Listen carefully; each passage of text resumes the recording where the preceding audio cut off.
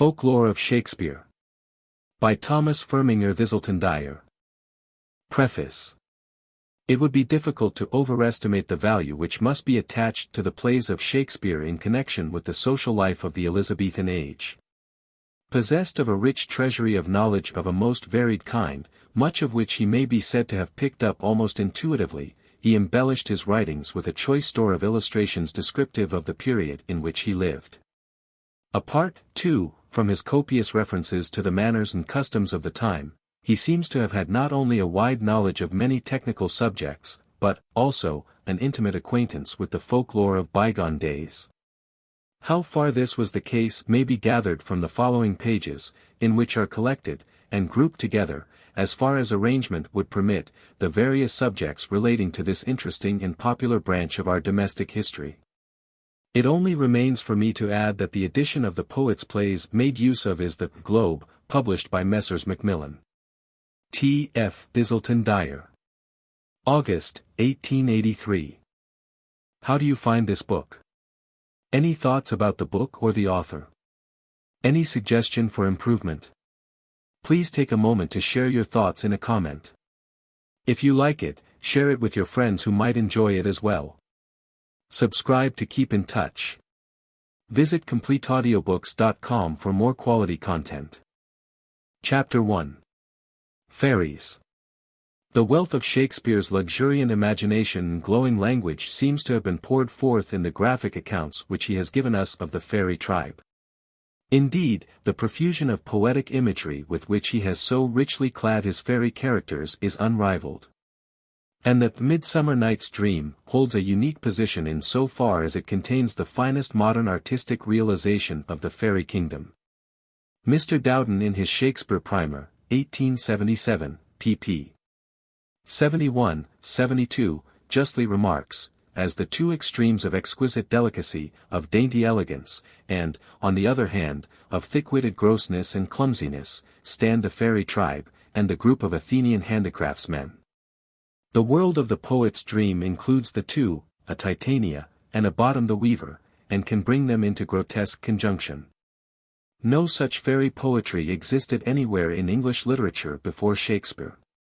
The tiny elves, to whom a cowslip is tall, for whom the third part of a minute is an important division of time, have a miniature perfection which is charming. They delight in all beautiful and dainty things, and war with things that creep and things that fly. If they be uncomely, their lives are gay with fine frolic and delicate revelry.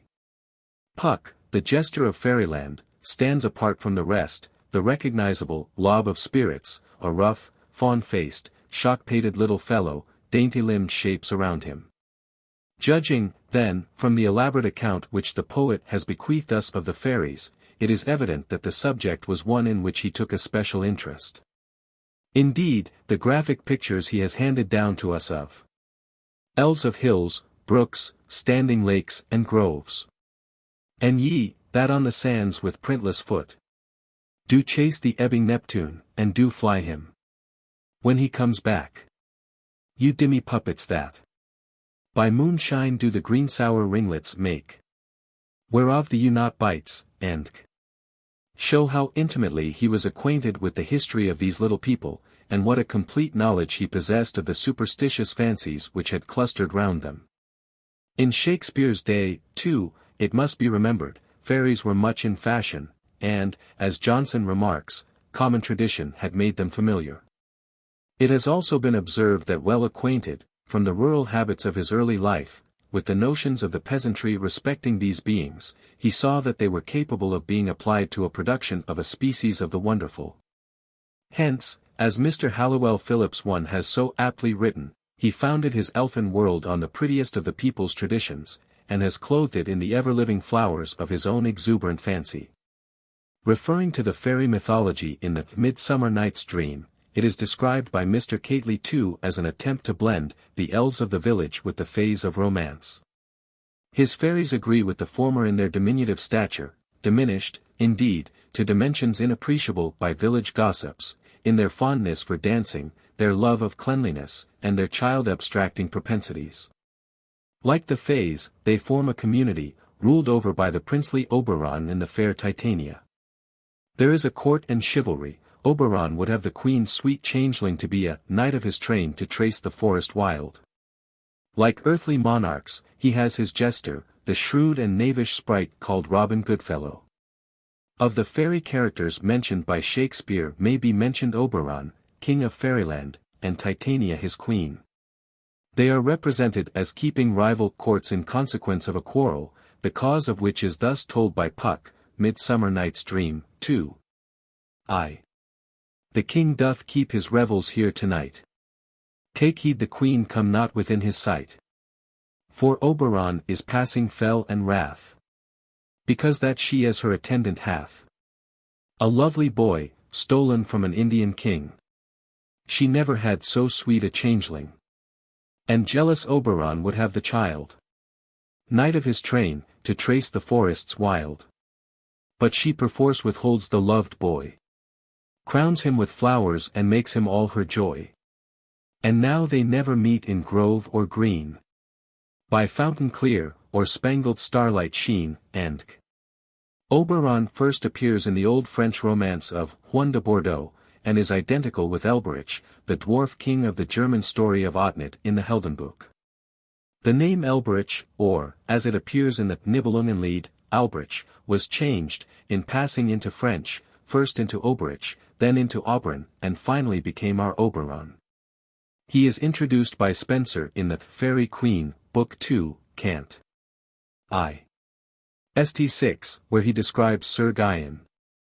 Well could he tournay, and in lists debate. And knighthood took of good Sir Juan's hand, when with King Oberon he came to Fairy land. And in the 10th canto of the same book, stanza 75, he is the allegorical representative of Henry VIII.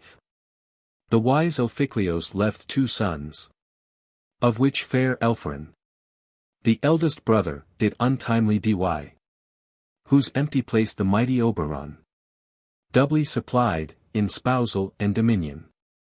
Oberon, king of Fairies, is one of the characters in Green's James IV. 3. The name Titania for the Queen of the Fairies appears to have been the invention of Shakespeare, for, as Mr. Ritson 4 remarks, she is not so called by any other writer. Why, however, the poet designated her by this title, presents, according to Mr. Cately 5 no difficulty. It was, he says, the belief of those days that the fairies were the same as the classic nymphs, the attendants of Diana. The fairy queen was therefore the same as Diana whom Ovid, met. 3, 173, styles Titania. In Chaucer's Merchant's Tale, Pluto is the king of Faery, and his queen, Proserpina, who danced and sang about the well under the laurel in January's garden. 6. In Romeo and Juliet, I. 4, she is known by the more familiar appellation, Queen Mab. I dreamed a dream tonight, says Romeo, whereupon Mercutio replies, in that well-known famous passage. Oh, then, I see Queen Mab hath been with you. This being the earliest instance in which Mab is used to designate the fairy queen. Mr. Tom 7 thinks that the origin of this name is to be found in the Celtic, and that it contains a distinct allusion to the diminutive form of the elfin sovereign. Mab, both in Welsh and in the kindred dialects of Brittany, signifies a child or infant. And hence it is a befitting epithet to one who comes in shape no bigger than an agate stone on the forefinger of an alderman.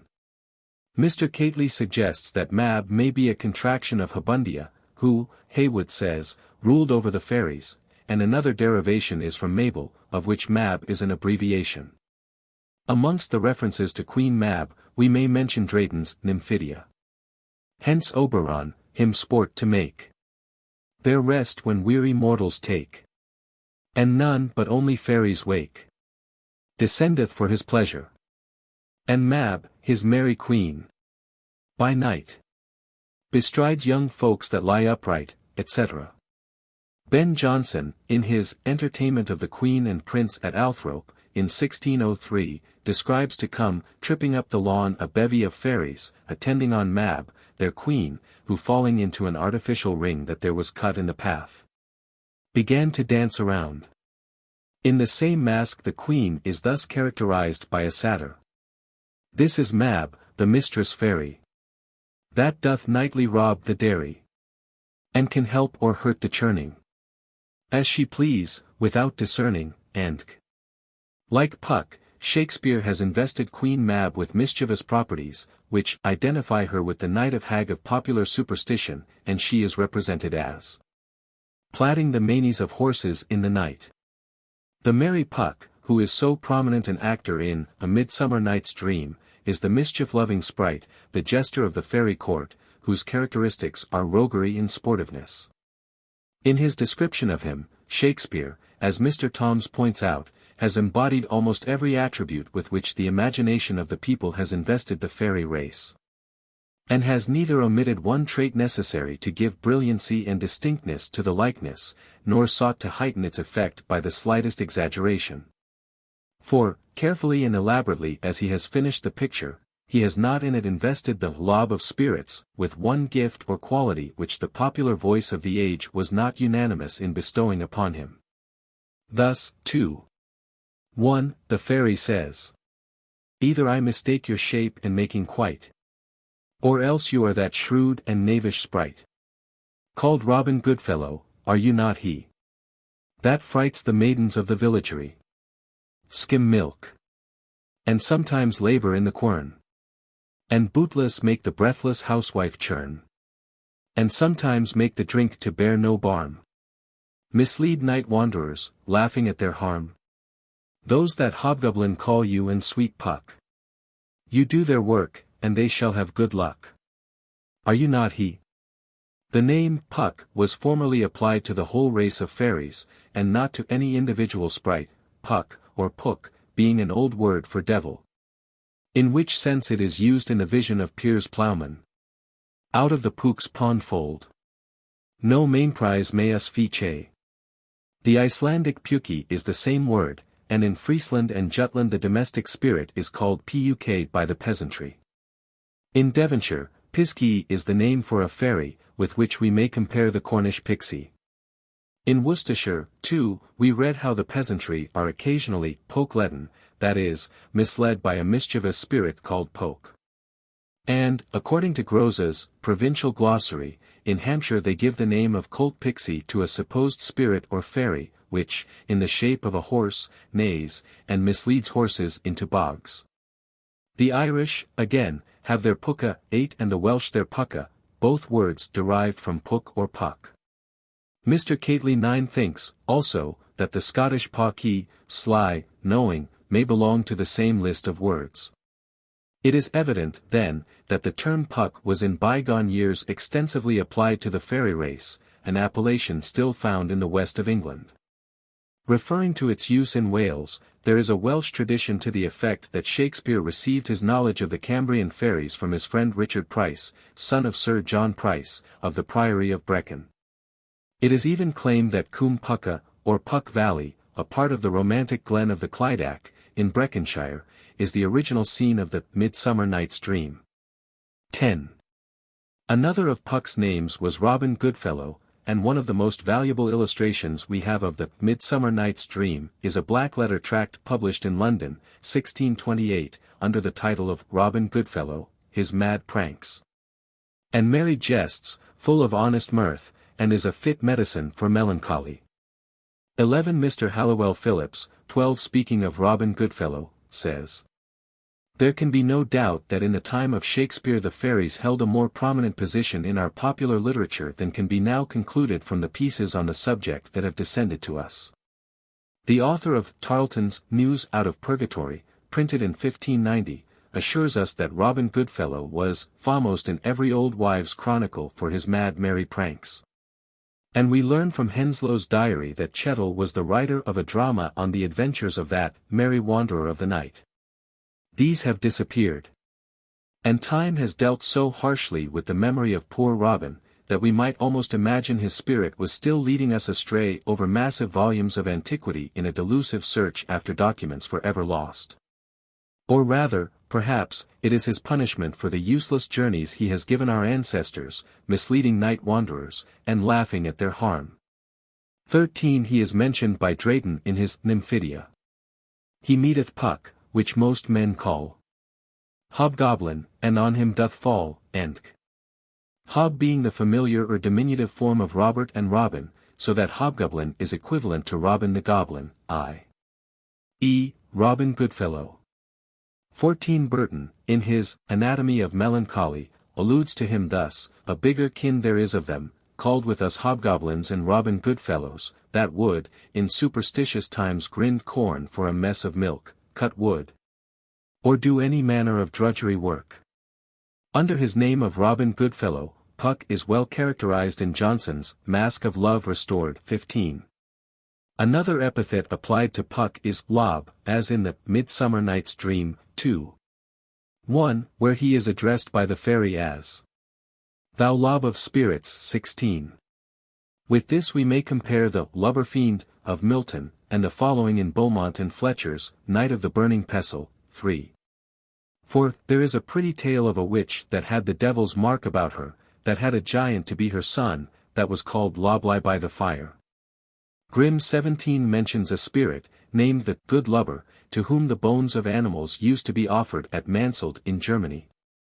Once more, the phrase of being in, or getting into Lob's pound, is easy of explanation, presuming Lob to be a fairy epithet, the term being equivalent to Pokeledon or Pixielet.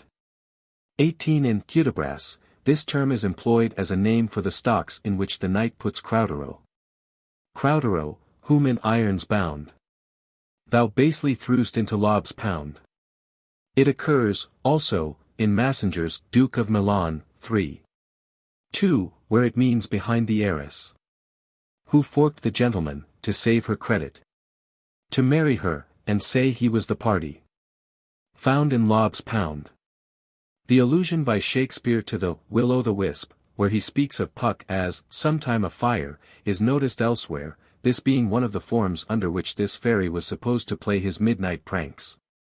Referring, in the next place, to the several names of Shakespeare's fairies, we may quote from The Merry Wives of Windsor, 4. 3, where Mrs. Page speaks of urchins, uffs, and fairies, urchin having been an appellation for one class of fairies. In the Maid's Metamorphosis of Lyly, 1600, we find fairies, elves, and urchins separately accommodated with dances for their use. The following is the urchin's dance. By the moon we sport and play. With the night begins our day. As we frisk the dew doth fall. Trip it, little urchins all, lightly as the little bee. 2 by 2, and 3 by 3. And about go we, go we. In the Tempest, I, 2, their actions are also limited to the night. Urchins shall, for that vast of night that they may work, all exercise on thee. The children employed to torment Falstaff in Merry Wives of Windsor, 4. 4, were to be dressed in these fairy shapes. Mr. Dowse regards the word urchin, when used to designate a fairy, of Celtic origin, with which view Mr. Toms 19 compares the Urisks of Highland fairies. The term thuf, according to Grimm, is only another form of the cognate elf, which corresponds with the Middle High German ulf, in the plural ulf. He further proves the identity of this ulp with alp, and with our English elf, from a Swedish song published by Astwidsson, in his Collection of Swedish Ballads, in one version of which the elfin king is called Herelfur, and in the second Herolfur. The name elf, which is frequently used by Shakespeare, is the same as the Anglo-Saxon alf, the Old High German and the Middle High German alp. Fairies and elves, says Tollett, are frequently mentioned together in the poets without any distinction of character that I can recollect. The other fairies, Peaseblossom, Cobweb, Moth, and Mustard Seed, probably owe their appellations to the poet himself. How fully Shakespeare has described the characteristics of the fairy tribe, besides giving a detailed account of their habits and doings, may be gathered from the following pages, in which we have briefly enumerated the various items of fairy lore as scattered through the poet's writings. Beauty, then, united with power, was one of the popular characteristics of the fairy tribe.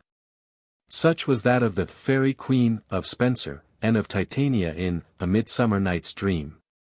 In Antony and Cleopatra, 4.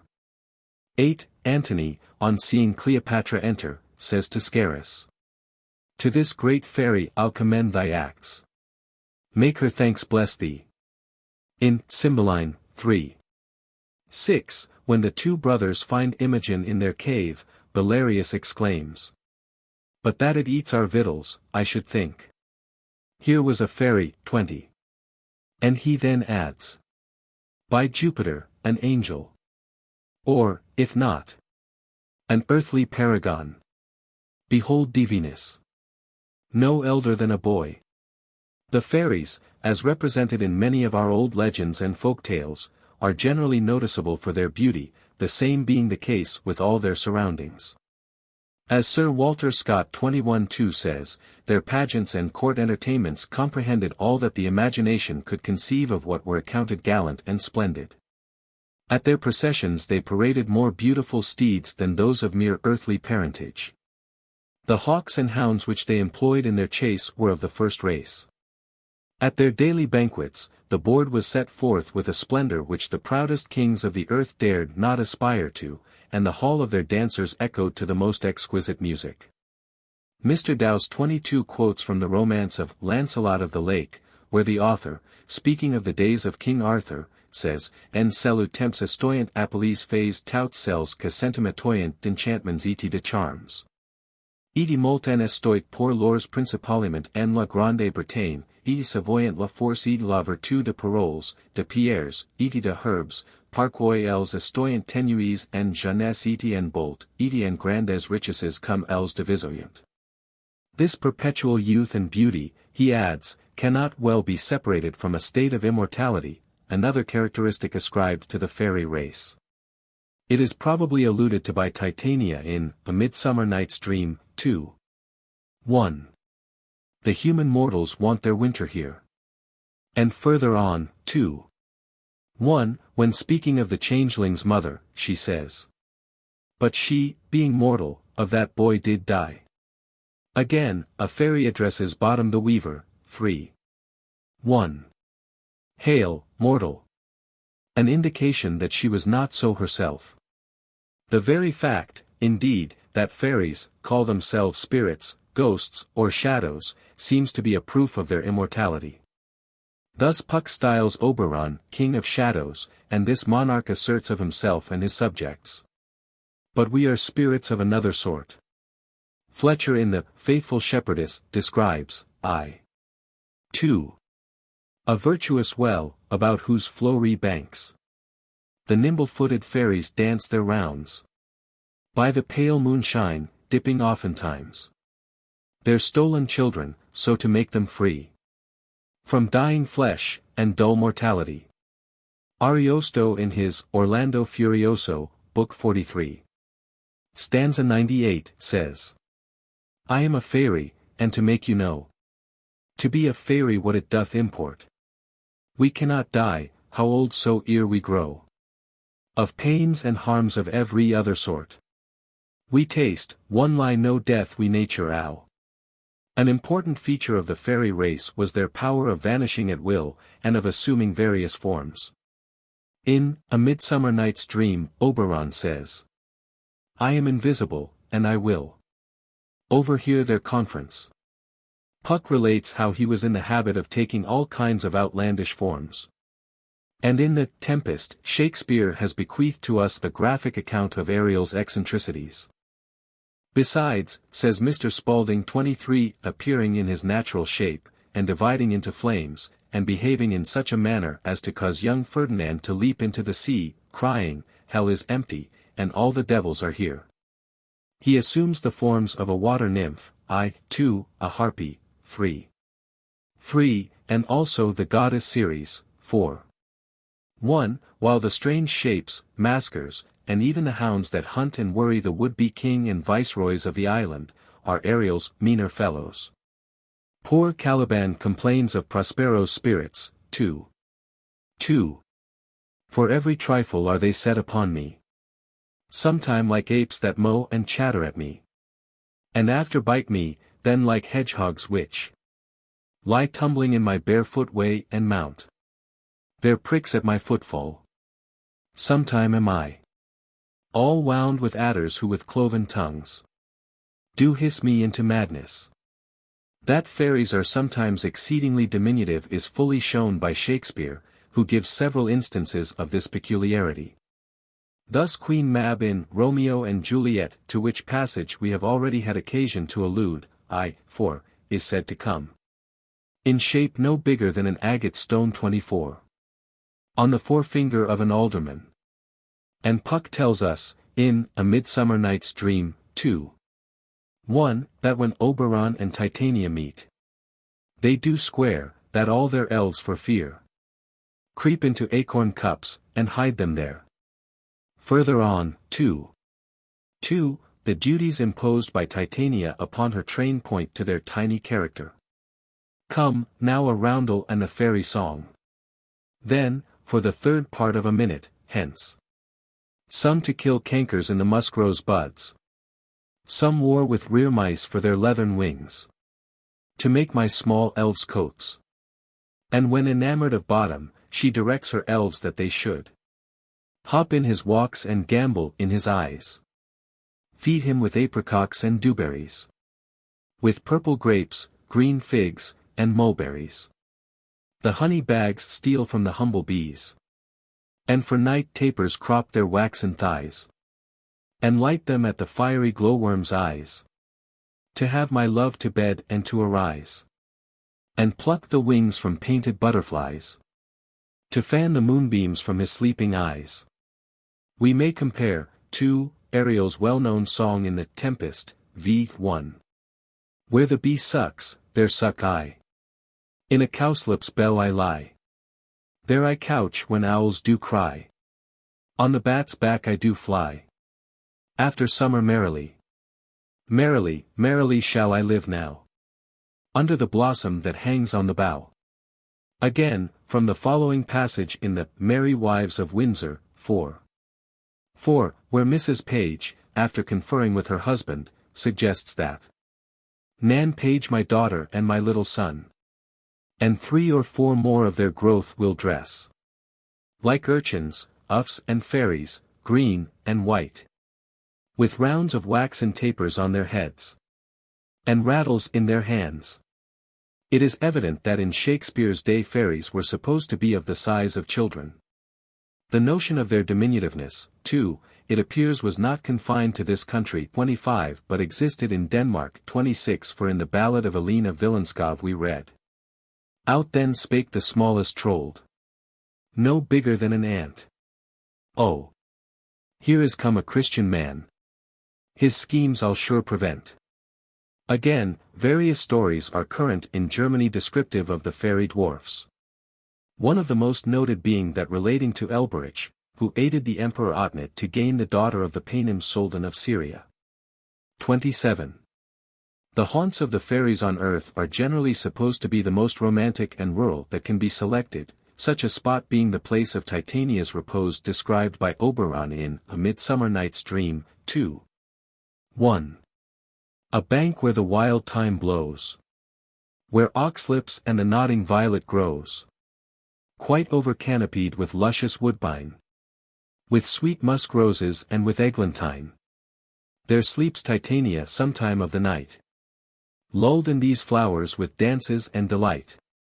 And there the snake throws her enamelled skin. Weed wide enough to wrap a fairy in. Titania also tells how the fairy race meet. On hill, in dale, forest or mead. By paved fountain, or by rushy brook. Or in the beached margent of the sea. In the Tempest, v. 1, we have the following beautiful invocation by Prospero. Ye elves of hills, brooks, standing lakes and groves. And ye, that on the sands with printless foot. Do chase the ebbing Neptune and do fly him. When he comes back. Their haunts, however, varied in different localities, but their favorite abode was in the interior of conical green hills, on the slopes of which they danced by moonlight. 28 Milton in the Paradise Lost, Book I.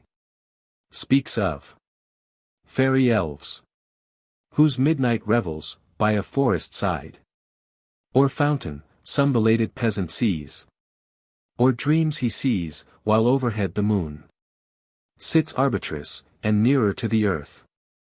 Wheels her pale course, they. On their mirth and dance. Intent, with jocund music charm his ear. At once with joy and fear his heart rebounds. The Irish fairies occasionally inhabited the ancient burial places known as tumuli or barrows, whilst some of the Scottish fairies took up their abode under the door-stane or threshold of some particular house, to the inmates of which they administered good offices. 29. The so-called fairy rings in old pastures 30, little circles of a brighter green, within which it is supposed the fairies dance by night, are now known to result from the outspreading propagation of a particular mushroom. The fairy-ringed fungus, by which the ground is manured for a richer following vegetation. An immense deal of legendary lore, however, has clustered round this curious phenomenon, popular superstition attributing it to the merry roundelays of the moonlight fairies. 31. In the Tempest, v. 1, Prospero invokes the fairies as the demi-puppets that by moonshine do the green sour ringlets make, whereof the ewe not bites, and you, whose pastime is to make midnight mushrooms. In A Midsummer Night's Dream, 2. 1, the fairy says, I do wander everywhere, swifter than the moon's sphere, and I serve the fairy queen, to do her orbs upon the green. Again in the Merry Wives of Windsor, v. 5, Mistress quickly says, and nightly, meadow fairies, look, you sing, like to the garter's compass, in a ring. The expressure that it bears, green let it be, more fertile fresh than all the field to see. And once in Macbeth, v. 1, Hecate says, like elves and fairies in a ring. Drayton in his Nymphidia, 1. 69-72, mentions this superstition. And in their courses make that round. In meadows and in marshes found. Of them so called the fairy ground. Of which they have the keeping. Cowley, too, in his Complaint, says, where once such fairies dance, no grass does ever grow. And again, in his Ode upon Dr. Harvey. And dance, like fairies, a fantastic round. Pluquet in his Contes populaires de Bayeux, tells us that the fairy rings, called by the peasants of Normandy, circles de fées, are said to be the work of fairies. Amongst the numerous superstitions which have clustered round the fairy rings, we are told that when damsels of old gathered the May-dew on the grass, which they made use of to improve their complexions, they left undisturbed such of it as they perceived on the fairy rings, apprehensive that the fairies should in revenge destroy their beauty. Nor was it considered safe to put the foot within the rings, lest they should be liable to the fairies' power. 32 The Athenian Oracle, I. 397, mentions a popular belief that, if a house be built upon the ground where fairy rings are, whoever shall inhabit therein does wonderfully prosper. Speaking of their dress, we are told that they constantly wore green vests, unless they had some reason for changing their attire. 33 In the Merry Wives of Windsor, 4. They are spoken of as urchins, uffs and fairies, green and white. And further on, v. 4. Fairies, black, grey, green, and white. The fairies of the moors were often clad in heath-brown or lichen-dyed garments, whence the epithet of elfin-grey. The legends of most countries are unanimous in ascribing to the fairies an inordinate love of music. Such harmonious sounds as those which Caliban depicts in The Tempest, 3. 2, being generally ascribed to them. The isle is full of noises, sounds and sweet airs, that give delight and hurt not. Sometimes 1,000 twangling instruments will hum about mine ears, and sometime voices that, if I then had waked after long sleep, will make me sleep again. In the Midsummer Night's Dream, 2. 3, when Titania is desirous of taking a nap, she says to her attendants, come, now a roundel, and a fairy song. And further on, 3. 1, she tells Bottom, I'll give thee fairies to attend on thee, and they shall fetch thee jewels from the deep, and sing while thou on pressed flowers dost sleep. The author of Round About Our Coal Fire, 34 tells us that, they had fine music always among themselves, and danced in a moonshiny night, around, or in, a ring. They were equally fond of dancing, and we are told how they meet. To dance their ringlets to the whistling wind. And in the Maid's Metamorphosis of Lily, the fairies, as they dance, sing. Round about, in a fine ring a. Thus we dance, and thus we sing a. Trip and go, to and fro, over this green a. All about, in and out. For our brave Queen a, and k. As Mr. Thorns says in his 3 Notelets on Shakespeare, 1865, pages 40-1, the writings of Shakespeare abound in graphic notices of these fairy revels, couched in the highest strains of poetry. And a comparison of these with some of the popular legends which the industry of continental antiquaries has preserved, will show us clearly that these delightful sketches of elfin enjoyment, have been drawn by a hand as faithful as it is masterly. It would seem that the fairies disliked irreligious people, and so in Merry Wives of Windsor, v. 5, the mock fairies are said to chastise unchaste persons, and those who do not say their prayers. This coincides with what Lilly in his Life and Times says, fairies love a strict diet and upright life, fervent prayers unto God conduce much to the assistance of those who are curious hereways, i.e., who wish to cultivate an acquaintance with them. Again, fairies are generally represented as great lovers and patrons of cleanliness and propriety, for the observance of which they were frequently said to reward good servants, by dropping money into their shoes in the night. And on the other hand, they were reported to punish most severely the sluts and slovenly, by pinching them black and blue. 35 Thus, in A Midsummer Night's Dream, v.I. Puck says, I am sent with broom before, to sweep the dust behind the door. In Merry Wives of Windsor, v. 5, Pistol, speaking of the mock fairy queen, says, our radiant queen hates sluts and sluttery. And the fairies who haunt the towers of Windsor are enjoined. About. Search Windsor Castle, elves, within and out. Strew good luck, uffs, on every sacred room. The several chairs of order look you scour, with juice of balm and every precious flower. In Ben Jonson's ballad of Robin Goodfellow, 36 we have a further illustration of this notion. When house or hearth doth sluttish lie, I pinch the maidens black and blue. The bed clothes from the bed pull I, and lay them naked all to view. Twixt sleep and wake, I do them take, and on the key cold floor them throw.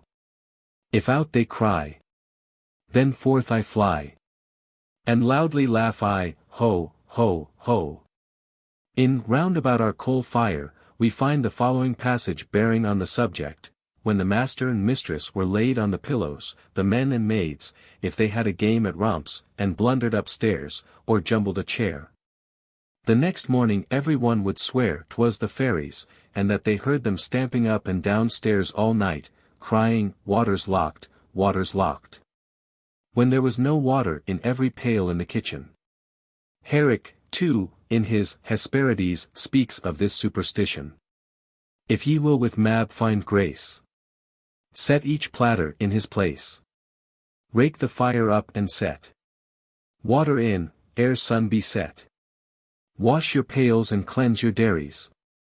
Sluts are loathsome to the fairies. Sweep your house, who doth not so. Mab will pinch her by the toe. While the belief in the power of fairies existed, they were supposed to perform much good service to mankind. Thus in A Midsummer Night's Dream, v. 1, Oberon says, with this field do consecrate. Every fairy take his gate, and each several chamber bless. Through this palace, with secret peace, and the owner of it blessed, ever shall in safety rest. The object of their blessing being to bring peace upon the house of Theseus. Mr. Dowse 37 remarks, that the great influence which the belief in fairies had on the popular mind, gave so much offense to the holy monks and friars. That they determined to exert all their power to expel these imaginary beings from the minds of the people, by taking the office of the fairies' benedictions entirely into their own hands. A proof of which we have in Chaucer's Wife of Bath. I speak of many hundred years ago. But now can no man see non-elves emo. For now the Greta charity and prayers of limiteurs and other holy frères, that search in every land and every stream, as thick as motes in the sunbeam, blissing hallies, chambers, kitchens, and boors, sites and burgs, castles high and turrets, thropes and burns, sheepens and dairies. This mocketh that there ben no fairies. For there as wont to walken was an elf. There walketh now the Limitar himself. Macbeth, 2:8, in his encounter with Macduff, says, I bear a charmed life, which must not yield to one of woman born. In the days of chivalry, the champion's arms were ceremoniously blessed, each taking an oath that he used no charmed weapon. In Spenser's Faerie Queene, Book I, Canto 4, we read, he bears a charmed shield, and eke enchanted arms, that none can pierce. Fairies were amazingly expeditious in their journeys. Thus, Puck goes swifter than arrow from the Tartar's bow, and he answers Oberon in A Midsummer Night's Dream, who was about to send him on a secret expedition. I'll put a girdle round about the earth in 40 minutes. Again, the same fairy addresses him. Fairy King, attend, and mark. I do hear the morning lark. Oberon. Then, my queen, in silence sad, trip we after the night's shade. We the globe can compass soon, swifter than the wandering moon. Once more, Puck says, my fairy lord, this must be done with haste. For night's swift dragons cut the clouds full fast. And yonder shines Aurora's harbinger, and it was fatal, if we may believe Falstaff in Merry Wives of Windsor, v. 5, to speak to a fairy, they are fairies, he that speaks to them shall die. Fairies are accustomed to enrich their favorites, and in A Winter's Tale, 3. The shepherd says, it was told me I should be rich by the fairies. 38 and in Cymbeline, v. 4, Posthumus, on waking and finding the mysterious paper, exclaims, what fairies haunt this ground? A book? O rare one! Be not, as in our fangled world, a garment nobler than that it covers, and at the same time, however, it was unlucky to reveal their acts of generosity, as the shepherd further tells us, this is fairy gold, boy, and 'twill prove so, up with, keep it close, home, home, the next way. We are lucky, boy. And to be so still requires nothing but secrecy. The necessity of secrecy in fairy transactions of this kind is illustrated in Massenger and Field's play of the Fatal Dowry, 1632, 4. 139 where Romaunt says, but not a word o' it. 'Tis fairy's treasure, which, but revealed, brings on the blabber's ruin. Amongst the many other good qualities belonging to the fairy tribe, we are told that they were humanely attentive to the youthful dead. 40 Thus Guiderius in Cymbeline, thinking that Imogen is dead, 4. 2, says, with female fairies will his tomb be haunted, and worms will not come to thee. 41. There having been a popular notion that where fairies resorted no noxious creature could be found. In the pathetic dirge of Collins a similar allusion is made. No withered witch shall here be seen. No goblin lead their nightly crew. The female fays shall haunt the green, and dress thy grave with pearly dew. It seems, however, that they were also supposed to be malignant. But this, it may be, says Mr. Ritson, was merely calumny, as being utterly inconsistent with their general character, which was singularly innocent and amiable. Thus when Imogen, in Cymbeline, 2, prays on going to sleep. From fairies and the tempters of the night. Guard me, beseech ye, 42. It must have been, says Mr. Ritson, 43, the incubus she was so afraid of. Hamlet too notices this imputed malignity of the fairies, I. 1. Then no planet strikes, nor fairy takes, nor witch hath power to charm. 44. That the fairies, however, were fond of indulging in mischievous sport at the expense of mortals is beyond all doubt, the merry pranks of Puck or Robin Goodfellow fully illustrating this item of our fairy lore. Thus, in A Midsummer's Night's Dream, 2. 1, this playful fairy says, I am that merry wanderer of the night. I jest to Oberon and make him smile, when I a fat and bean-fed horse beguile, neighing in likeness of a filly foal, and sometime lurk I in a gossip's bowl, in very likeness of a roasted crab, and when she drinks, against her lips I bob, and on her withered dewlap pour the ale. The wisest ant, telling the saddest tale, sometime for 3-foot stool mistaketh me, then slip I from her bum, down topples she, and Taylor cries, and falls into a cough. A fairy, in another passage, asks Robin, Are you not he that frights the maidens of the villagery, mislead night wanderers, laughing at their harm?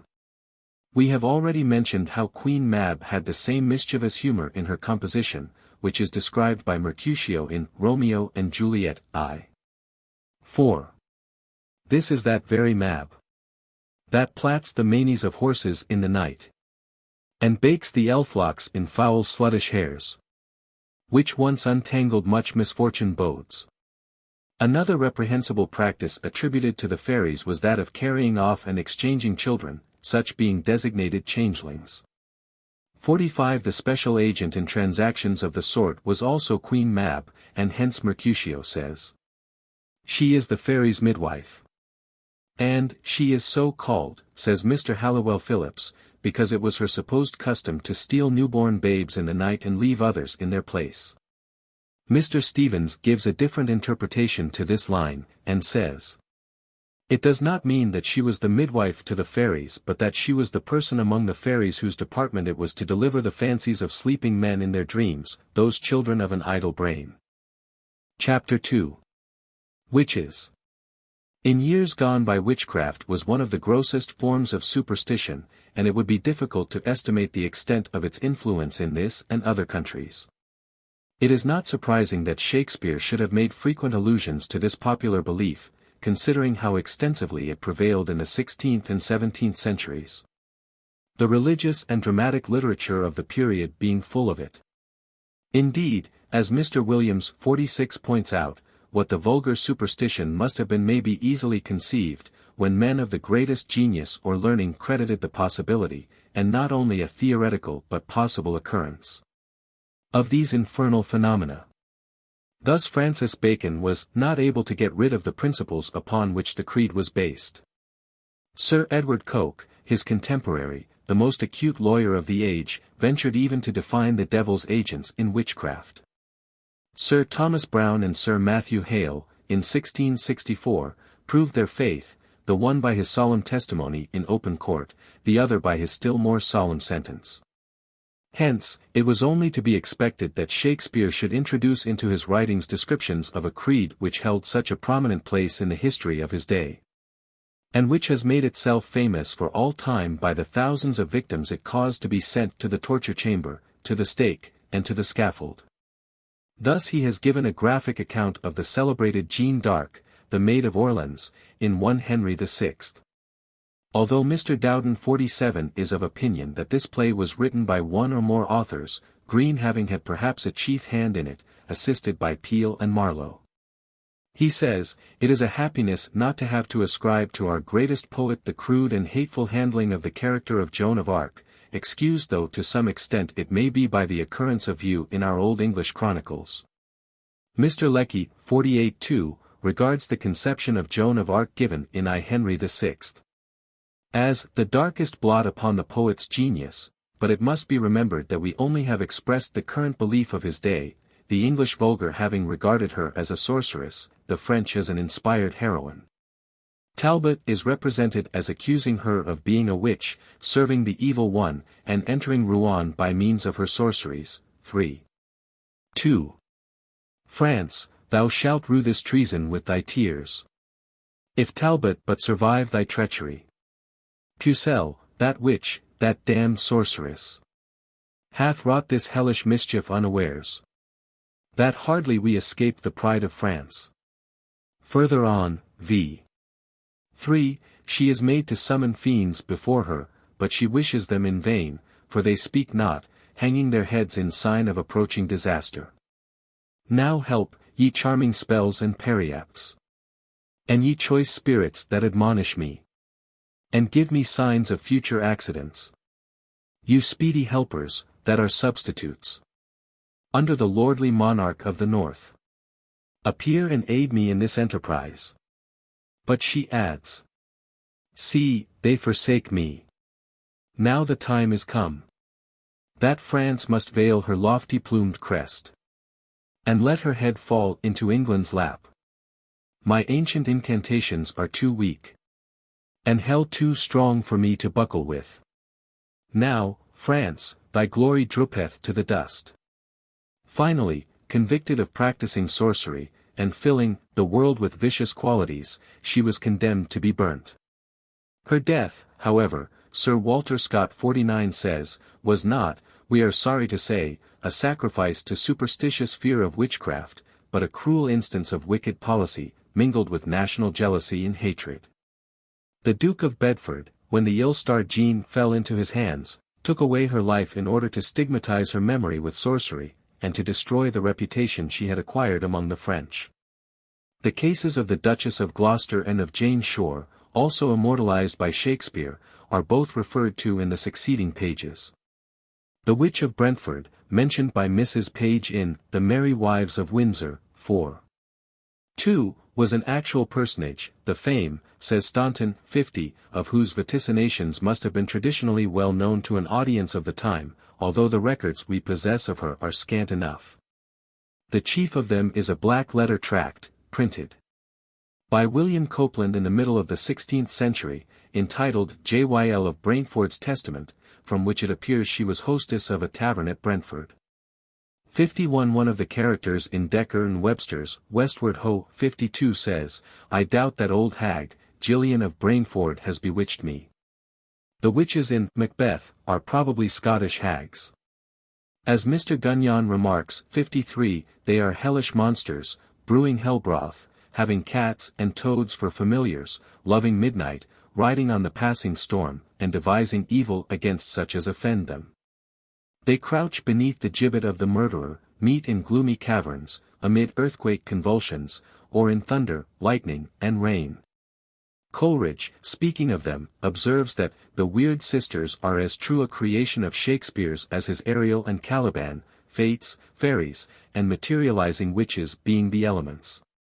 They are wholly different from any representation of witches in the contemporary writers, and yet presented a sufficient external resemblance to the creatures of vulgar prejudice to act immediately on the audience. Their character consists in the imaginative disconnected from the good, they are the shadowy obscure and fearfully anomalous of physical nature, elemental avengers without sex or kin. It has been urged, however, by certain modern critics, that these three sisters, who play such an important part in Macbeth, are not witches at all, but are, or are intimately allied to, the Norns or fates of Scandinavian paganism. 54 Thus, a writer in the Academy, February 8, 1879, thinks that Shakespeare drew upon Scandinavian mythology for a portion of the material he used in constructing these characters, and that he derived the rest from the traditions of contemporary witchcraft. In fact, that the sisters are hybrids between Norns and witches. The supposed proof of this is that each sister exercises the special function of one of the Norns. The third, it is said, is the special prophetess, whilst the first takes cognizance of the past, and the second of the present, in affairs connected with humanity. These are the tasks of Urda, Verdandi, and Skulda. The first begins by asking, when shall we three meet again? The second decides the time, when the battle's lost and won. The third, the future prophecies, that will be ere the set of sun. The first again asks, where? The second decides, upon the heath. The third, the future prophesies, there to meet with Macbeth. It is further added, that the description of the sisters given by Banquo, I. 3, applies to Norns rather than witches. What are these? So withered and so wild in their attire, that look not like the inhabitants o' the earth. And yet are on't. Live you? Or are you aught? That man may question. You seem to understand me. By each at once her chappy finger laying upon her skinny lips, you should be women. And yet your beards forbid me to interpret that you are so.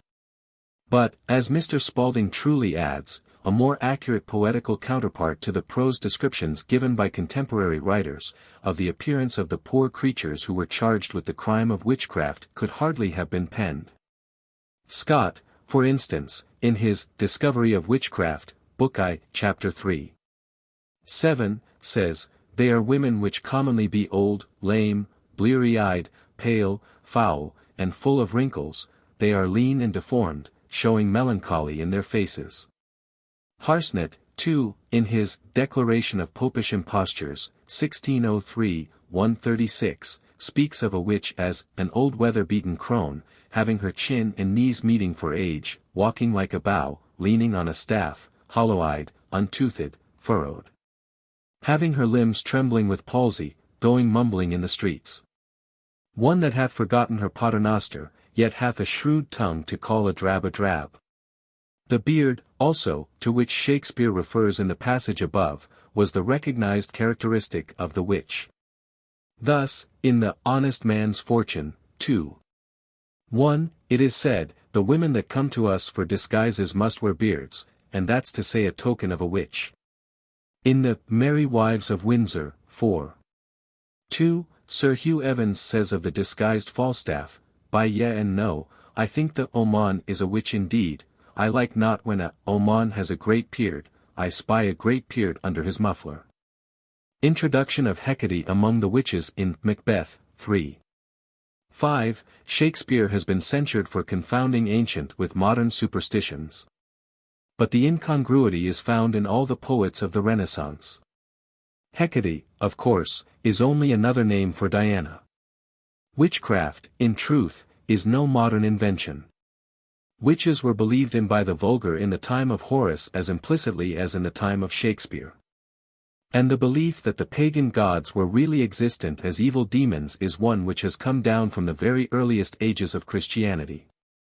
55 As far back as the 4th century, the Council of Ancyra is said to have condemned the pretensions of witches. That in the night time they rode abroad, or feasted with their mistress, who was one of the pagan goddesses, Minerva, Sibylla, or Diana, or else Herodias. 56 In Middleton's Witch, Hecate is the name of one of his witches, and she has a son a low buffoon. In Johnson's Sad Shepherd, 2. 1, Maudlin the witch calls Hecate the mistress of witches, our Dame Hecate. Whilst speaking of the witches in Macbeth, it may be pointed out that 57, the full meaning of the first scene is the fag end of a witch's Sabbath, which, if fully represented, would bear a strong resemblance to the scene at the commencement of the 4th act. But a long scene on such a subject would be tedious and uninteresting at the commencement of the play. The audience is therefore left to assume that the witches have met, performed their conjurations, obtained from the evil spirits the information concerning Macbeth's career that they desired to obtain, and perhaps have been commanded by the fiends to perform the mission they subsequently carry through. Brand 58 describes this Sabbath of the witches as a meeting to which the sisterhood, after having been anointed with certain magical ointments, provided by their infernal leader, are supposed to be carried through the air on brooms, and it was supposed to be held on a Saturday, and in past centuries this piece of superstition was most extensively credited, and was one of the leading doctrines associated with the system of witchcraft. Referring, in the next place, to the numerous scattered notices of witches given by Shakespeare throughout his plays, it is evident that he had made himself thoroughly acquainted with the superstitions connected with the subject. many of which he has described with the most minute accuracy. It appears, then, that although they were supposed to possess extraordinary powers, which they exerted in various ways, yet these were limited, as in the case of Christmas night, when we are told in Hamlet, I. 1, they have no power to charm. In spite, too, of their being able to assume the form of any animal at pleasure, the tail was always wanting. In Macbeth, I. 3, the first witch says, "And, like a rat without a tail, I'll do, and I'll do." One distinctive mark, also, of a werewolf, or human being changed into a wolf, was the absence of a tail. The cat was said to be the form most commonly assumed by the familiar spirits of witches. As, for instance, where the first witch says, "I come, Graymalkin," 59, I. 1, and further on, 4. I. Thrice the blind cat hath mewed. In German legends and traditions, we find frequent notice of witches, assuming the form of a cat, and displaying their fiendish character in certain diabolical acts. It was, however, the absence of the tail that only too often was the cause of the witch being detected in her disguised form. There were various other modes of detecting witches. One being the trial by the stool, to which an allusion is made in Troilus and Cressida, 2. 1, where Ajax says to Thersites, "Thou stool for a witch." A practice which is thus explained in Gray's Notes, 2. 236, in one way of trying a witch, they used to place her upon a chair or a stool, with her legs tied cross, that all the weight of her body might rest upon her seat, and by that means, after some time, the circulation of the blood would be much stopped, and her sitting would be as painful as the wooden horse. And she must continue in this pain 24 hours, without either sleep or meat. And it was no wonder that, when they were tired out with such an ungodly trial, they would confess themselves many times guilty to free themselves from such torture. Again, it was a part of the system of witchcraft that drawing blood from a witch rendered her enchantments ineffectual. Thus in 1 Henry VI. I. 5, Talbot says to the Pucelle d'Orleans, "I'll have a bout with thee. Devil or devil's dam, I'll conjure thee. Blood will I draw on thee, thou art a witch." An instance of this superstition occurred some years ago in a Cornish village, when a man was summoned before the bench of magistrates and fined for having assaulted the plaintiff and scratched her with a pin. Indeed, this notion has by no means died out. As recently as the year 1870, a man 80 years of age was fined at Barnstaple, in Devonshire, for scratching with a needle the arm of a young girl. He pleaded that he had suffered affliction through her for 5 years, had 4 complaints on him at once, had lost 14 canaries, and about 50 goldfinches. And that his neighbors told him this was the only way to break the spell and get out of her power. 60. It was, also, a popular belief that a great share of faith was a protection from witchcraft. Hence, in the Comedy of Errors, 3. 2. Dromio of Syracuse says of Nell, "If my breast had not been made of faith and my heart of steel, she had transformed me to a curtle dog, and made me turn the wheel." In order, moreover, to check the power of witches, it was supposed to be necessary to propitiate them, a ceremony which was often performed. It is alluded to further on in the same play, 4. 3, where Dromio of Syracuse says, "Some devils ask but the parings of one's nail. A rush, a hair, a drop of blood, a pin. A nut, a cherry stone." And in Macbeth, we read of their being propitiated by gifts of blood. Witches were supposed to have the power of creating storms and other atmospheric disturbances, a notion to which much prominence is given in Macbeth. Thus the witches elect to meet in thunder, lightning, or rain. They are represented as being able to loose and bind the winds, v. 3, to cause vessels to be tempest-tossed at sea. Hence Macbeth addresses them, 4. I.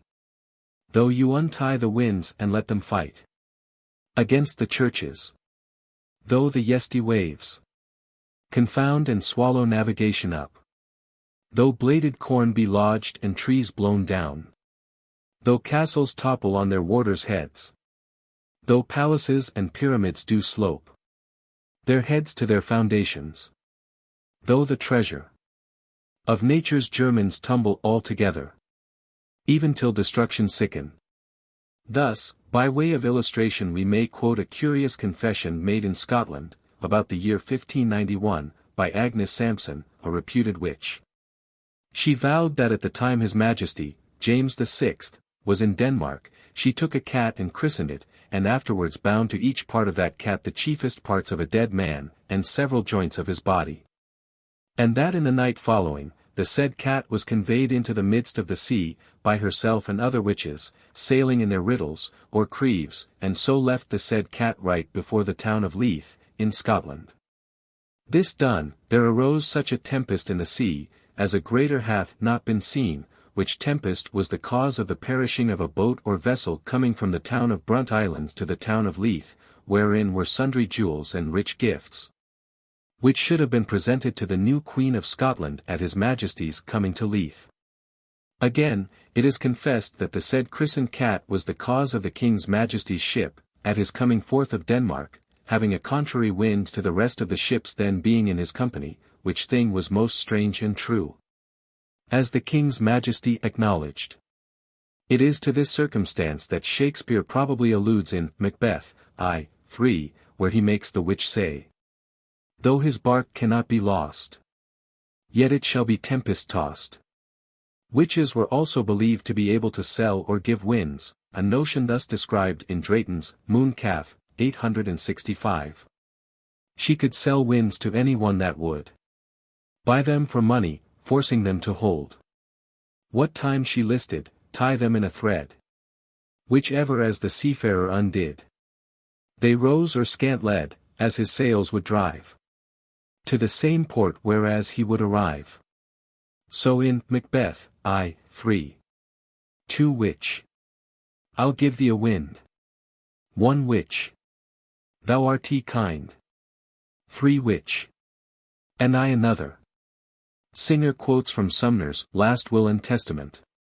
In Ireland, and in Denmark both, witches for gold will sell a man a wind, which, in the corner of a napkin wrapped, shall blow him safe unto what coast he will. At one time the Finlanders and Laplanders drove a profitable trade by the sale of winds. After being paid they knitted 3 magical knots, and told the buyer that when he untied the first he would have a good gale, when the second, a strong wind, and when the third, a severe tempest. 61. The sieve, as a symbol of the clouds, has been regarded amongst all nations of the Aryan stock as the mythical vehicle used by witches, nightmares, and other elfish beings in their excursions over land and sea. 62. Thus the first witch in Macbeth, I.3, referring to the scoff which she had received from a sailor's wife, says, "Her husband's to Aleppo gone, master o' the tiger. But in a sieve I'll thither sail." 63. Stories of voyages performed in this way are common enough in Germany. A man, for instance, going through a cornfield, finds a sieve on the path, which he takes with him. He does not go far before a young lady hurries after him, and hunts up and down as if looking for something, ejaculating all the time, "How my children are crying in England." Thereupon the man lays down the sieve, and has hardly done so ere sieve and lady vanish. In the case of another damsel of the same species, mentioned by Mr. Kelly, the usual exclamation is thus varied, "My sieve rim. My sieve rim. How my mother is calling me in England." At the sound of her mother's voice the daughter immediately thinks of her sieve. Stevens quotes from the life of Dr. Fian, a notable sorcerer, burnt at Edinburgh, January 1591, how that he and a number of witches went to sea, each one in a riddle or sieve. In the Discovery of Witchcraft, Reginald Scott says it was believed that witches could sail in an egg shell, a cockle or mussel shell, through and under the tempestuous seas. Thus, in Pericles, 4, Gower says, "Thus time we waste, and longest leagues make short. Sail seas in cockles, have an wish but fort." Their dance is thus noticed in Macbeth, 4. 1. "I'll charm the air to give a sound. while you perform your duty around. Witches also were supposed to have the power of vanishing at will, a notion referred to in Macbeth, I. 3, where, in reply to Banquo's inquiry as to whither the witches are vanished, Macbeth replies, "Into the air. And what seemed corporal melted, as breath into the wind." In his letter to his wife he likewise observes, "They made themselves air, into which they vanished." Hecate, in the third act, scene 5, after giving instructions to the weird host, says, "I am for the air, this night I'll spend, unto a dismal and a fatal end." To this purpose they prepared various ointments, concerning which Reginald Scott 64 says, "The devil teacheth them to make ointment of the bowels and members of children, whereby they ride in the air and accomplish all their desires. After burial they steal them out of their graves and seethe them in a cauldron till the flesh be made potable, of which they make an ointment by which they ride in the air." Lord Bacon also informs us that the ointment the witches use is reported to be made of the fat of children digged out of their graves, of the juices of smallage, wolfbane, and cinquefoil, mingled with the meal of fine wheat. But I suppose the soporiferous medicines are likest to do it, which are, henbane, hemlock, mandrake, moonshade, or, rather, nightshade, tobacco, opium, saffron, 65 and these which recipes, which are very numerous, are well illustrated in Shakespeare's grim cauldron scene. In Macbeth, 4:1, where the first witch speaks of grease that sweatin' from the murderer's gibbet, we may compare a similar notion given by Apuleius, who, in describing the process used by the witch, Milo's wife, for transforming herself into a bird, says, that she cut the lumps of flesh of such as were hanged. 66. Another way by which witches exercised their power was by looking into futurity, as in Macbeth, I. 3, where Banquo says to them, "If you can look into the seeds of time, and say which grain will grow and which will not, speak then to me." Charles Knight, in his biography of Shakespeare, quotes a witch trial which aptly illustrates the passage above. The case being that of John Net Wishart, who was indicted for passing to the green-growing corn in May, 22 years since, or thereby, sitting thereupon Timus in the morning before the sun rising. And being there found and demanded what she was doing, thou answered, "I shall tell thee, I have been piling the blades of the corn. I find it will be a dear year. The blade of the corn grows withers ones, contrary to the course of the sun, and when it grows sonegatus about, with the course of the sun, it will he a good, cheap year." According to a common notion firmly believed in days gone by, witches were supposed to make waxen figures of those they intended to harm, which they stuck through with pins, or melted before a slow fire. Then, as the figure wasted, so the person it represented was said to waste away also. Thus in Macbeth, I. 3, the first witch says, "Wearious nights 9 times 9. Shall he dwindle, peak, and pine." Referring to the histories of the Duchess of Gloucester and of Jane Shore, who were accused of practicing this mode of witchcraft, Shakespeare, in 2 Henry VI. I, 2, makes the former address Hume thus. "What say'st thou, man? Hast thou as yet conferred with Marjorie Jourdain, the cunning witch? With Roger Bolingbroke, the conjurer? And will they undertake to do me good?" She was afterwards, however, accused of consulting witches concerning the mode of compassing the death of her husband's nephew, Henry VI. It was asserted that, there was found in the possession of herself and accomplices a waxen image of the king, which they melted in a magical manner before a slow fire, with the intention of making Henry's force and vigor waste away by like insensible degrees. A similar charge was brought against Jane Shore, the mistress of Edward IV, by Richard, Duke of Gloucester. Thus in King Richard III. 3. For, Gloucester asks Hastings, "I pray you all, tell me what they deserve, that do conspire my death with devilish plots of damned witchcraft, and that have prevailed upon my body with their hellish charms." And he then further adds, "See how I am bewitched. Behold mine arm. is, like a blasted sapling, withered up. And this is Edward's wife, that monstrous witch. Consorted with that harlot strumpet sure. That by their witchcraft thus have marked me. This superstition is further alluded to in King John, v. 4, by Melon, who, wounded, says, "Have I not hideous death within my view? Retaining but a quantity of life, which bleeds away, even as a form of wax, resolveth from his figure gainst the fire." And again, in The Two Gentlemen of Verona, 2. 4, Proteus says, "For now my love is thawed, which, like a waxen image, gainst a fire, bears no impression of the thing it was." 67. Images were frequently formed of other materials, and maltreated in some form or other, to produce similar results, a piece of superstition which still prevails to a great extent in the East.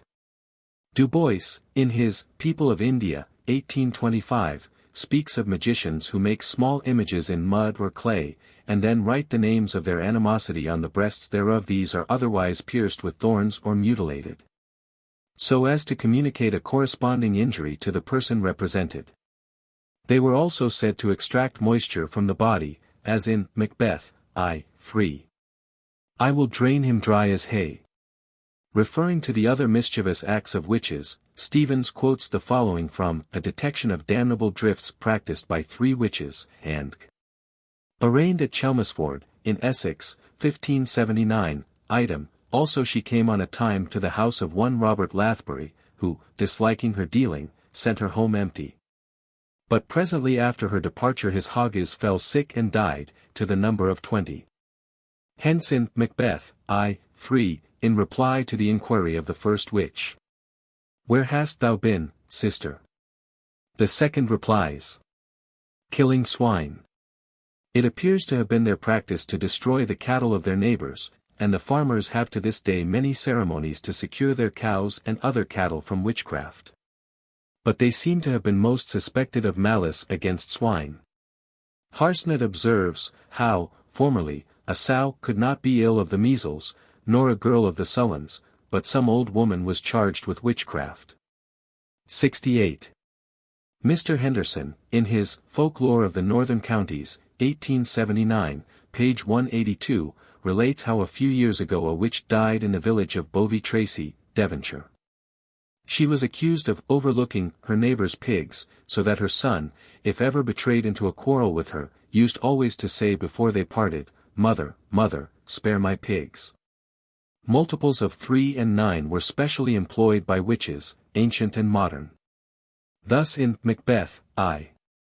3, the witches take hold of hands and dance round in a ring 9 times, 3 rounds for each witch as a charm for the furtherance of her purposes. 69.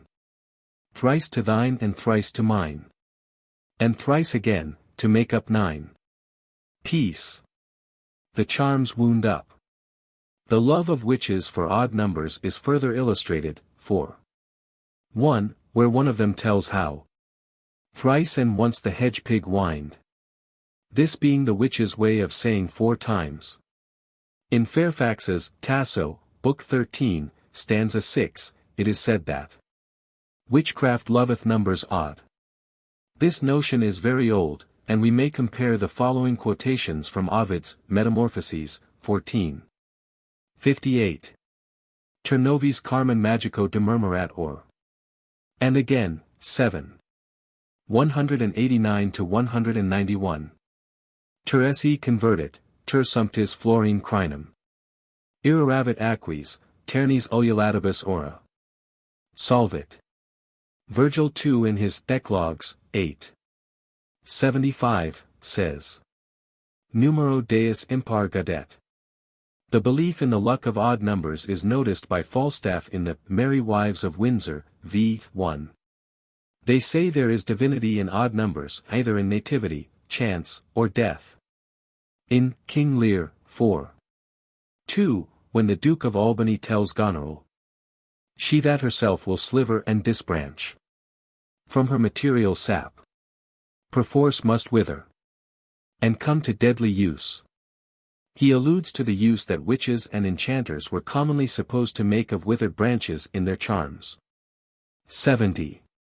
Amongst other items of witch lore mentioned by Shakespeare, may be noticed the common belief in the intercourse between demons and witches to which Prospero alludes in The Tempest, I. 2.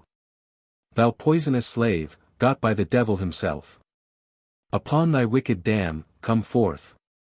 This notion is seriously refuted by Scott in his Discovery of Witchcraft, Book 4, where he shows it to be flat knavery. The offspring of a witch was termed hag seed, and as such is spoken of by Prospero in The Tempest, I. 2. Witches were also in the habit of saying their prayers backwards, a practice to which Hero refers in Much Ado About Nothing, 3.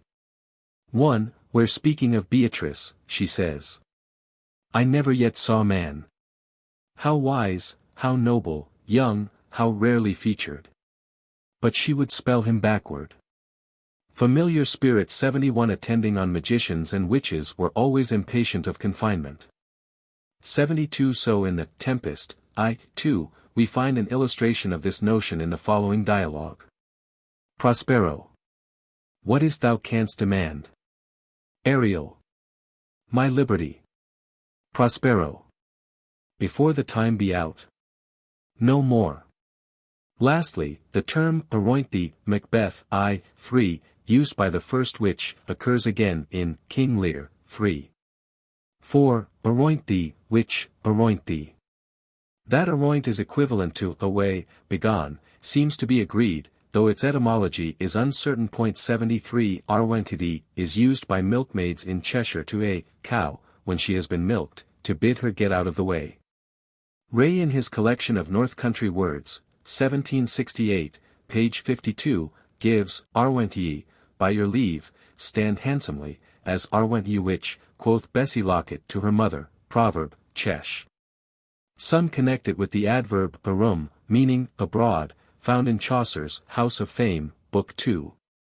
32. That I rum was in the field. Other derivations are from the Latin averunco, the Italian rogna, a cutaneous disease, and 74. How thoroughly Shakespeare was acquainted with the system of witchcraft is evident from the preceding pages, in which we have noticed his allusions to most of the prominent forms of this species of superstition. Many other items of witch lore, however, are referred to by him, mention of which is made in succeeding chapters. Chapter 3. Ghosts. Few subjects have, from time immemorial, possessed a wider interest than ghosts, and the superstitions associated with them in this and other countries, form an extensive collection in folklore literature. In Shakespeare's day, it would seem that the belief in ghosts was specially prevalent, and ghost tales were told by the firelight in nearly every household. The young, as Mr. Godby in his England of Shakespeare, 1881, p. 196, were thus touched by the prevailing superstitions in their most impressionable years. They looked for the incorporeal creatures of whom they had heard, and they were quick to invest any trick of moonbeam shadow with the attributes of the supernatural. A description of one of these tale-tellings is given in the Winter's Tale, 2. 1. Her. What wisdom stirs amongst you? Come, sir, now I am for you again, pray you, sit by us. And tell's a tale. Ma'am. Merry or sad shall t be? Her. As merry as you will. Ma'am. A sad tale's best for winter. I have one of sprites and goblins. Her. Let's have that, good sir. Come on, sit down, come on, and do your best. To fright me with your sprites, you're powerful at it. Ma'am. There was a man. Her. Nay, come, sit down, then on. Ma'am. Dwelt by a churchyard, I will tell it softly, yond crickets shall not hear it. Her. Come on, then. And gift me in mine ear. The important part which Shakespeare has assigned to the ghost in Hamlet has a special value, inasmuch as it illustrates many of the old beliefs current in his day respecting their history and habits. Thus, according to a popular notion, ghosts are generally supposed to assume the exact appearance by which they were usually known when in the material state. Even to the smallest detail of their dress, so Horatio tells Hamlet, how when Marcellus and Bernardo were on their watch, 2. A figure like your father, armed at point exactly, capape, appears before them, and with solemn march, goes slowly and stately by them. Further on, when the ghost appears again, Hamlet addresses it thus. What may this mean? That thou, dead corse, again, in complete steel, revisitst thus the glimpses of the moon, making night hideous. In the graphic description of Banquo's ghost in Macbeth, 3:4, we have a further allusion to the same belief, one, indeed, which is retained at the present day with as much faith as in days of old. Shakespeare has several allusions to the notion which prevailed in days gone by, of certain persons being able to exorcise or raise spirits. Thus, in Cymbeline, 4:2, Guiderius says over Fidele's grave. No exorciser harm thee. In Julius Caesar, 2:1, Ligarius says, Soul of Rome, brave son, derived from honorable loins, thou, like an exorcist, hast conjured up my mortified spirit. Now bid me run, and I will strive with things impossible. Yea, get the better of them. In All's Well That Ends Well, v. 3, the king says, Is there no exorcist? Beguiles the truer office of mine eyes? Is't real that I see? This superstition, it may be added, has of late years gained additional notoriety since the so-called spiritualism has attracted the attention and support of the credulous. As learning was considered necessary for an exorcist, the schoolmaster was often employed. Thus in the Comedy of Errors, 4:4, the schoolmaster Pinch is introduced in this capacity. Within, indeed, the last 50 years the pedagogue was still a reputed conjurer. In Hamlet, I.1, Marcellus, alluding to the ghost, says, Thou art a scholar, speak to it, Horatio. And in Much Ado About Nothing, 2:1, Benedict says, I would to God some scholar would conjure her. For the same reason exorcisms were usually practiced by the clergy in Latin, and so Toby, in the Night Walker of Beaumont and Fletcher, 2:1, says, Let's call the butler up, for he speaks Latin. And that will daunt the devil. It was also necessary that spirits, when evoked, should be questioned quickly, as they were supposed to be impatient of being interrogated. Hence in Macbeth, 4:1, the apparition says, Dismiss me. Enough. The spirit, likewise, in 2 Henry VI, I.4, utters these words. Ask what thou wilt. That I had said and done. Spirits were supposed to maintain an obdurate silence till interrogated by the persons to whom they made their special appearance. 75 Thus Hamlet, alluding to the appearance of the ghost, asks Horatio, I.2. Did you not speak to it? Whereupon he replies, My lord, I did. But answer made it none, yet once, methought. It lifted up its head and did address itself to motion, like as it would speak. The walking of spirits seems also to have been enjoined by way of penance. The ghost of Hamlet's father, I.5, says, I am thy father's spirit, doomed for a certain term to walk the night, and for the day confined to fast in fires, till the foul crimes done in my days of nature are burnt and purged away. And further on, 3:2, Hamlet exclaims, It is a damned ghost that we have seen. This superstition is referred to by Spenser in his Fairy Queen, Book I, Canto 2. What voice of damned ghost from limbo lake, or guileful sprite wandering in empty air, sends to my doubtful ears these speeches rare? According to a universal belief prevalent from the earliest times, it was supposed that ghosts had some particular reason for quitting the mansions of the dead, such as a desire that their bodies, if unburied, should receive Christian rites of sepulture, that a murderer might be brought to due punishment, and 76 On this account Horatio, Hamlet, I.1, invokes the ghost. If there be any good thing to be done, that may to thee do ease and grace to me. Speak to me. And in a later scene, I.4, Hamlet says, Say, why is this? Wherefore? What should we do? The Greeks believed that such as had not received funeral rites would be excluded from Elysium, and thus the wandering shade of Patroclus appears to Achilles in his sleep, and demands the performance of his funeral. The younger Pliny tells a story of a haunted house at Athens, in which a ghost played all kinds of pranks owing to his funeral rites having been neglected.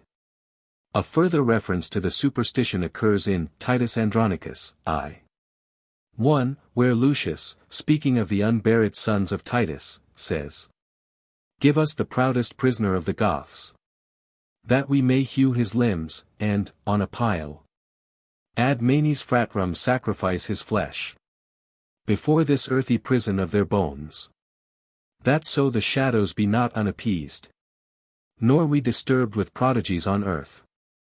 In olden times, spirits were said to have different allotments of time suitable to the variety and nature of their agency.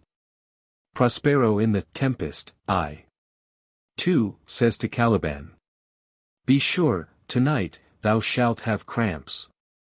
Side stitches that shall pen thy breath up, birchins shall, for that vast 77 of night that they may work. All exercise on thee. According to a popular notion, the presence of unearthly beings was announced by an alteration in the tint of the lights which happened to be burning, a superstition alluded to in Richard III. v. 3, where the tyrant exclaims, as he awakens, The lights burn blue, it is now dead midnight. Cold fearful drops stand on my trembling flesh. Methought the souls of all that I had murdered came to my tent. So in Julius Caesar, 4. 3, Brutus on seeing the ghost of Caesar, exclaims, How ill this taper burns! Ha! Who comes here? It has been a widespread belief from the most remote period that ghosts cannot bear the light and so disappear at the dawn of day, their signal being the cockcrow. The ghost of Hamlet's father says, I.5. But, soft! Methinks I scent the morning air. Brief let me be. N. Fare thee well at once. The glowworm shows the matin to be near, and gins to pale his ineffectual fire. Adieu, adieu. Hamlet, remember me. Again, in King Lear, 3. For, Edgar says, this is the foul fiend Flibbertigibbet, he begins at curfew, and walks till the first cock. The time of night as the season wherein spirits wander abroad, is further noticed by Gardiner in Henry VIII. v. 1. Affairs, that walk, as they say spirits do, at midnight. It was a prevalent notion that a person who crossed the spot on which a spectre was seen became subject to its malignant influence. In Hamlet, I.1, Horatio says in reference to the ghost, But soft, behold. Lo, where it comes again. I'll cross it, though it blast me. Lodge, in his Illustrations of British History, 3. 48, tells us that among the reasons for supposing the death of Ferdinand, Earl of Derby, who died young, in 1594, to have been occasioned by witchcraft, was the following: On Friday there appeared a tall man, who twice crossed him swiftly. And when the Earl came to the place where he saw this man, he fell sick. Reginald Scott in his Discovery of Witchcraft, 1584, enumerates the different kinds of spirits, and particularly notices white, black, grey, and red spirits. So in Macbeth, 4. 1, black spirits are mentioned, the charm song referred to, like the one in Act 4, being found in Middleton's, which, v. 2. Black spirits and white. Red spirits and grey. Mingle, mingle, mingle. You that mingle many. A well-known superstition which still prevails in this and foreign countries, is that of the spectre huntsman and his furious host. As night time approaches, it is supposed that this invisible personage rides through the air with his yelping hounds, their weird sound being thought to forebode misfortune of some kind. This popular piece of folklore exists in the north of England under a variety of forms amongst our peasantry, who tenaciously cling to the traditions which have been handed down to them. 78 It has been suggested that Shakespeare had some of these superstitions in view when he placed in the mouth of Macbeth, I. 7, while contemplating the murder of Duncan, the following metaphors. And pity, like a naked newborn babe, striding the blast, or heaven's cherubim, horsed upon the sightless couriers of the air, shall blow the horrid deed in every eye, that tears shall drown the wind. Again, in the Tempest, 4. 1, Prospero and Ariel are represented as setting on spirits, in the shape of hounds, to hunt Stephano and Trinculo. This species of diabolical or spectral chase, was formerly a popular article of belief. As Drake aptly remarks, 79, the hellhounds of Shakespeare appear to be sufficiently formidable, for, not merely commissioned to hunt their victims, they are ordered, likewise as goblins, 2. Grind their joints. With dry convulsions, shorten up their sinews. With aged cramps. And more pinch-spotted make them. Than pard or cat o' mountain. Hark, exclaims Ariel, they roar. Prospero. Let them be hunted soundly. Transmigration of souls. Shakespeare has several references to the old superstitious belief in the transmigration of souls, traces of which may still be found in the reverence paid to the robin, the wren, and other birds. Thus, in the Merchant of Venice, 4. 1, Gratiano says to Shylock, thou almost makest me waver in my faith, to hold opinion with Pythagoras, that souls of animals infuse themselves into the trunks of men, thy currish spirit governed a wolf, who, hanged for human slaughter, even from the gallows did his fell soul fleet, and, whilst thou lay'st in thy unhallowed dam, infused itself in thee. For thy desires are wolvish, bloody, starved, and ravenous. Caliban, when remonstrating with the drunken Stephano and Trinculo, for delaying at the mouth of the cave of Prospero, instead of taking the magician's life, Tempest, 4. 1, says, I will have none on't, we shall lose our time, and all be turned to barnacles, or to apes. In Hamlet, 4. 5, in the scene where Ophelia, in her mental aberration, quotes snatches of old ballads, she says, they say the owl was a baker's daughter. Lord, we know what we are, but know not what we may be. 80. Again, in Twelfth Night, 4. 2, there is another reference in the amusing passage where the clown, under the pretense of his being Sir Topus, the curate, questions Malvolio, when confined in a dark room, as a presumed lunatic. Mal. I am no more mad than you are, make the trial of it in any constant question. CLO. What is the opinion of Pythagoras concerning wild fowl? Mal. That the soul of our grandam might haply inhabit a bird. CLO. What thinkest thou of his opinion? Mal. I think nobly of the soul, and no way approve his opinion. CLO. Fare thee well. Remain thou still in darkness, thou shalt hold the opinion of Pythagoras ere I will allow of thy wits, and fear to kill a woodcock lest thou dispossess the soul of thy grandam. Although this primitive superstition is almost a feat amongst civilized nations, yet it still retains an important place in the religious beliefs of savage and uncivilized communities. Chapter 4.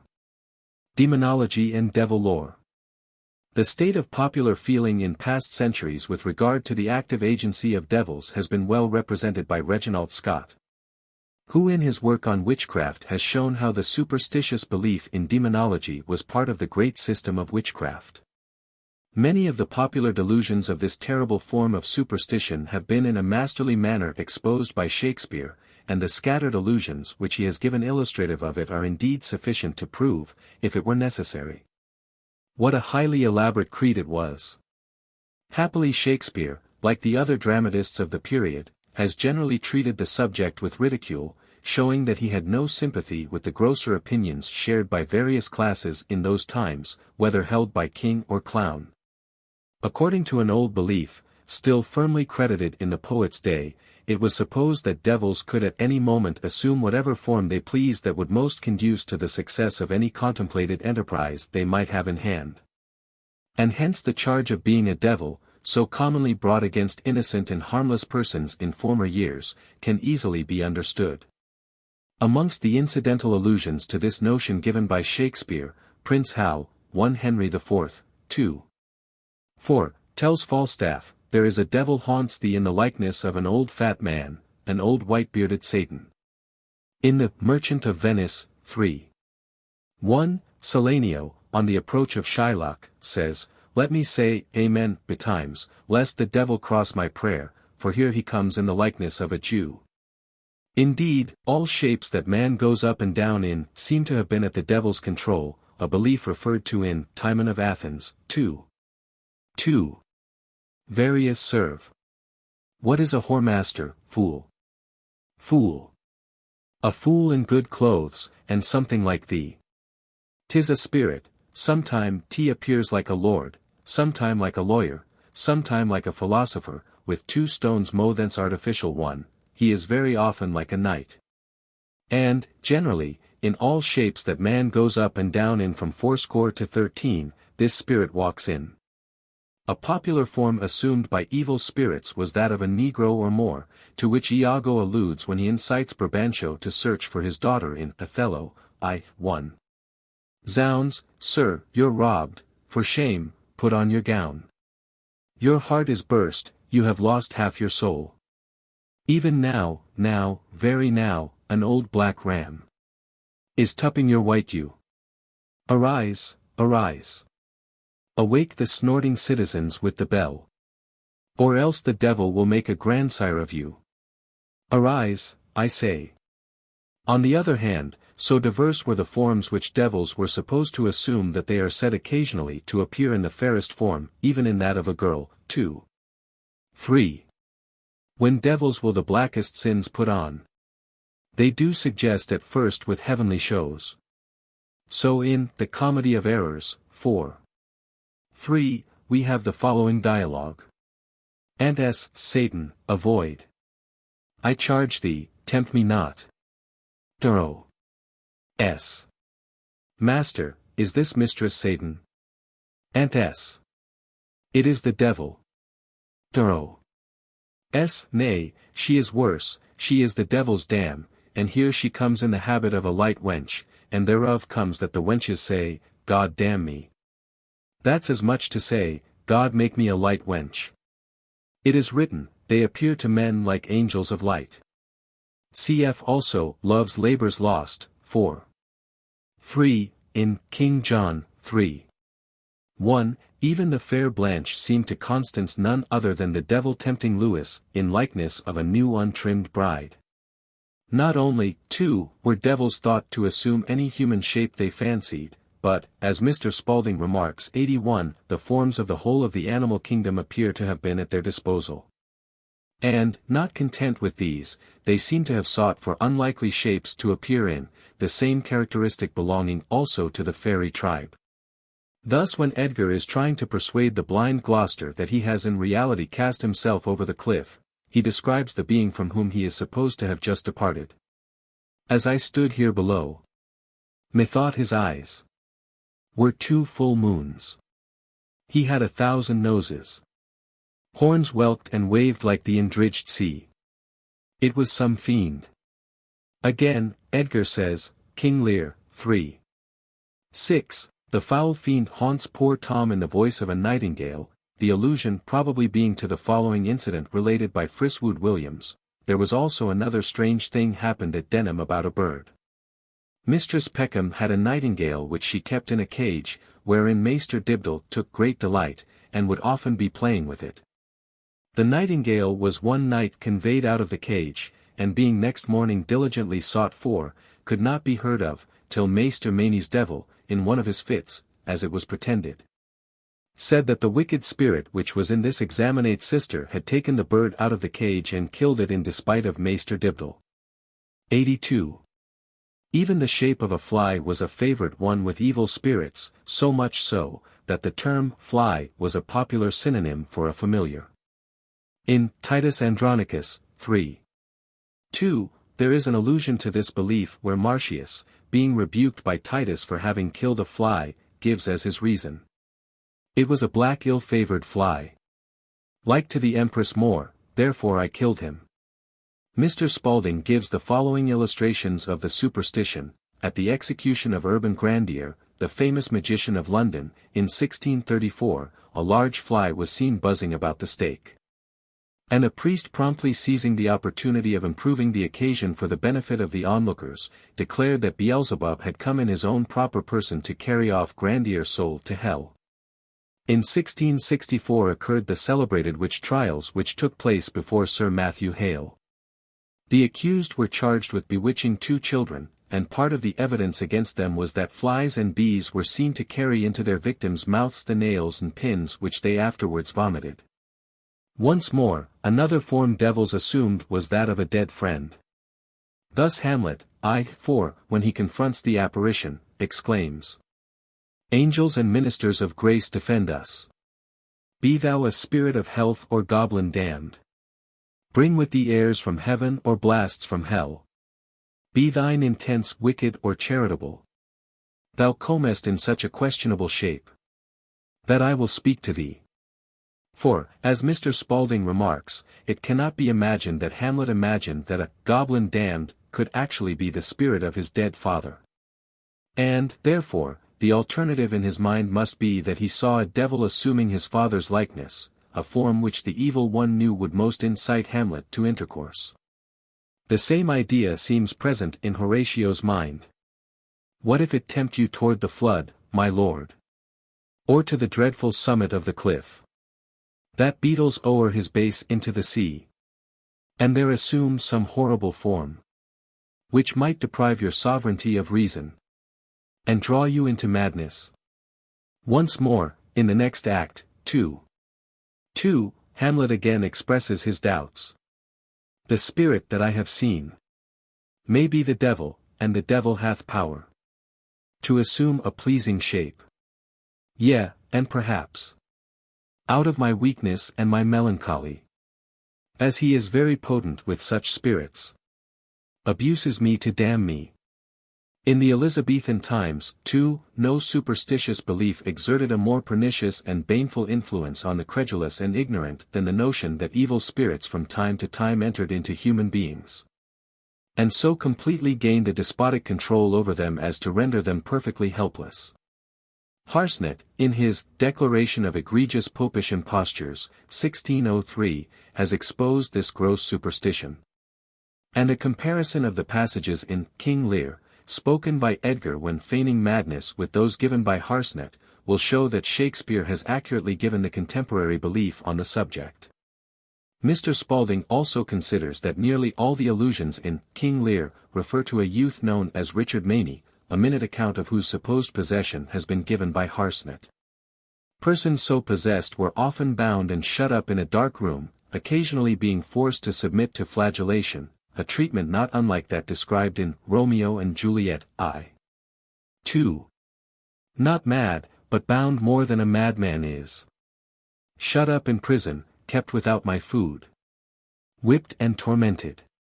In the Comedy of Errors, 4. We have an amusing scene, further illustrative probably of the kind of treatment adopted in Shakespeare's day. Courtesan. How say you now? Is not your husband mad? Adriana. His incivility confirms no less. Good Dr. Pinch, you are a conjurer. Establish him in his true sense again, and I will please you what you will demand. Luciana.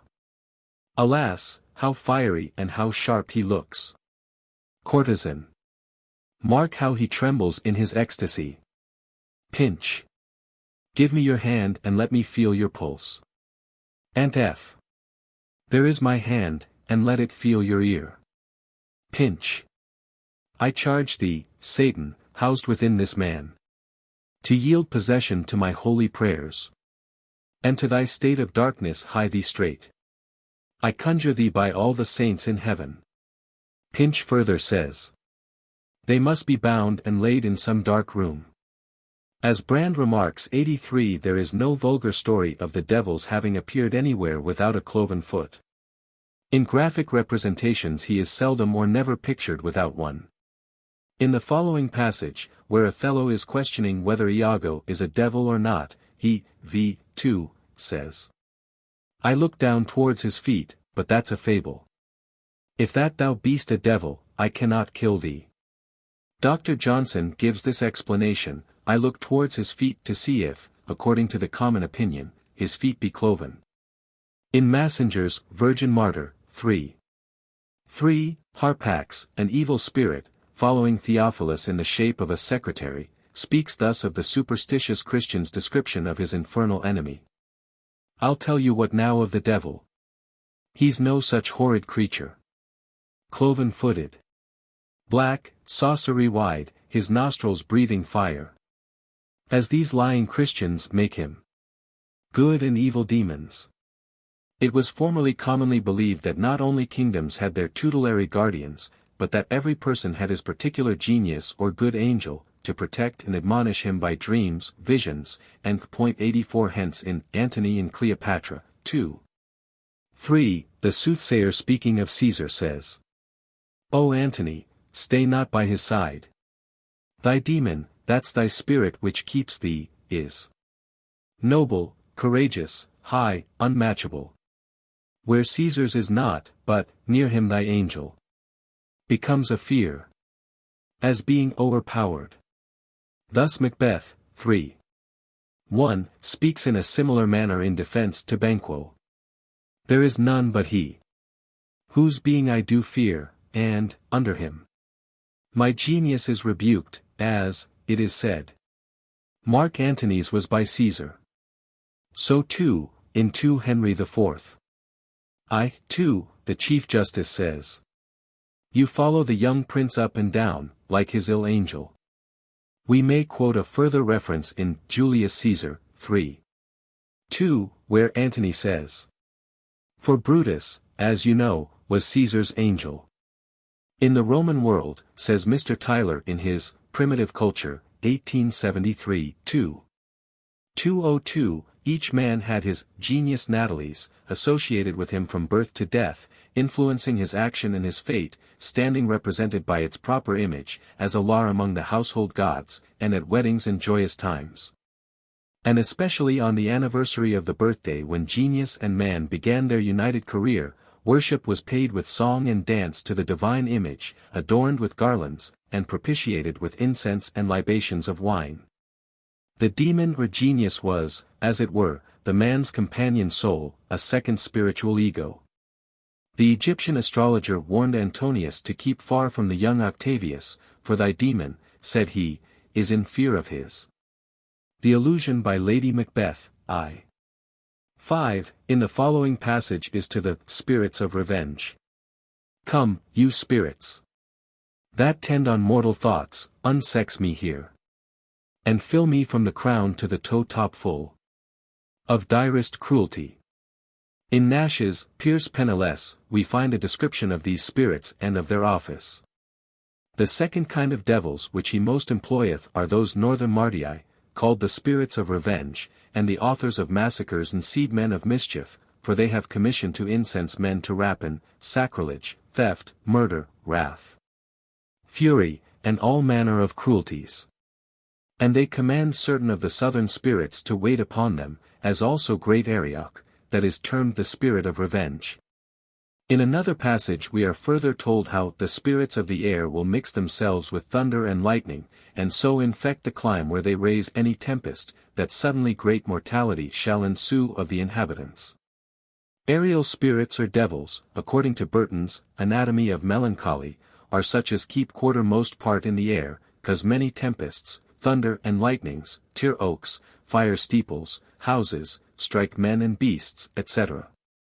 Thus in King John 3:2, the bastard remarks, "Now, by my life, this day grows wondrous hot. Some airy devil hovers in the sky and pours down mischief." It was anciently supposed that all mines of gold and were guarded by evil spirits. Thus Falstaff in 2 Henry IV. 4:3 speaks of learning a mere hoard of gold kept by a devil. This superstition still prevails, and has been made the subject of many a legend. Thus it is believed by the peasantry living near Largolaw, Scotland, that a rich mine of gold is concealed in the mountain. A spectre once appeared there, supposed to be the guardian of the mine, who being accosted by a neighboring shepherd, promised to tell him at a certain time and on certain conditions, where the Gowd mine is in Largolaw.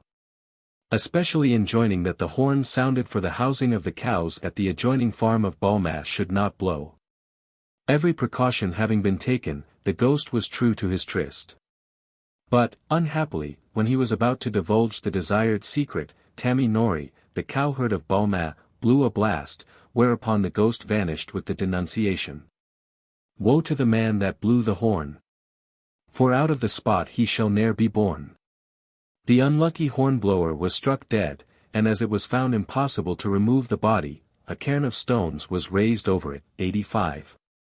Stevens considers that when Macbeth 3:2 says, "Good things of day begin to droop and drowse, whiles night's black agents to their praise do rouse," he refers to those demons who were supposed to remain in their several places of confinement all day, but at the close of it were released, such, indeed, as are mentioned in the Tempest, v. 1, as rejoicing to hear the solemn curfew, because it announced the hour of their freedom. Amongst other superstitions we may quote one in the Merchant of Venice, 3:1, where Salanio says, "Let me say, Amen, betimes, lest the devil cross my prayers." Of the devils mentioned by Shakespeare may be mentioned the following. A Mammon is one of the chief, whose dominion is on the north side of the infernal gulf. He might be bound or restrained from doing hurt from the 3rd hour till noon, and from the 9th hour till evening. In the Merry Wives of Windsor, 2:2, Ford mentions this devil, and in 1 Henry IV. 2:4, Falstaff says, "That same mad fellow of the north, Percy, and he of Wales, that gave Amamon the bastinado and made Lucifer cuckold." 86. The north was always supposed to be the particular habitation of bad spirits. Milton, therefore, assembles the rebel angels in the north. In 1 Henry VI. v. 3, La Pucelle invokes the aid of the spirits under the lordly monarch of the north, Barbasan. This demon would seem to be the same as Marba, alias Barbas, who, as Scott 87 informs us, is a great president, and appeareth in the forme of a mighty lion. But at the commandment of a conjurer cometh up in the likeness of man, and answereth fully as touching anything which is hidden or secret. In the Merry Wives of Windsor, 2:2, it is mentioned by Ford in connection with Lucifer, and again in Henry V. 2:1, Nym tells Pistol, "I am not Barbasan, you cannot conjure me." The names of the several fiends in King Lear, Shakespeare is supposed to have derived from Harsnet's Declaration of Egregious Popish Impostures, 1603. Flibbertigibbet, one of the fiends that possessed poor Tom, is, we are told, 4:1. The fiend of mopping and mowing, who possesses chambermaids and waiting women. And again, 3:4, he begins at curfew and walks till the first cock, he gives men the pin and the web. Frateretto is referred to by Edgar, 3:6. Frateretto calls me, and tells me Nero is an angler in the lake of darkness. Pray, innocent, and beware the foul fiend. Habitidence is noticed as Prince of Darkness, 4:1, and perhaps is the same as Hop Dance, 3:6, who cries, says Edgar, in Tom's belly for 2 white herring. Mahu, like Modo, would seem to be another name for the Prince of Darkness, 3:4, and further on, 4. He is spoken of as the fiend of stealing. Whereas the latter is described as the fiend of murder. Harsnet thus speaks of them, Maho was general dictator of hell. And yet, for good manners' sake, he was contented of his good nature to make show, that himself was under the check of Modu, the grand devil in Ma, Ister, Mani. Obidicut, another name of the fiend known as Haberdicut, 4. 1. Smolkin, 3. 4. This is spelt Smolkin by Harsnet. Thus, in a masterly manner, Shakespeare has illustrated and embellished his plays with references to the demonology of the period. Having been careful in every case, whilst enlivening his audience, to convince them of the utter absurdity of this degraded form of superstition. Chapter 5. Natural Phenomena. Many of the most beautiful and graphic passages in Shakespeare's writings have pictured the sun in highly glowing language, and often invested it with that sweet pathos for which the poet was so signally famous. Expressions, for instance, such as the following are ever frequent: the glorious sun, 12th night, 4. 3. Heaven's glorious sun, love's labours lost, 1. Gorgeous as the sun at midsummer, 1 Henry IV, 4. 1. All the world is cheered by the sun, Richard III, 2. The sacred radiance of the sun, King Lear, 1. Sweet tidings of the sun's uprise, Titus Andronicus, 3. 1, and Then, again, how often we come across passages replete with pathos, such as, the sun sets weeping in the lowly west, Richard II, 2. 4. Ere the weary sun set in the west, Comedy of Errors, 2. The weary sun hath made a golden set, Richard III, v. 3. The sun for sorrow will not show his head, Romeo and Juliet, v. 3, and Although, however, Shakespeare has made such constant mention of the sun, yet his allusions to the folklore connected with it are somewhat scanty. According to the old philosophy, the sun was accounted a planet 88 and thought to be whirled round the earth by the motion of a solid sphere, in which it was fixed. In Antony and Cleopatra, 4. 15, Cleopatra exclaims, O sun! Burn the great sphere thou movest in. Darkling stand the varying shore, O, the world. Supposing this sphere consumed, the sun must wander in endless space, and, as a natural consequence, the earth be involved in endless night. In 1 Henry IV, I. 2, Falstaff, according to vulgar astronomy, calls the sun a wandering knight, and by this expression evidently alludes to some night of romance. Mr. Dowse 89 considered the allusion was to The Voyage of the Wandering Knight, by Jean de Cathenay, of which the translation, by W. Goodyear, appeared about the year 1600. The words may be a portion of some forgotten ballad. A pretty fancy is referred to in Romeo and Juliet, 3. 5, where Capulet says, When the sun sets, the air doth drizzle dew. But for the sunset of my brother's son, it rains downright. And so, too, in the Rape of Lucrece. But as the earth doth weep, the sun being set. That Shakespeare thought it was the air, says Singer, 90, and not the earth, that drizzled dew, is evident from many passages in his works. Thus, in King John, 2. 1, he says, Before the dew of evening fall. Stevens, alluding to the following passage in A Midsummer Night's Dream, 3. 1, and when she, i.e. the moon, weeps every little flower, says that Shakespeare means that every little flower is moistened with dew, as if with tears, and not that the flower itself drizzles dew. By a popular fancy, the sun was formerly said to dance at its rising on Easter morning, to which there may be an allusion in Romeo and Juliet, 3. 5, where Romeo addressing Juliet, says, Look, love, what envious streaks do lace the severing clouds in yonder east. Night's candles are burnt out, and jocund day stands tiptoe on the misty mountain tops. We may also compare the expression in Coriolanus, v. 4. The trumpets, sackbuts, psalteries and fifes. Tabors and cymbals and the shouting Romans. Make the sun dance. Mr. Knight remarks, there was something exquisitely beautiful in the old custom of going forth into the fields before the sun had risen on Easter Day, to see him mounting over the hills with tremulous motion, as if it were an animate thing, bounding in sympathy with the redeemed of mankind. 91. A cloudy rising of the sun has generally been regarded as ominous, a superstition equally prevalent on the continent as in this country. In Richard III. v. 3, King Richard asks, "Who saw the sun today?" Ratcliffe. "Not I, my lord."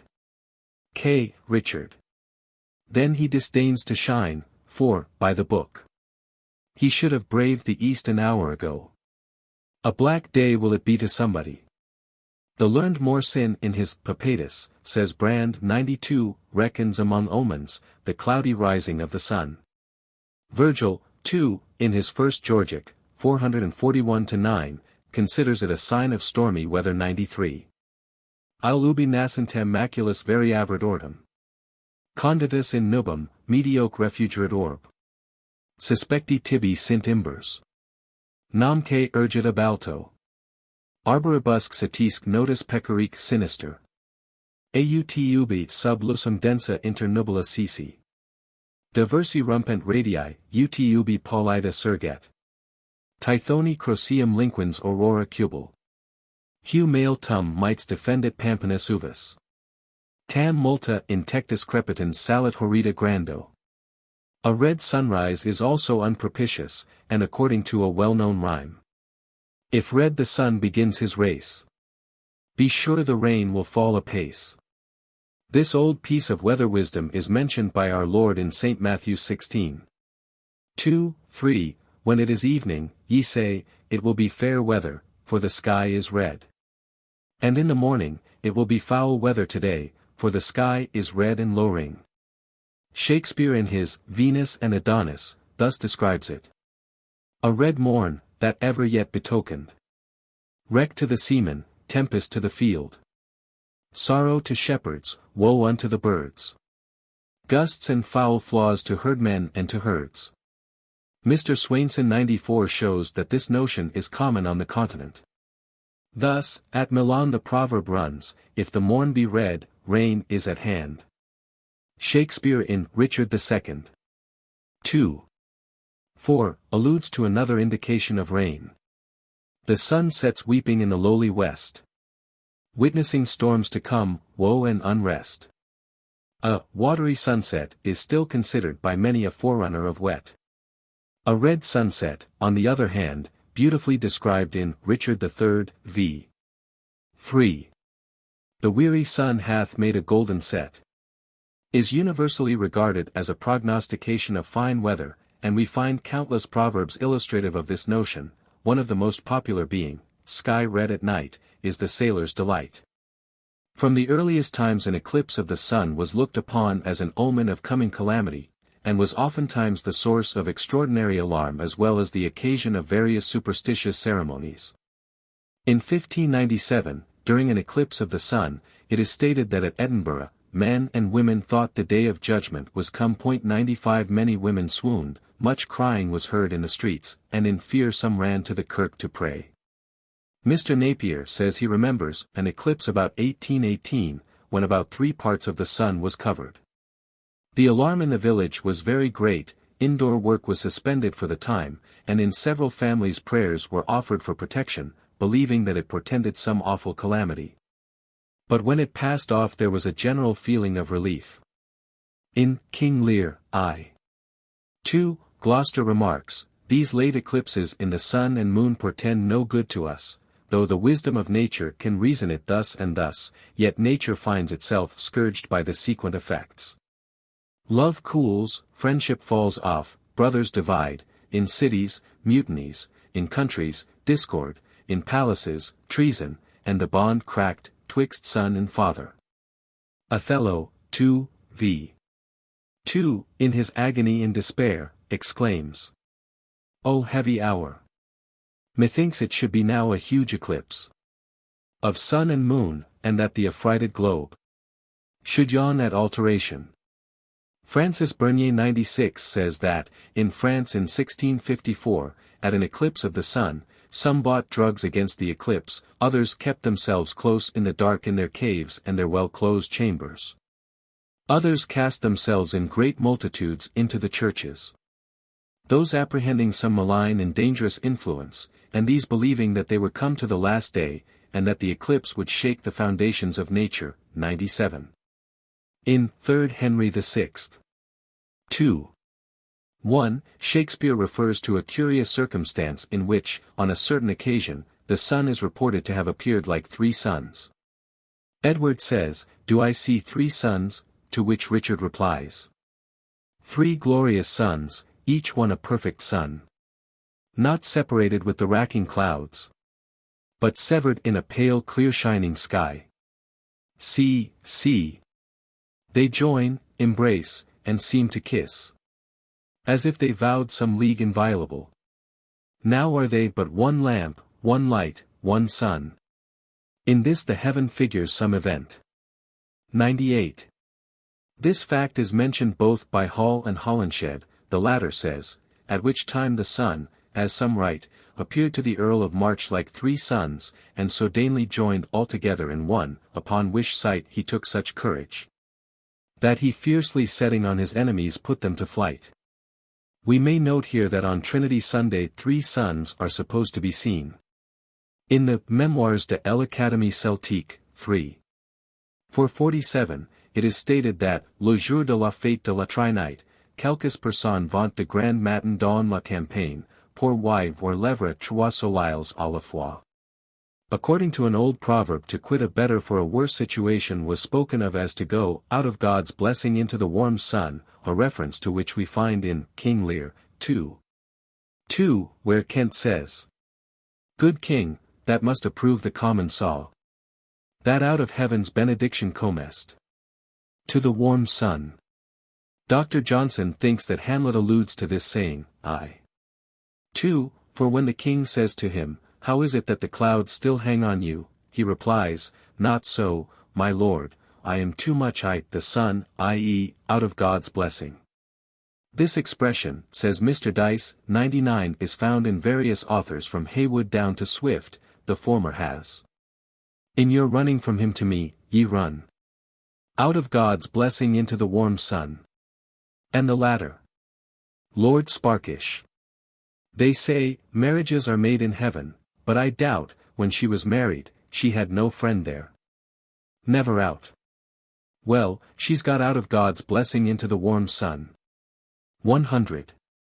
There seems to have been a prejudice from time immemorial against sunshine in March, and according to a German saying, it were better to be bitten by a snake than to feel the sun in March. Thus in 1 Henry IV. 4.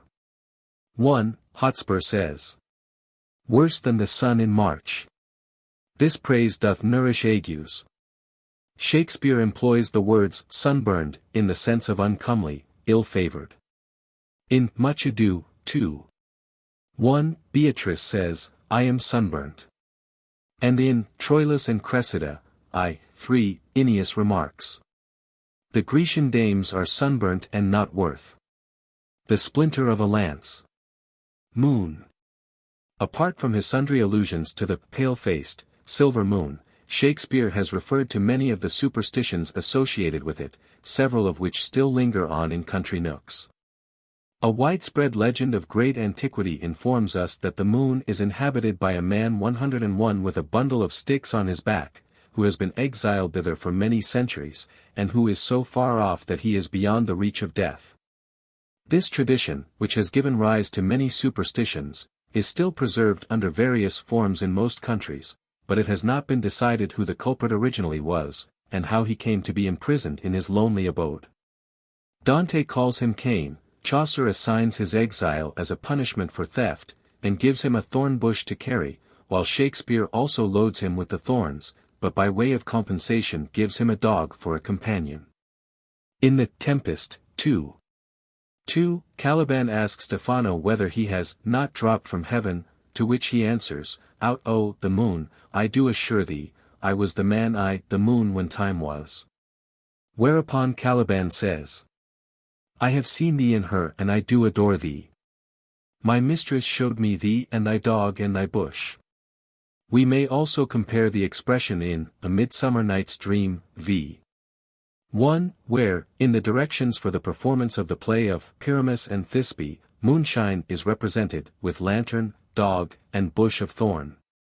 And further on in the same scene, describing himself, Moonshine says, all that I have to say, is, to tell you that the lantern is the moon, the man in the moon, 102 this thorn bush, my thorn bush, and this dog, my dog.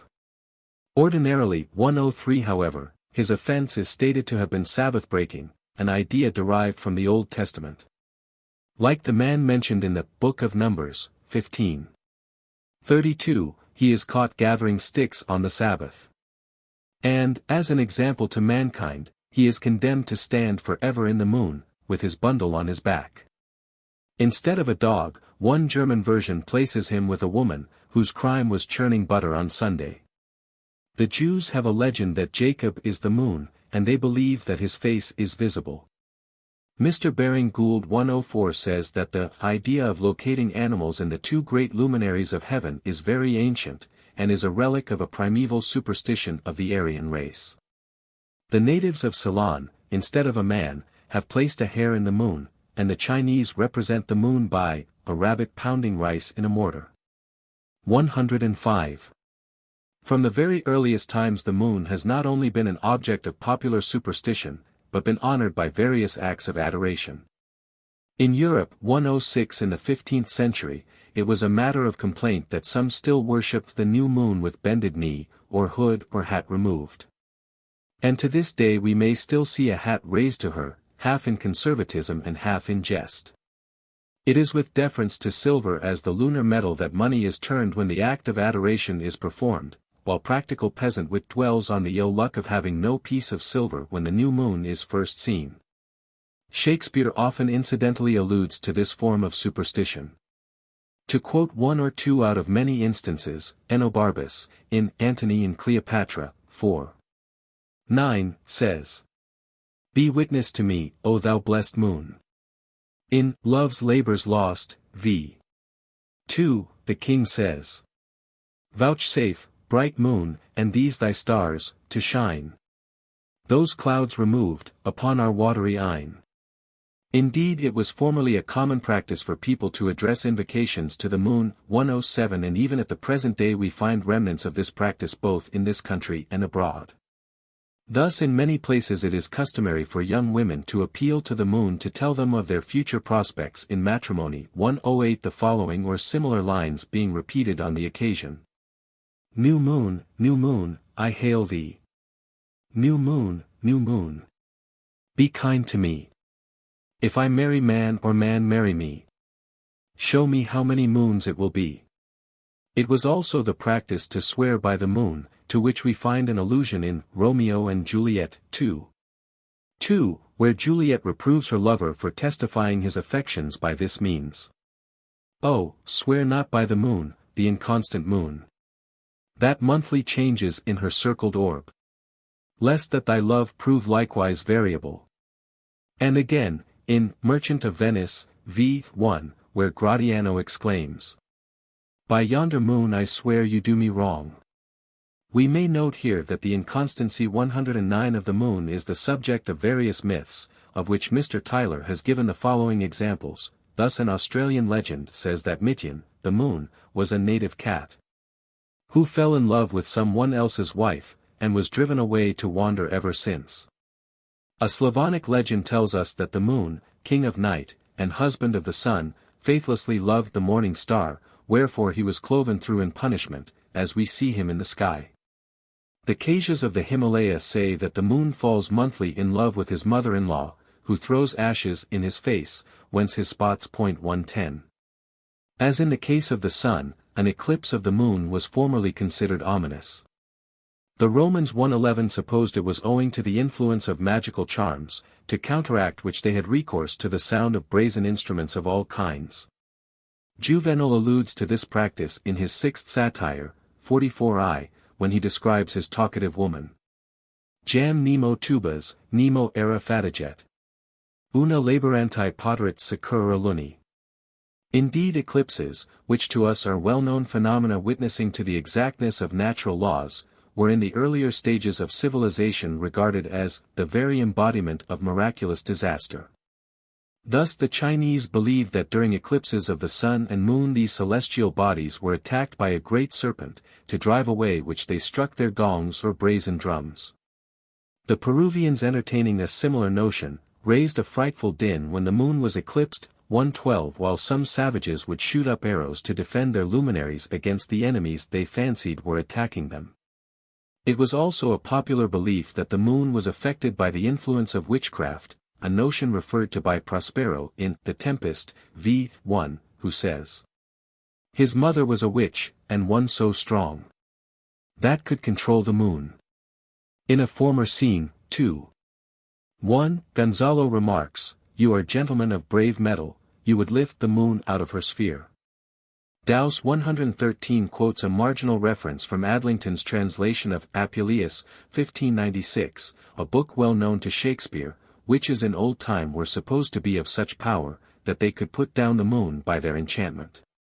114 One of the earliest references to this superstition among classical authorities is, that in the Clouds of Aristophanes, where Strepsiades proposes the hiring of a Thessalian witch, to bring down the moon and shut her up in a box, that he might thus evade paying his debts by a month.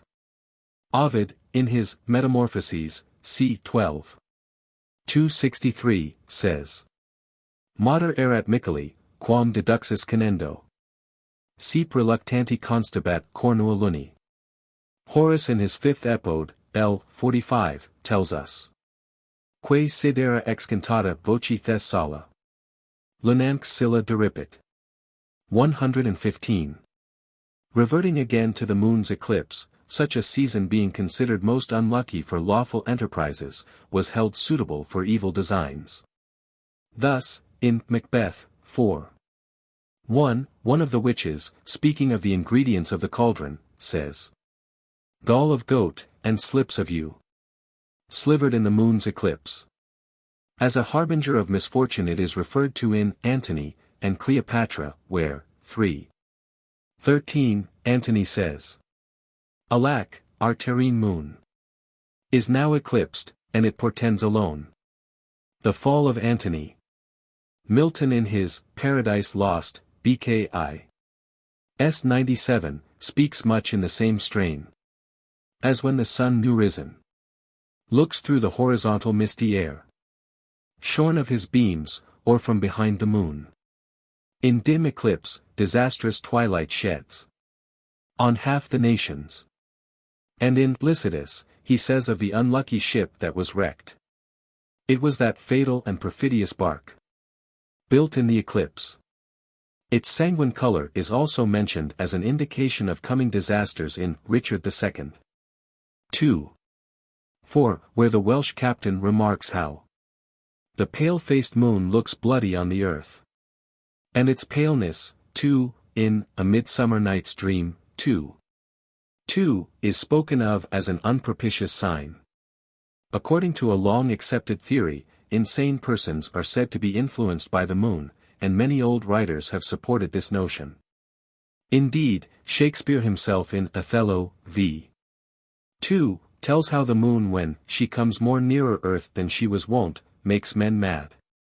Dr. Forbes Winslow, in his Light, Its Influence on Life and Health, says, that it is impossible altogether to ignore the evidence of such men as Pinel, Daquin, Guy Lane, and others, yet the experience of modern psychological physicians is to a great degree opposed to the deductions of these eminent men.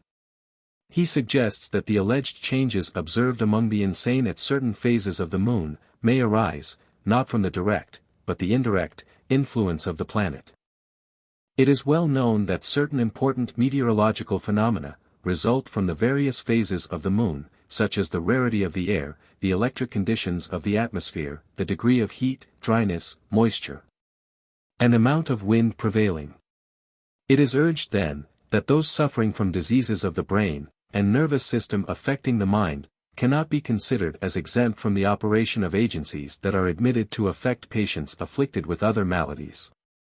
Dr. Winslow further adds, that an intelligent lady, who occupied for about 5 years the position of matron in my establishment for insane ladies, has remarked that she invariably observed among them a greater agitation when the moon was at its full.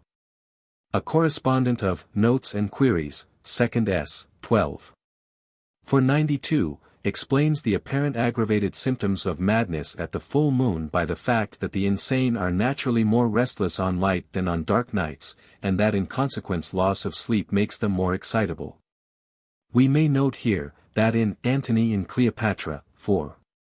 9, Enobarbus invokes the moon as the sovereign mistress of true melancholy. The moisture of the moon is invariably noticed by Shakespeare. In Hamlet, I. 1, Horatio tells how the moist star upon whose influence Neptune's empire stands, was sick almost to doomsday with eclipse. In A Midsummer Night's Dream, 2. 1, Titania says, "Therefore the moon, the governess of floods, pale in her anger, washes all the air, that rheumatic diseases do abound." And in The Winter's Tale, I. 2, Polixenes commences by saying how 9 changes of the watery star hath been the shepherd's note since we have left our throne without a burthen. We may compare, too, the words of Enobarbus in Antony and Cleopatra, 4. 9, who, after addressing the moon, says, "The poisonous damp of night desponged upon me." And once more in Romeo and Juliet, I. 4, we read of the moonshine's watery beams. The same idea is frequently found in old writers. Thus for instance, in Newton's Direction for the Health of Magistrates and Students, 1574, we are told that the moon is Lady of Moisture. Bartholomus in De Proprietate Rerum describes the moon as Mother of all humours, Minister and Lady of the Sea. 116 in Lydgate's prologue to his Story of Thebes, there are 2 lines not unlike those in Midsummer Night's Dream already quoted. Of Lucina the moon, moist and pale, that many shower fro heaven made a veil.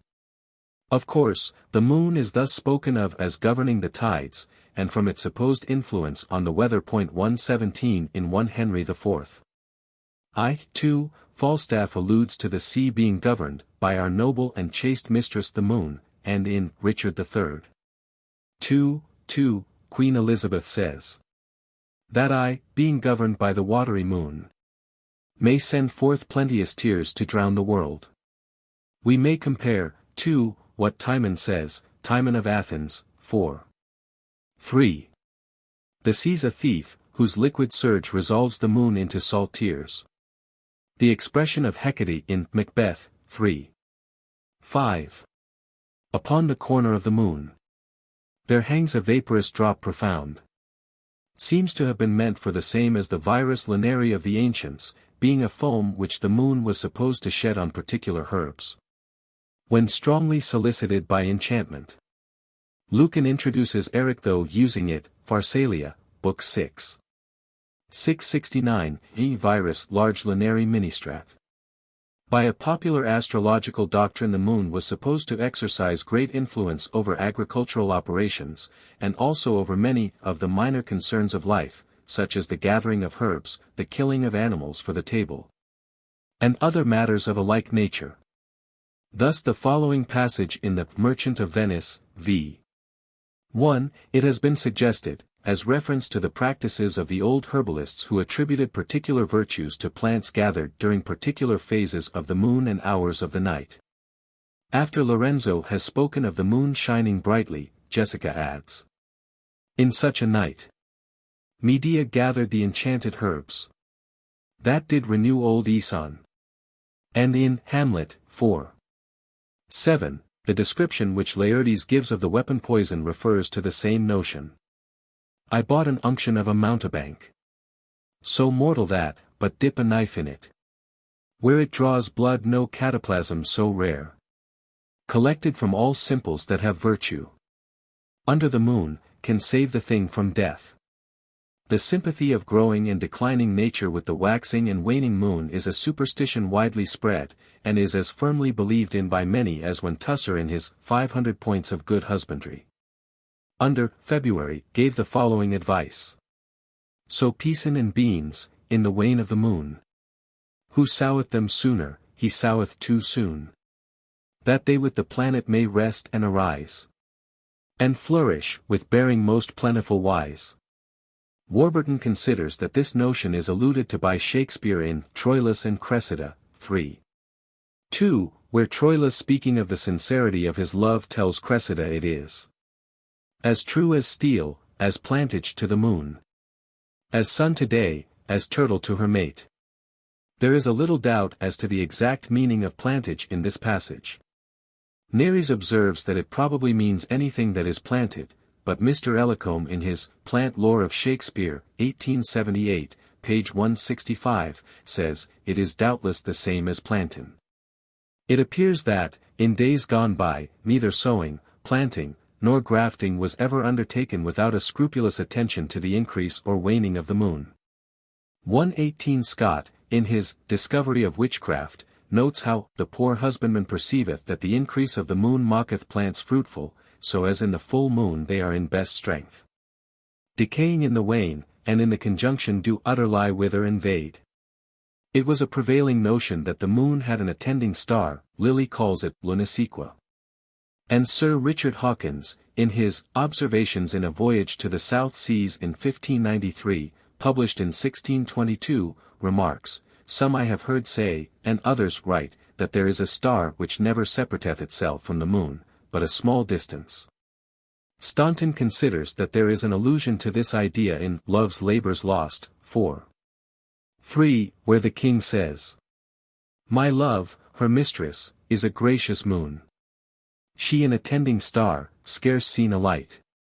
The sharp ends of the new moon are popularly termed horns, a term which occurs in Coriolanus, I:1, they threw their caps as they would hang them on the horns o' the moon. It is made use of in Decker's Match Me in London, I. My lord, do you see this change the moon? Sharp homes do threaten windy weather. When the horns of the moon appear to point upwards, the moon is said to be like a boat, and various weather prognostications are drawn from this phenomena. 119 According to sailors, it is an omen of fine weather, whereas others affirm it is a sign of rain, resembling a basin full of water about to fall. Among other items of folklore connected with the moon, we may mention the moon calf, a false conception, or fetus imperfectly formed, in consequence, as was supposed, of the influence of the moon. The best account of this fabulous substance may be found in Drayton's poem with that title. Trinculo in the Tempest, 2 supposes Caliban to be a moon calf. I hid me under the dead moon calf's gabardine. It has been suggested that in calling Caliban a moon calf, Shakespeare alluded to a superstitious belief formerly current, in the intercourse of demons and other non-human beings with mankind. In the days of witchcraft, it was supposed that a class of devils called incubi and succubi roamed the earth with the express purpose of tempting people to abandon their purity of life. Hence, all badly deformed children were suspected of having had such an undesirable parentage. 120. A curious expression, a sop o' the moonshine, occurs in King Lear, 2, which probably alludes to some dish so called. Kent says to the steward, draw, you rogue, for, though it be night, yet the moon shines, I'll make a sop o' the moonshine of you. There was a way of dressing eggs, called eggs in moonshine, of which Dowse 121 gives the following description, eggs were broken and boiled in salad oil till the yolks became hard. They were eaten with slices of onion fried in oil, butter, verjuice, nutmeg, and salt. A sop in the moonshine must have been a sip pet in this dish. 122. Planets. The irregular motion of the planets was supposed to portend some disaster to mankind. Ulysses in Troilus and Cressida, I:3, declares how, when the planets in evil mixture to disorder wander, what plagues and what portents, what mutiny, what raging of the sea, shaking of earth, Commotion in the winds. Frights, changes, horrors. Divert and crack, rend and deracinate. The unity and married calm of states. Quite from their fixture. Indeed, the planets themselves were not thought in days gone by, to be confined in any fixed orbit of their own, but ceaselessly to wander about, as the etymology of their name demonstrates. A popular name for the planets was wandering stars, of which Cotgrave says, they be also called wandering stars, because they never keep one certain place or station in the firmament. Thus Hamlet, v. 1, approaching the grave of Ophelia, addresses Laertes. What is he whose grief bears such an emphasis? Whose phrase of sorrow conjures the wandering stars, and makes them stand like wonder-wounded hearers? In Tomkis's Albumazer, I.1, they are called wanderers. Your patron Mercury, in his mysterious character, holds all the marks of the other wanderers. According to vulgar astrology, the planets like the stars, were supposed to affect, more or less, the affairs of this world, a notion frequently referred to by old writers. In Winter's Tale, 2:1, Hermione consoles herself in the thought. There's some ill planet reigns. I must be patient till the heavens look with an aspect more favorable. In 1 Henry VI. I.1, the Duke of Exeter asks, what shall we curse the planets of mishap that plotted thus our glory's overthrow? Again, King Richard, Richard III, 4. Be opposite all planets of good luck to my proceedings. And once more, in Hamlet, I.1, Marcellus, speaking of the season of our Saviour's birth, says, then no planet strike. That diseases, too, are dependent upon planetary influence is referred to in Timon of Athens, 4:3. Be as a planetary plague, when Jove will o'er some high-viced city hang his poison. In the sick air, let not thy sword skip one. Fiery trigon was a term in the old judicial astrology, when the three upper planets met in a fiery sign, a phenomenon which was supposed to indicate rage and contention. It is mentioned in 2 Henry IV. 2:4. P. Hen. Saturn and Venus this year in conjunction. What says the almanac to that? Poins. And, look, whether the fiery trigon, his man, be not lisping to his master's old tables. Dr. Nash, in his notes to Butler's Hudibras, says, the 12 signs in astrology are divided into 4 trigons or triplicities, each denominated from the connatural element. So they are 3 fiery signs, 3 airy, 3 watery, and 3 earthy. Fiery, Aries, Leo, Sagittarius. Airy, Gemini, Libra, Aquarius. Watery, Cancer, Scorpio, Pisces. Earthly, Taurus, Virgo, Capricornus. Thus, when the 3 superior planets met in Aries, Leo, or Sagittarius, they formed a fiery trigon, when in Cancer, Scorpio, and Pisces, a watery one. Charles's Wain was the old name for the 7 bright stars of the constellation Ursa Major. The constellation was so named in honor of Charlemagne, or, according to some, it is a corruption of Chorles or Churls, i.e., rustic's wain. Chorle is frequently used for a countryman in old books, from the Saxon Searle. In 1 Henry IV. 2:1, the carrier says, Charles's wain is over the new chimney. Music of the spheres. Pythagoras was the first who suggested this notion, so beautifully expressed by Shakespeare in The Merchant of Venice, v.1. There's not the smallest orb which thou behold'st, but in his motion like an angel sings, still queering to the young-eyed cherubins. Plato says that a siren sits on each planet, who carols a most sweet song, agreeing to the motion of her own particular planet, but harmonizing with the other 7. Hence Milton in his Arcades speaks of the celestial siren's harmony, that sits upon the 9 enfolded spheres. Stars. An astrological doctrine, which has kept its place in modern popular philosophy, asserts that mundane events are more or less influenced by the stars. That astronomers should have divided the sun's course into imaginary signs of the zodiac, was enough, says Mr. Tyler, 123, to originate astrological rules, that these celestial signs have an actual effect on real earthly rams, bulls, crabs, lions, virgins. Hence we are told that a child born under the sign of the lion will be courageous, but one born under the crab will not go forth well in life, one born under the waterman is likely to be drowned, and so forth. Shakespeare frequently alludes to this piece of superstition, which, it must be remembered, was carried to a ridiculous height in his day.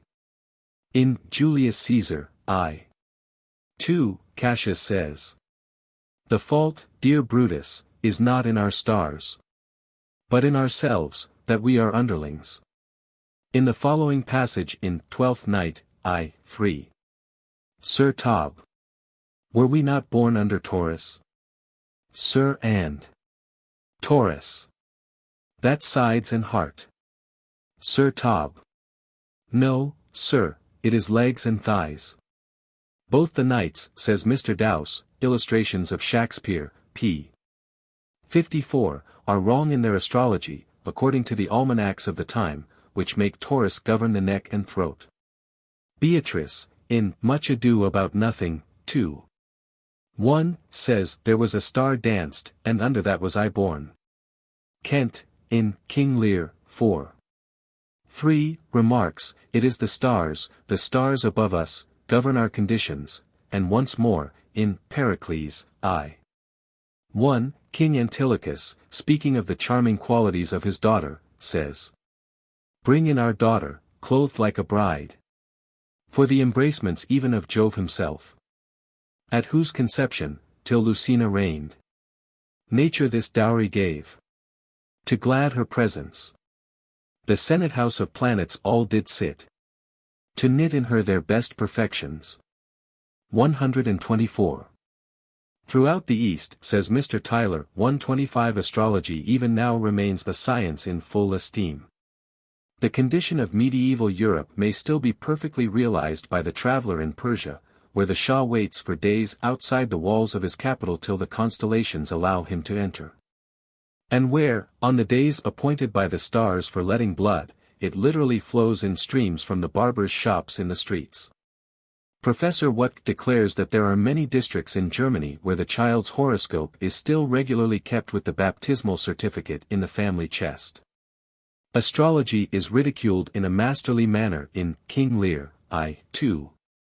And Warburton suggests that if the date of the first performance of King Lear were well considered, it would be found that something or other had happened at that time which gave a more than ordinary run to this deceit. As these words seem to indicate, I am thinking, brother, of a prediction I read this other day, what should follow these eclipses. Zook 126, speaking of Queen Mary's reign, tells us that judicial astrology was much in use long after this time. Its predictions were received with reverential awe. And even men of the most enlightened understandings were inclined to believe that the conjunctions and oppositions of the planets had no little influence in the affairs of the world. The pretense, also, of predicting events, such as pestilence from the aspect of the heavenly bodies, one form of medical astrology, is noticed in Venus and Adonis. Long may they kiss each other, for this cure. Oh, never let their crimson liveries wear. And as they last, their verdure still endure, to drive infection from the dangerous year. That the stargazers, having writ on death, may say, the plague is banished by thy breath. Heroes were in ancient times immortalized by being placed among the stars, a custom to which Bedford refers in 1 Henry VI. I. 1. A far more glorious star thy soul will make than Julius Caesar. And, again, Pericles, v. 3, exclaims, Heavens make a star of him. On a medal of Hadrian, the adopted son of Trajan and Plotina, the divinity of his parents is expressed by placing a star over their heads. And in like manner the medals of Faustina the elder exhibit her on an eagle, her head surrounded with stars. 127. In 2 Henry IV. 4. 3. A ludicrous term for the stars is, cinders of the elements, and in Merchant of Venice, v. 1, they are designated, candles of the night. Meteors. An elegant description of a meteor well known to sailors is given by Ariel in The Tempest, I. 2.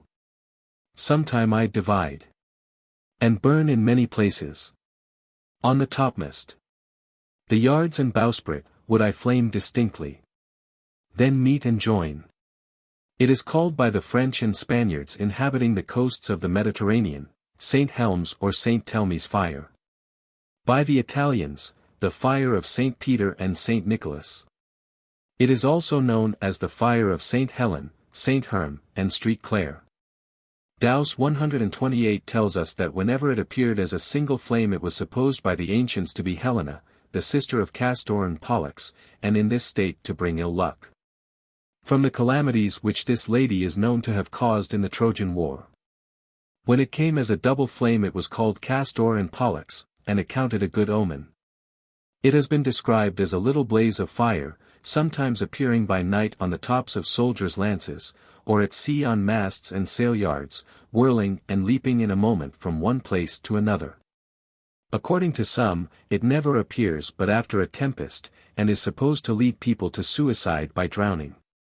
Shakespeare in all probability consulted Batman's Golden Books of the Leaden Gods, who, speaking of Castor and Pollux, says, they were figured like two lampies or cresset lights, one on the top of a mast, the other on the stem or foreship.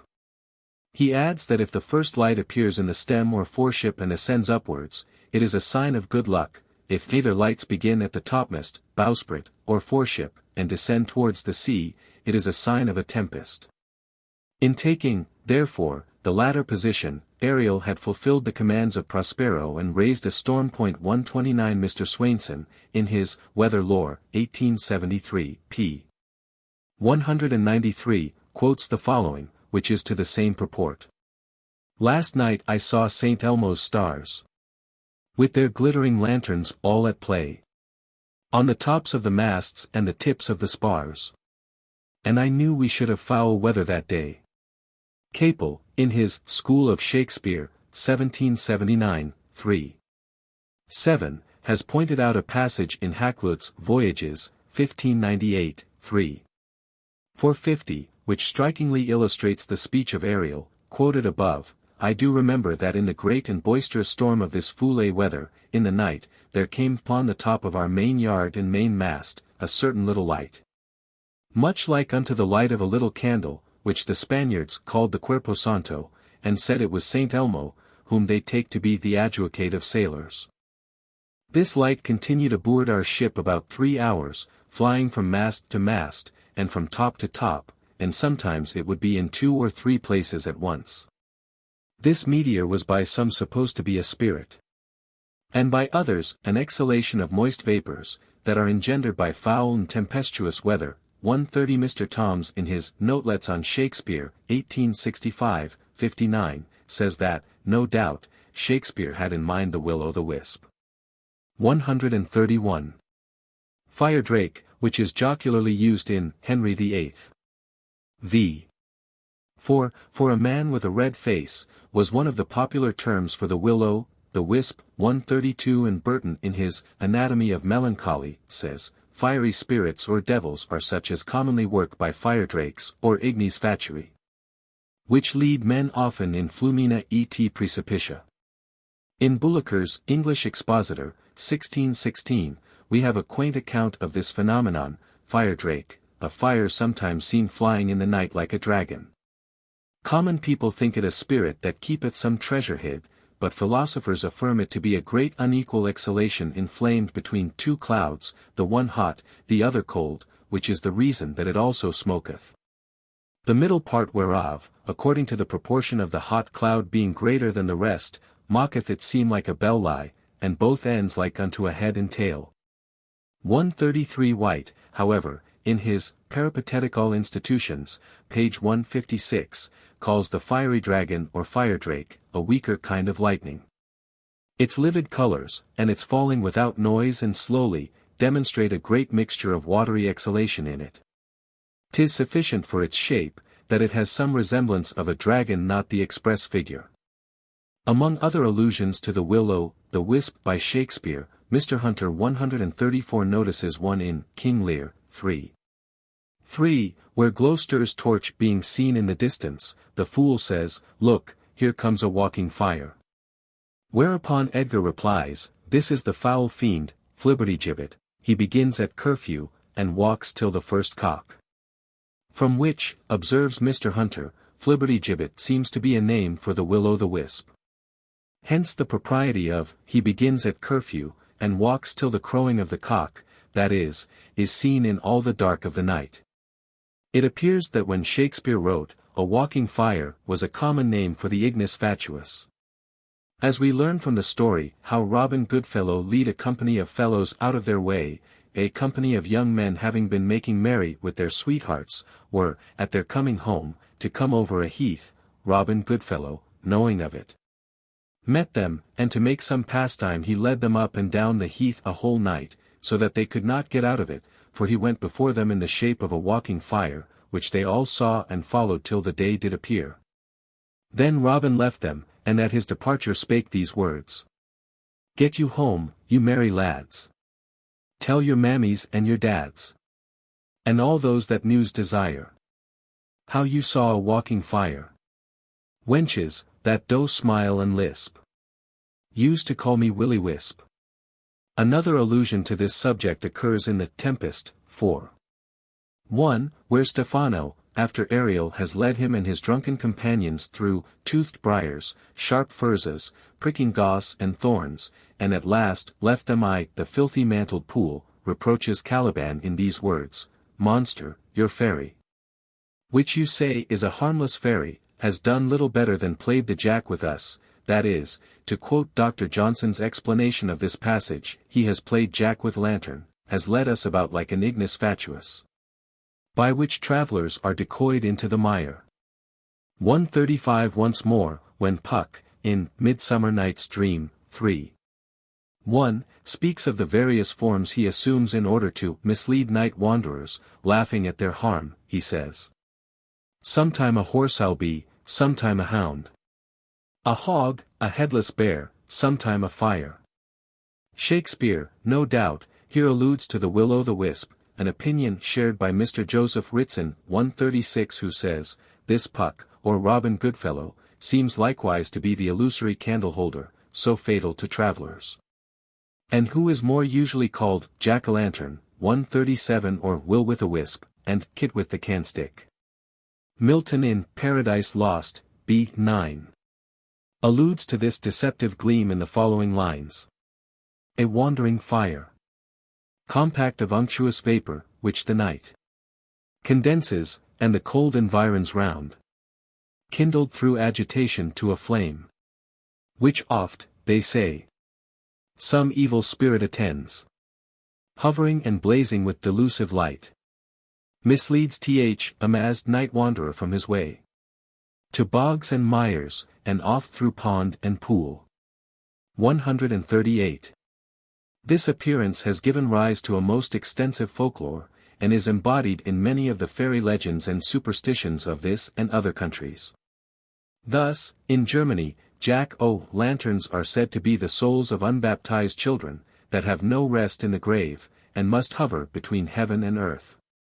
In many places they are called land measurers, and are seen like figures of fire, running to and fro with a red-hot measuring rod.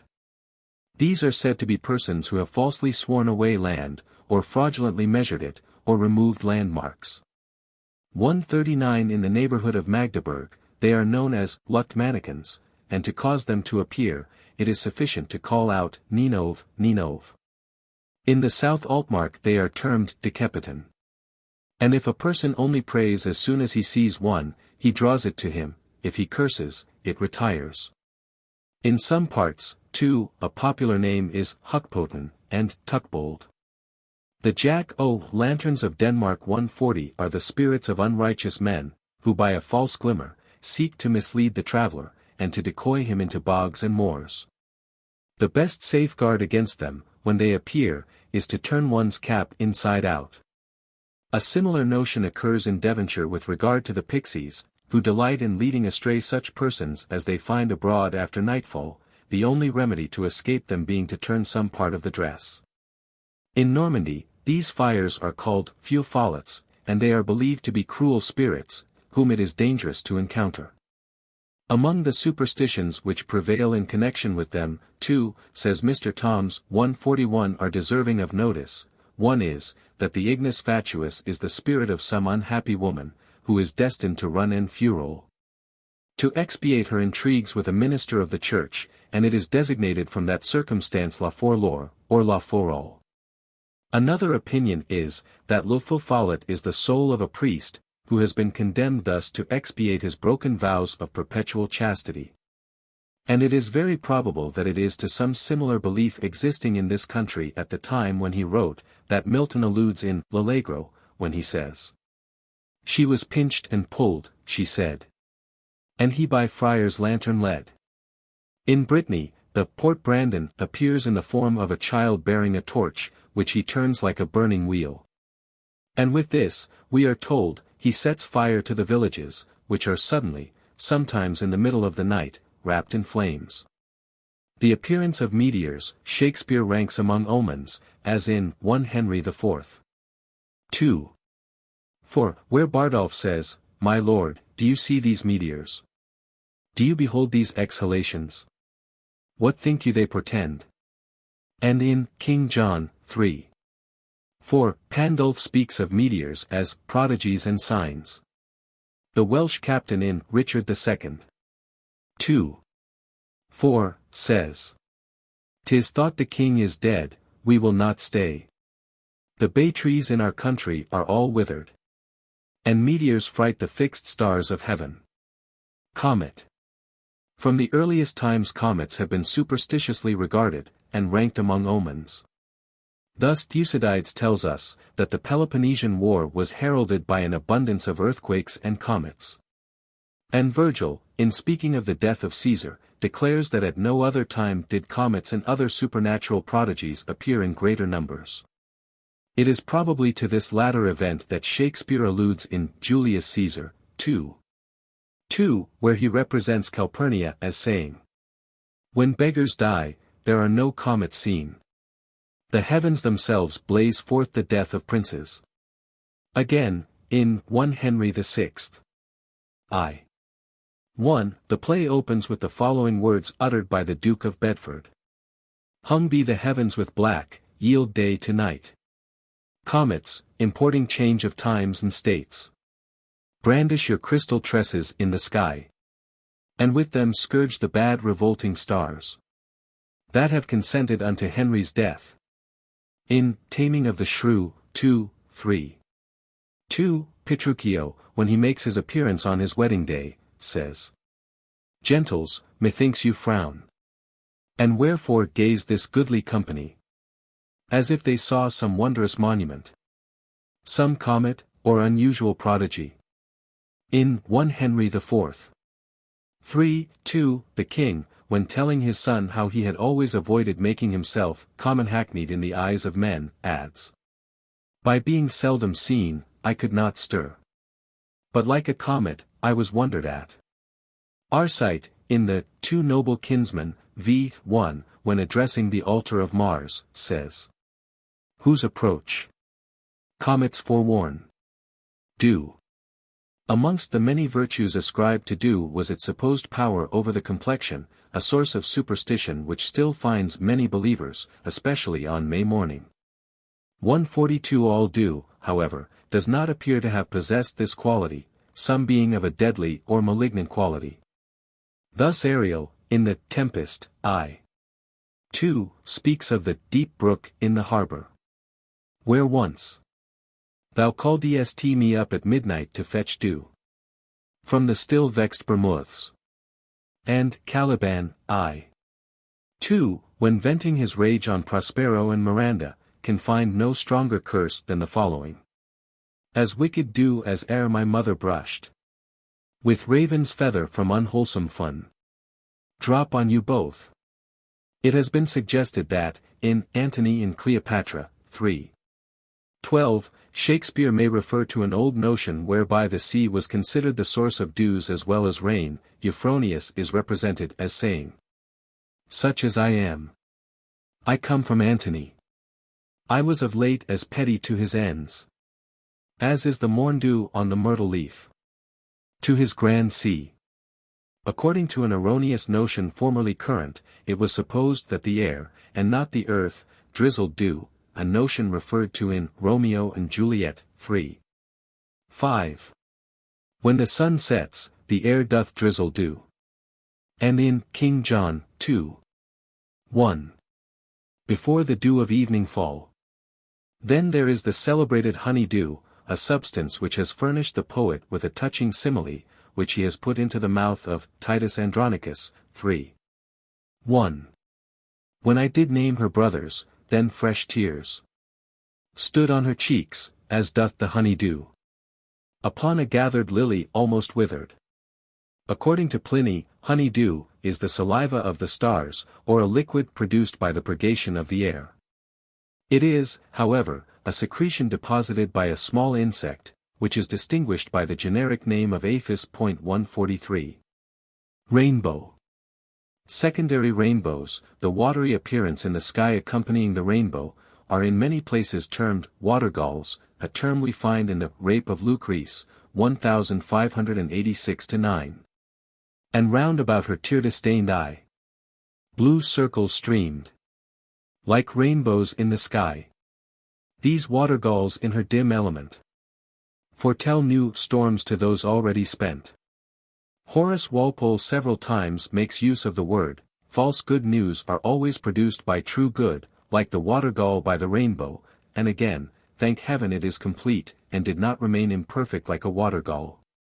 144. In The Dialect of Craven, we find watergall, a secondary or broken rainbow. Germ. Wassergall. Thunder. According to an erroneous fancy, the destruction occasioned by lightning was effected by some solid body known as the thunderstone or thunderbolt. Thus in the beautiful dirge in Cymbeline, 4:2. Guid. Fear no more the lightning flash. Arv. Or the all-dreaded thunderstone. Othello asks, v. 2. Are there no stones in heaven? But what serve for the thunder? And in Julius Caesar, I. 3, Cassius says. And, thus unbraced, Casca, as you see, have bared my bosom to the thunderstone. The thunderstone is the imaginary product of the thunder, which the ancients called Brancha, mentioned by Pliny, Nat. History 37:10, as a species of gem, and as that which, falling with the lightning, does the mischief. It is the fossil commonly called the belemnite, or finger stone, and now known to be a shell. A superstitious notion prevailed among the ancients, that those who were stricken with lightning were honored by Jupiter, and therefore to be accounted holy. It is probably to this idea that Shakespeare alludes in Antony and Cleopatra, 2:5. Some innocents 'scape not the thunderbolt. 145. The bodies of such were supposed not to putrefy. And, after having been exhibited for a certain time to the people, were not buried in the usual manner, but interred on the spot where the lightning fell, and a monument erected over them. Some, however, held a contrary opinion. Thus Persius, Saturday 2, line 27, says. Trist jaces Lucas evitan dunk bidental. The ground, too, that had been smitten by a thunderbolt was accounted sacred, and afterwards enclosed, nor did anyone even presume to walk on it. Such spots were, therefore, consecrated to the gods, and could not in future become the property of anyone. Among the many other items of folklore associated with thunder is a curious one referred to in Pericles, 4:2. Thunder shall not so awake the beds of eels. The notion formerly being that thunder had the effect of rousing eels from their mud, and so rendered them more easy to be taken in stormy weather.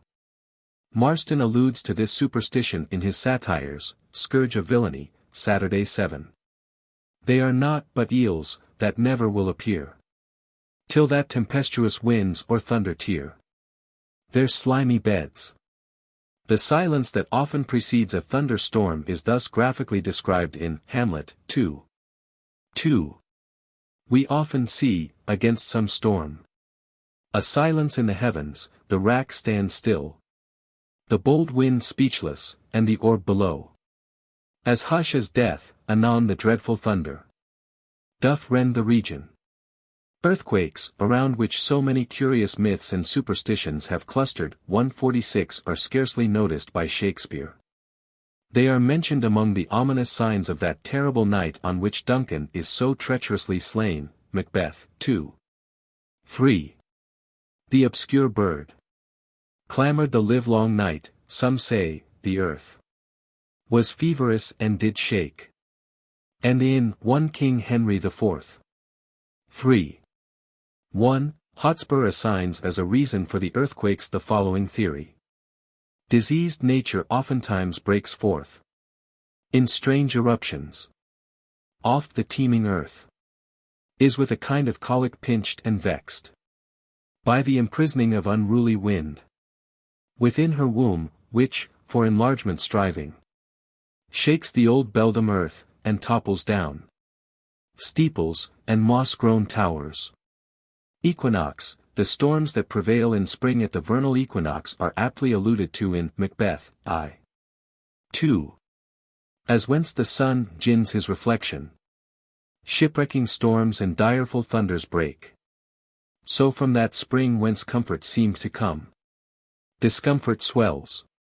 The meaning being, the beginning of the reflection of the sun is the epoch of his passing from the severe to the milder season, opening, however, with storms.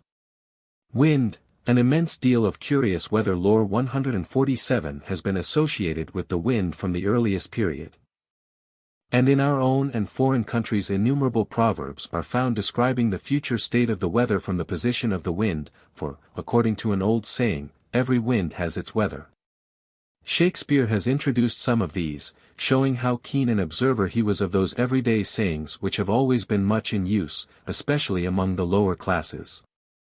Thus the proverbial wet which accompanies the wind when in the south is mentioned in As You Like It, 3:5. Like foggy south puffing with wind and rain. And again in 1 Henry IV. v:1. The southern wind doth play the trumpet to his, i.e., the sun's, purposes. And by his hollow whistling in the leaves, foretells a tempest and a blustering day. A popular saying to the same effect, still in use, tells us that when the wind is in the south, it is in the rain's mouth. Again, in days gone by, the southerly winds were generally supposed to be bearers of noxious fogs and vapors, frequent allusions to which are given by Shakespeare. Thus in The Tempest, I:2, Caliban says, "A southwest blow on ye, and blister you all o'er." A book 148:2, with which, as already noticed, Shakespeare appears to have been familiar, tells us, this southern wind is hot and moist. Southern winds corrupt and destroy, they heat, and make men fall into the sickness.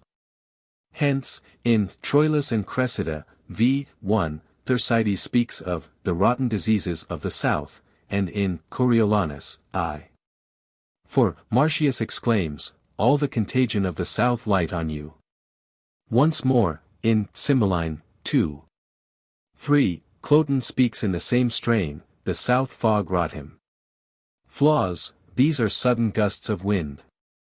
It was the opinion, says Warburton, of some philosophers that the vapors being congealed in the air by cold, which is the most intense in the morning, and being afterwards rarefied and let loose by the warmth of the sun, occasion those sudden and impetuous gusts of winds which were called flaws.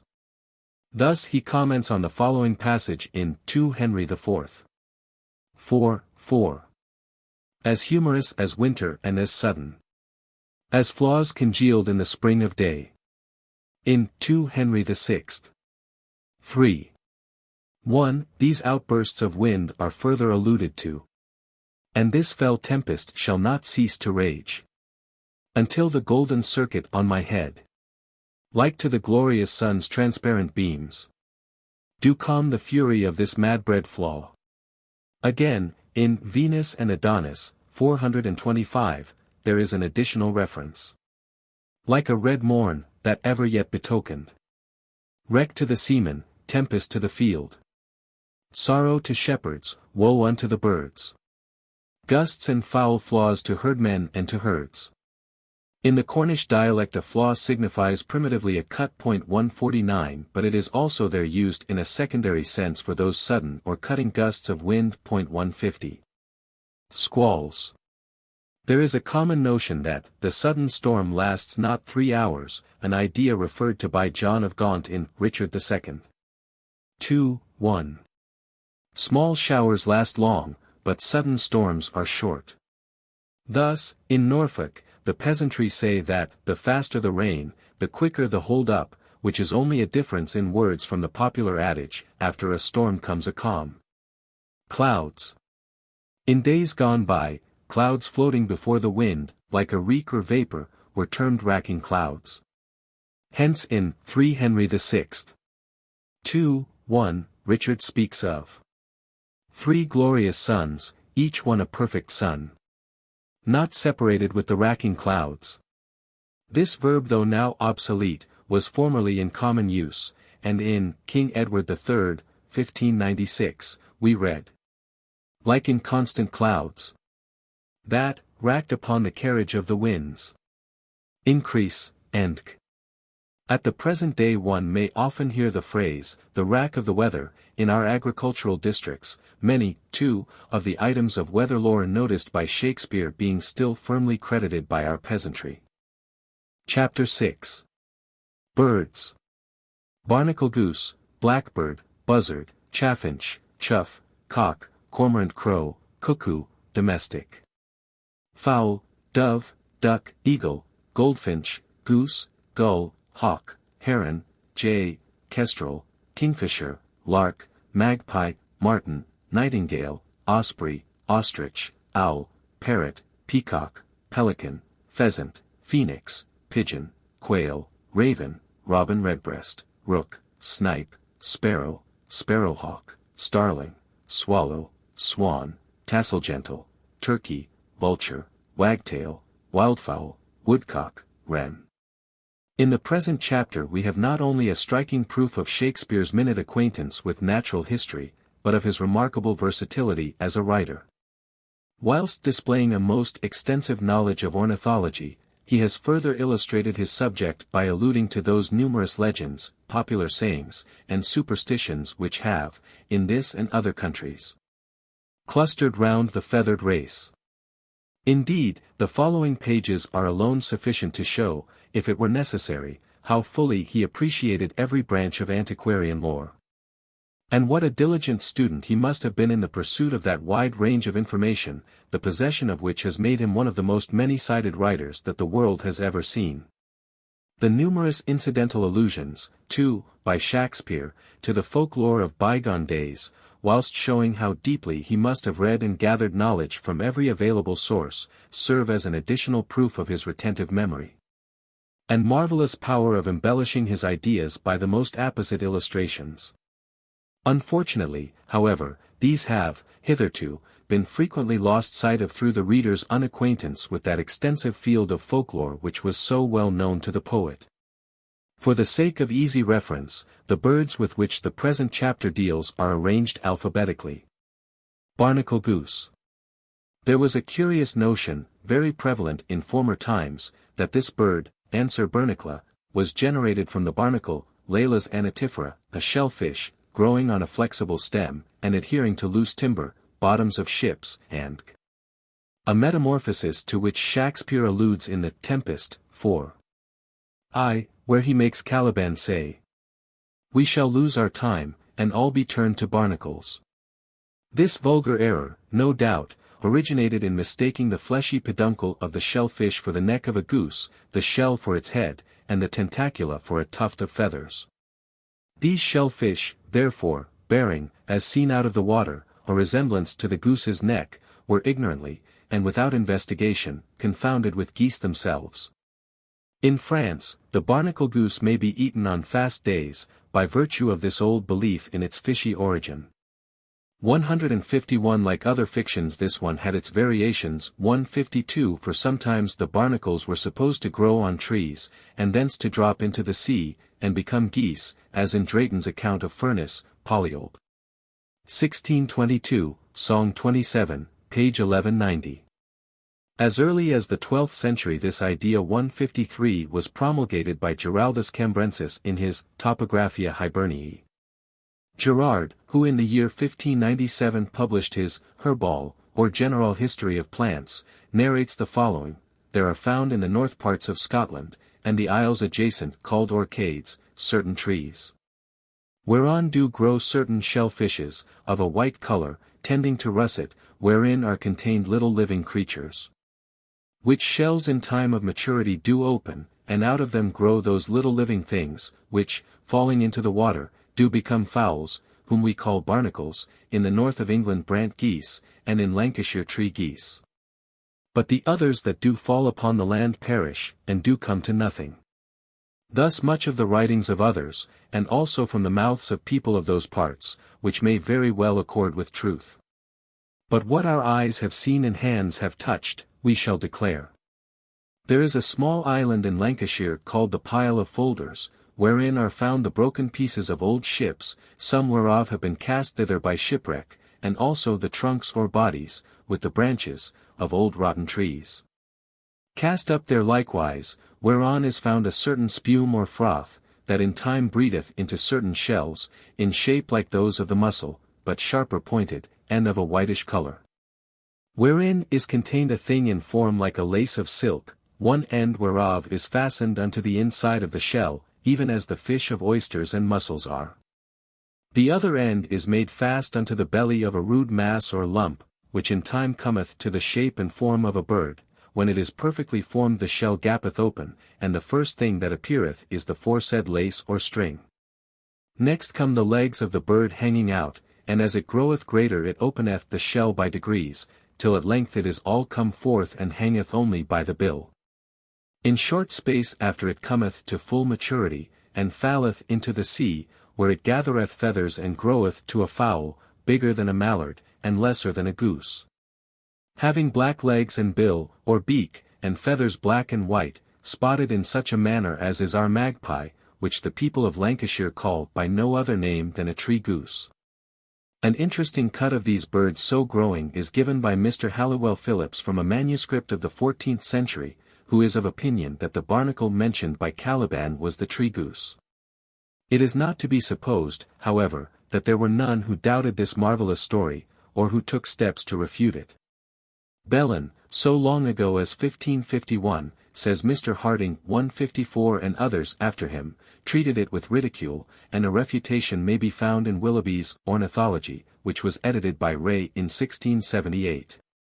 155 This vulgar error is mentioned by many of the old writers. Thus Bishop Hall, in his Virgidimiarum, lib 4, Saturday 2, says: The Scottish barnacle, if I might choose, that of a worm doth wax a winged goose. Butler, 2, in his Hudibras, 3, 2. 1, 655, speaks of it, and Marston, in his Male Content, 1604, has the following: Like your Scotch barnacle, now a block, instantly a worm, and presently a great goose. Blackbird, this favourite is called in the Midsummer Night's Dream, 3. 1. An ouzel, Old French, oizel, a term still used in the neighbourhood of Leeds. The ouzel cock so black of hue, with orange tawny bill. In the 2d part of King Henry IV. 3. 2. When Justice Shallow inquires of Justice Silence, and how doth my cousin?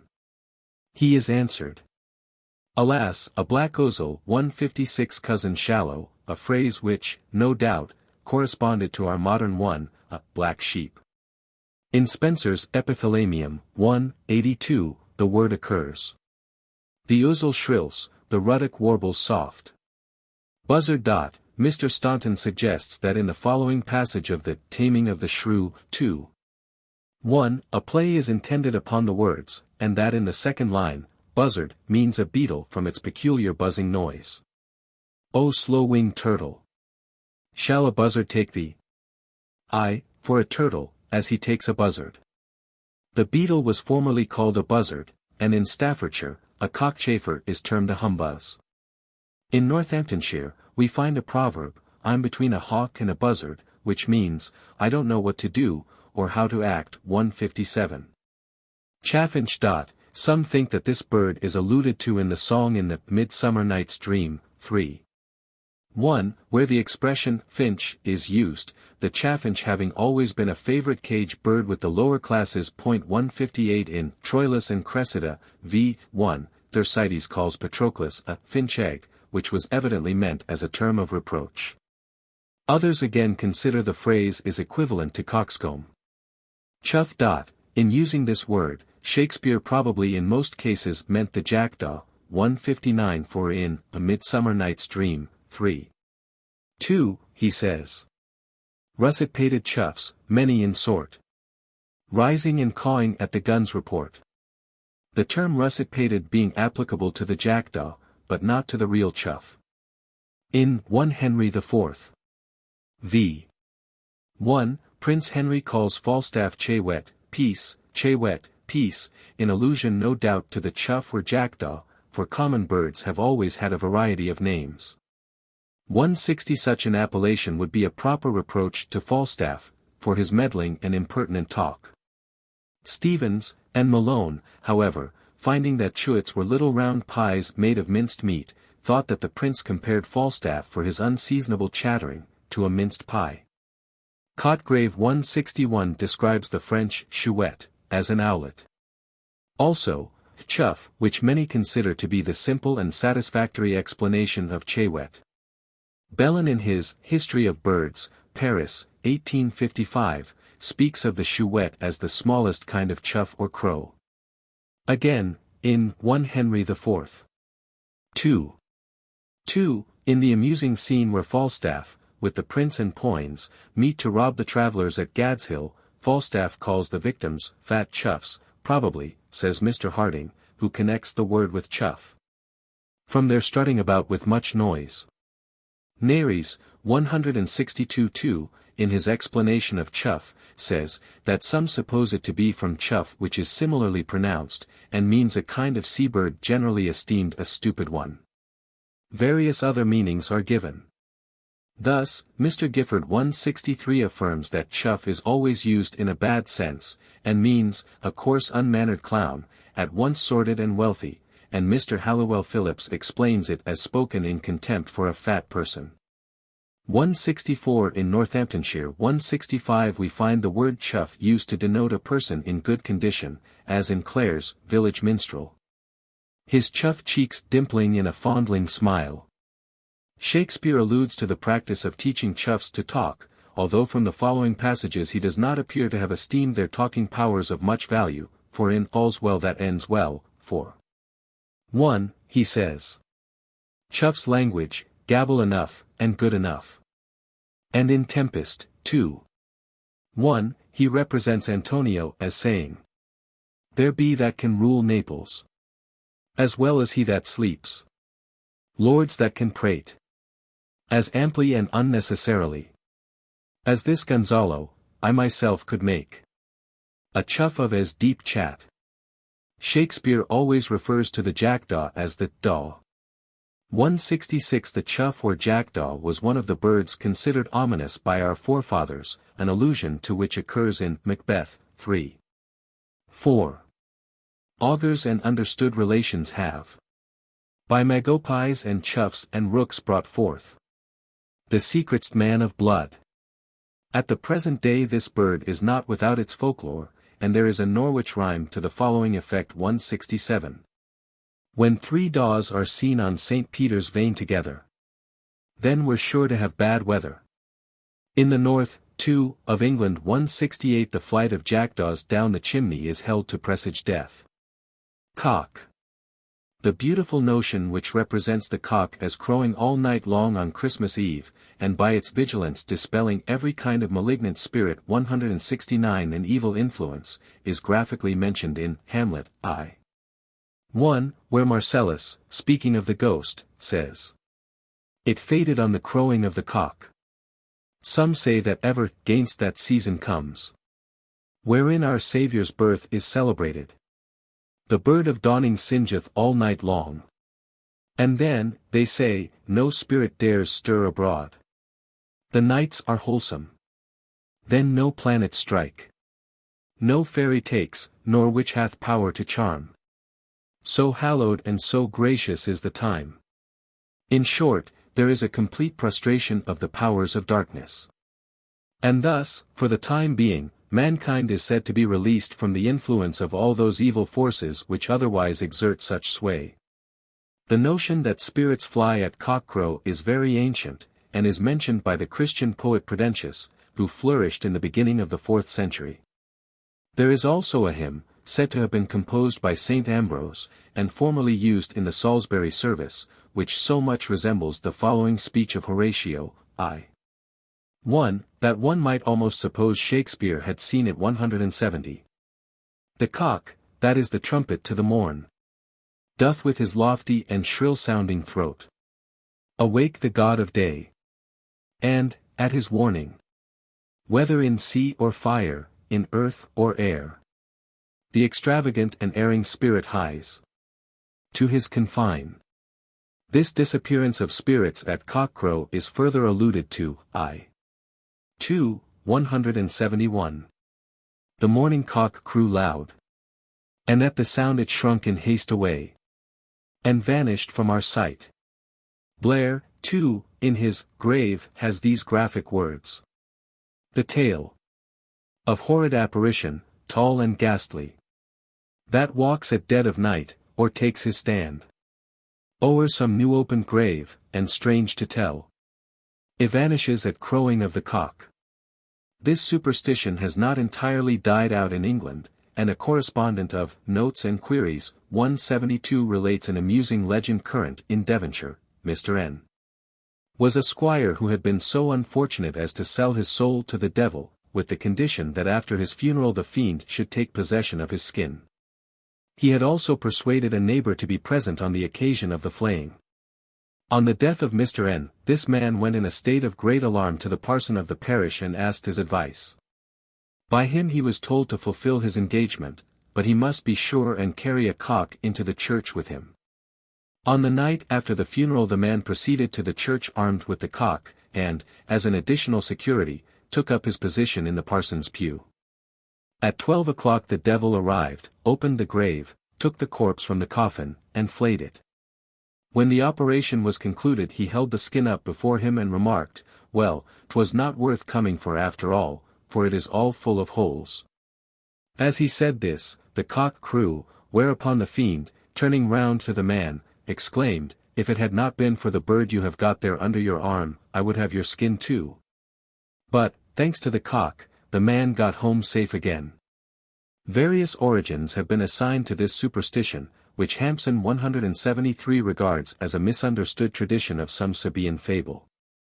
The cock, he adds, which seems by its early voice to call forth the sun, was esteemed a sacred solar bird, hence it was also sacred to Mercury, one of the personifications of the sun. A very general amusement up to the end of the last century was cockfighting, a diversion of which mention is occasionally made by Shakespeare, as in Antony and Cleopatra, 2:3. His cocks do win the battle still of mine, when it is all to naught. And again Hamlet says, v. 2. "Oh, I die, Horatio. The potent poison quite o'ercrows my spirit." Meaning the poison triumphs over him, as a cock over his beaten antagonist. Formerly, cockfighting entered into the occupations of the old and young. 174 schools had their cockfights. Travelers agreed with coachmen that they were to wait a night if there was a cockfight in any town through which they passed. When country gentlemen had sat long at table, and the conversation had turned upon the relative merits of their several birds, a cockfight often resulted, as the birds in question were brought for the purpose into the dining-room.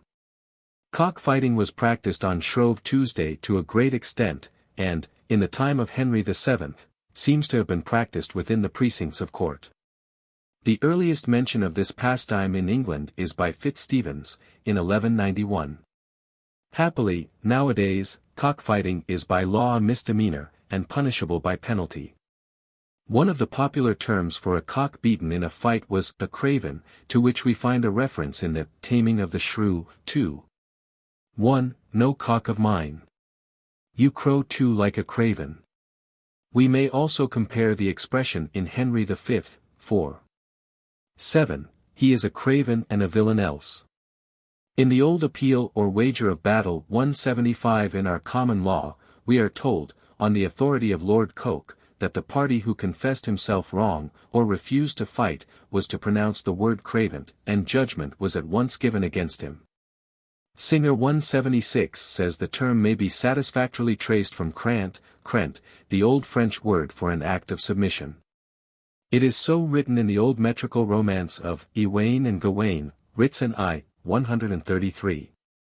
Or Yelda the Tillus als Crent. And in Richard Coeur de Lion, Weber 2. 208. On knees he fell down, and cried, Craunt. It then became cravant, cravent, and at length craven. In the time of Shakespeare, the word cock was used as a vulgar corruption or purposed disguise of the name of God, an instance of which occurs in Hamlet, 4. 5. By cock, they are to blame. This irreverent alteration of the sacred name is found at least a dozen times 177 in Heywood's Edward IV, where one passage is: Herald, swear on this book, King Louis, so help you God. You mean no otherwise than you have said. King Louis, so help me cock as I dissemble not. We find, too, other allusions to the sacred name, as in Cock's Passion, Cock's Body, as in Taming of the Shrew, 4. Cock's Passion, Silence. A not uncommon oath, too, in Shakespeare's time was cock and pie, cock referring to God, and pie being supposed to mean the service book of the Romish Church. A meaning which, says Mr. Dice, seems much more probable than Dow's 178 supposition that this oath was connected with the making of solemn vows by knights in the days of chivalry, during entertainments, at which a roasted peacock was served up. It is used by Justice Shallow, 2 Henry IV, v. 1, by cock and pie, sir, you shall not away tonight. We may also compare the expression in the old play of Solomon and Procida, 1599, by cock and pie and mousefoot. Mr. Harding 179 says that cock and pie, i.e., magpie, was an ordinary alehouse sign, and may have thus become a subject for the vulgar to swear by. The phrase, cock-a-hoop, 180 which occurs in Romeo and Juliet, I. 5. You'll make a mutiny among my guests. You will set cock-a-hoop. You'll be the man. No doubt refers to a reckless person, who takes the cock or tap out of a cask, and lays it on the top or hoop of the barrel, thus letting all the contents of the cask run out. Formerly, a quart pot was called a hoop, being formed of staves bound together with hoops like barrels. There were generally 3 hoops to such a pot, hence, in 2 Henry VI. 4. 2. One of Jack Cade's popular reformations was to increase their number. The 3-hooped pot shall have 10 hoops, and I will make it felony to drink small beer. Some, however, consider the term cock-a-hoop 181 refers to the boastful crowing of the cock. In King Lear, 3. 2, Shakespeare speaks of the cataracts and hurricanos as having drenched our steeples, drowned the cocks. Vanes on the tops of steeples were in days gone by made in the form of a cock, hence weathercocks, and put up, in papal times, to remind the clergy of watchfulness. 182 apart, 2, from symbolism, the large tail of the cock was well adapted to turn with the wind. 183. Cormorant. The proverbial voracity of this bird 184 gave rise to a man of large appetite being likened to it, a sense in which Shakespeare employs the word, as in Coriolanus, I. 1, the cormorant belly, in Love's Labour's Lost, I. 1, cormorant devouring time, and in Troilus and Cressida, 2. 2, this cormorant war. Although, says Mr. Harding 185, Shakespeare mentions the cormorant in several of his plays, he has nowhere alluded to the sport of using these birds, when trained, for fishing. A fact which is singular, since he often speaks of the then popular pastime of hawking, and he did not die until some years after James I had made fishing with cormorants a fashionable amusement. Crow. This has from the earliest times been reckoned a bird of bad omen, and in Julius Caesar, v. 1, Cassius, on the eve of battle, predicted a defeat, because, to use his own words, crows and kites fly o'er our heads and downward look on us. As we were sickly prey, their shadows seem a canopy most fatal, under which our army lies, ready to give up the ghost. Allusions to the same superstition occur in Troilus and Cressida, I. 2, King John, v. 2, etc. Virgil, Bucolic I. 18, mentions the croaking of the crow as a bad omen. Seep sinistra cava predixit abilis cornix. And Butler in his Hudibras, Part 2, Canto 3, remarks, is it not ominous in all countries, when crows and ravens croak upon trees? Even children nowadays regard with no friendly feelings this bird of ill omen. 186. And in the north of England there is a rhyme to the following effect. Crow, crow, get out of my sight, or else I'll eat thy liver and lights. Among other allusions, mentioned by Shakespeare, to the crow, may be noticed the crowkeeper, a person employed to drive away crows from the fields.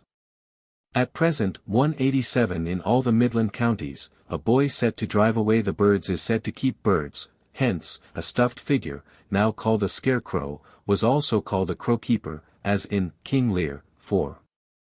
6. That fellow handles his bow like a crowkeeper. One of Tusser's directions for September is, no sooner a sowing, but out by and by, with mother or boy that alarum can cry. And let them be armed with a sling or a bow, to scare away pigeon, the rook, or the crow. In Romeo and Juliet, I. 4, a scarecrow seems meant, bearing a Tartar's painted bow of lath, scaring the ladies like a crowkeeper.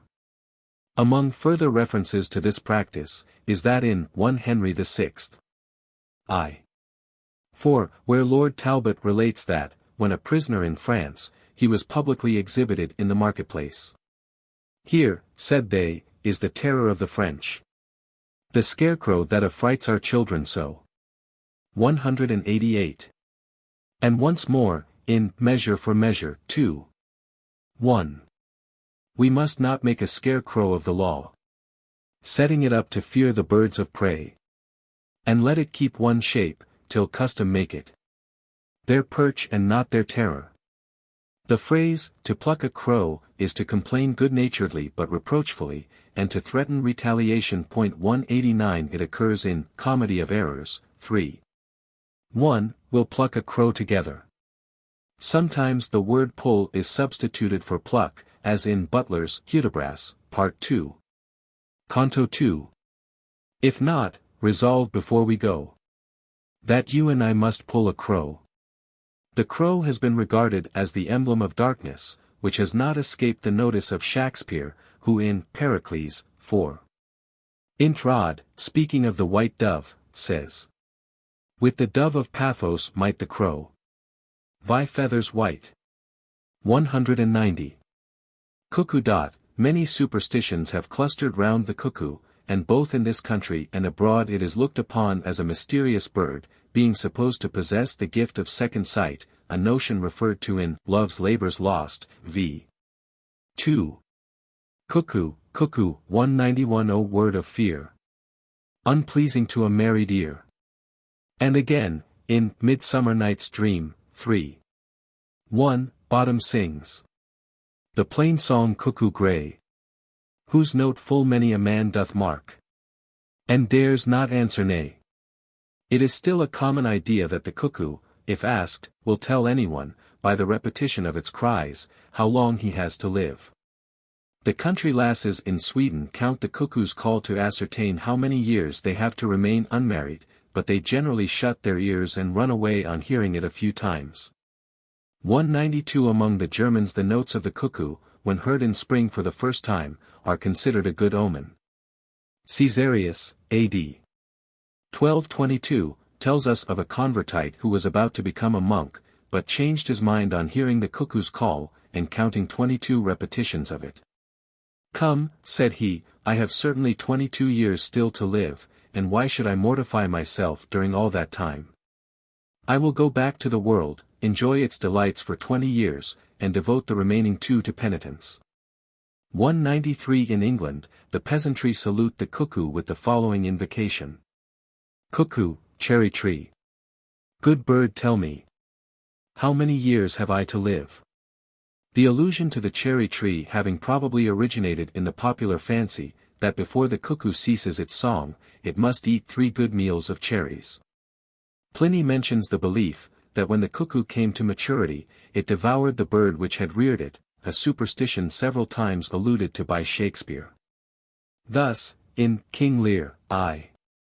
4, the fool remarks, "The hedge sparrow fed the cuckoo so long, that its hatted head bit off by it young." Again, in 1 Henry IV. v. 1, Worcester says, "And being fed by us you used us so, as that ungentle gull, the cuckoo's bird, useth the sparrow, did oppress our nest, grew by our feeding to so great a bulk, that even our love durst not come near your sight, for fear of swallowing." Once more, the opinion that the cuckoo made no nest of its own, but laid its eggs in that of another bird, is mentioned in Antony and Cleopatra, 2. 6. "Thou dost o'ercount me of my father's house. But, since the cuckoo builds not for himself, remain in't as thou mayst." It has been remarked, 194 however, in reference to the common idea that the young cuckoo ill-treats its foster mother, that if we watch the movements of the 2 birds, when the younger is being fed, we cannot much wonder at this piece of folklore. When the cuckoo opens its great mouth, the diminutive nurse places her own head so far within its precincts, that it has the exact appearance of a voluntary surrender to decapitation. The notion 195, which couples the name of the cuckoo with the character of the man whose wife is unfaithful to him, appears to have been derived from the Romans, and is first found in the Middle Ages in France, and in the countries of which the modern language is derived from the Latin. But the ancients more correctly gave the name of the bird, not to the husband of the faithless wife, but to her paramour, who might justly be supposed to be acting the part of the cuckoo. They applied the name of the bird in whose nest the cuckoo's eggs were usually deposited, Caruca, to the husband. It is not quite clear how, in the passage from classic to medieval, the application of the term was transferred to the husband. In further allusion to this bird, we may quote the following from All's Well That Ends Well, I. 3. "For I the ballad will repeat, which men full true will find. Your marriage comes by destiny, your cuckoo sings by kind." The cuckoo has generally been regarded as the harbinger of spring, and according to a Gloucestershire rhyme, "The cuckoo comes in April, sings a song in May, then in June another tune, and then she flies away." Thus, in 1 Henry IV. 3. 2, Henry IV, alluding to his predecessor, says, "So when he had occasion to be seen, he was but as the cuckoo is in June, heard, not regarded." In Love's Labours Lost, v. 2, spring is maintained by the cuckoo, in those charming sonnets descriptive of the beauties of the country at this season. The word cuckoo has, from the earliest times, been used as a term of reproach. 196 and Plautus 197 has introduced it on more than one occasion. In this sense we find it quoted by Shakespeare in 1 Henry IV. 2, 4, "O horseback, ye cuckoo." The term cuckold, too, which so frequently occurs throughout Shakespeare's plays, is generally derived from cuculus, 198 from the practice already alluded to of depositing its eggs in other birds' nests. Domestic fowl. In The Tempest, v. 1, the word chick is used as a term of endearment, nay arise, chick, and in Macbeth, 4. 3. Macduff speaks of his children as, all my pretty chickens. In Coriolanus, v. 3, hen is applied to a woman, poor hen, fond of no second brood. And in Taming of the Shrew, 2. 1, Petruchio says, so Kate will be my hen, and, once more, 1 Henry IV. 3. Falstaff says, how now, Dame Partlet, the hen. In Othello, I. 3. Iago applies the term guinea hen to Desdemona, a cant phrase in Shakespeare's day for a fast woman. Dove. Among the many beautiful allusions to this bird we may mention one in Hamlet, v. 1, where Shakespeare speaks of the dove only laying 2 eggs. 199. As patient as the female dove. When that her golden couplets are disclosed. The young nestlings, when first disclosed, are only covered with a yellow down, and the mother rarely leaves the nest, in consequence of the tenderness of her young, hence the dove has been made an emblem of patience. In 2 Henry IV. 4. 1. It is spoken of as the symbol of peace, the dove, and very blessed spirit of peace, and in the Taming of the Shrew, 2. 1, we find the expression, as modest as the dove. Its love, too, is several times referred to, as in Romeo, 2. 1, pronounce but, love and dove, and in 1 Henry VI. 2, Burgundy says. Like to a pair of loving turtle doves. That could not live asunder day or night. This bird has, also, been regarded as the emblem of fidelity, as in the following graphic passage in Troilus and Cressida, 3. 2. As true as steel, as plantage to the moon. As sun to day, as turtle to her mate. As iron to adamant, as earth to the center. And in Winter's Tale, 4. 4, we read, turtles pair, that never mean to part. Its modesty is alluded to in the Taming of the Shrew, 2. 1, modest as the dove, and its innocence in 2 Henry VI. 3. 1, is mentioned, where King Henry says, our kinsman Gloucester is as innocent. From meaning treason to our royal person. As is the sucking lamb or harmless dove. The Duke is virtuous. Mild and too well given. To dream on evil or to work my downfall. The custom of giving a pair of doves or pigeons as a present or peace offering, is alluded to in Titus Andronicus, 4. 4, where the clown says, God and Saint Stephen give you good den, I have brought you a letter and a couple of pigeons here. And when Gobbo tried to find favor with Bassanio in Merchant of Venice, 2. 2, he began by saying, I have here a dish of doves, that I would bestow on your worship. Shakespeare alludes in several places to the doves of Venus, as in Venus and Adonis. Thus weary of the world, away she, Venus, hies. And yokes her silver doves.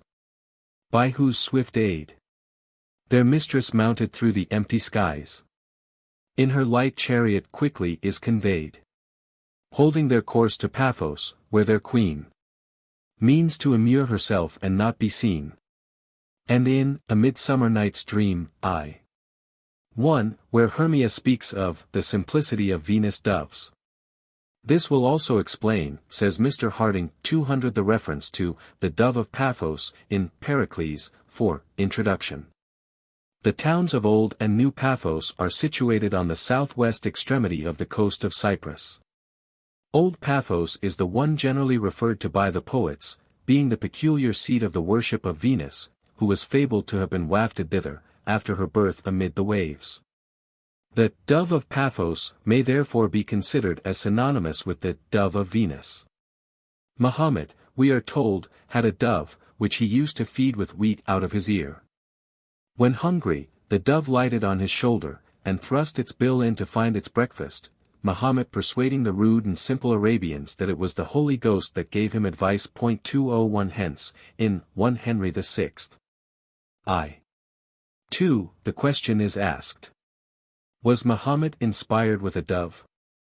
Duck. A barbarous pastime in Shakespeare's time was hunting a tame duck in the water with spaniels. For the performance of this amusement it was necessary 202 to have recourse to a pond of water sufficiently extensive to give the duck plenty of room for making its escape from the dogs when closely pursued, which it did by diving as often as any of them came near it. Hence the following allusion in Henry V. 2:3. And Holdfast is the only dog, my duck. 203. To swim like a duck is a common proverb, which occurs in the Tempest, 2:2, where Trinculo, in reply to Stephano's question how he escaped, says, swum ashore, man, like a duck. I can swim like a duck, I'll be sworn. Eagle. From the earliest time this bird has been associated with numerous popular fancies and superstitions, many of which have not escaped the notice of Shakespeare. A notion of very great antiquity attributes to it the power of gazing at the sun undazzled, to which Spenser in his Hymn of Heavenly Beauty refers.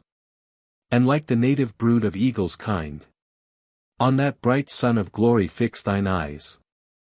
In Love's Labours Lost, 4:3, Byron says of Rosaline, what peremptory eagle-sighted eye dares look upon the heaven of her brow, that is not blinded by her majesty. 204. And in 3 Henry VI. 2:1, Richard says to Edward, Prince of Wales, nay, if thou be that princely eagle's bird, show thy descent by gazing 'gainst the sun. The French naturalist, Lacépède, 205 has calculated that the clearness of vision in birds is 9 times more extensive than that of the farthest-sighted man. The eagle, too, has always been proverbial for its great power of flight, and on this account has had assigned to it the sovereignty of the feathered race. Aristotle and Pliny both record the legend of the wren disputing for the crown. A tradition which is still found in Ireland. 206, the birds all met together one day and settled among themselves that whichever of them could fly highest was to be the king of them all. Well, just as they were starting, the little rogue of a wren perched itself on the eagle's tail. So they flew and flew ever so high, till the eagle was miles above all the rest, and could not fly another stroke, for he was so tired. Then, says he, I'm the king of the birds, says he, hurrah.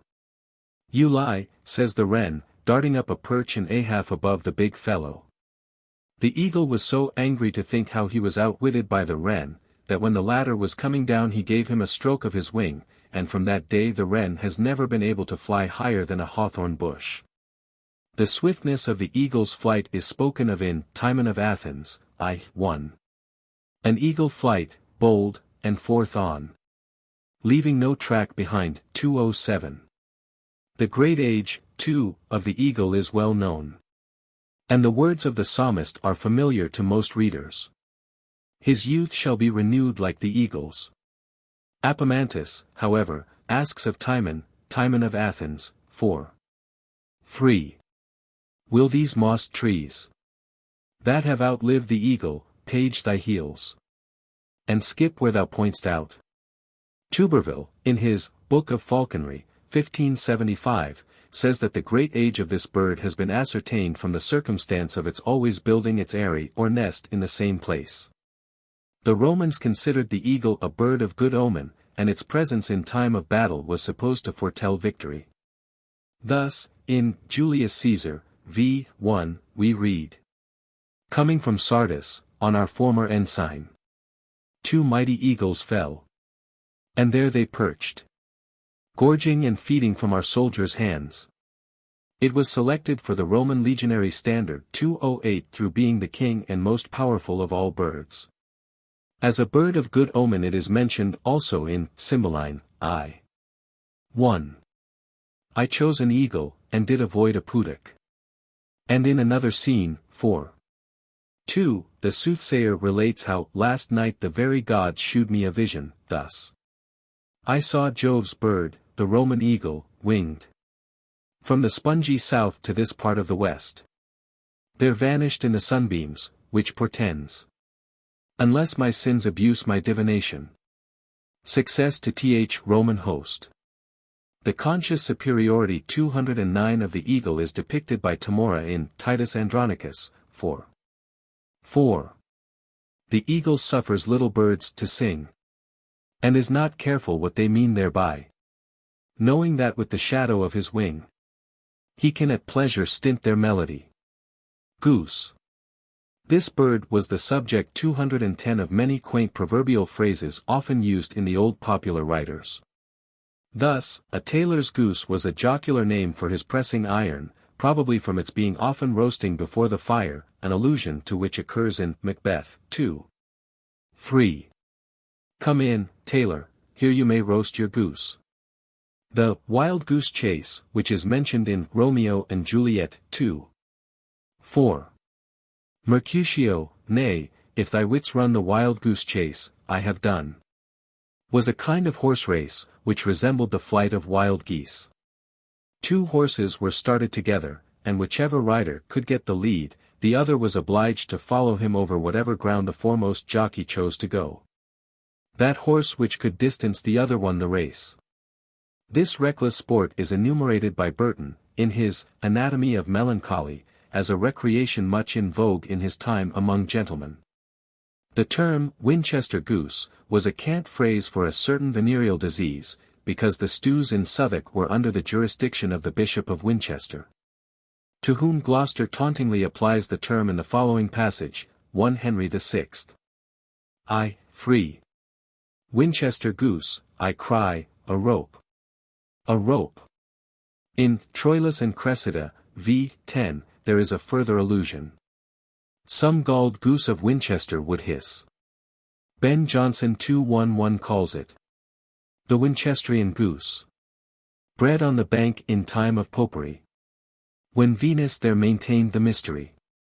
Plucking geese was formerly a barbarous sport of boys, merry wives of Windsor, v. 1, which consisted in stripping a living goose of its feathers. 212. In Coriolanus, I. 4, the goose is spoken of as the emblem of cowardice.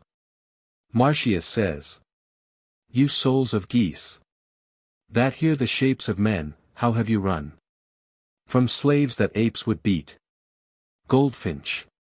The Warwickshire name 213 for this bird is proud tailor, to which, some commentators think, the words in 1 Henry IV. 3, 1, refer. Lady P. I will not sing. Hotsp. 'Tis the next way to turn tailor, or be redbreast teacher. It has, therefore, been suggested that the passage should be read thus, 'Tis the next way to turn tailor, or redbreast teacher, i.e., to turn teacher of goldfinches or redbreasts. 214 Singer, 215 however, explains the words thus, tailors, like weavers, have ever been remarkable for their vocal skill. Percy is jocular in his mode of persuading his wife to sing. And this is a humorous turn which he gives to his argument, come, sing. I will not sing. 'Tis the next, i.e. the readiest, nearest, way to turn tailor, or redbreast teacher, the meaning being, to sing is to put yourself upon a level with tailors and teachers of birds. Gull. Shakespeare often uses this word as synonymous with fool. Thus in Henry V. 3, 6, he says, Why, 'tis a gull, a fool. The same play upon the word occurs in Othello, v. 2, and in Timon of Athens, 2. 1, in Twelfth Night, v. 1, Malvolio asks, Why have you suffered me to be imprisoned?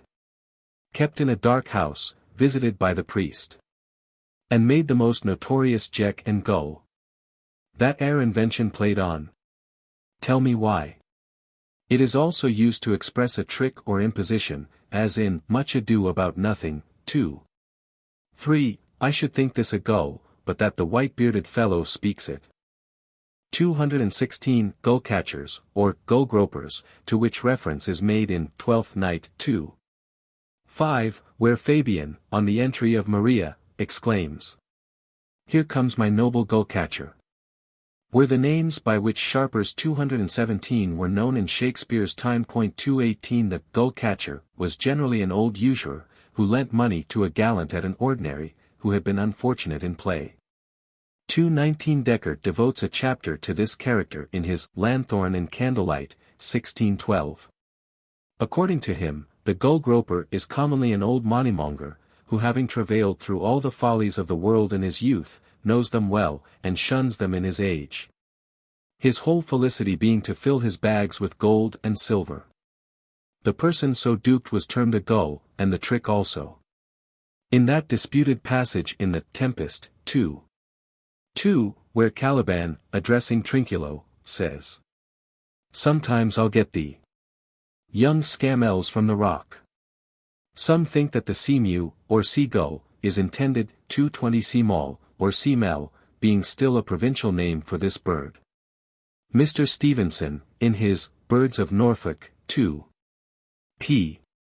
260, tells us that the female bar-tailed godwit is called a scamel by the gunners of Blakeney. But as this bird is not a rock breeder, 221, it cannot be the one intended in the present passage, if we regard it as an accurate description from a naturalist's point of view. Holt says that scam is a limpet, and scamel probably a diminutive. Mr. Dice 222 reads scamels, i.e., the kestrel, stanel, or windhover, which breeds in rocky situations, and high cliffs on our coasts. He also further observes that this accords well with the context, from the rock, and adds that staniel or staniel occurs in Twelfth Night 2:5, where all the old editions exhibit the gross misprint, stallion. Hawk. The diversion of catching game with hawks was very popular in Shakespeare's time, 223, and hence, as might be expected, we find many scattered allusions to it throughout his plays. The training of a hawk for the field was an essential part of the education of a young Saxon nobleman, and the present of a well-trained hawk was a gift to be welcomed by a king. Edward the Confessor spent much of his leisure time in either hunting or hawking, and in the reign of Edward III. We read how the Bishop of Ely attended the service of the church at Bermondsey, Southwark, leaving his hawk in the cloister, which in the meantime was stolen, the bishop solemnly excommunicating the thieves. On one occasion Henry VIII met with a serious accident when pursuing his hawk at Hitchin in Hertfordshire. In jumping over a ditch, his pole broke, and he fell headlong into the muddy water, where he was with some difficulty rescued by one of his followers. Sir Thomas More, writing in the reign of Henry VIII, describing the state of manhood, makes a young man say, "Manhood I am, therefore I me delight to hunt and hawk, to nourish up and feed. The greyhound to the course, the hawk to flight, and to bestride a good and lusty steed." In noticing then, Shakespeare's allusions to this sport, we have a good insight into its various features, and also gain a knowledge of the several terms associated with it. Thus frequent mention is made of the word haggard, a wild untrained hawk, and in the following allegory, Taming of the Shrew, 4:1, where it occurs, much of the knowledge of falconry is comprised. "My falcon now is sharp and passing empty. Until she stoop she must not be full gorged," 224. "For then she never looks upon her lure. Another way I have to man my haggard, to make her come and know her keeper's call. That is, to watch her, as we watch these kites, that bait and beat and will not be obedient. She eat no meat today, nor none shall eat. Last night she slept not, nor tonight she shall not," 225.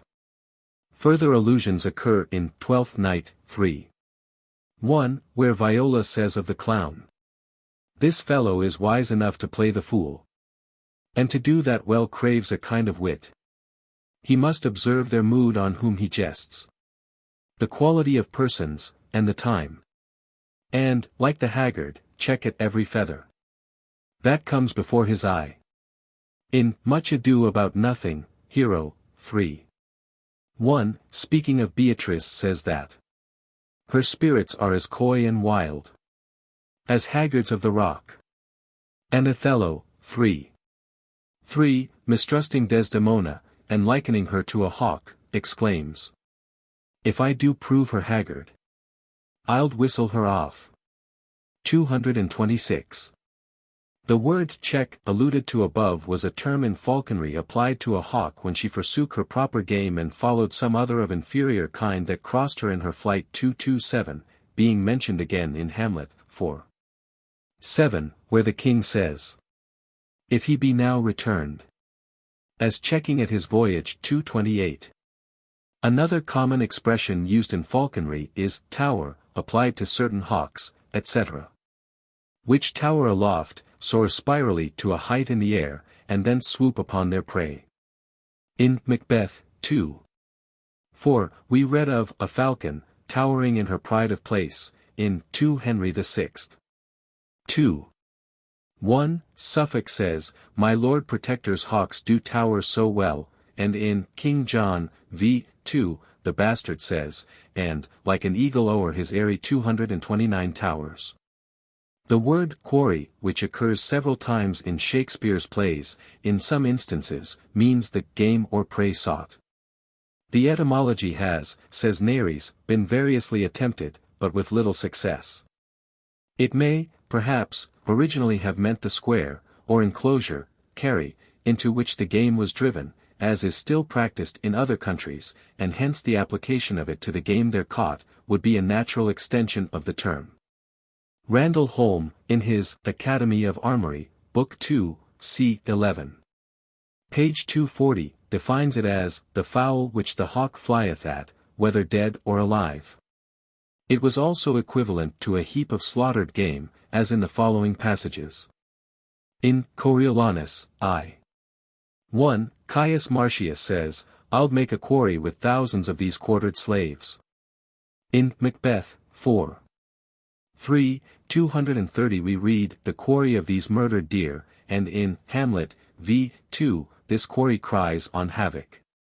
Another term in falconry is stoop, or swoop, denoting the hawk's violent descent from a height upon its prey. In Taming of the Shrew, 4. 1, the expression occurs, till she stoop, she must not be full gorged. In Henry V. 4. 1, King Henry, speaking of the king, says, though his affections are higher mounted than ours, yet when they stoop with the like wing. In Macbeth, 2, 4. 3, Macduff, referring to the cruel murder of his children, exclaims, what? At one fell swoop, 231 Webster, in the White Devil, 232 says. If she, i.e., fortune, give aught, she deals it in small parcels. That she may take away all at one swoop. Shakespeare gives many incidental allusions to the hawk's trappings. Thus in Lucrece he says, harmless Lucretia, marking what he tells. With trembling fear, as fowl hear falcons' bells. And in As You Like It, 3. 233, Touchstone says, as the ox hath his bow, sir, the horse his curb, and the falcon her bells, so man hath his desires. The object of these bells was to lead the falconer to the hawk when in a wood or out of sight. In Heywood's play entitled, A Woman Killed with Kindness, 1617, is a hawking scene, containing a striking allusion to the hawk's bells. The dress of the hawk 234 consisted of a close-fitting hood of leather or velvet, enriched with needlework, and surmounted with a tuft of colored feathers, for use as well as ornament. Inasmuch as they assisted the hand in removing the hood when the birds for the hawk's attack came in sight. Thus in Henry V. 3, 7, the Constable of France, referring to the valor of the Dauphin, says, "'Tis a hooded valor, and when it appears it will bait." 235 and again, in Romeo and Juliet, 3. 2, Juliet says, "Hood my unmanned blood, baiting 236 in my cheeks." The jesses were two short straps of leather or silk, which were fastened to each leg of a hawk, to which was attached a swivel from which depended the leash or strap which the falconer 237 twisted round his hand. Othello, 3. 3, says, "Though that her jesses were my dear heartstrings." We find several allusions to the training of hawks. 238 They were usually trained by being kept from sleep, it having been customary for the falconers to sit up by turns and watch the hawk, and keep it from sleeping, sometimes for 3 successive nights. Desdemona in Othello, 3. 3, says, "My lord shall never rest. I'll watch him tame and talk him out of patience. His bed shall seem a school, his board a shrift. I'll intermingle everything he does with Cassio's suit. So in Cartwright's Lady Errant, 2. We'll keep you as they do hawks, watching until you leave your wildness. In The Merry Wives of Windsor, v. 5, where Page says, "Nay, do not fly, I think we have watched you now." The allusion is, says Staunton, to this method employed to tame or reclaim hawks. Again, in Othello, 3. 239 Iago exclaims, "She that, so young, could give out such a seeming, to seal her father's eyes up close as oak." In allusion to the practice of sealing a hawk, or sewing up its eyelids, by running a fine thread through them, in order to make her tractable and endure the hood of which we have already spoken. Henry IV. 2 Henry IV, 3. 1, in his soliloquy on sleep, says, "Wilt thou upon the high and giddy mast seal up the ship-boy's eyes, and rock his brains?" In Cradle of the Rude Imperious Surge, 240. In Spenser's Fairy Queen, I. 7. 23, we read, "Mine eyes no more on vanity shall feed, but sealed up with death, shall have their deadly meed." It was a common notion, that if a dove was let loose with its eyes so closed, it would fly straight upwards, continuing to mount, till it fell down through mere exhaustion. 241. In Cymbeline, 3. 4, Imogen, referring to Posthumus, says, "I grieve myself to think, when thou shalt be disedged by her, that now thou tirest on." This passage containing two metaphorical expressions from falconry. A bird was said to be disedged when the keenness of its appetite was taken away by tiring, or feeding upon some tough or hard substance given to it for that purpose. In 3 Henry VI. I.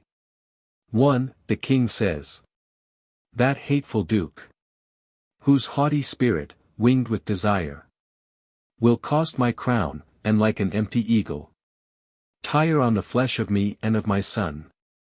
In Timon of Athens, 3. 6, one of the Lord says, "Upon that were my thoughts tiring, when we encountered." In Venus and Adonis, 2, we find a further allusion.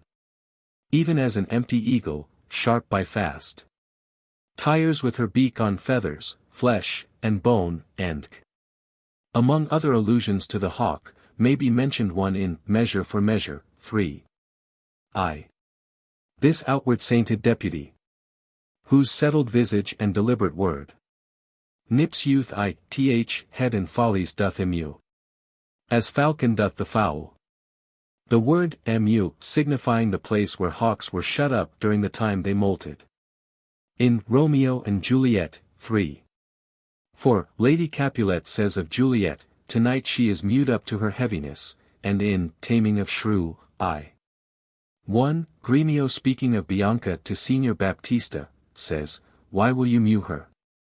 When the wing or tail feathers of a hawk were dropped, forced out, or broken, by any accident, it was usual to supply or repair as many as were deficient or damaged, an operation called to imp 242 a hawk. Thus in Richard II. 2. 1, Northumberland says, "If then we shall shake off our slavish yoke, imp out our drooping country's broken wing." So Massinger in his Renegado, v. 8, makes a sambag say, "Strive to imp new feathers to the broken wings of time."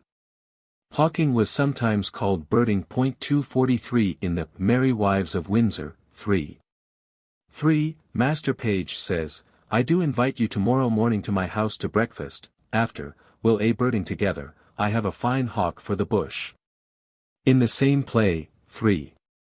5, Dame Quickly, speaking of Mistress Ford, says, "Her husband goes this morning a birding," and Mistress Ford says, 4. 2, "He's a birding, sweet St. John." The word hawk, says Mr. Harding, is invariably used by Shakespeare in its generic sense. And in only 2 instances does he allude to a particular species. These are the kestrel and sparrowhawk. In Twelfth Night, 2. 5, Sir Toby Belch, speaking of Malvolio, as he finds the letter which Maria has purposely dropped in his path, says. And with what wing the Staniel 244 checks at it. Staniel being a corruption of Stangdal, a name for the kestrel hawk. 245 gouts is the technical term for the spots on some parts of the plumage of a hawk, and perhaps Shakespeare uses the word in allusion to a phrase in heraldry. Macbeth, 2.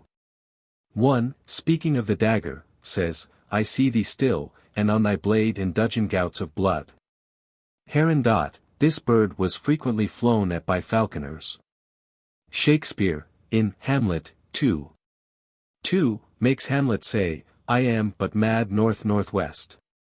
When the wind is southerly, I know a hawk from a handsaw being a corruption of heronshaw, or hernso, which is still used, in the provincial dialects, for a heron.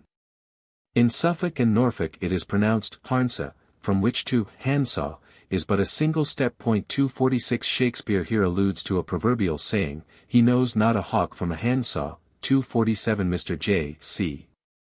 Heath 248 explains the passage thus, the expression obviously refers to the sport of hawking.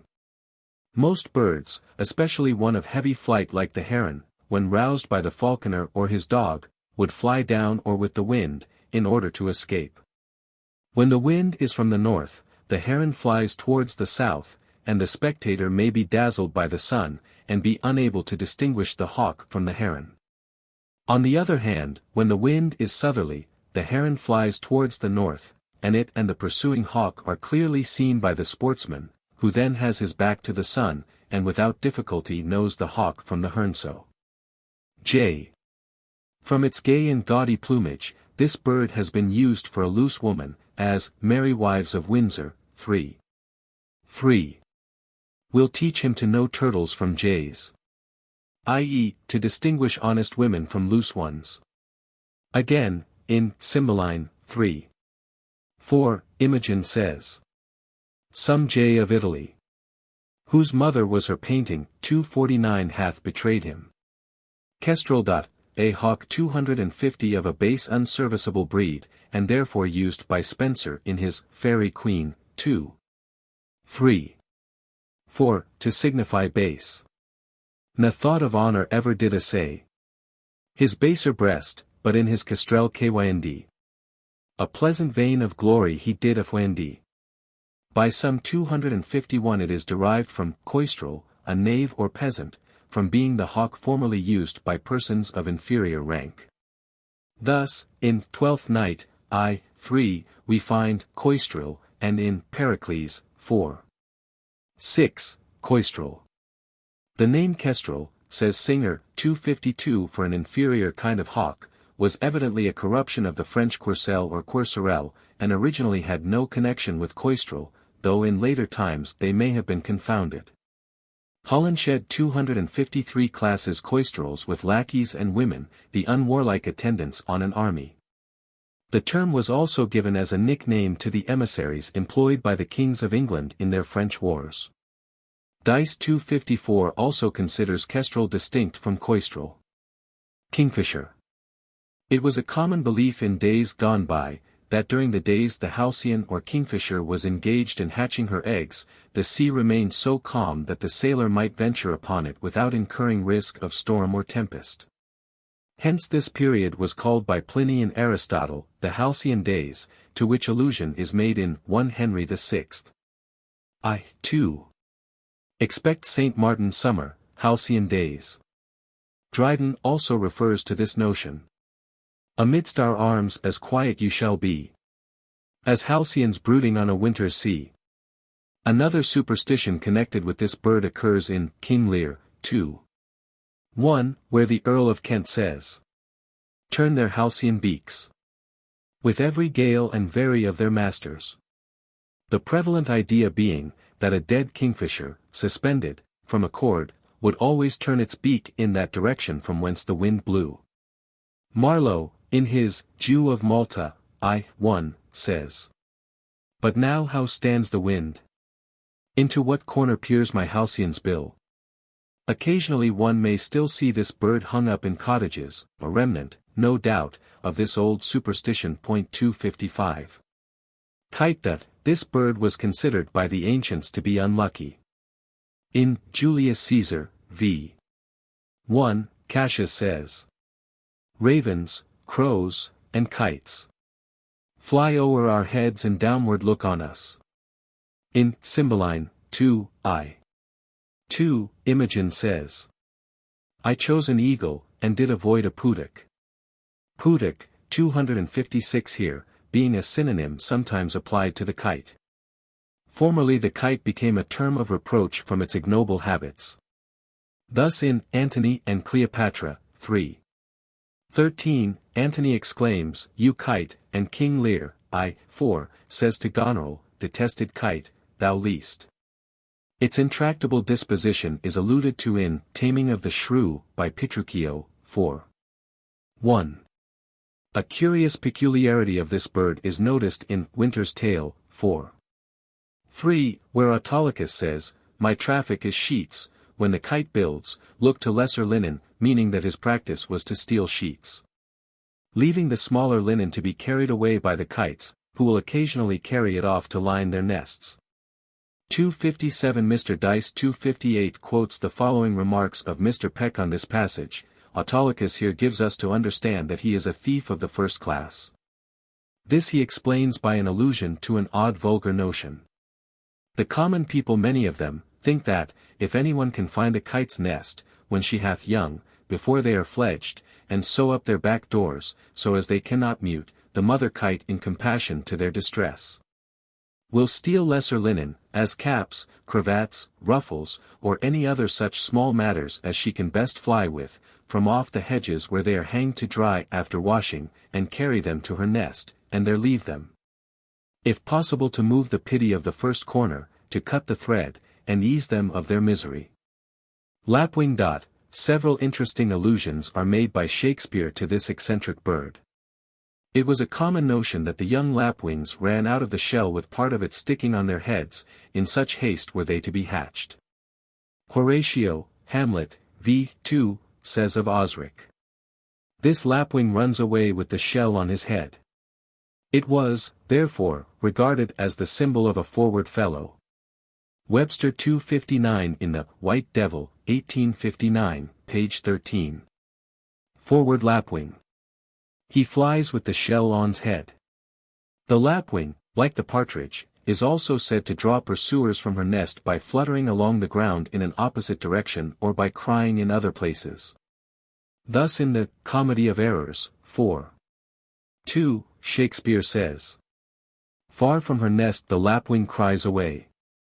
Again in Measure for Measure, I. 4, Lucio exclaims, "Though 'tis my familiar sin, with maids to seem the lapwing, and to jest, tongue far from heart." Once more in Much Ado About Nothing, 3. 1, we read, "For look where Beatrice, like a lapwing, runs close by the ground, to hear our conference." Several, too, of our older poets refer to this peculiarity. In Ben Jonson's Underwoods, 58. We are told, "Where he that knows will like a lapwing fly far from the nest, and so himself belie." Through thus alluring intruders from its nest, the lapwing became a symbol of insincerity. And hence originated the proverb, "The lapwing cries tongue from heart," or, "The lapwing cries most, farthest from her nest." 260. Lark. Shakespeare has bequeathed to us many exquisite passages referring to the lark, full of the most sublime pathos and lofty conceptions. Most readers are doubtless acquainted with that superb song in Cymbeline, 2. 3, where this sweet songster is represented as singing at heaven's gate. And again, as the bird of dawn, it is described in Venus and Adonis, thus. "Lo, hear the gentle lark, weary of rest. From his moist cabinet mounts up on high, and wakes the morning, from whose silver breast the sun ariseth in his majesty." 261. In Love's Labour's Lost, v. 2 song, we have a graphic touch of pastoral life. when shepherds pipe on oaten straws. And merry larks are ploughmen's clocks. The words of Portia, 2, in Merchant of Venice, v. 1, to sing, as sweetly as the lark, have long ago passed into a proverb. It was formerly a current saying that the lark and toad changed eyes, to which Juliet refers in Romeo and Juliet, 3. 5. Some say the lark and loathed toad change eyes. Warburton says this popular fancy originated in the toad having very fine eyes, and the lark very ugly ones. This tradition was formerly expressed in a rustic rhyme. To heaven I'd fly, but that the toad beguiled me of mine eye. In Henry VIII. 3. 2. The Earl of Surrey, in denouncing Wolsey, alludes to a curious method of capturing larks, which was effected by small mirrors and red cloth. These scaring the birds made them crouch, while the fowler drew his nets over them. Let his grace go forward, and dare us with his cap like larks. In this case the cap was the scarlet hat of the cardinal, which it was intended to use as a piece of red cloth. The same idea occurs in Skelton's Why Come Ye Not to Court? A satire on Wolsey. The red hat with his lure bringeth all things under cure. The words, Tiralira, Winter's Tale, 4. 3, are a fanciful combination of sounds 262 meant to imitate the lark's note, borrowed, says Nares, from the French tirelire. Brown, British Pastorals, BKI, Song 4, makes it tiriliri. In one of the Coventry pageants there is the following old song sung by the shepherds at the birth of Christ, which contains the expression, As I outrode this Endin's night, of 3 jolly shepherds I saw a syght, and all about their fold a stare shone bright. They sang turly turlo, so merrily the shepherds their pipes can blow. In Scotland 263 and the north of England, the peasantry say that if one is desirous of knowing what the lark says, he must lie down on his back in the field and listen, and he will then hear it say, Up in the lift go we. Tee-hee, tee-hee. Tee-hee, tee-hee. There's not a shoemaker on the earth can make a shoe to me, to me. Why so, why so, why so? Because my heel is as long as my toe. Magpie. It was formerly known as magopie, probably from the French magot, a monkey, because the bird chatters and plays droll tricks like a monkey. It has generally been regarded as a mysterious bird, and regarded with superstitious awe, 264 and is thus alluded to in Macbeth, 3. 4. Augurs and understood relations, have by magopies and chuffs and rooks brought forth the secret'st man of blood. And again, in 3 Henry VI, v. 6, it is said, chattering pies in dismal discord sung.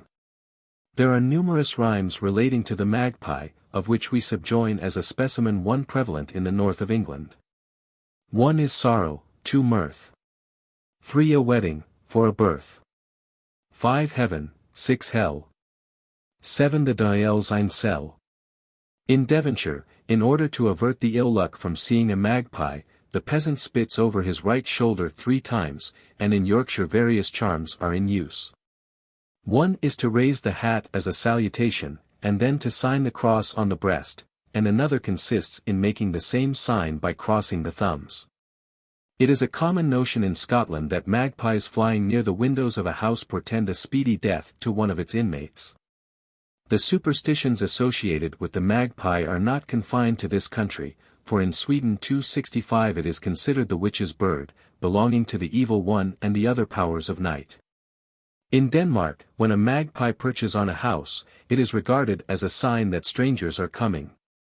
Martin. The martin, or martlet, which is called in Macbeth, I.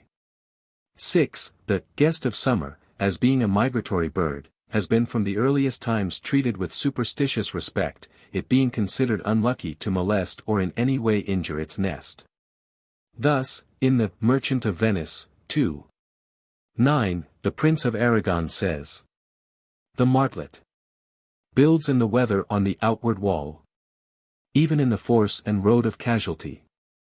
Forster 266 says that the circumstance of this bird's nest being built so close to the habitations of man indicates that it has long enjoyed freedom from molestation. There is a popular rhyme still current in the north of England. The martin and the swallow. Our God Almighty's bow and arrow. The nightingale. The popular error that the nightingale sings with its breast impaled upon a thorn is noticed by Shakespeare, who makes Lucrece say, "And whiles against a thorn thou bear'st thy part, to keep thy sharp woes waking."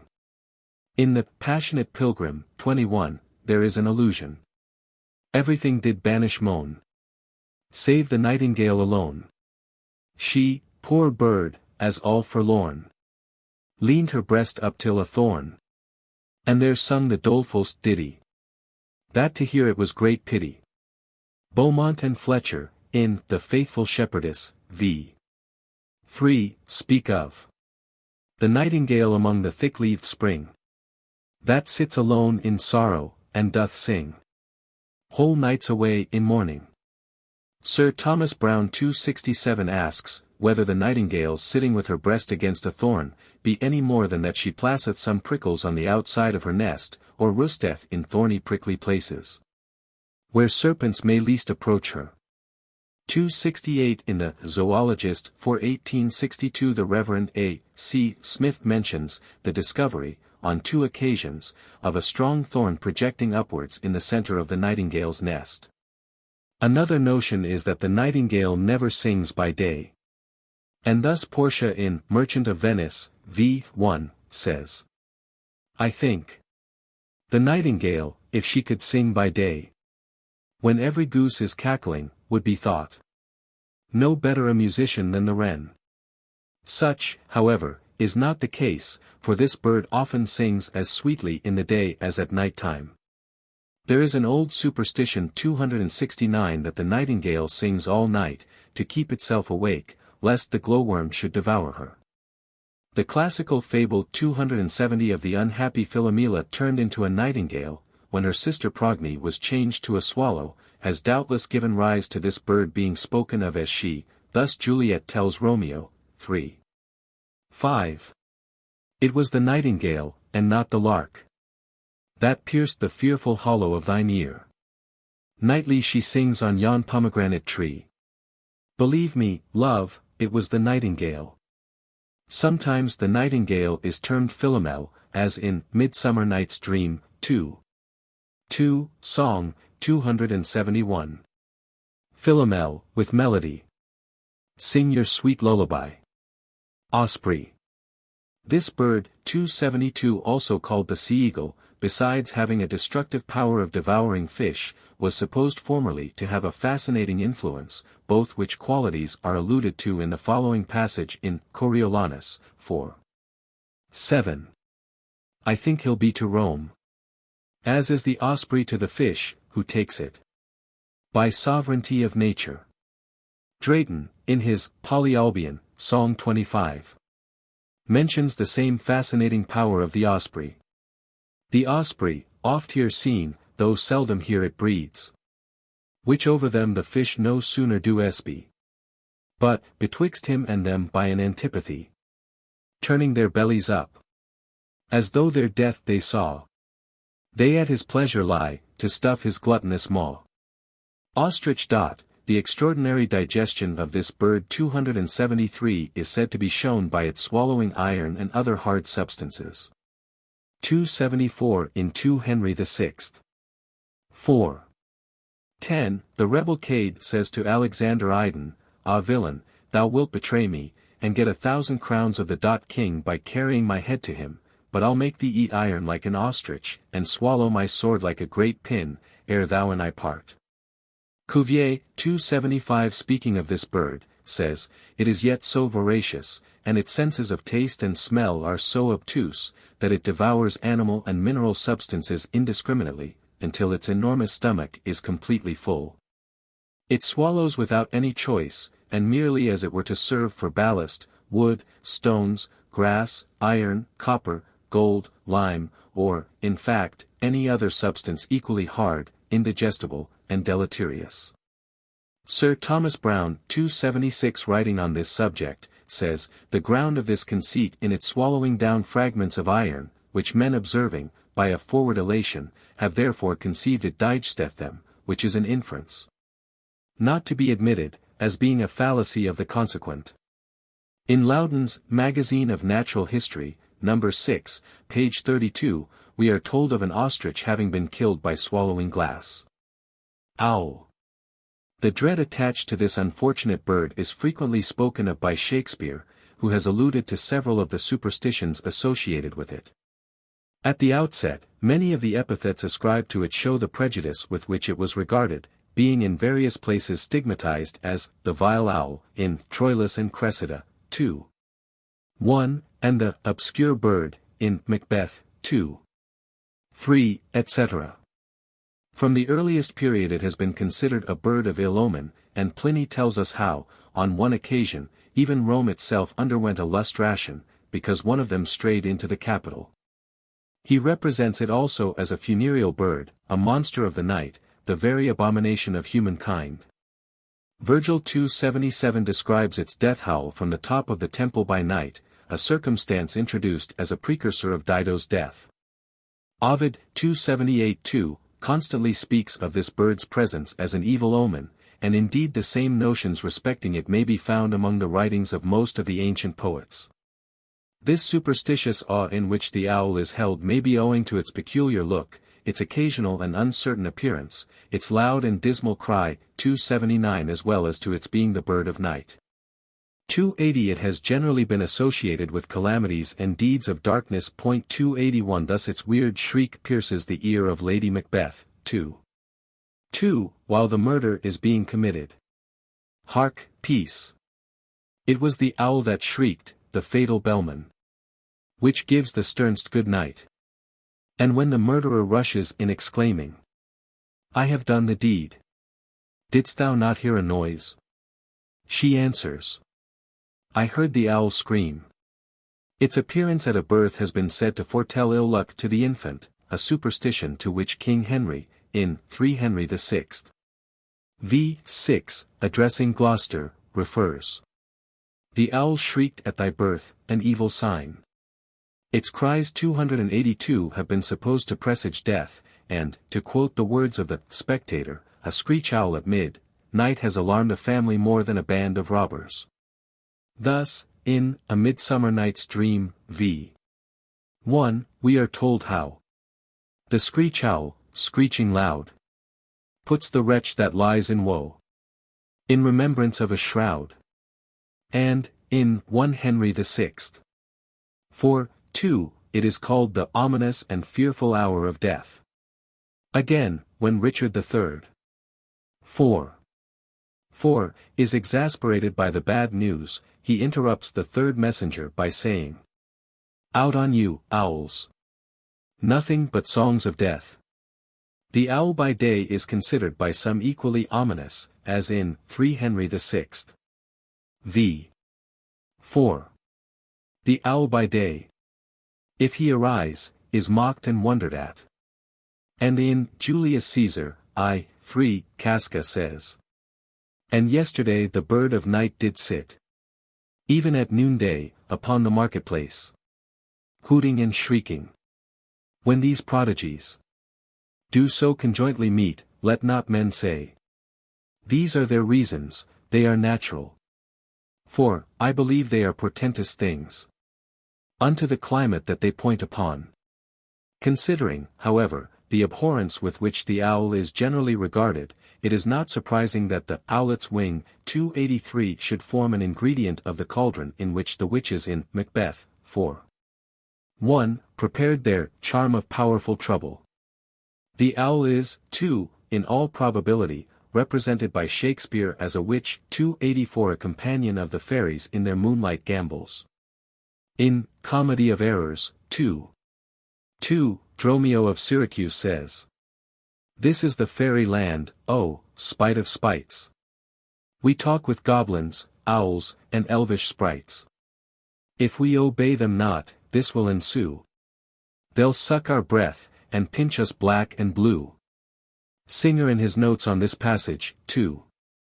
Page 28, says, "It has been asked, how should Shakespeare know that screech owls were considered by the Romans as witches? Do these cavillers think that Shakespeare never looked into a book?"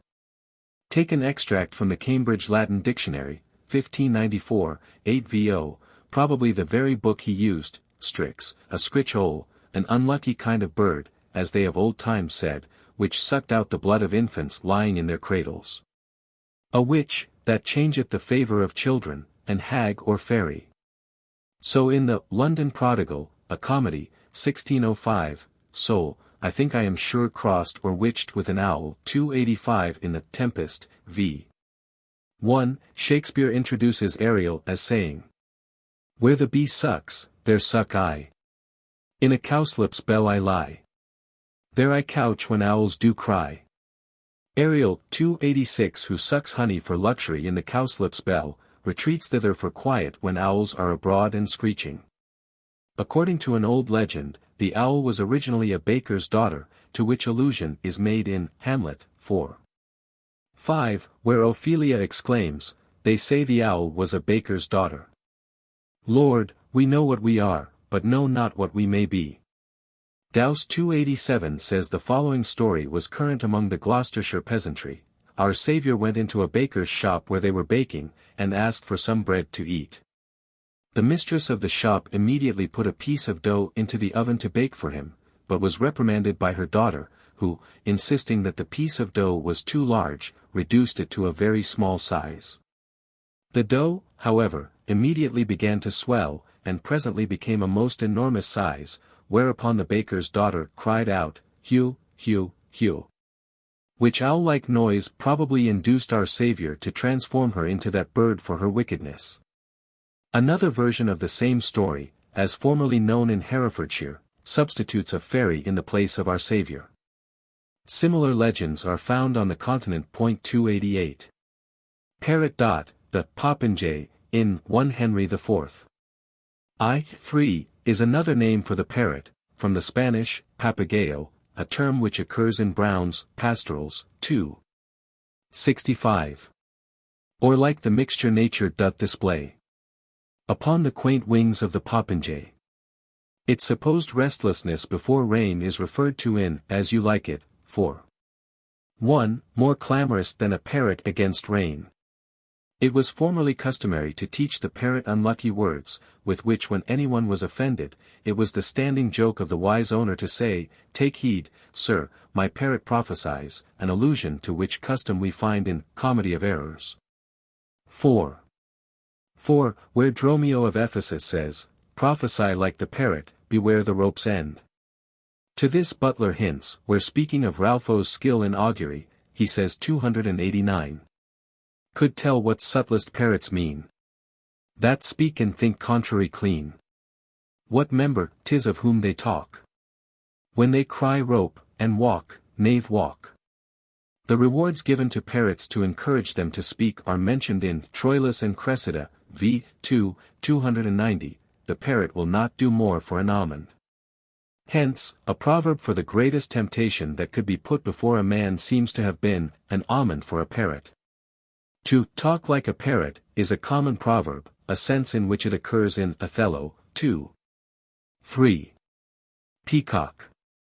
This bird was as proverbially used for a proud, vain fool as the lapwing for a silly one. In this sense some would understand it in the much disputed passage in Hamlet, 3:2. "For thou dost know, O Damon dear, this realm dismantled was of Jove himself, and now reigns here a very, very, peacock." 291. The third and fourth folios reads Pajock, 292. The other editions have Payock, Payock, or Pajaki, and in the later quartos the word was changed to Pycock and Peacock, whence Pope printed Peacock. Dice says that in Scotland the peacock is called the peajock. Some have proposed to read paddock, and in the last scene Hamlet bestows this opprobrious name upon the king. It has been also suggested to read puddock, a kite. 293. The peacock has also been regarded as the emblem of pride and arrogance, as in 1 Henry VI. 294. Let frantic Talbot triumph for a while. And, like a peacock, sweep along his tail. We'll pull his plumes and take away his train. Pelican. There are several allusions by Shakespeare to the pelican's piercing her own breast to feed her young. Thus, in Hamlet, 4:5, Laertes says, "To his good friends thus wide I'll ope my arms. And like the kind life-rendering pelican, repast them with my blood." And in King Lear, where the young pelicans are represented as piercing their mother's breast to drink her blood, an illustration of filial impiety, 3:4, the king says, "Is it the fashion, that discarded fathers should have thus little mercy on their flesh? Judicious punishment. 'Twas this flesh begot those pelican daughters." 295. It is a common notion that the fable here alluded to is a classical one, but this is an error.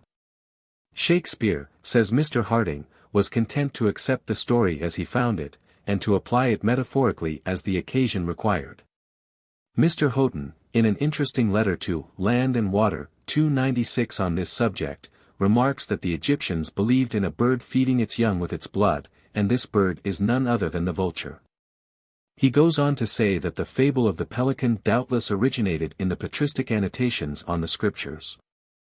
The ecclesiastical fathers transferred the Egyptian story from the vulture to the pelican, but magnified the story 100-fold, for the blood of the parent was not only supposed to serve as food for the young, but was also able to reanimate the dead offspring.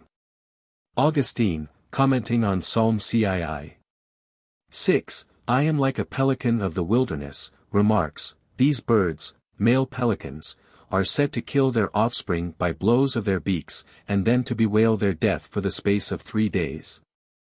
At length, however, it is said that the mother inflicts a severe wound on herself, pouring the flowing blood over the dead young ones, which instantly brings them to life." To the same effect write Eustathius, Isidorus, Epiphanius, and a host of other writers. 297.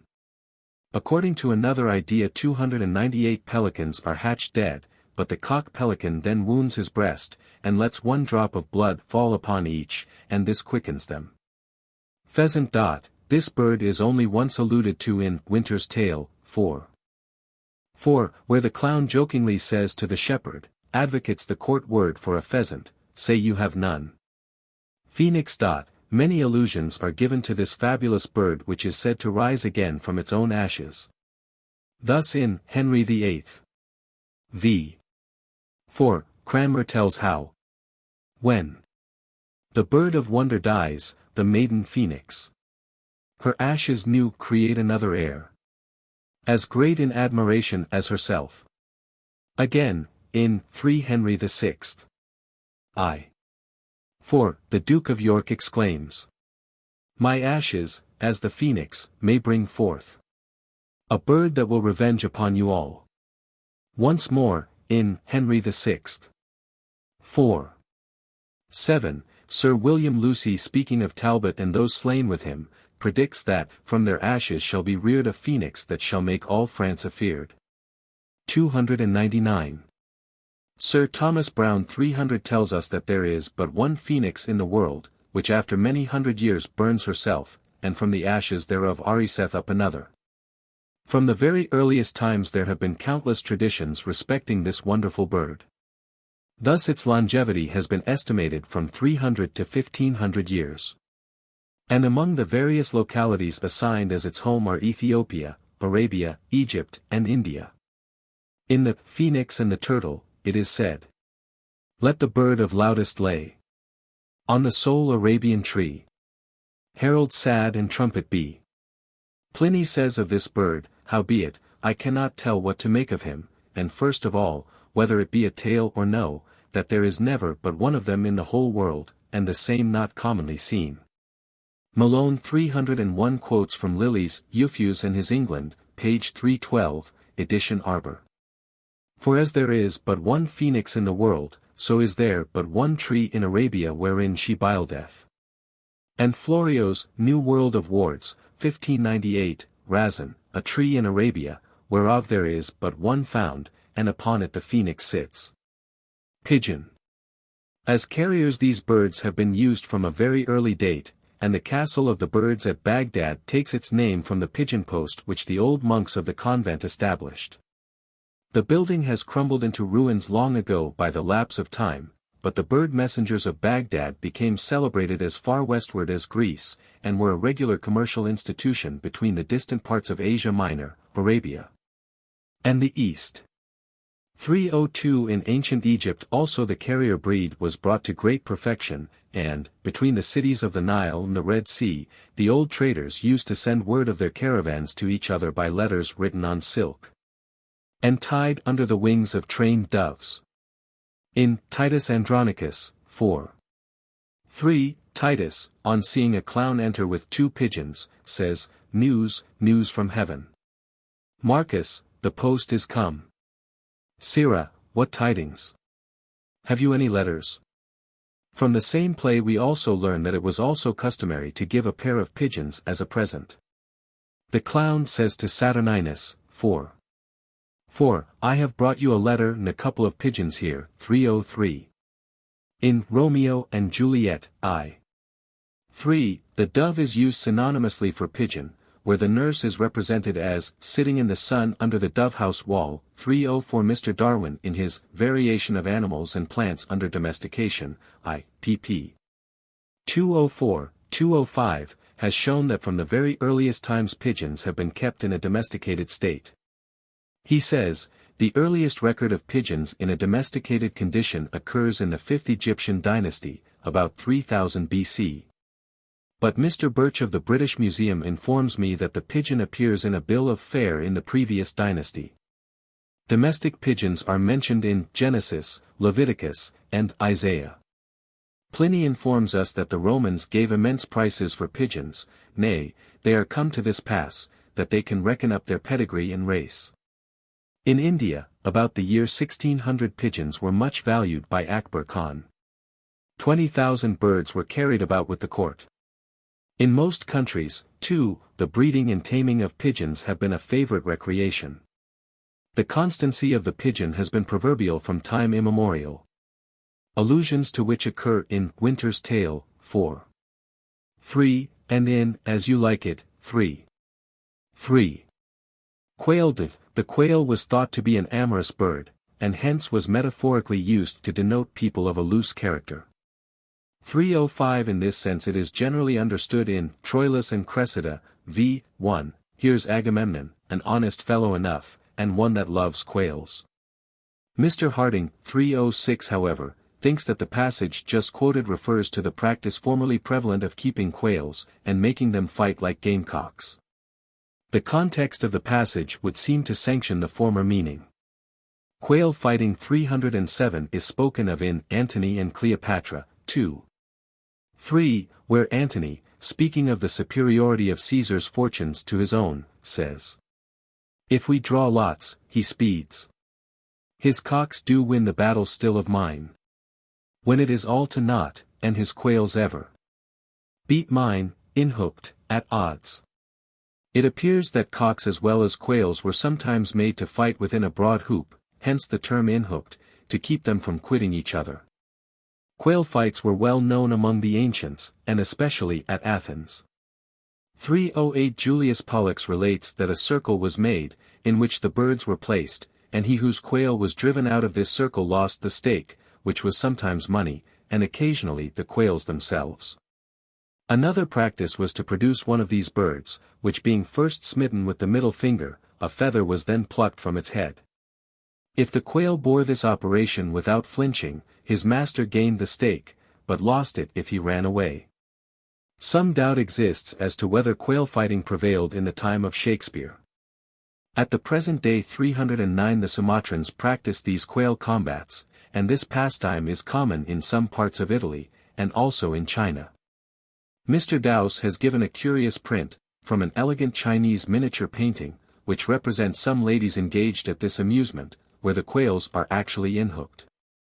Raven. Perhaps no bird is so universally unpopular as the raven, its hoarse croak in most countries being regarded as ominous.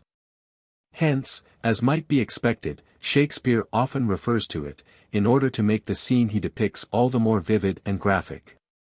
In Titus Andronicus, 2:3, Tamora, describing a barren detested vale, says, "The trees, though summer, yet forlorn and lean, come with moss and baleful mistletoe.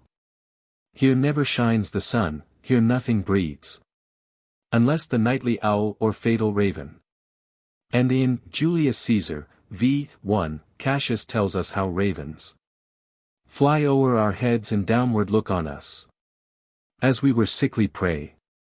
310.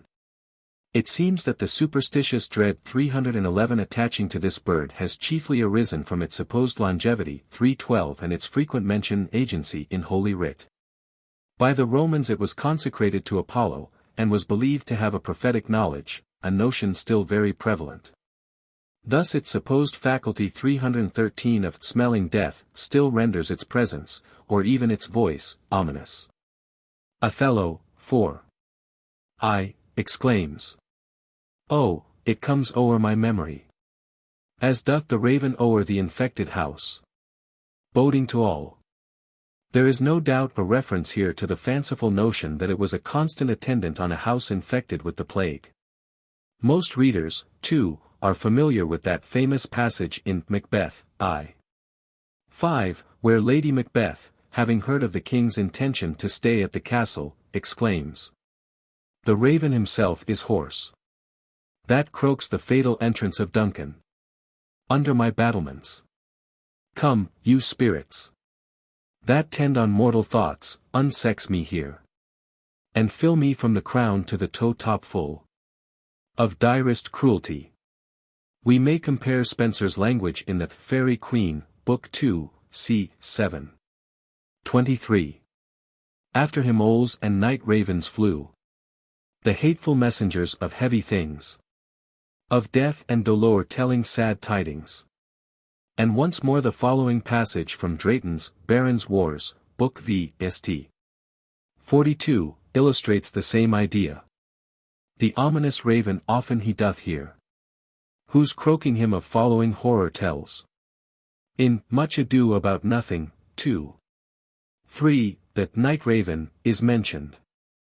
Benedick observes to himself, "I had as lief have heard the night raven, come what plague could have come after it." 3:14. This inauspicious bird, according to Stephens, is the owl.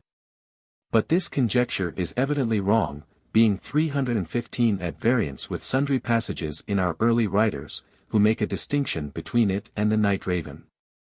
Thus Johnson, in his 7 Champions of Christendom, Part 1, speaks of the dismal cry of night ravens, and the fearful sound of shriek owls. Cotgrave regarded the night crow and the night raven as synonymous, and Mr. Yarrell considered them only different names for the night heron. 316 in 3 Henry VI. v. 6, King Henry says, "The night crow cried, a boding luckless time." Goldsmith, in his Animated Nature, calls the bittern the night raven, and says, "I remember, in the place where I was a boy, with what terror the bird's note affected the whole village."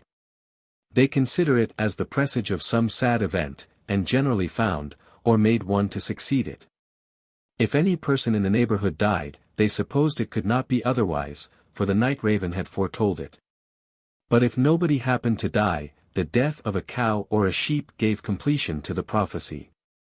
According to an old belief, the raven deserts its own young, to which Shakespeare alludes in Titus Andronicus, 2:3.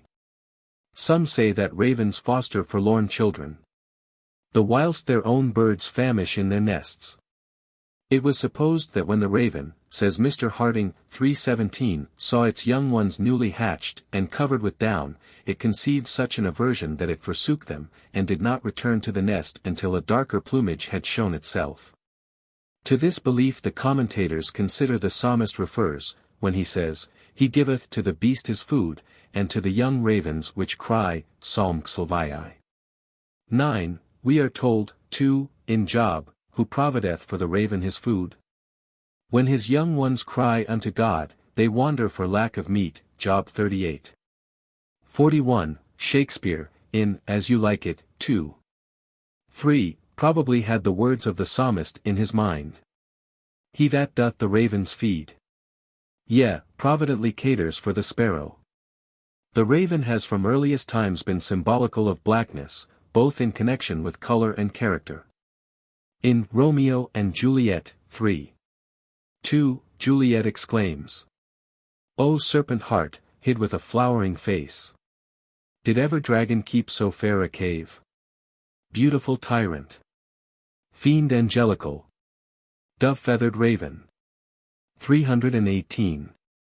Once more, ravens' feathers were formerly used by witches, from an old superstition that the wings of this bird carried with them contagion wherever they went. Hence in the Tempest, I. 2, Caliban says, As wicked do as ere my mother brushed with raven's feather from unwholesome fun. Drop on you both. Robin Redbreast. According to a pretty notion, 319 this little bird is said to cover with leaves any dead body it may chance to find unburied. A belief which probably in a great measure originated in the well-known ballad of the Children in the Wood, although it seems to have been known previously. Thus Singer quotes as follows from Cornucopia, or Divers Secrets, and by Thomas Johnson, 1596, the robin redbreast, if he finds a man or woman dead, will cover all his face with moss, and some think that if the body should remain unburied that he would cover the whole body also. In Decker's Villains Discovered by Lantern and Candlelight, 1616, quoted by Dowse, it is said, They that cheer up a prisoner but with their sight, are robin redbreasts that bring straws in their bills to cover a dead man in extremity. Shakespeare, in a beautiful passage in Cymbeline, 4. 2, thus touchingly alludes to it, making Arviragus, when addressing the supposed dead body of Imogen, say, With fairest flowers. While summer lasts, and I live here, fiddily.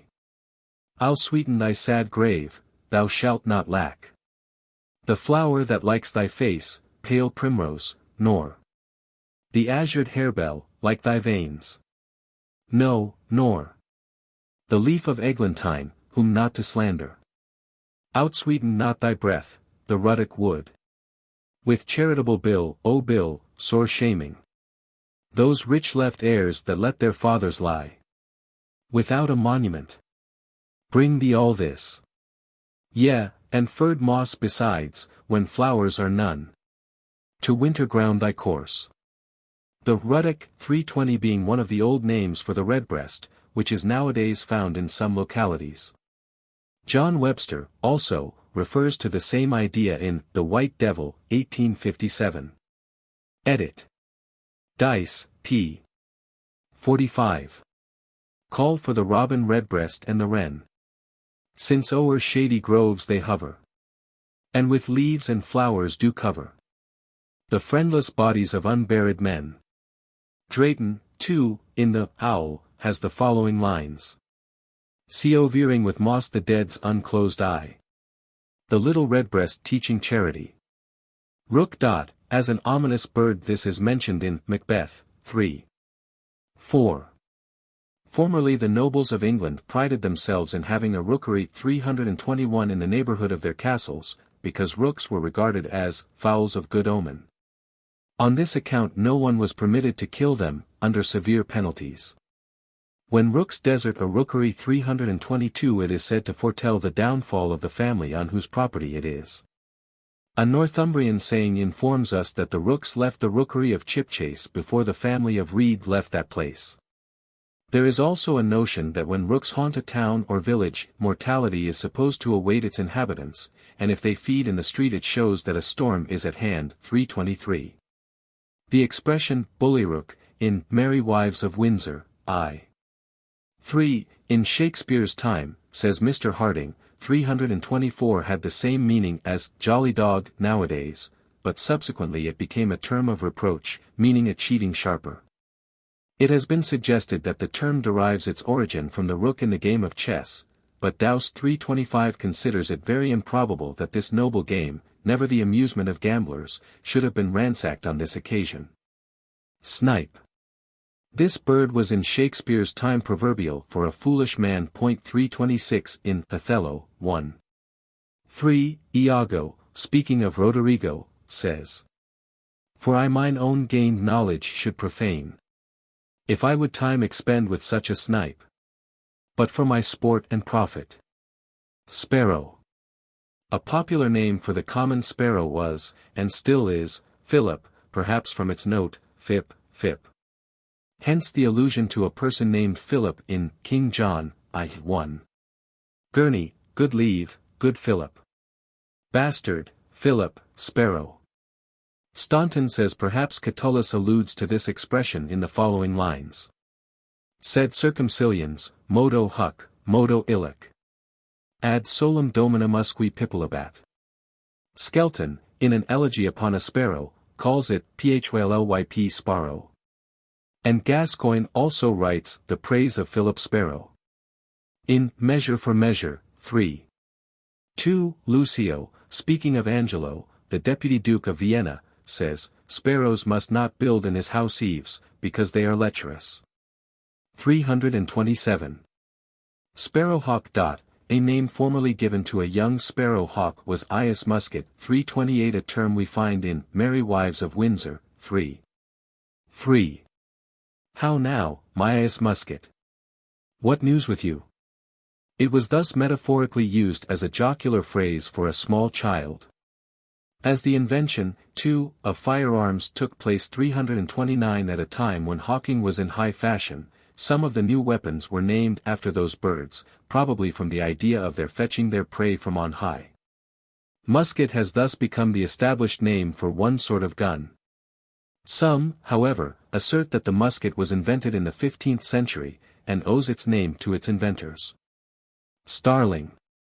This was one of the birds that was in days gone by trained to speak. In 1 Henry IV. I. 3, Hotspur says, "I'll have a starling shall be taught to speak nothing but Mortimer, and give it him, to keep his anger still in motion." Pliny tells us how starlings were taught to utter both Latin and Greek words for the amusement of the young Caesars, and there are numerous instances on record of the clever sentences uttered by this amusing bird. Swallow. This bird has generally been honored as the harbinger of spring, and Athenaeus relates that the Rhodians had a solemn song to welcome it. Anacreon has a well-known ode. Shakespeare in The Winter's Tale, 4. 3, alludes to the time of the swallow's appearance in the following passage. Daffodils. That come before the swallow dares, and take the winds of March with beauty. And its departure is mentioned in Timon of Athens, 3. 6, the swallow follows not summer more willing than we your lordship. We may compare Tennyson's notice of the bird's approach and migration in the May Queen. And the swallow come back again with summer o'er the wave. It has been long considered lucky for the swallow to build its nest on the roof of a house, but just as unlucky for it to forsake a place which it has once tenanted. Shakespeare probably had this superstition in his mind when he represents Scarus as saying, in Antony and Cleopatra, 4. 12.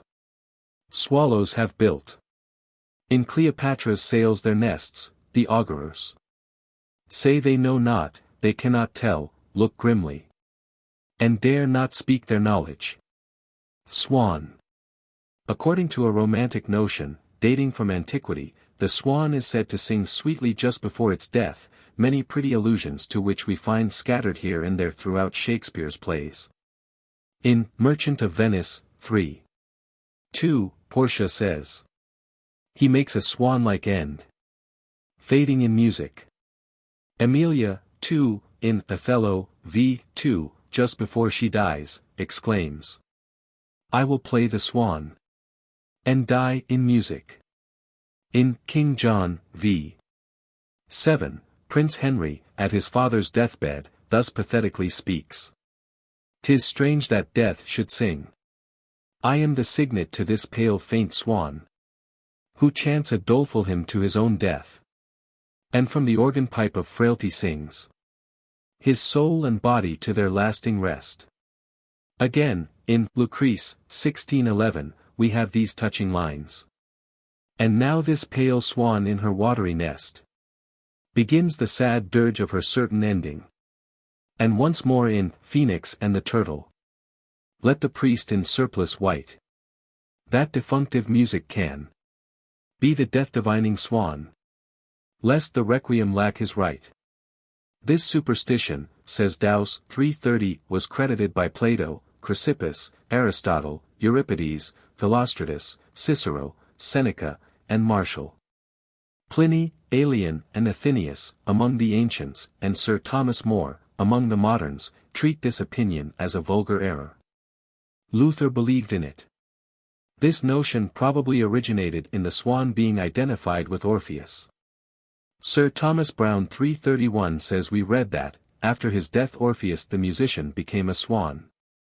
Thus was it the bird of Apollo, the bird of music by the Greeks.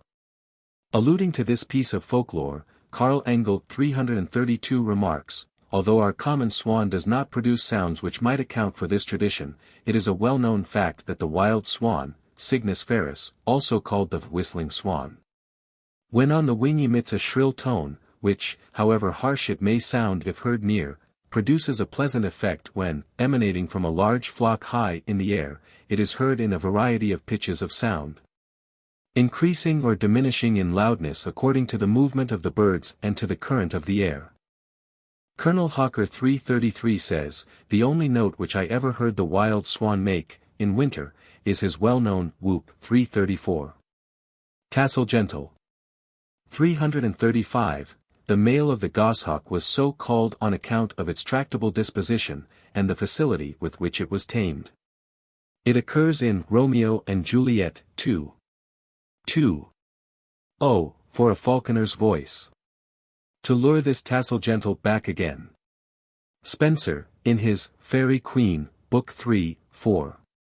49, says, having far off espied a tassel gent, which after her his nimble wings doth strain. This species of hawk was also commonly called a falcon gentle, on account of her familiar, courteous, disposition. 336. Turkey. This bird, so popular with us at Christmastide, is mentioned in 1 Henry IV. 2, 1, where the first carrier says, God's body. The turkeys in my pannier are quite starved. This however, is an anachronism on the part of Shakespeare, as the turkey was unknown in this country until the reign of Henry VIII. According to a rhyme written in 1525, commemorating the introduction of this bird, we are told how tickies, carps, hops, pickerel, and beer came into England all in 1 year. The turkey is again mentioned by Shakespeare in Twelfth Night, 2. 5, where Fabian says of Malvolio, contemplation makes a rare turkey cock of him, how he jets under his advanced plumes. Vulture. In several passages Shakespeare has introduced most forcibly this bird to deepen the beauty of some of his exquisite passages. Thus King Lear, 2. 4, when complaining of the unkindness of a daughter, bitterly exclaims, O Regan, she hath tied sharp-toothed unkindness, like a vulture, here. What, too, can be more graphic than the expression of Tamora in Titus Andronicus, v. 2. I am revenge, sent from the infernal kingdom, to ease the gnawing vulture of thy mind. Equally forcible too are Pistol's words in The Merry Wives of Windsor, I. 3. Let vultures gripe thy guts. Johnson considers that the vulture of sedition, in 2 Henry VI. 4.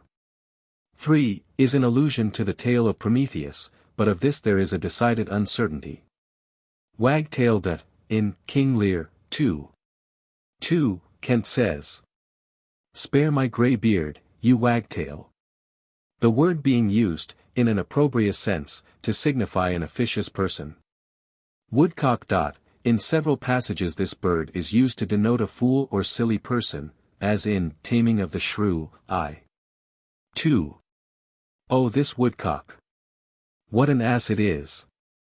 And again in Much Ado About Nothing, v. 1, where Claudio, alluding to the plot against Benedick, says, shall I not find a woodcock too? In Love's Labour's Lost, 4:3, Byron says, "O heavens, I have my wish. Duncan's transformed, 4 woodcocks in a dish." The woodcock has generally been proverbial as a foolish bird, perhaps because it is easily caught in springes or nets. 337 Thus the popular phrase, springes to catch woodcocks, meant arts to entrap simplicity. 338 As in Hamlet, I. Springes to catch woodcocks. A similar expression occurs in Beaumont and Fletcher's Loyal Subject, 4. Go like a woodcock. And thrust your neck ith noose. It seems, says Nares, that woodcocks are now grown wiser by time, for we do not now hear of their being so easily caught. If they were sometimes said to be without brains, it was only founded on their character, certainly not on any examination of the fact. 339 Formerly, one of the terms for twilight 340 was cockshut time, because the net in which cocks, i.e. woodcocks, were shut in during the twilight, was called a cockshut. It appears that a large net was stretched across a glade, and so suspended upon poles as to be easily drawn together. Thus in Richard III. v. 3 Ratcliffe says, Thomas the Earl of Surrey, and himself. Much about cockshut time, from troop to troop. Went through the army, cheering up the soldiers. In Ben Jonson's Mask of Gypsies, we read, Mistress, this is only spite. For you would not yesternight kiss him in the cockshut light. Sometimes it was erroneously written cockshoot. Come away then, a fine cockshoot evening. In the Two Noble Kinsmen, 4. We find the term cocklight. Wren. The diminutive character of this bird is noticed in A Midsummer Night's Dream, 3. 1. Song. The wren with little quill. Lady Macbeth, 4. 2. says. The poor wren, the most diminutive of birds, will fight her young ones in her nest, against the owl. Considering, too, that as many as 16 young ones have been found in this little bird's nest, we can say with Graham in his poem on the birds of Scotland. But now behold the greatest of this train of miracles, stupendously minute. The numerous progeny, claimant for food. Supplied by 2 small bills, and feeble wings. Of narrow range, supplied, duly fed. Fed in the dark, and yet not one forgot. The epithet, poor, applied to the wren by Lady Macbeth was certainly appropriate in days gone by, when we recollect how it was cruelly hunted in Ireland on St. Stephen's Day, a practice which prevailed also in the Isle of Man. 341. Chapter 7. Animals. Ape, ass, bat, bear, boar, bull, cat, chameleon, cockatrice, colt, crocodile, deer, dog, dragon, elephant, fox, goat, hare, hedgehog, horse, lion, mole, mouse, polecat, porcupine, rabbit, rat, snail, tiger, unicorn, weasel. As in the case of the birds, considered in the previous chapter, Shakespeare has also interwoven throughout his plays an immense deal of curious folklore connected with animals. Not only does he allude with the accuracy of a naturalist to the peculiarities and habits of certain animals, but so true to nature is he in his graphic descriptions of them that it is evident his knowledge was in a great measure acquired from his own observation. It is interesting, also, to note how carefully he has, here and there, worked into his narrative some old proverb, or superstition, thereby adding a freshness to the picture which has, if possible, imbued it with an additional luster. In speaking of the dog, he has introduced many an old hunting custom, and his references to the tears of the deer are full of sweet pathos, as, for instance, where Hamlet says, 3. 2. Let the stricken deer go weep. It is not necessary, however, to add further illustrations, as these will be found in the following pages. Ape. In addition to Shakespeare's mention of this animal as a common term of contempt, there are several other allusions to it. There is the well-known phrase, to lead apes in hell, applied to old maids mentioned in the Taming of the Shrew, 2. 1, the meaning of this term not having been yet satisfactorily explained. It is further discussed in the chapter on marriage. In 2 Henry IV. 2:4, it is used as a term of endearment, alas, poor ape, how thou sweat'st. As. Beyond the proverbial use of this much ill-treated animal to denote a silly, foolish person, Shakespeare has said little about it.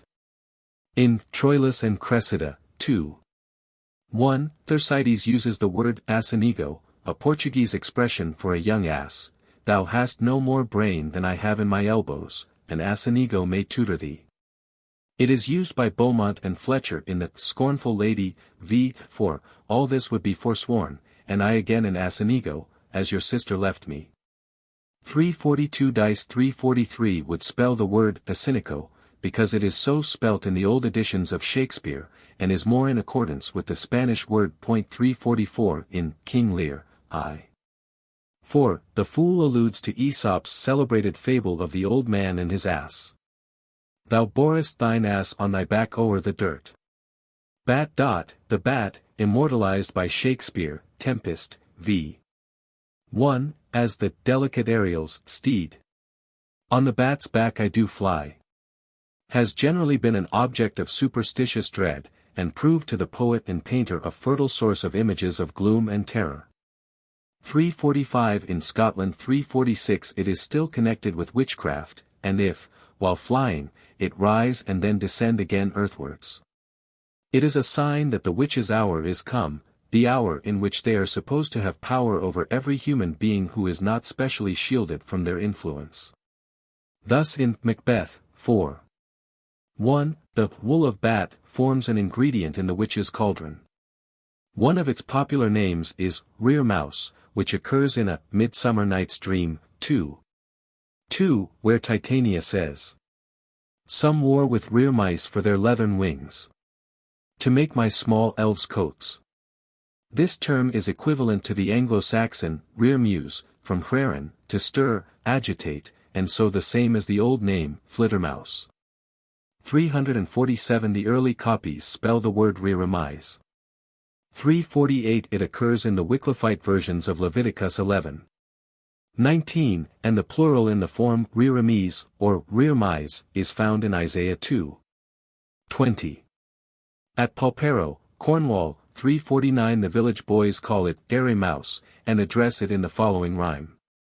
Airy mouse, fly over my head. And you shall have a crust of bread. And when I brew, and when I bake, you shall have a piece of my wedding cake. In Scotland 350 it is known as the back or bakey bird. An immense deal of curious folklore has clustered round this curious little animal. 351. Bear. According to an old idea, the bear brings forth unformed lumps of animated flesh, and then licks them into shape, a vulgar error, referred to in 3 Henry VI. 3:2, where Gloucester, bemoaning his deformity, says of his mother, she did corrupt frail nature with some bribe, to disproportion me in every part, like to a chaos, or an unlicked bear whelp, that carries no impression like the dam. This erroneous notion, however, was long ago confuted by Sir Thomas Browne. 352 Alexander Ross, in his Arcana Microcosmi, nevertheless affirms that bears bring forth their young deformed and misshapen, by reason of the thick membrane in which they are wrapped, that is covered over with a mucous matter. This, he says, the dam contracts in the winter time, by lying in hollow caves without motion, so that to the eye the cub appears like an unformed lump. The above mucilage is afterwards licked away by the dam, and the membrane broken, whereby that which before seemed to be unformed appears now in its right shape. This he contends is all that the ancients meant. 353 Ovid, Medum. 15. 379, thus describes this once popular fancy. Nec catulus partu quem redidit ursa recenti. Sed male viva caro est lambendo mater in artis. Fingit, etiam formum quantum capit ipsa, reducit. Bears, in days gone by, are reported to have been surprised by means of a mirror, which they could gaze on, affording their pursuers an opportunity of taking the surer aim. 354 in Julius Caesar, 2. 1. This practice is mentioned by Decius. Unicorns may be betrayed with trees, and bears with glasses. Batman, upon Bartholomew, 1582, speaking of the bear, says, and when he is taken he is made blind with a bright basin, and bound with chains, and compelled to play. This, however, says Mr. Aldous Wright, 355 probably refers to the actual blinding of the bear. A favorite amusement with our ancestors was bear baiting. As early as the reign of Henry II. The baiting of bears by dogs was a popular game in London. 356 whilst at a later period, a royal bear ward was an officer regularly attached to the royal household. In 2 Henry VI. v. 1, this personage is alluded to by Clifford, who says, "Are these thy bears? We'll bait thy bears to death, and manacle the bear ward in their chains, if thou darest bring them to the baiting place." And again, in Much Ado About Nothing, 2. 1, Beatrice says, "I will even take sixpence in earnest of the bear ward, and lead his apes into hell." The synonymous term, bear herd, occurs in Taming of the Shrew, Introduction, Scene 2, where Sly speaks of himself as, by transmutation a bear herd, and in 2 Henry IV. Sir John Falstaff remarks how true valor is turned bear herd. Among the Harleian Misses 357 is preserved the original warrant of Richard III. Appointing John Brown to this office, and which recites the diligent service he had done the king, as the ground for granting him the privilege of wandering about the country with his bears and apes, and receiving the loving benevolence and favours of the people. 358 In the time of Queen Elizabeth, bear baiting was still a favourite pastime, being considered a fashionable entertainment for the ladies of the highest rank. 359 James I encouraged this sport. Nichols 360 informs us that on one occasion the king, accompanied by his court, took the queen, the Princess Elizabeth, and the 2 young princes to the Tower to witness a fight between a lion and a bear, and by the king's command. The bear, which had killed a child that had been negligently left in the bear house, was afterwards baited to death upon a stage in the presence of many spectators. Popular, says Mr. Kelly, as bear baiting was in the metropolis and at court, it was equally so among all classes of the people. 361 It is on record that at Congleton, in Cheshire, the town bear having died, the corporation in 1601 gave orders to sell their Bible, in order to purchase another, which was done, and the town no longer without a bear. This event is kept up in a popular rhyme. Congleton rare, Congleton rare, sold the Bible to pay for a bear. The same legend attaches to Clifton, a village near Rugby. Clifton upon Dunsmore, in Warwickshire, sold the church Bible to buy a bear. In Poulin's Etymological Compendium, 362 we are told that this cruel amusement is of African origin, and was introduced into Europe by the Romans. It is further alluded to by Shakespeare in Twelfth Night, I.3, Dancing and Bear Baiting. And further on in the same play, 2. 5, Fabian says, "He brought me out, oh, favour with my lady about a bear baiting here," and Macbeth, v. 7, relates, "They have tied me to a stake, I cannot fly. But, bear-like, I must fight the course." 363. And in Julius Caesar, 4. 1, Octavius says, "We are at the stake, and bayed about with many enemies." It appears that in former times boar hunting was a favourite recreation. Many allusions to which we find in old writers. Indeed, in the Middle Ages, the destruction of a wild boar ranked among the deeds of chivalry 364 and, one for a warrior almost as much renown as the slaying an enemy in the open field. So dangerous too, was boar hunting considered, that Shakespeare represents Venus as dissuading Adonis from the perilous practice. "Oh, be advised. Thou know'st not what it is. With javelins point a churlish swine to gore, whose tushes never sheathed he wetteth still, like to a mortal butcher, bent to kill His brawny sides, with hairy bristles armed, are better proof than thy spear's point can enter. His short thick neck cannot be easily harmed. Being ireful, on the lion he will venture. Such hunting expeditions were generally fatal to some of the dogs, and occasionally to one or more of the hunters.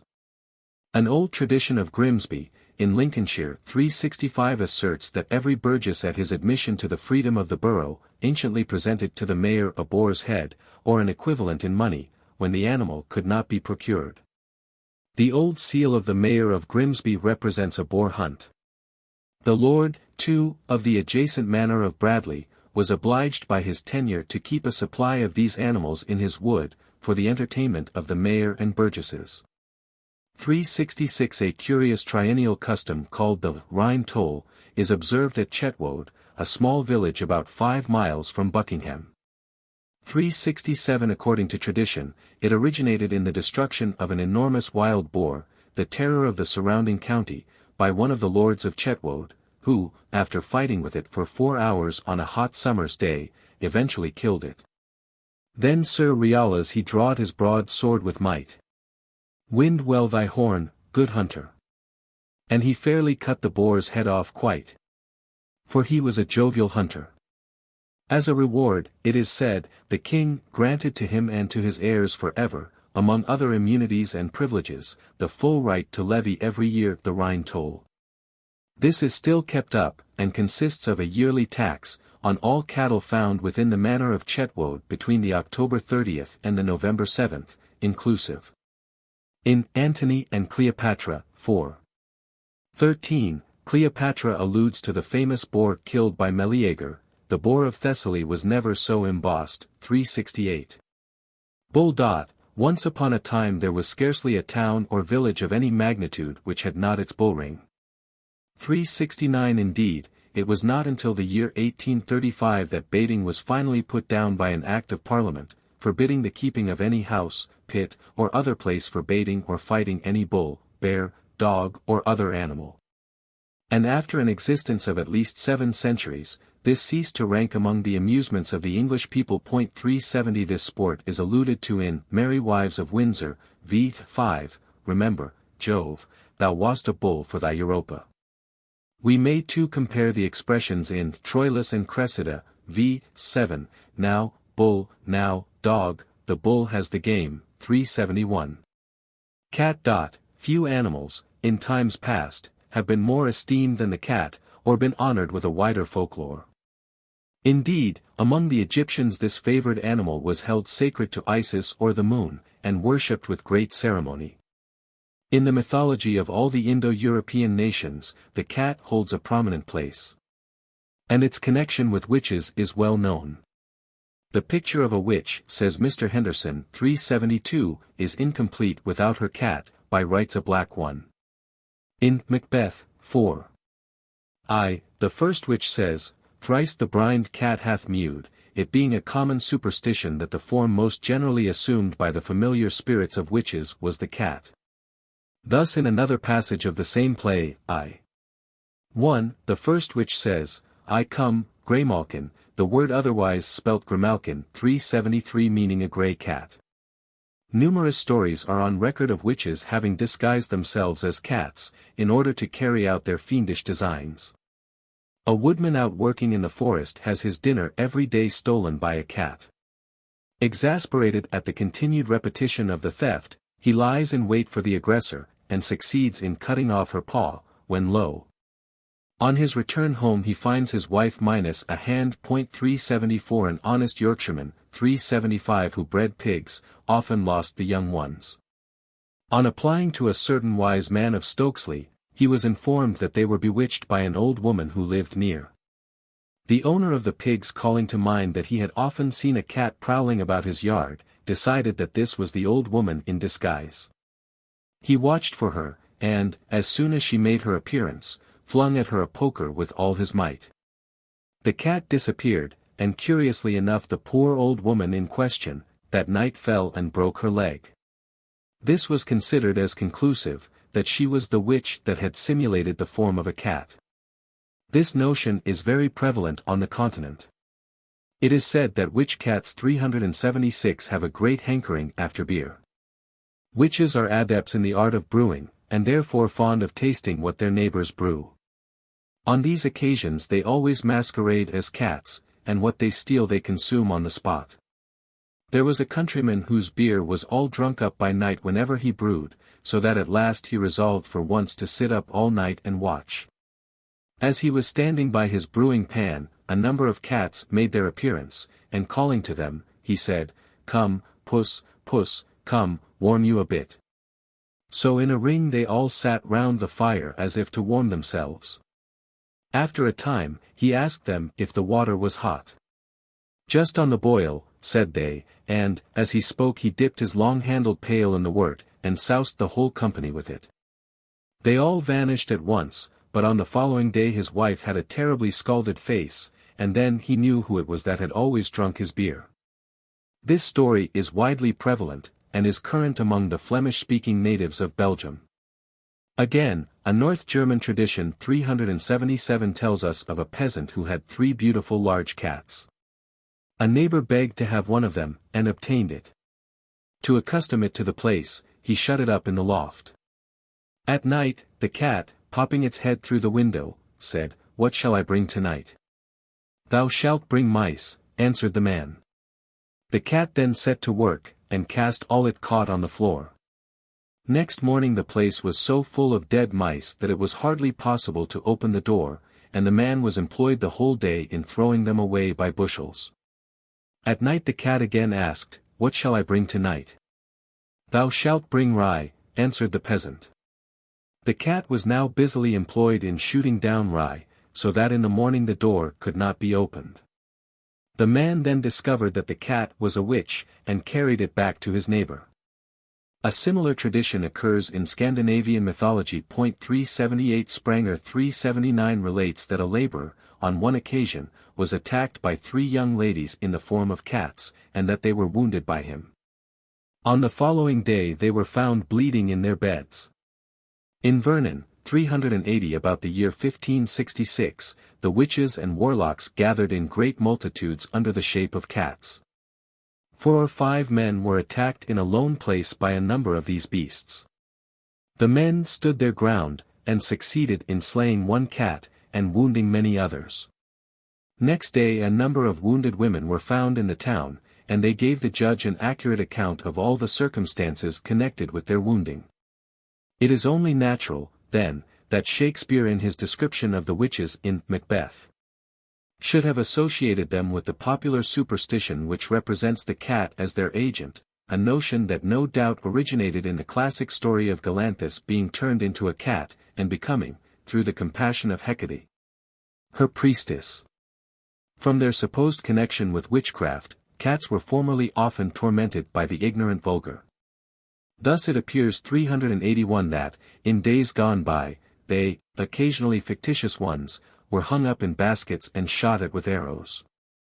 In some counties, too, they were enclosed, with a quantity of soot, in wooden bottles suspended on a line, and he who could beat out the bottom of the bottle as he ran under it, and yet escape its contents, was the hero of the sport. 382 Shakespeare alludes to this practice in Much Ado About Nothing, I. 1, where Benedict says, "Hang me in a bottle like a cat and shoot at me." Percy, in his Relics of Ancient English Poetry, 1794, I. p.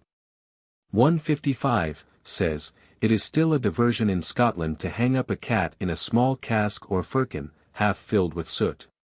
And then a parcel of clowns on horseback try to beat out the ends of it, in order to show their dexterity in escaping before the contents fall upon them." This practice was once kept up at Kelso in Scotland, according to Ebenezer Lazarus, who, in his Description of Kelso, 1789, page 144, has given a graphic description of the whole ceremony. He says, "This is a sport which was common in the last century at Kelso on the Tweed. A large concourse of men, women, and children assembled in a field about half a mile from the town, and a cat having been put into a barrel stuffed full of soot, was suspended on a crossbeam between 2 high poles.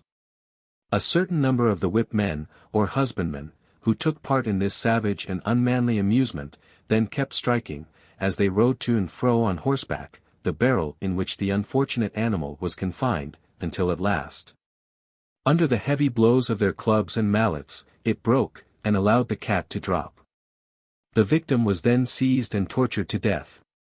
He justly stigmatizes it, saying, "The cat in the barrel exhibits such a farce, that he who can relish it is worse than an ass." Cats, from their great powers of resistance, are said to have 9 lives, 383. Hence Mercutio, in Romeo and Juliet, 3:1, says, "Good king of cats, nothing but one of your 9 lives." Ben Jonson, in Every Man in His Humour, 3:2, makes Edward Noel say to Bobadil, "'Twas pity you had not 10, a cats and your own." And in Gay's fable of the Old Woman and Her Cats, one of these animals is introduced, upbraiding the witch. "'Tis infamy to serve a hag. Cats are thought imps, her broom a nag. And boys against our lives combine. Because, 'tis said, your cats have 9. In Marston's Dutch Courtesan, we read, "Why, then, thou hast 9 lives like a cat." And in Decker's Strange Horse Race, 1613, when the Grand Hellcat had gotten these 2 furies with 9 lives. This notion, it may be noted, is quite the reverse of the well-known saying, "Care will kill a cat," mentioned in Much Ado About Nothing, v. 1, where Claudio says, "What though care killed a cat?" For some undiscovered reason a cat was formerly called Tybert or Tybalt, 384. Hence some of the insulting remarks of Mercutio, in Romeo and Juliet, 3:1, who calls Tybalt rat-catcher, and king of cats. In the old romance of History of Reynard the Fox, chapter 6, we are told how the king called for Sir Tybert, the cat, and said to him, "Sir Tybert, you shall go to Reynard, and summon him the second time." 385. A popular term for a wild cat was cat-o'-mountain, an expression 386 borrowed from the Spaniards, who call the wild cat gato-montes. In the Merry Wives of Windsor, 2:2, Falstaff says of Pistol, "Your cat-o'-mountain looks." The word cat was used as a term of contempt, as in Tempest, 2:1, and A Midsummer Night's Dream, 3:2, where Lysander says, "Hang off, thou cat." Once more, in Coriolanus, 4:2, we find it in the same sense. "'Twas you incensed the rabble. Cats, that can judge as fitly of his worth, as one can of those mysteries which heaven will not have earth to know." A gib, or a gib cat, is an old male cat 387, gib being the contraction of Gilbert 388 and is, says Nares, an expression exactly analogous to that of a jackass. 389 Tomcat is now the usual term. The word was certainly not bestowed upon a cat early in life, as is evident from the melancholy character ascribed to it in Shakespeare's allusion in 1 Henry IV. I, too, I am as melancholy as a gib cat. Ray gives, as melancholy as a gibbed, a corruption of gib, cat. The term occurs again in Hamlet, 3:4. It is improperly applied to a female by Beaumont and Fletcher in the Scornful Lady, v. 1, Bring out the cat-hounds. I'll make you take a tree, whore, then with my tiller bring down your gib ship, and then have you cased and hung up in the warren. Chameleon. This animal was popularly believed to feed on air, a notion which Sir Thomas Browne 390 has carefully discussed. He has assigned, among other grounds for this vulgar opinion, its power of abstinence and its faculty of self-inflation. It lives on insects, which it catches by its long gluey tongue, and crushes between its jaws. It has been ascertained by careful experiment that the chameleon can live without eating for 4 months. It can inflate not only its lungs but its whole body, including even the feet and tail. In allusion to this supposed characteristic, Shakespeare makes Hamlet say, 3:2, of the chameleon's dish, "I eat the air, promise grand. You cannot feed capon so," and in the Two Gentlemen of Verona, 2:1, Speed says, "Though the chameleon, love, can feed on the air, I am one that am nourished by my victuals, and would fain have meat." There is, too, a popular notion that this animal undergoes frequent changes of color, according to that of the bodies near it. This, however, depends on the volition of the animal, or the state of its feelings, on its good or bad health, and is subordinate to climate, age, and sex. 391 in 3 Henry VI. 3. 2. Gloucester boasts. I can add colors to the chameleon. Change shapes with produce for advantages. Cockatrice. This imaginary creature, also called a basilisk, has been the subject of extraordinary prejudice. It was absurdly said to proceed from the eggs of old cocks. It has been represented as having 8 feet, a crown on the head, and a hooked and recurved beak. 392 Pliny asserts that the basilisk had a voice so terrible that it struck terror into all other species. Sir Thomas Browne, 393 however, distinguishes the cockatrice from the ancient basilisk. He says, "This of ours is generally described with legs, wings, a serpentine and winding tail, and a crest or comb somewhat like a cock. But the basilisk of elder times was a proper kind of serpent, not above 3 palms long, as some account. And different from other serpents by advancing his head in some white marks, or coronary spots upon the crown, as all authentic writers have delivered. No other animal, perhaps, has given rise to so many fabulous notions. Thus, it was supposed to have so deadly an eye as to kill by its very look, to which Shakespeare very often alludes. In Romeo and Juliet, 3. 2, the latter says, "Say thou but I. And that bare vowel I shall poison more than the death-darting eye of cockatrice." In Richard III. 4, 1, the Duchess exclaims, "O my accursed womb, the bed of death! A cockatrice hast thou hatched to the world, whose unavoided eye is murderous." In Lucrece, 1, 540, we read, "Here with a cockatrice's dead-killing eye, he rouseth up himself and makes a pause." Once more, 394 in Twelfth Night, 3. For, Sir Toby Belch affirms, this will so fright them both that they will kill one another by the look, like cockatrices. It has also been affirmed that this animal could not exercise this faculty, unless it first perceived the object of its vengeance before it was itself seen by it. If first seen, it died. Dryden has alluded to this superstition. Mischiefs are like the cockatrice's eye. If they see first they kill, if seen they die. Cockatrice was a popular phrase for a loose woman, probably from the fascination of the eye. 395 It appears, too, that basilisk. 396 was the name of a huge piece of ordnance carrying a ball of very great weight. In the following passage in Henry V. v. 2, there is no doubt a double allusion, to pieces of ordnance, and to the fabulous creature already described, the fatal balls of murdering basilisks. Colt. From its wild tricks, the colt was formerly used to designate, according to Johnson, a witless, heady, gay youngster. Portia mentions it with a quibble in The Merchant of Venice, I. 2, referring to the Neapolitan prince, that's a colt indeed.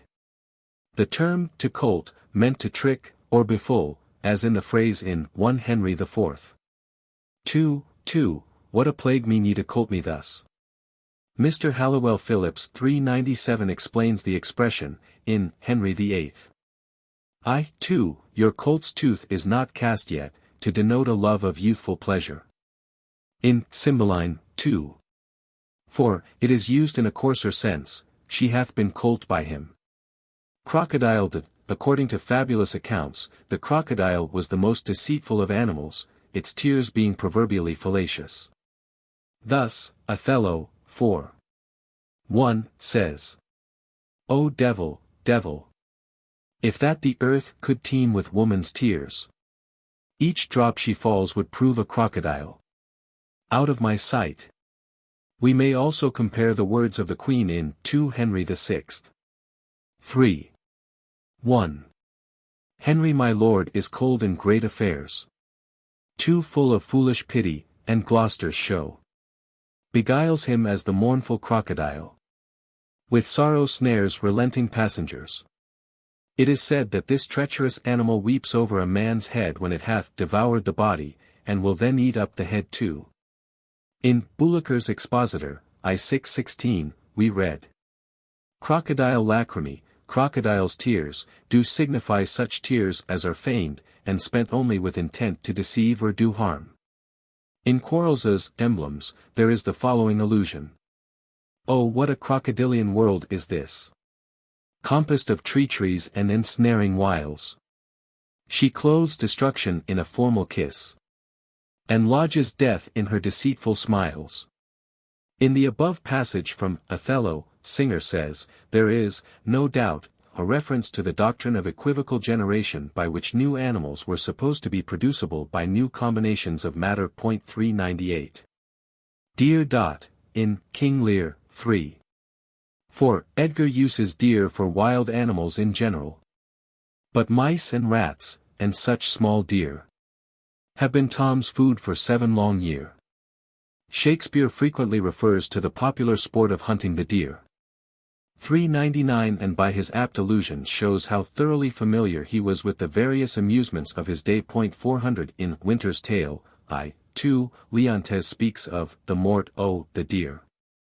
Certain notes played on the horn at the death of the deer, and requiring a deep-drawn breath. 401 It was anciently, too, one of the customs of the chase, for all to stain their hands in the blood of the deer as a trophy.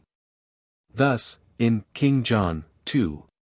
1, the English herald declares to the men of Angiers how, like a jolly troop of huntsmen, come our lusty English, all with purpled hands, died in the dying slaughter of their foes. The practice is again alluded to in Julius Caesar, 3. 1.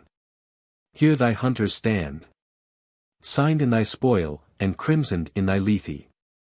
Old Tuberville gives us the details of this custom. Our order is, that the prince, or chief, if so please them, do alight, and take a say of the deer, with a sharp knife, the which is done in this manner, the deer being laid upon his back. The prince, chief, or such as they do appoint, comes to it, and the chief huntsman, kneeling if it be a prince, doth hold the deer by the forefoot, whilst the prince, or chief, do cut a slit drawn along the brisket of the deer. In Antony and Cleopatra, v. 2, where Caesar, speaking of Cleopatra's death, says, bravest at the last. She levelled at our purposes, and, being royal, took her own way. There is possibly an allusion to the hart royal which had the privilege of roaming unmolested, and of taking its own way to its lair. Shooting with the crossbow at deer was an amusement of great ladies. Buildings with flat roofs, called stands, partly concealed by bushes, were erected in the parks for the purpose. Hence the following dialogue in Love's Labours Lost, 4. 1. Princess. Then Forester, my friend, where is the bush that we must stand and play the murderer in? Forester. Hereby, upon the edge of yonder coppice. A stand where you may make the fairest shoot. Amongst the hunting terms to which Shakespeare refers may be mentioned the following. To draw, meant to trace the steps of the game, as in Comedy of Errors, 4. 2. A hound that runs counter and yet draws dry foot well. The term, to run counter, was to mistake the course of the game, or to turn and pursue the backward trail. The recheat denoted certain notes sounded on the horn, properly and more usually employed to recall the dogs from a wrong scent. It is used in Much Ado About Nothing, I. 1. I will have a recheat winded on my forehead. We may compare Drayton's Polyolbion, 13. Recheating with his horn, which then the hunter cheers. The phrase, to recover the wind of me used by Hamlet, 3. 2, is borrowed from hunting, and means to get the animal pursued to run with the wind that it may not scent the toil or its pursuers. Again, when Falstaff in 2 Henry IV. 2. 4, speaks of fat rascals, he alludes to the phrase of the forest, rascal, says Puttenham, being properly the hunting term given to a young deer lean and out of season. The phrase, a hunt's up, implied any song intended to arouse in the morning, even a love song, the name having been derived from a tune or song employed by early hunters. 402 The term occurs in Romeo and Juliet, 3:5, where Juliet says to Romeo, speaking of the lark, "Since arm from arm that voice doth us affray, hunting thee hence with hunts up to the day." In Drayton's Polyolbion, 13. It is used. No sooner doth the earth her flowery bosom brave, at such time as the year brings on the pleasant spring, but hunts up to the morn the feathered sylvans sing. In Shakespeare's day it was customary to hunt as well after dinner as before, hence in Timon of Athens, 2:2, Timon says, "So soon as dinner's done, we'll forth again." The word embossed was applied to a deer when foaming at the mouth from fatigue. In Taming of the Shrew, we read, "The poor club is embossed," and in Antony and Cleopatra, 4:13, "The boar of Thessaly was never so embossed." It was usual to call a pack of hounds a cry, from the French meute de chiens. The term is humorously applied to any troop or company of players by Hamlet, 3:2, who speaks of a fellowship in a cry of players. In Coriolanus, Menenius says, 4:6, "You have made good work, you and your cry." Antony in Julius Caesar, 3:1, alludes to the technical phrase to let slip a dog, employed in hunting the hart. This consisted in releasing the hounds from the leash or slip of leather by which they were held in hand until it was judged proper to let them pursue the animal chased. 403 In 1 Henry IV. 3, Northumberland tells Hotspur, "Before the game is afoot, thou still let slip." In Taming of the Shrew, v. 2, Tranio says, "Oh, sir, Lucentio slipped me like his greyhound, which runs himself and catches for his master." A sportsman's saying, applied to hounds, occurs in 2 Henry IV. v. 3, will not out, he is true bred, serving to expound Gadshill's expression, such as can hold in 1 Henry IV. 2:1. The severity of the game laws under our early monarchs was very stringent. And a clause in the Forest Charter, 404 grants, to an archbishop, bishop, earl, or baron, when travelling through the royal forests, at the king's command, the privilege to kill 1 deer or 2 in the sight of the forester, if he was at hand. If not, they were commanded to cause a horn to be sounded, that it might not appear as if they had intended to steal the game. In Merry Wives of Windsor, v. 5, Falstaff, using the terms of the forest, alludes to the perquisites of the keeper. Thus he speaks of the shoulders for the fellow of this walk, i.e., the keeper. Shakespeare has several pretty allusions to the tears of the deer, this animal being said to possess a very large secretion of tears. Thus Hamlet, 3:2, says, "Let the stricken deer go weep," and in As You Like It, 2:1, we read of the sobbing deer, and in the same scene, the First Lord narrates how, at a certain spot, a poor sequestered stag, that from the hunter's aim hath ta'en a hurt, did come to languish, and the big round tears coursed one another down his innocent nose, in piteous chase. Bartholomew 405 says, that, when the hart is arred, he fleeth to a river or pond, and roareth crieth and weepeth when he is take. 406 It appears that there were various superstitions connected with the tears of the deer. Batman 407 tells us that, when the hart is sick, and hath eaten many serpents for his recovery, he is brought unto so great a heat, that he hasteth to the water, and there covereth his body unto the very ears and eyes. At which time distilleth many tears from which the bezoar, stone is gendered. 408 Daus 409 quotes the following passage from the Noble Art of Venery, in which the hart thus addresses the hunter. O cruel! Be content to take in worth my tears, which grow to gum, and fall from me, content thee with my hears. Content thee with my homes, which every year I knew. Since all these 3 make medicines, some sickness to eschew. My tears congealed to gum, by pieces from me fall. And thee preserve from pestilence, in pomander or ball. Such wholesome tears shed I, when thou pursuest me so. Dog. As the favorite of our domestic animals, the dog not unnaturally possesses an extensive history, besides entering largely into those superstitions which, more or less, are associated with every stage of human life. It is not surprising, therefore, that Shakespeare frequently speaks of the dog, making it the subject of many of his illustrations. Thus he has not omitted to mention the fatal significance of its howl, which is supposed either to foretell death or misfortune. In 2 Henry VI. He makes Bolingbroke say, "The time when screech owls cry and ban dogs howl 4:10. And spirits walk and ghosts break up their graves." And again, in 3 Henry VI. v. 6, King Henry, speaking of Gloucester, says, "The owl shrieked at thy birth, an evil sign. The night crow cried, a boding luckless time. Dogs howled, and hideous tempests shook down trees." The same superstition prevails in France and Germany, for 11 and various charms are resorted to for averting the ill consequences supposed to attach to this sign of ill omen.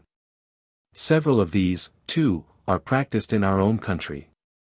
Thus, in Staffordshire, when a dog howls, the following advice is given: take off your shoe from the left foot, and spit upon the sole, place it on the ground bottom upwards, and your foot upon the place you sat upon. Which will not only preserve you from harm, but stop the howling of the dog. For 12 a similar remedy is recommended in Norfolk 4:13, pull off your left shoe, and turn it, and it will quiet him. A dog won't howl 3 times after. We are indebted to antiquity for this superstition, some of the earliest writers referring to it. Thus, Pausanias relates how, previous to the destruction of the Messenians, the dogs pierced the air by raising a louder barking than usual. And it is on record how, before the sedition in Rome, about the dictatorship of Pompey, there was an extraordinary howling of dogs. Virgil 4:14, Georgic I. 470, speaking of the Roman misfortunes, says, "Obscoenique canes, importunique volucres. Signa dabant." Capitolinus narrates, too, how the dogs by their howling presaged the death of Maximinus. The idea which associates the dog's howl with the approach of death is probably derived from a conception in Aryan mythology, which represents a dog as summoning the departing soul. Indeed, as Mr. Fiske 4:15 remarks, throughout all Aryan mythology, the souls of the dead are supposed to ride on the night wind, with their howling dogs, gathering into their throng the souls of those just dying as they pass by their houses. Another popular superstition, in all probability derived from the Egyptians, refers to the setting and rising of Sirius or the dog star, as infusing madness into the canine race. Hence the name of the dog days was given by the Romans to the period between the July 3rd and the August 11th, to which Shakespeare alludes in Henry VIII. v. 3, the dog days now reign. We may, too, compare the words of Benvolio in Romeo and Juliet 3:1, for now, these hot days, is the mad blood stirring. It is obvious, however, that this superstition is utterly groundless, for not only does the star vary in its rising, but is later and later every year. The term dog day is still a common phrase, and it is difficult to say whether it is from superstitious adherence to old custom, or from a belief in the injurious effect of heat upon dogs, that the magistrates, often unwisely, at this season of the year order them to be muzzled or tied up. It was the practice to put them to death, and Ben Jonson, in his Bartholomew Fair, speaks of the dog killer, in this month of August. Lord Bacon, too, in his Silva Silvarum, tells us that, it is a common experience that dogs know the dog killer, when, as in times of infection, some petty fellow is sent out to kill them. Although they have never seen him before, yet they will all come forth and bark and fly at him. A curtal dog, to which allusion is made in Merry Wives of Windsor, 2:1, by Pistol. Hope is a curtal dog in some affairs. Denoted, originally the dog of an unqualified person, which, by the forest laws, must have its tail cut short, partly as a mark. and partly from a notion that the tail of a dog is necessary to him in running. In later usage, curtail dog means either a common dog, not meant for sport, or a dog that missed the game, which latter sense it has in the passage above. 416. Dragon. As the type and embodiment of the spirit of evil, the dragon has been made the subject of an extensive legendary lore. The well-known myth of St. George and the Dragon, which may be regarded as a grand allegory representing the hideous and powerful monster against whom the Christian soldier is called to fight, has exercised a remarkable influence for good in times past, over half-instructed people. It has been truly remarked that the dullest mind and hardest heart could not fail to learn from it something of the hatefulness of evil, the beauty of self-sacrifice, and the all-conquering might of truth. This graceful conception is alluded to by Shakespeare in his King John, 2:1, where, according to a long-established custom, it is made a subject for sign painting. 417. St. George that swinged the dragon, and e'er since sits on his horseback at mine hostess door. Teach us some fence. In ancient mythology the task of drawing the chariot of night was assigned to dragons, on account of their supposed watchfulness. In Cymbeline, 2:2, Iachimo addressing them says, "Swift, swift, ye dragons of the night, that dawning may bear the raven's eye." 418. Milton, in his Il Penseroso, mentions the dragon yoke of night, and in his Comus, L. 130. The dragon womb of Stygian darkness. It may be noticed that the whole tribe of serpents sleep with their eyes open, and so appear to exert a constant watchfulness. 419. In devising loathsome ingredients for the witch's mess, Shakespeare, Macbeth, 4:1, speaks of the scale of dragon, alluding to the horror in which this mythical being was held. Referring, also, to the numerous legends associated with its dread form, he mentions the spleen of fiery dragons, Richard III v. 3. Dragon's wings, 1 Henry VI. I.1, and in Pericles, I.1, death-like dragons.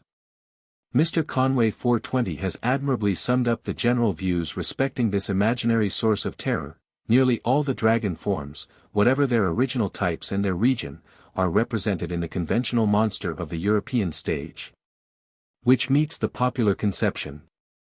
The dragon is a masterpiece of the popular imagination, and it required many generations to give it artistic shape.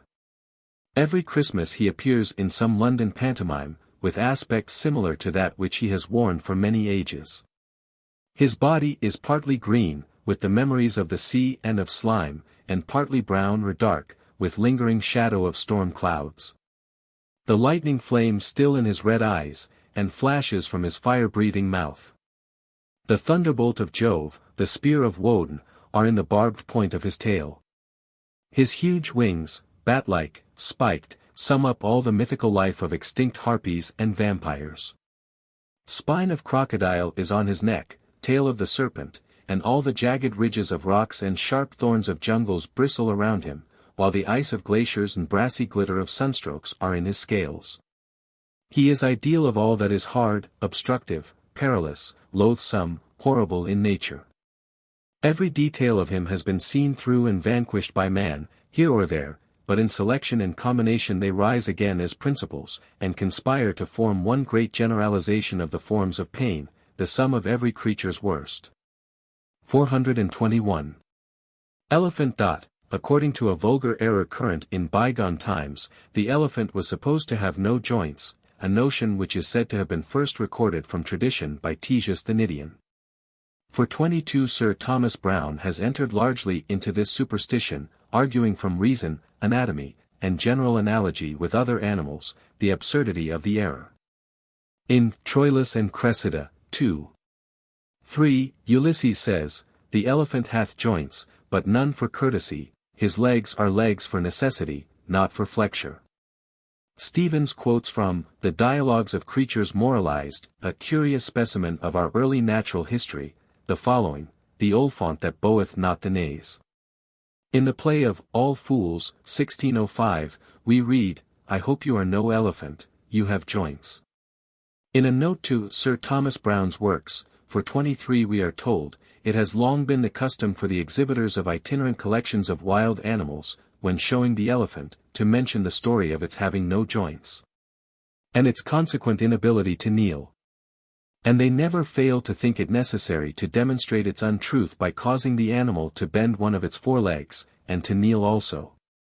In Julius Caesar, 2:1, the custom of seducing elephants into pitfalls, lightly covered with hurdles and turf, on which a proper bait to tempt them was exposed, is alluded to. 424 Decius speaks of elephants being betrayed, with holes. Fox. It appears that the term fox was a common expression for the Old English weapon, the broad sword of Johnson's days, as distinguished from the small, foreign, sword.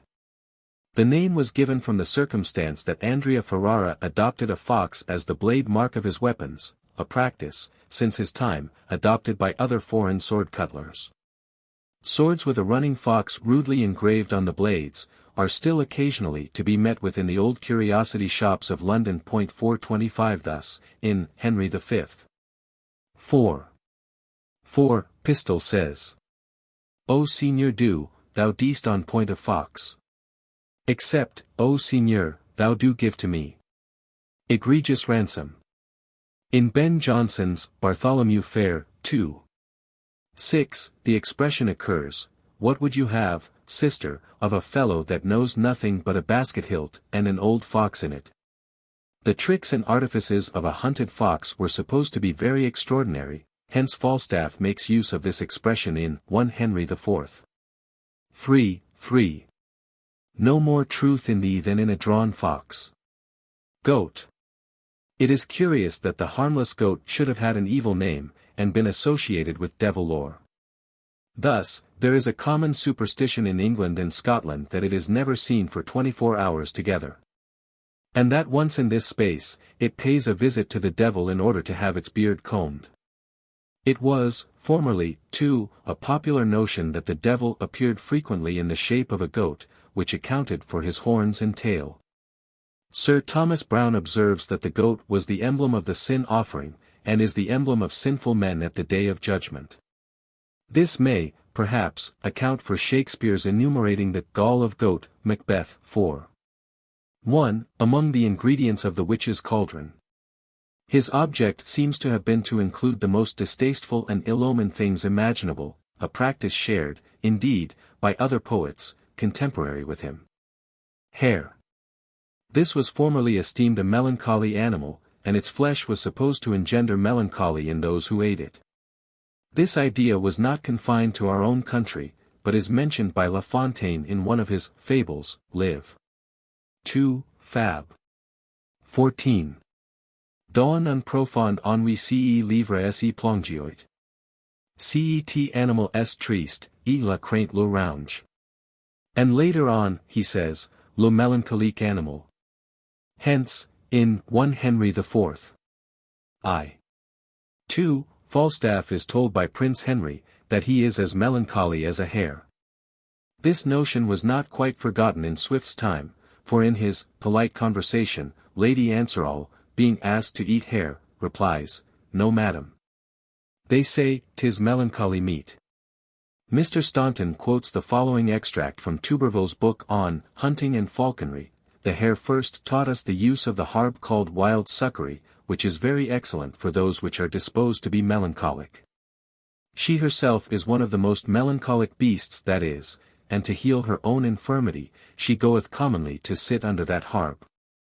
The old Greek epigram relating to the hare. Strike ye my body, now that life is fled. So hares insult the lion when he's dead.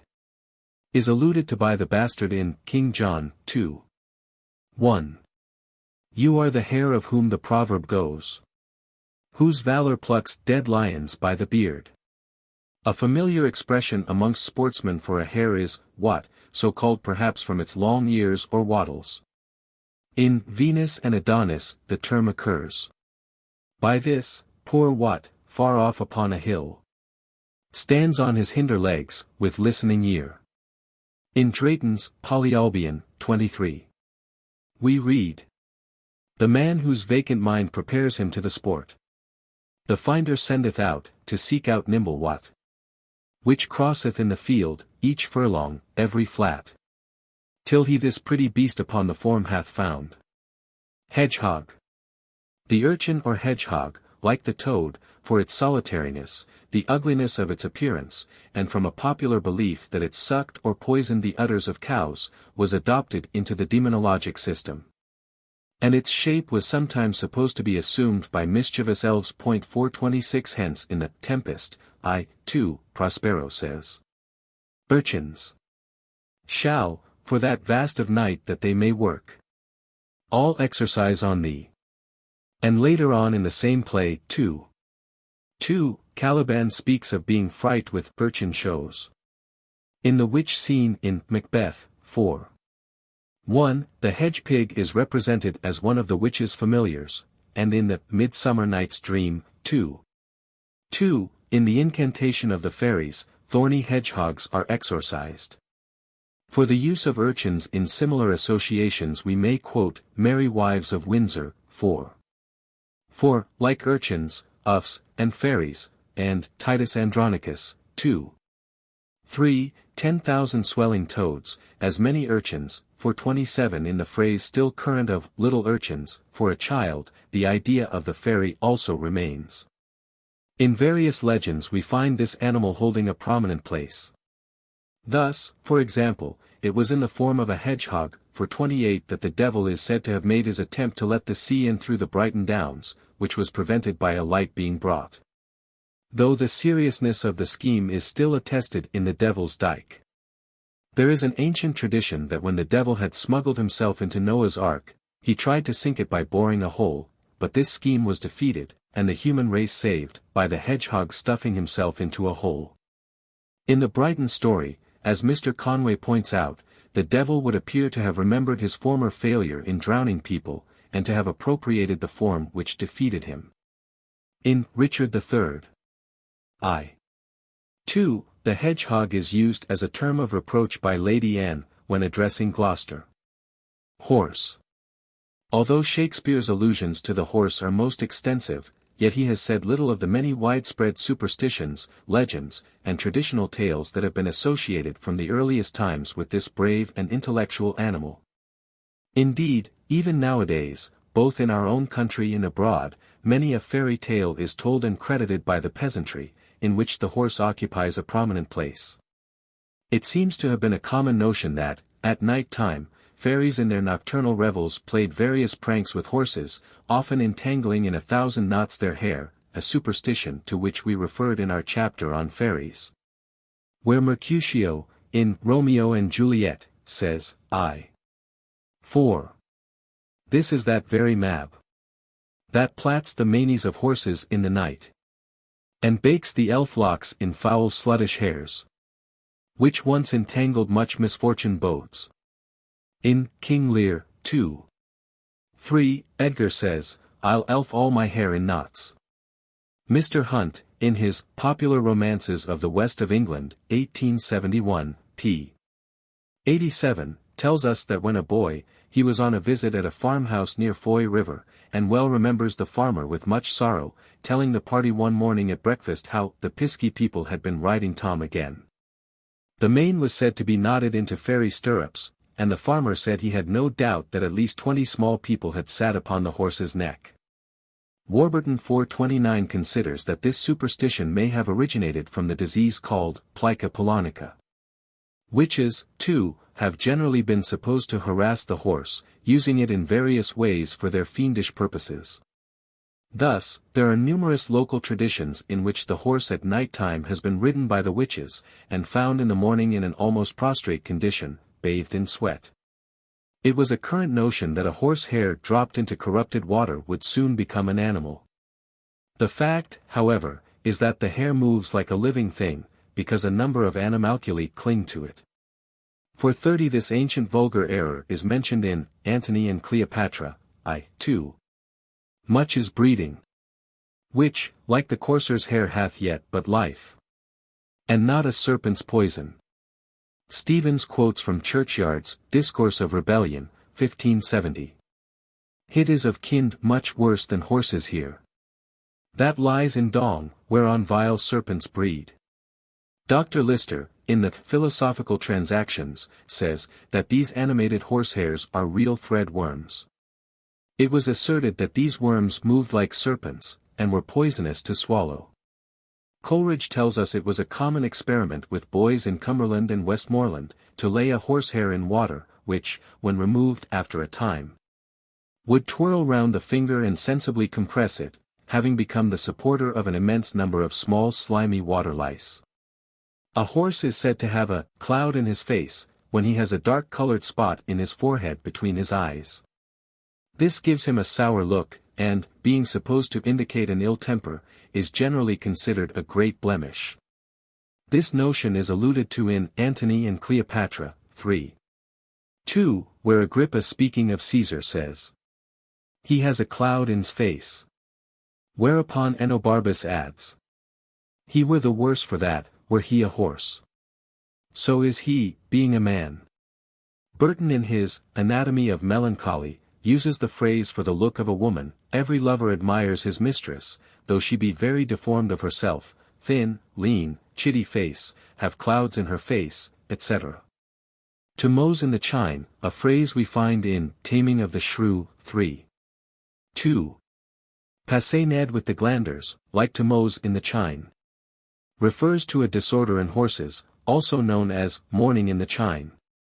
Alluding to the custom associated with horses, we may note that a stalking horse, or stale, was either a real or artificial one, under cover of which the fowler approached towards and shot at his game.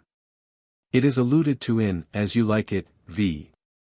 For, by the Duke, who says of Touchstone, "He uses his folly like a stalking horse, and under the presentation of that he shoots his wit."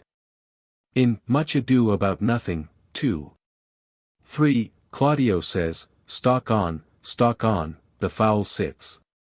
431 in Comedy of Errors, 2:1, Adriana says, "I am but his stale," upon which Malone remarks, "Adriana undoubtedly means to compare herself to a stalking horse, behind whom Antipholus shoots at such game as he selects." In Taming of the Shrew, Catherine says to her father, "1. Is it your will to make a stale of me amongst these mates?" which, says Singer, means, make an object of mockery. So in 3 Henry VI.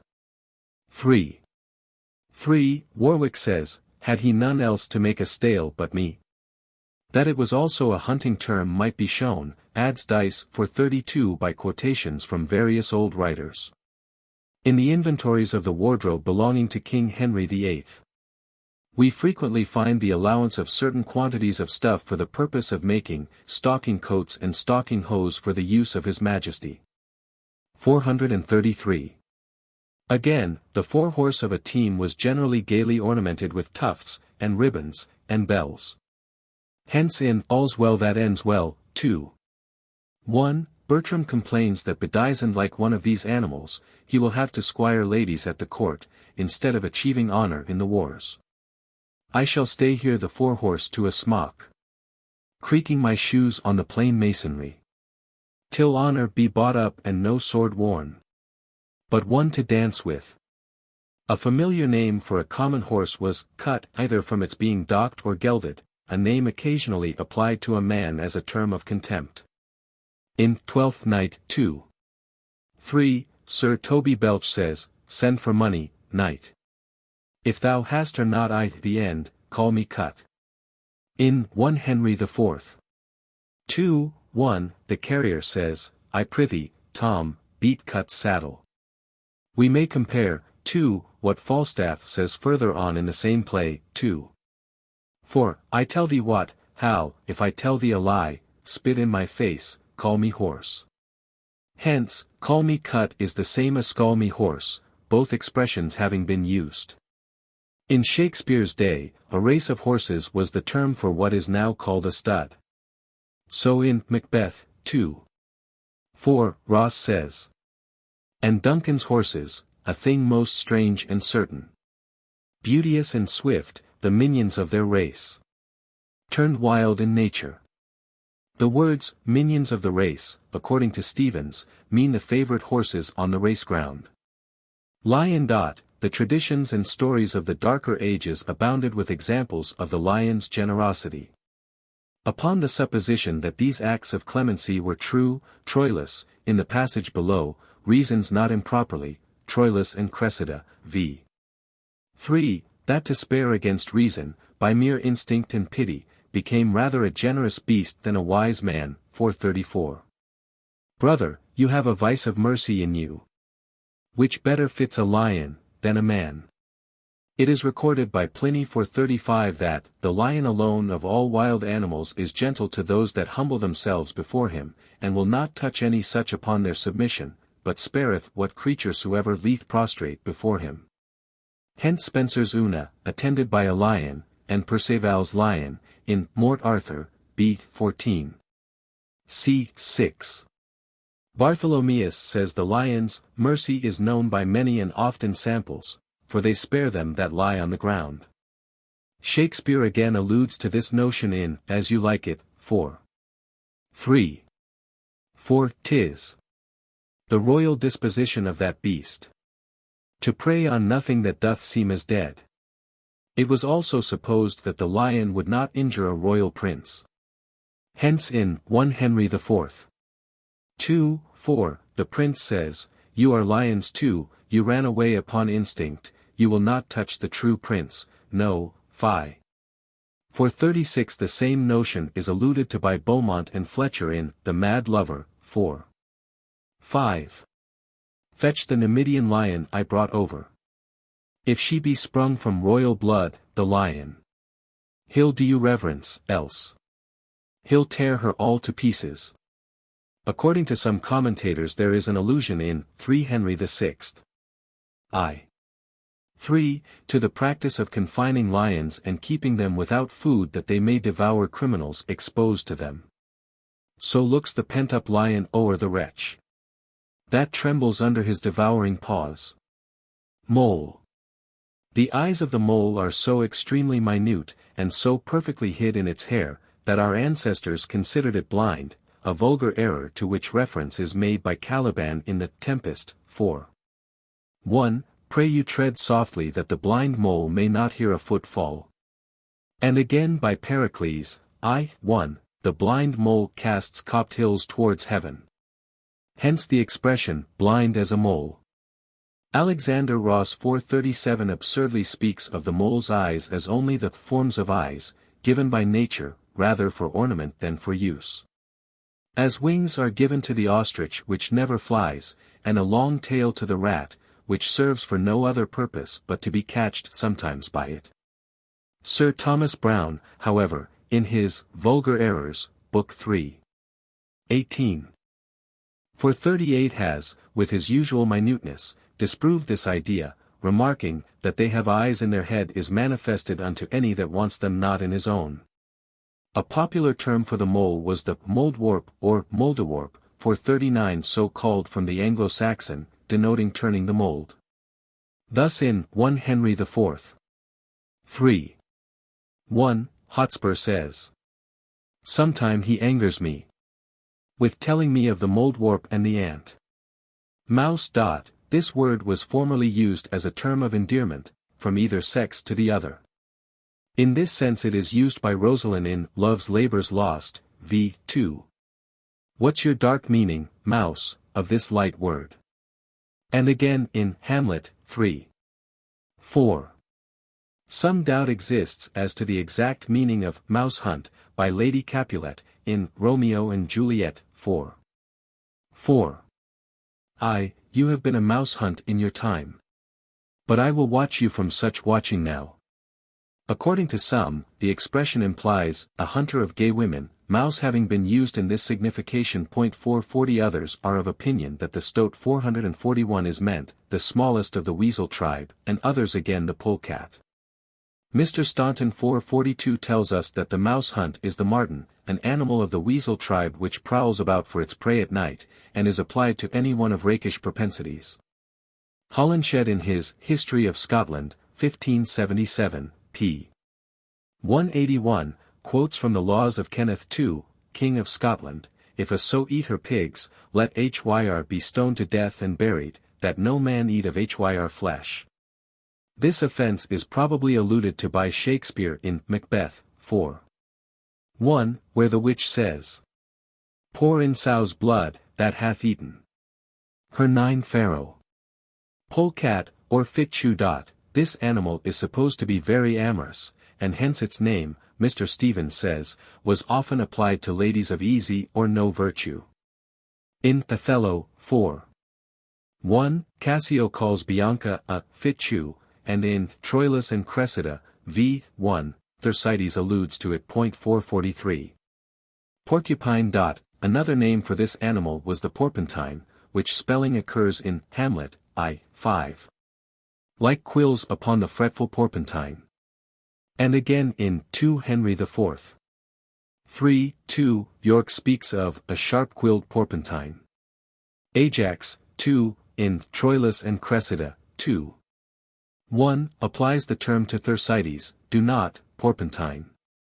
In the above passages, however, and elsewhere, the word has been altered by editors to porcupine. According to a popular error, the porcupine could dart his quills. They are easily detached, very sharp, and slightly barbed, and may easily stick to a person's legs, when he is not aware that he is near enough to touch them. 444. Rabbit. In 2 Henry IV. 2:2, this animal is used as a term of reproach, a sense in which it was known in Shakespeare's day. The phrase, coney catch, which occurs in Taming of the Shrew, v. 1, take heed, Signor Baptista, lest you be coney catched in this business, implied the act of deceiving or cheating a simple person, the coney or rabbit being considered a foolish animal.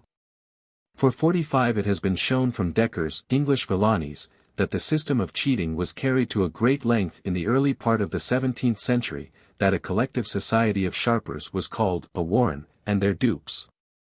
Rabbit suckers, i.e., young rabbit or conies. 446 Shakespeare has once used the term to express harmless roguery, in the Taming of Shrew, 4:1.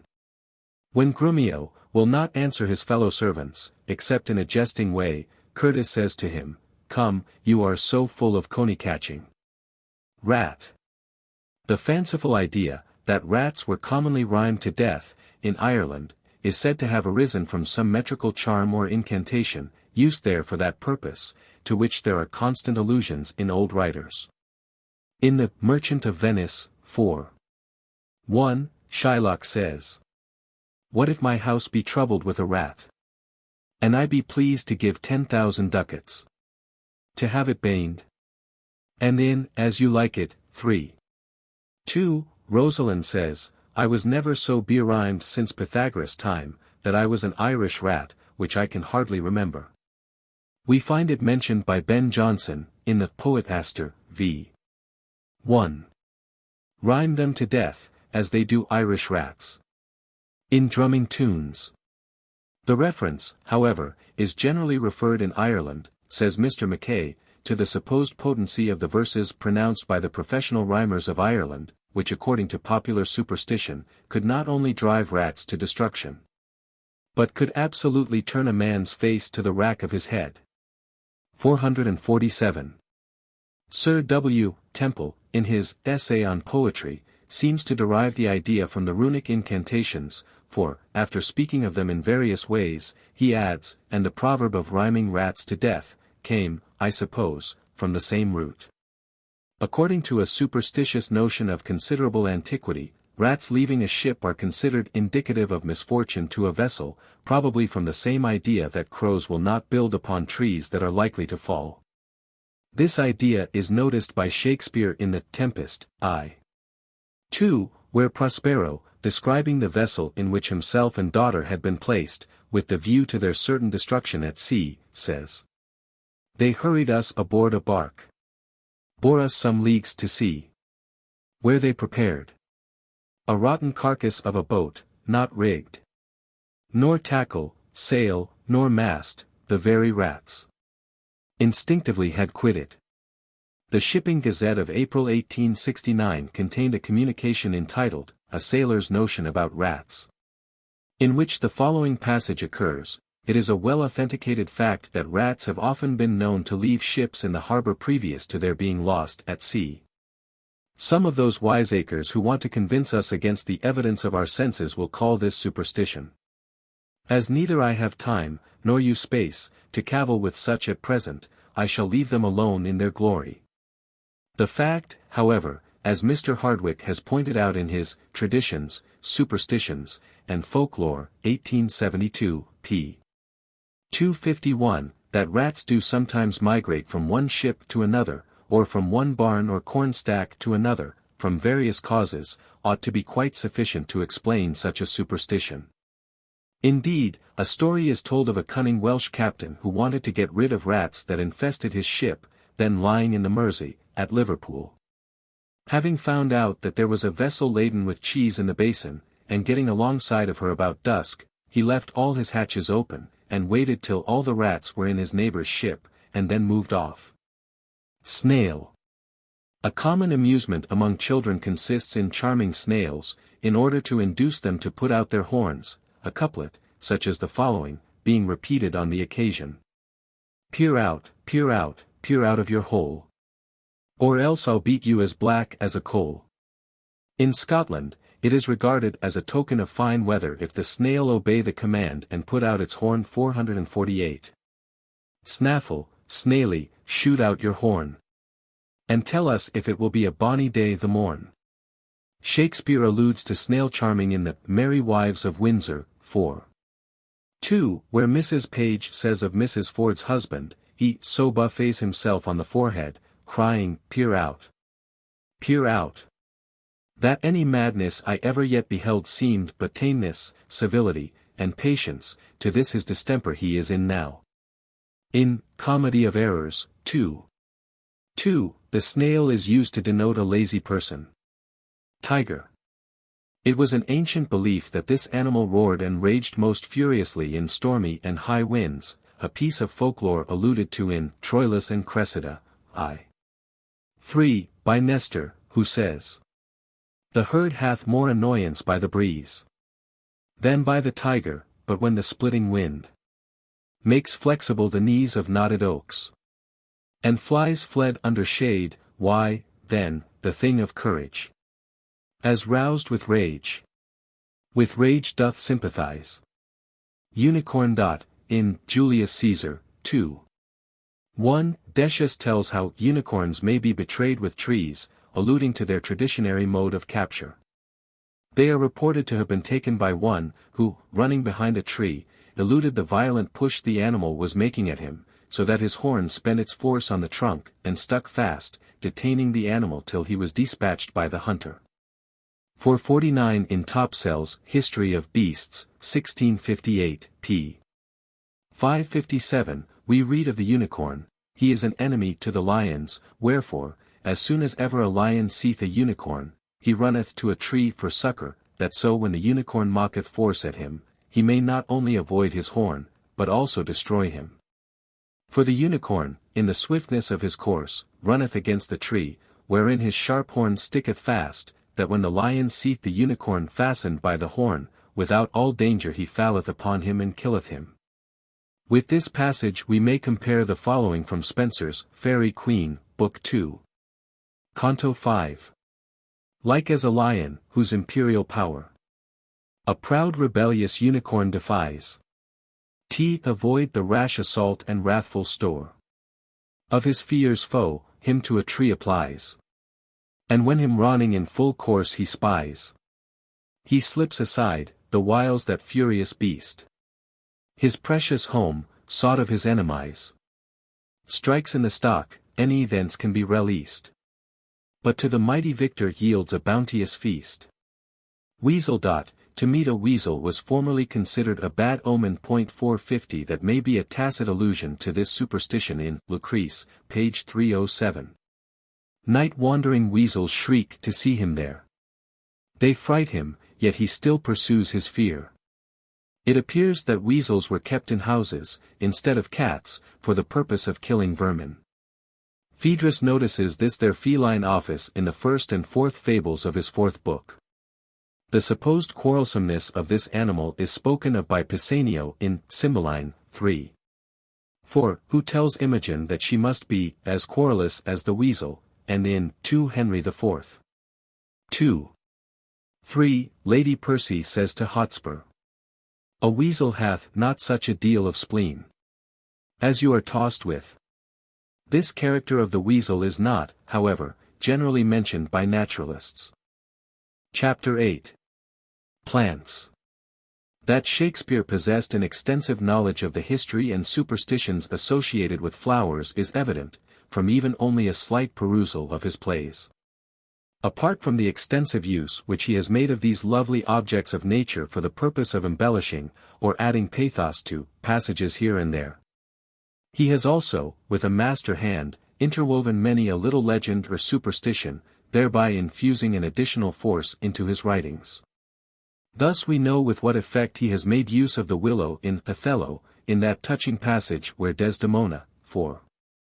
3, anticipating her death, relates how her mother had a maid called Barbara. She was in love, and he she loved, proved mad, and did forsake her. She had a song of willow. An old thing 'twas, but it expressed her fortune, and she died singing it. That song, tonight, will not go from my mind. In a similar manner, Shakespeare has frequently introduced the notice of flowers with a wonderful aptness, as in the case of poor Ophelia. Those, however, desirous of gaining a good insight into Shakespeare's knowledge of flowers, as illustrated by his plays, would do well to consult Mr. Ellacombe's exhaustive work on the Plant Lore of Shakespeare, a book to which we are much indebted in the following pages, as also to Mr. Beasley's Shakespeare's Garden. Aconite. 451, this plant from the deadly virulence of its juice, which, Mr. Turner says, is of all poisons the most hasty poison, is compared by Shakespeare to gunpowder, as in 2 Henry IV. 4. 4. The united vessel of their blood, mingled with venom of suggestion. As, force perforce, the age will pour it in, shall never leak, though it do work as strong as aconitum or rash gunpowder. It is probably, too, alluded to in the following passage in Romeo and Juliet, v. 1, where Romeo says, "Let me have a dram of poison, such soon speeding gear, as will disperse itself through all the veins, that the life-weary taker may fall dead, and that the trunk may be discharged of breath, as violently as hasty powder fired doth hurry from the fatal cannon's womb." According to Ovid, it derived its name from growing upon rock, Medum. 7, 419. Quae, quia nescunter dura vivacia caut. Agrestes aconita vocant. It is probably derived from the Greek kapanu iota tau omicron nu, without a struggle, in allusion to the intensity of its poisonous qualities. Virgil 452 speaks of it, and tells us how the aconite deceives the wretched gatherers, because often mistaken for some harmless plant. 453 The ancients fabled it as the invention of Hecate 454 who caused the plant to spring from the foam of Cerberus, when Hercules dragged him from the gloomy regions of Pluto. Ovid pictures the stepdame as preparing a deadly potion of aconite, Medum. I 47. Lurida terribiles miscent aconita navarco. In hunting the ancients poisoned their arrows with this venomous plant, as, also when following their mortal brutal trade of slaughtering their fellow creatures. 455 Numerous instances are on record of the fatal results through persons eating this plant. In the Philosophical Transactions, 1732, volume 38, we read of a man who was poisoned in that year, by eating some of it in a salad, instead of celery. Dr. Turner mentions the case of some Frenchmen at Antwerp, who eating the shoots of this plant for masterwort, all died, with the exception of 2, in 48 hours. The aconitum is equally pernicious to animals. Anemone. This favorite flower of early spring is probably alluded to in the following passage of Venus and Adonis. By this, the boy that by her side lay killed was melted like a vapor from her sight. And in the blood that on the ground lay spilled, a purple flower sprung up checkered with white, resembling well his pale cheeks, and the blood, which in round drops upon their whiteness stood. According to Bion, it is said to have sprung from the tears that Venus wept over the body of Adonis. Alas, the Paphian, fair Adonis slain, tears plenteous as his blood she pours amain. But gentle flowers are born, and bloom around, from every drop that falls upon the ground. Where streams his blood, there blushing springs the rose.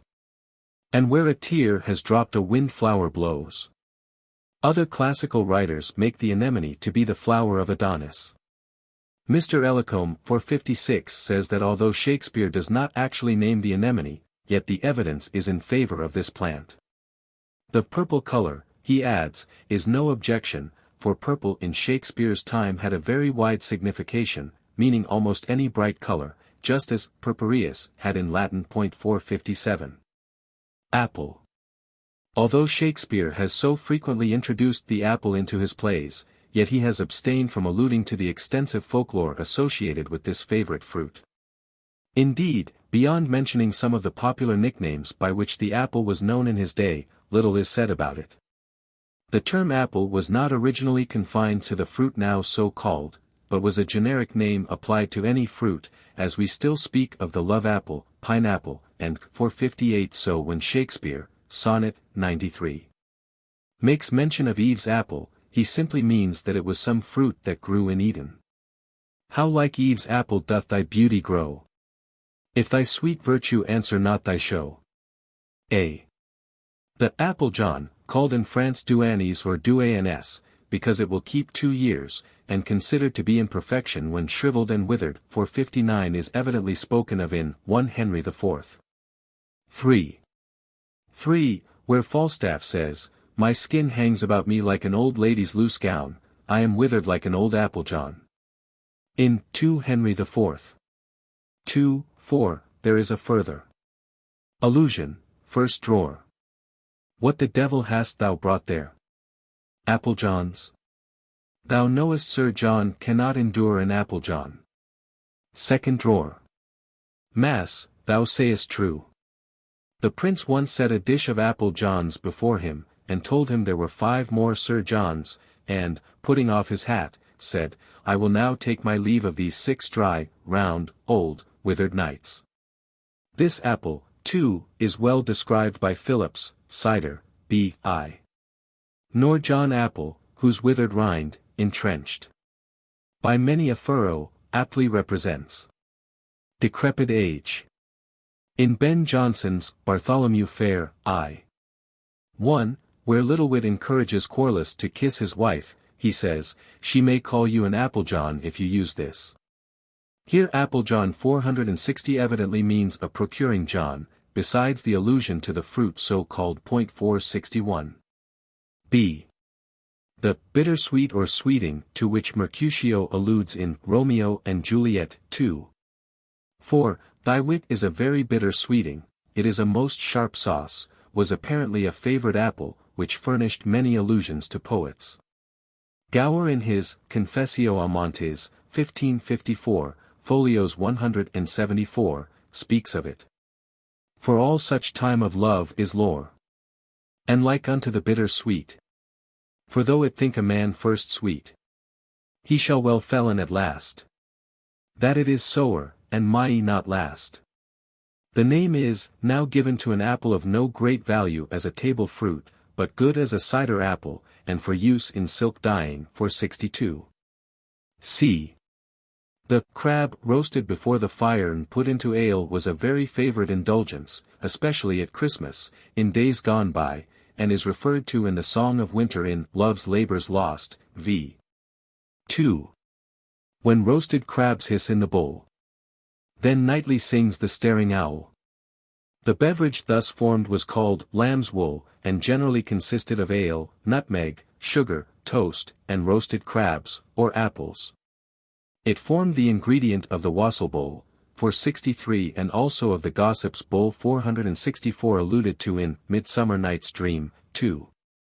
1, where Puck says, And sometime lurk I in a gossip's bowl, in very likeness of a roasted crab.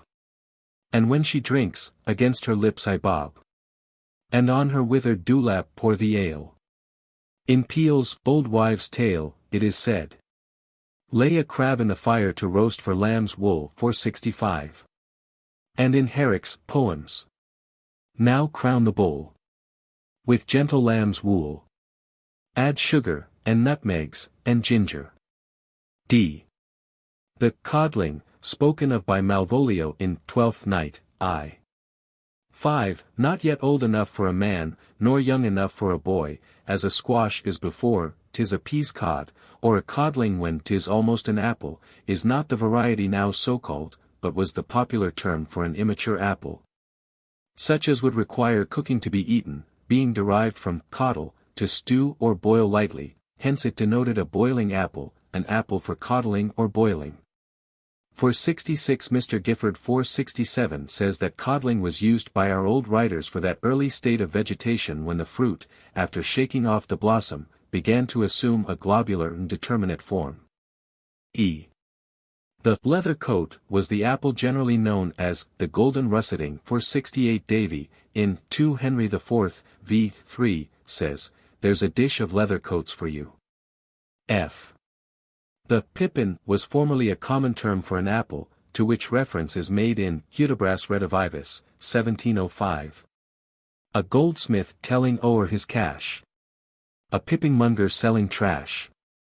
In Taylor's Works 469, 1630, we read, Lord, who would take him for a pippin squire? That's so bedaubed with lace and rich attire. Mr. Ellicombe 470 says the word pippin denoted an apple raised from pips and not from grafts, and is now, and probably was in Shakespeare's time, confined to the bright-colored long-keeping apples of which the golden pippin is the type. Justice Shallow, in 2 Henry IV, v. 3, says, Nay, ye shall see my orchard, where in an arbour we will eat a last year's pippin of my own grafting. G. The pomewater was a species of apple evidently of a juicy nature, and hence of high esteem in Shakespeare's time, for in Love's Labour's Lost, 4. 2, Holofernes says, the deer was, as you know, sanguis, in blood. Ripe as the pomewater, who now hangeth like a jewel in the ear of Scylla, the sky, the welkin, the heaven, and anon falleth like a crab on the face of Terra, the soil, the land, the earth. Parkinson 471 tells us the pomewater is an excellent, good, and great whitish apple, full of sap or moisture, somewhat pleasant sharp, but a little bitter withal. It will not last long, the winter's frost soon causing it to rot and perish. It appears that apples and caraways were formerly always eaten together, and it is said that they are still served up on particular days at Trinity College, Cambridge. This practice is probably alluded to by Justice Shallow in the much disputed passage in 2 Henry IV, 3. 5, when he speaks of eating a last year's pippin with a dish of caraways. The phrase, too, seems further explained by the following quotations from Cogan's Haven of Health, 1599. After stating the virtues of the seed, and some of its uses, he says, for the same purpose caraway seeds are used to be made in comfits, and to be eaten with apples, and surely very good for that purpose. For all such things as breed wind would be eaten with other things that break wind. Again, in his chapter on apples, he says, howbeit we are wont to eat caraways or biscuits, or some other kind of comfits, or seeds together with apples, thereby to break wind engendered by them, and surely this is a very good way for students. Mr. Ellicombe, 472 however, considers that in the dish of caraways mentioned by Justice Shallow, neither caraway seeds, nor cakes made of caraways, are meant, but the caraway or caraway russet apple. Most of the commentators are in favor of one of the former explanations. Mr. Dice 473 reads caraways in the sense of comfits or confections made with caraway seeds, and quotes from Shadwell's Woman Captain, the following, the fruit, crab apples, sweetings, and horseplums. And for confections, a few caraways in a small saucer, as if his worship's house had been a lousy inn. Apricot. This word, which is spelt by Shakespeare apricot, occurs in Richard II, 3. 4, where the gardener says, "Go, bind thou up yon dangling apricots, which, like unruly children, make their sire stoop with oppression of their prodigal weight." And in A Midsummer Night's Dream, 3. Titania gives directions. "Be kind and courteous to this gentleman. Feed him with apricots and dewberries." The spelling apricot, 474, is derived from the Latin precox, or precoquus.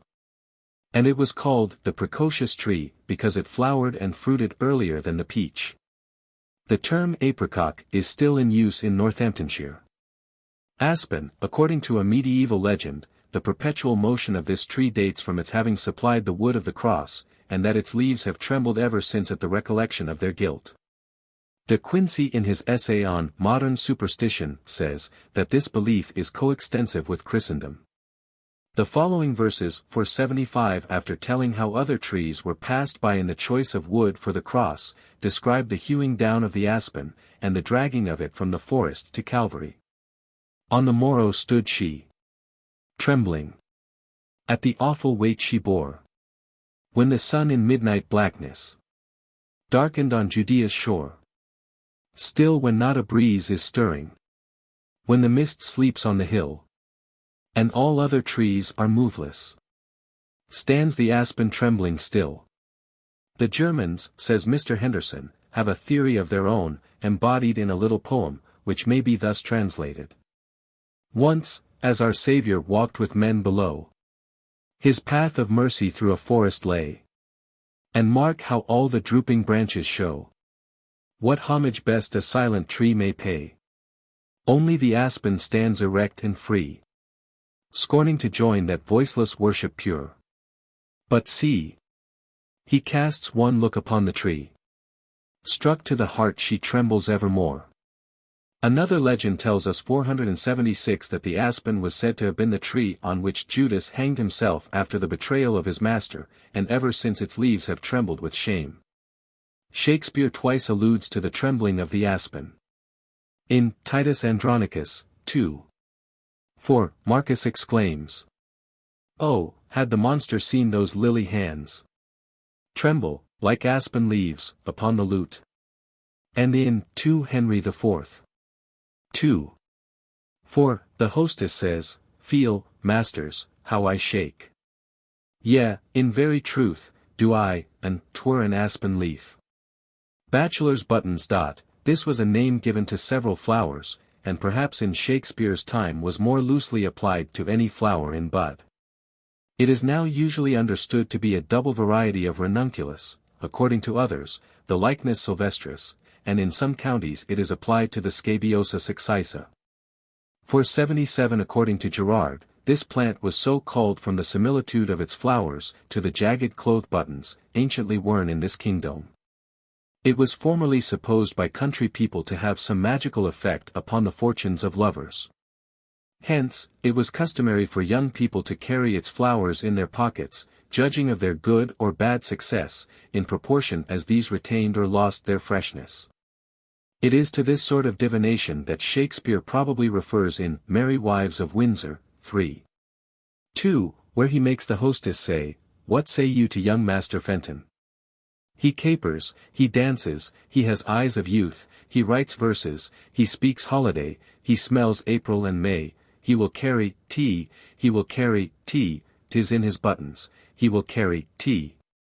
Mr. Warder, in one of his notes in Southey's Commonplace Book, 1851, 4th Series 244, says that this practice was common in his time, in Shropshire and Staffordshire. The term, "to wear bachelor's buttons," seems to have grown into a phrase for being unmarried. 478. Balm. From very early times, the balm or balsam has been valued for its curative properties, and, as such, is alluded to in Troilus and Cressida, I. 1. But, saying thus, instead of oil and balm, thou lay'st in every gash that love hath given me the knife that made it. In 3 Henry VI. 4, 8, King Henry says 479. My pity hath been balm to heal their wounds. Alcibiades, in Timon of Athens, 3:5, says. Is this the balsam, that the usuring senate pours into captains' wounds? Banishment? Macbeth, 2, in the well-known passage, 2:2, introduces it. Sleep that knits up the ravelled sleeve of care.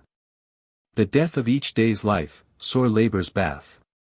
Balm of hurt minds, great nature's second course. Chief nourisher in life's feast.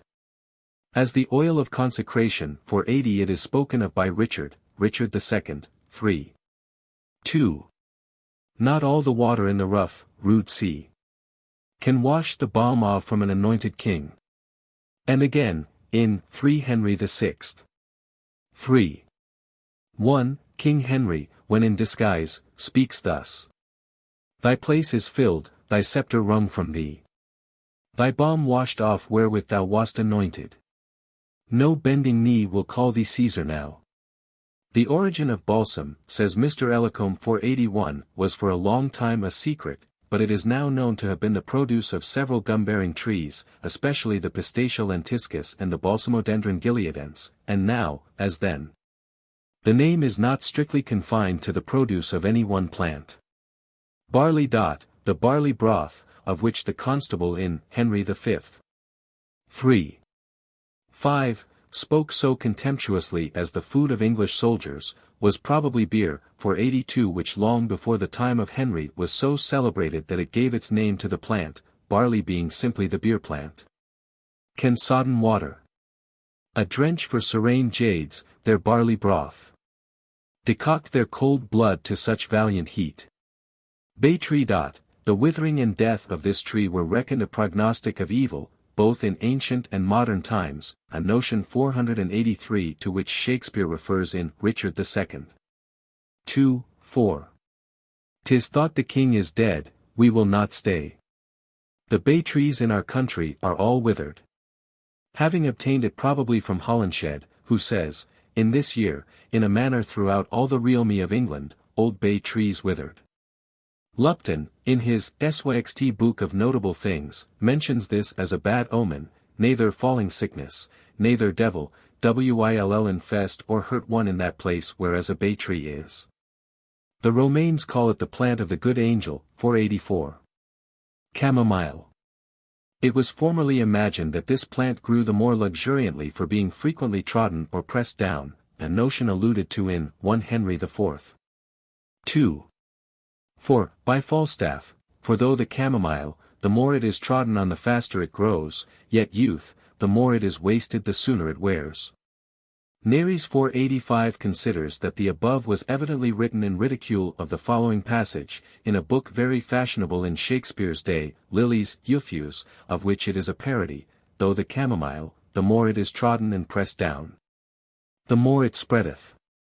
Yet the violet, the oftener it is handled and touched, the sooner it withereth and decayeth, and clover.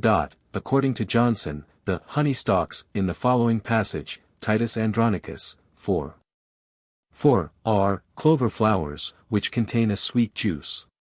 It is not uncommon for cattle to overcharge themselves with clover and dye, hence the allusion by Tamora. I will enchant the old Andronicus with words more sweet, and yet more dangerous than baits to fish, or honey stalks to sheep. Columbine. This was anciently termed a thankless flower, and was also emblematical of forsaken lovers. It is somewhat doubtful to what Ophelia alludes in Hamlet 4:5, where she seems to address the king. There's fennel for you, and columbines. Perhaps she regarded it as symbolical of ingratitude. Crow flowers. This name, which in Shakespeare's time was applied to the ragged robin, is now used for the buttercup. It was one of the flowers that poor Ophelia wove into her garland, Hamlet 4:7. There with fantastic garlands did she come, of crowflowers, nettles, daisies, and long purples. Cuckoo buds. Commentators are uncertain as to what flower Shakespeare refers in Love's Labour's Lost, v. 2. When daisies pied and violets blew, and lady smocks all silver white, and cuckoo buds of yellow hue, do paint the meadows with delight. Mr. Miller, in his Gardener's Dictionary, says that the flower here alluded to is the ranunculus bulbosus.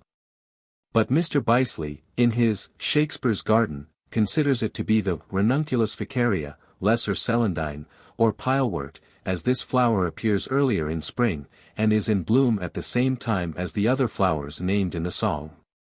Mr. Swinfen Jervis, however, in his Dictionary of the Language of Shakespeare, 1868, decides in favor of cowslips 486, and Dr. Pryor suggests the buds of the crowfoot.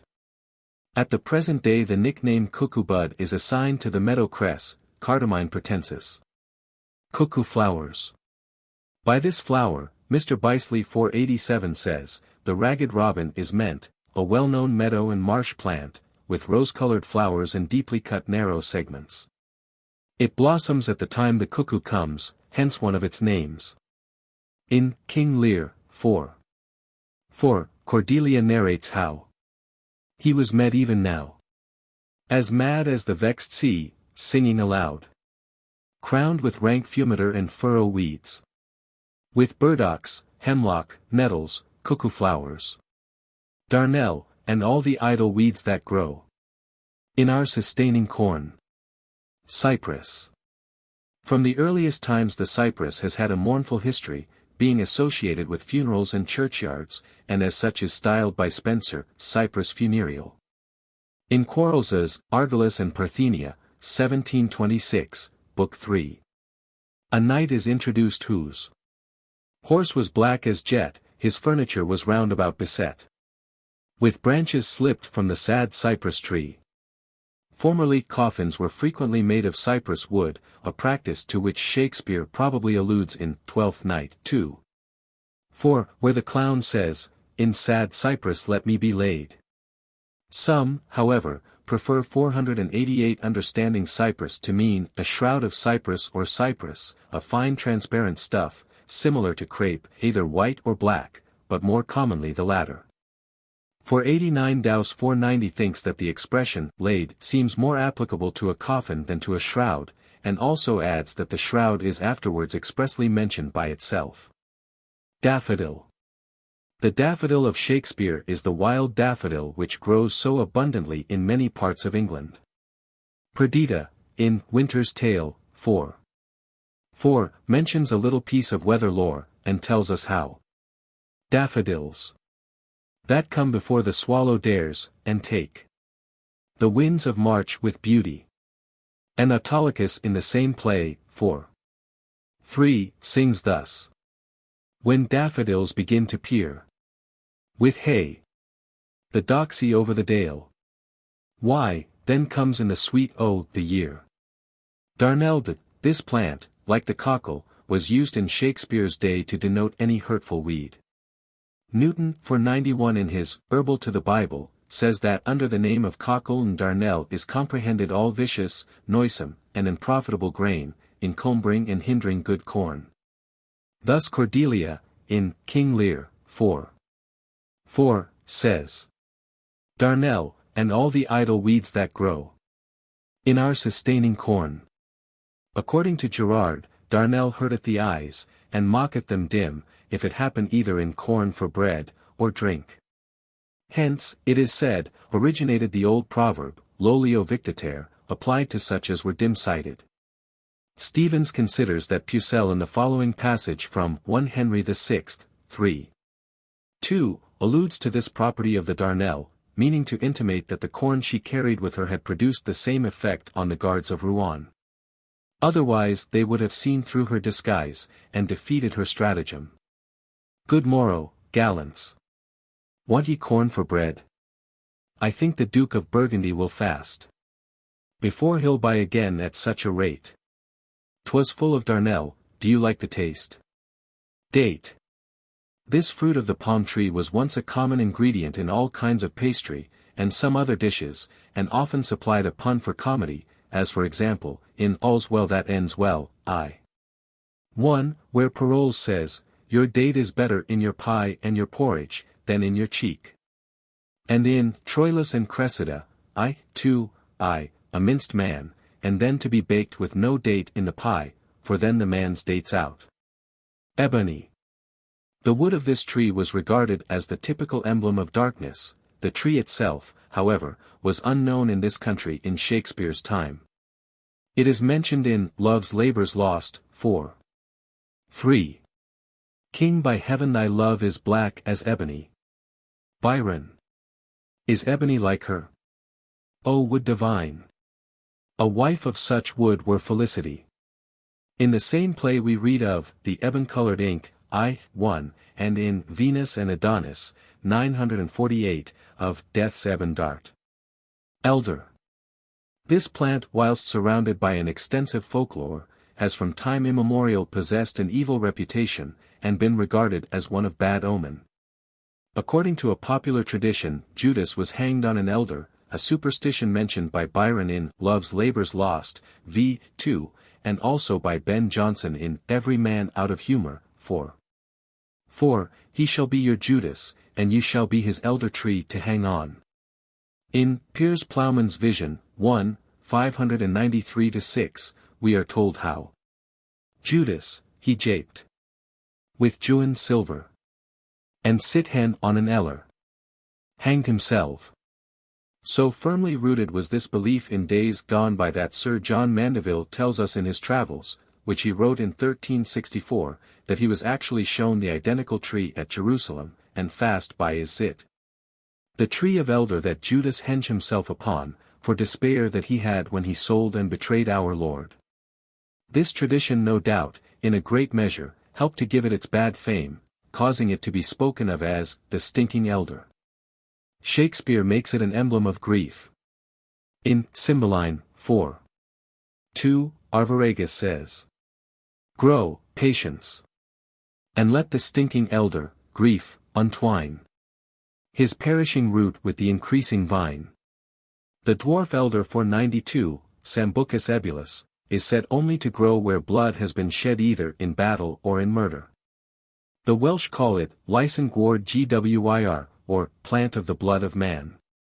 Shakespeare perhaps had this piece of folklore in mind when he represents Bassianus, in Titus and Andronicus, 2:4, as killed at a pit beneath an elder tree. This is the pit and this the elder tree. Biringos.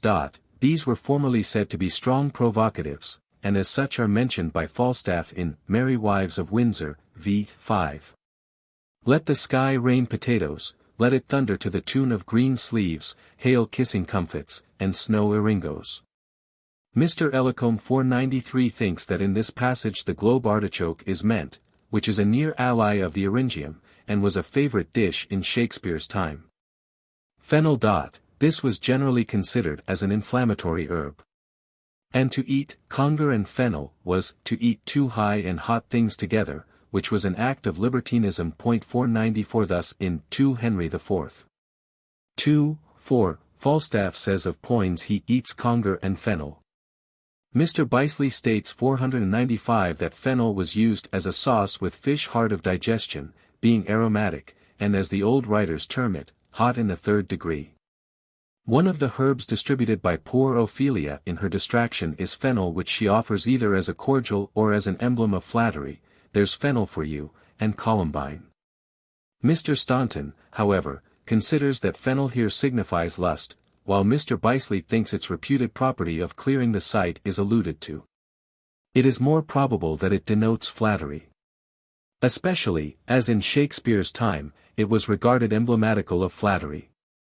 In this sense it is often quoted by old writers.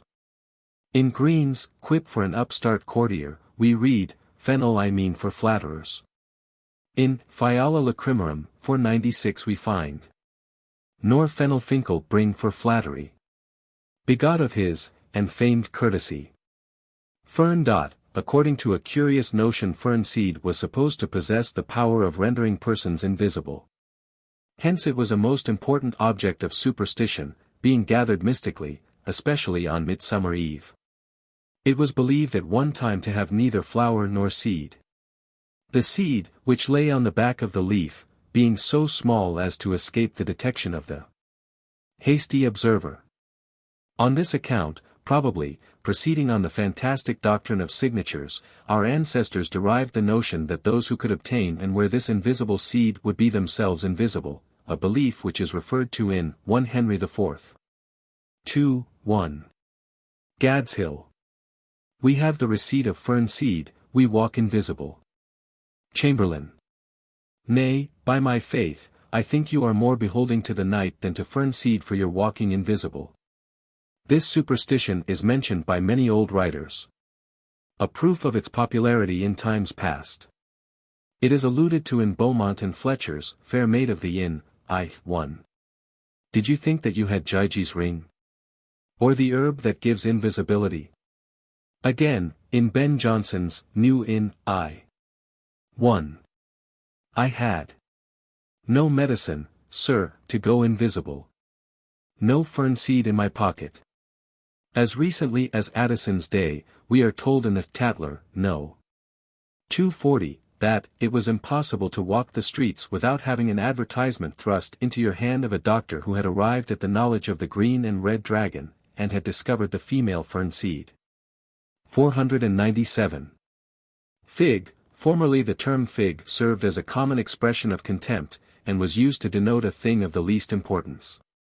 Hence the popular phrase, not to care a fig for one.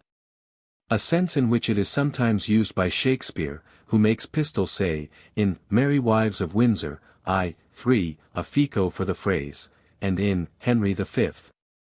3:6, Pistol exclaims, Figo for thy friendship. In Othello, I. 3, Iago says, virtue. A figure. The term, to give or make the fig, as an expression of insult, has for many ages been very prevalent among the nations of Europe and according to Daus 498 was known to the Romans. It consists in thrusting the thumb between two of the closed fingers, or into the mouth, a practice, as some say for 99 in allusion to a contemptuous punishment inflicted on the Milanese, by the Emperor Frederick Barbarossa in 1162. When he took their city. This, however, is altogether improbable, the real origin no doubt being a coarse W representation of a disease, to which the name of ficus or fig has always been given. 500. The fig of Spain, spoken of in Henry V. 3:6, may either allude to the poison fig employed in Spain as a secret way of destroying an obnoxious person, as in Webster's White Devil, 501. I do look now for a Spanish fig, or an Italian salad, daily. And in Shirley's Brothers, 502. I must poison him. One fig sends him to Erebus. It may, as Mr. Dice remarks, 503 simply denote contempt or insult in the sense already mentioned. Flower de luce. The common purple iris which adorns our gardens is now generally agreed upon as the fleur de luce, a corruption of fleur de lis, being spelt either fleur de lis or fleur de lis. It derives its name from Louis VII, King of France, who chose this flower as his heraldic emblem when setting forth on his crusade to the Holy Land. It had already been used by the other French kings, and by the emperors of Constantinople. But it is still a matter of dispute among antiquarians as to what it was originally intended to represent. Some say a flower, some a toad, some a halberd head. It is uncertain as to what plant is referred to by Shakespeare when he alludes to the fleur de luce in the following passage 504 in 2 Henry VI. v. 1, where the Duke of York says, a sceptre shall it have, hivae sol, on which I'll toss the flower de luce of France.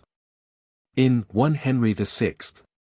I, too, Pucelle declares, I am prepared. Here is my keen-edged sword, decked with 5 flower de luces on each side. Some think the lily is meant, others the iris.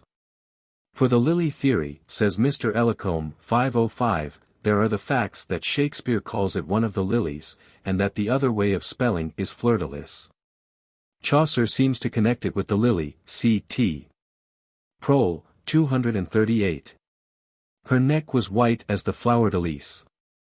On the other hand, Spenser separates the lilies from the flower de luce in his Shepherd's Calendar, and Ben Jonson mentions rich carnations, flower-de-luces, lilies.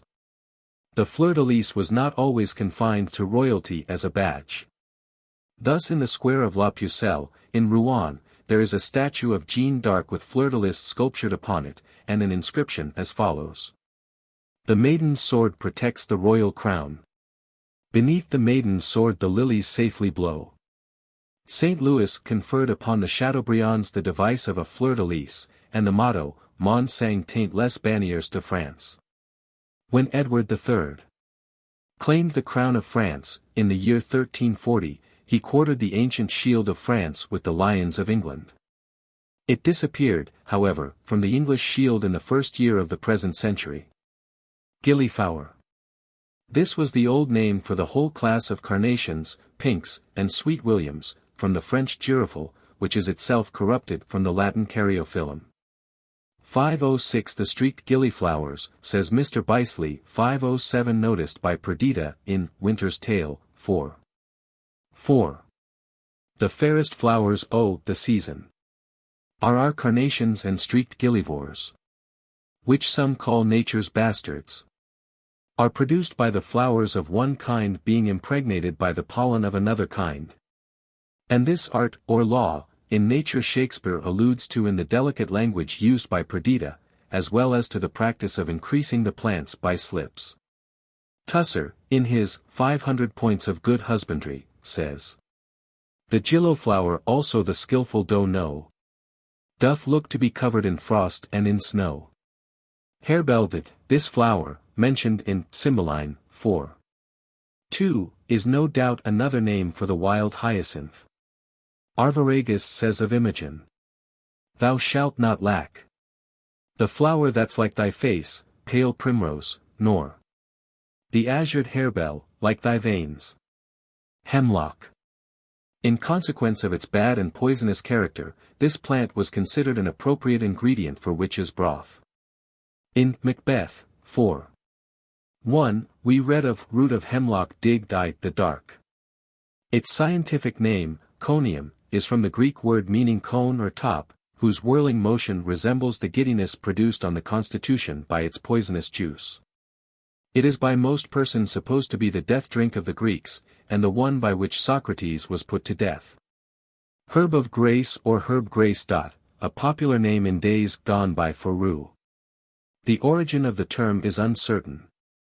Most probably it arose from the extreme bitterness of the plant, which, as it had always borne the name rue, to be sorry for anything, was not unnaturally associated with repentance.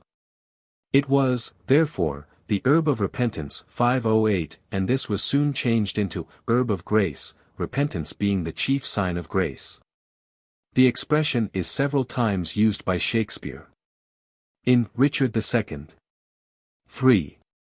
4, the gardener narrates. Here did she fall a tear, here in this place. I'll set a bank of rue, sour herb of grace. Rue, even for Ruth, here shortly shall be seen. In the remembrance of a weeping queen. In Hamlet, 4. 5, Ophelia, when addressing the queen, says, there's rue for you, and here's some for me, we may call it herb grace. Oh, Sundays, oh, you must wear your rue with a difference. 509. Malone observes that there is no ground for supposing that rue was called herb of grace from its being used in exorcisms in churches on Sunday, a notion entertained by Jeremy Taylor, who says, referring to the flagellum demonum, first. They, the Romish exorcisers, are to try the devil by holy water, incense, sulfur, rue, which from thence, as we suppose, came to be called herb of grace.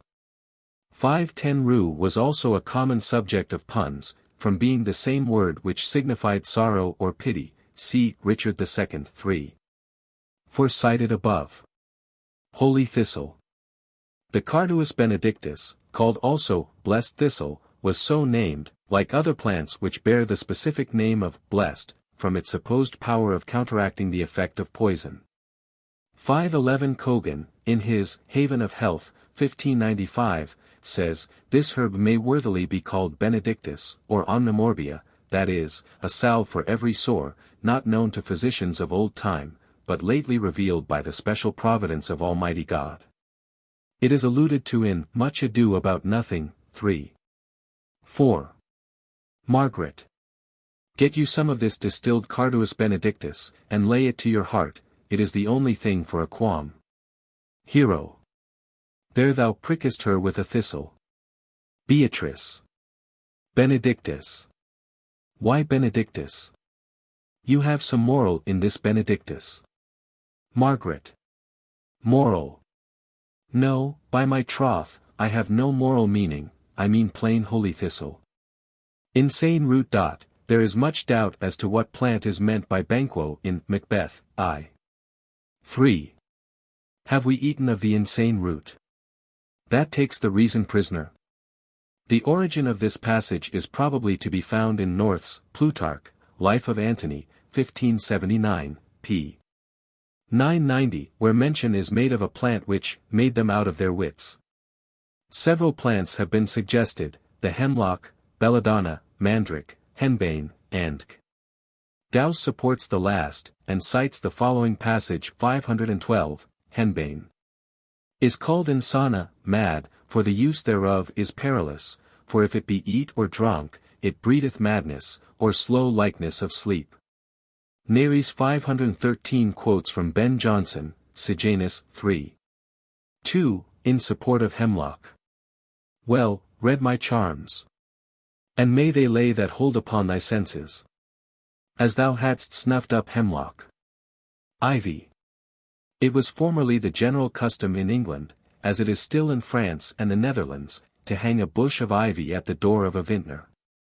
Hence the allusion in As You Like It, v. For Epilogue, where Rosalind wittingly remarks, if it be true that good wine needs no bush, 'tis true that a good play needs no epilogue. This custom is often referred to by our old writers, as, for instance, in Nash's Summer's Last Will and Testament, 514, 1600. Green ivy bushes at the vintner's doors. And in the Rival Friends, 1632. 'Tis like the ivy bush unto a tavern. This plant was no doubt chosen from its being sacred to Bacchus. The practice was observed at statute hirings, wakes, and by people who sold ale at no other time.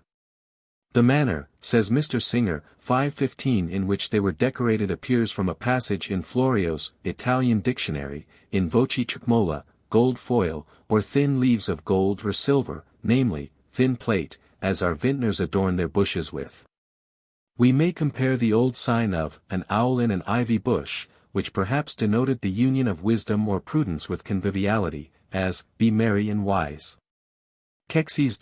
These are the dry hollow stalks of hemlock. In Henry V. v. 2, Burgundy makes use of the word. And nothing teems but hateful docks, rough thistles, kexes, burrs. Losing both beauty and utility.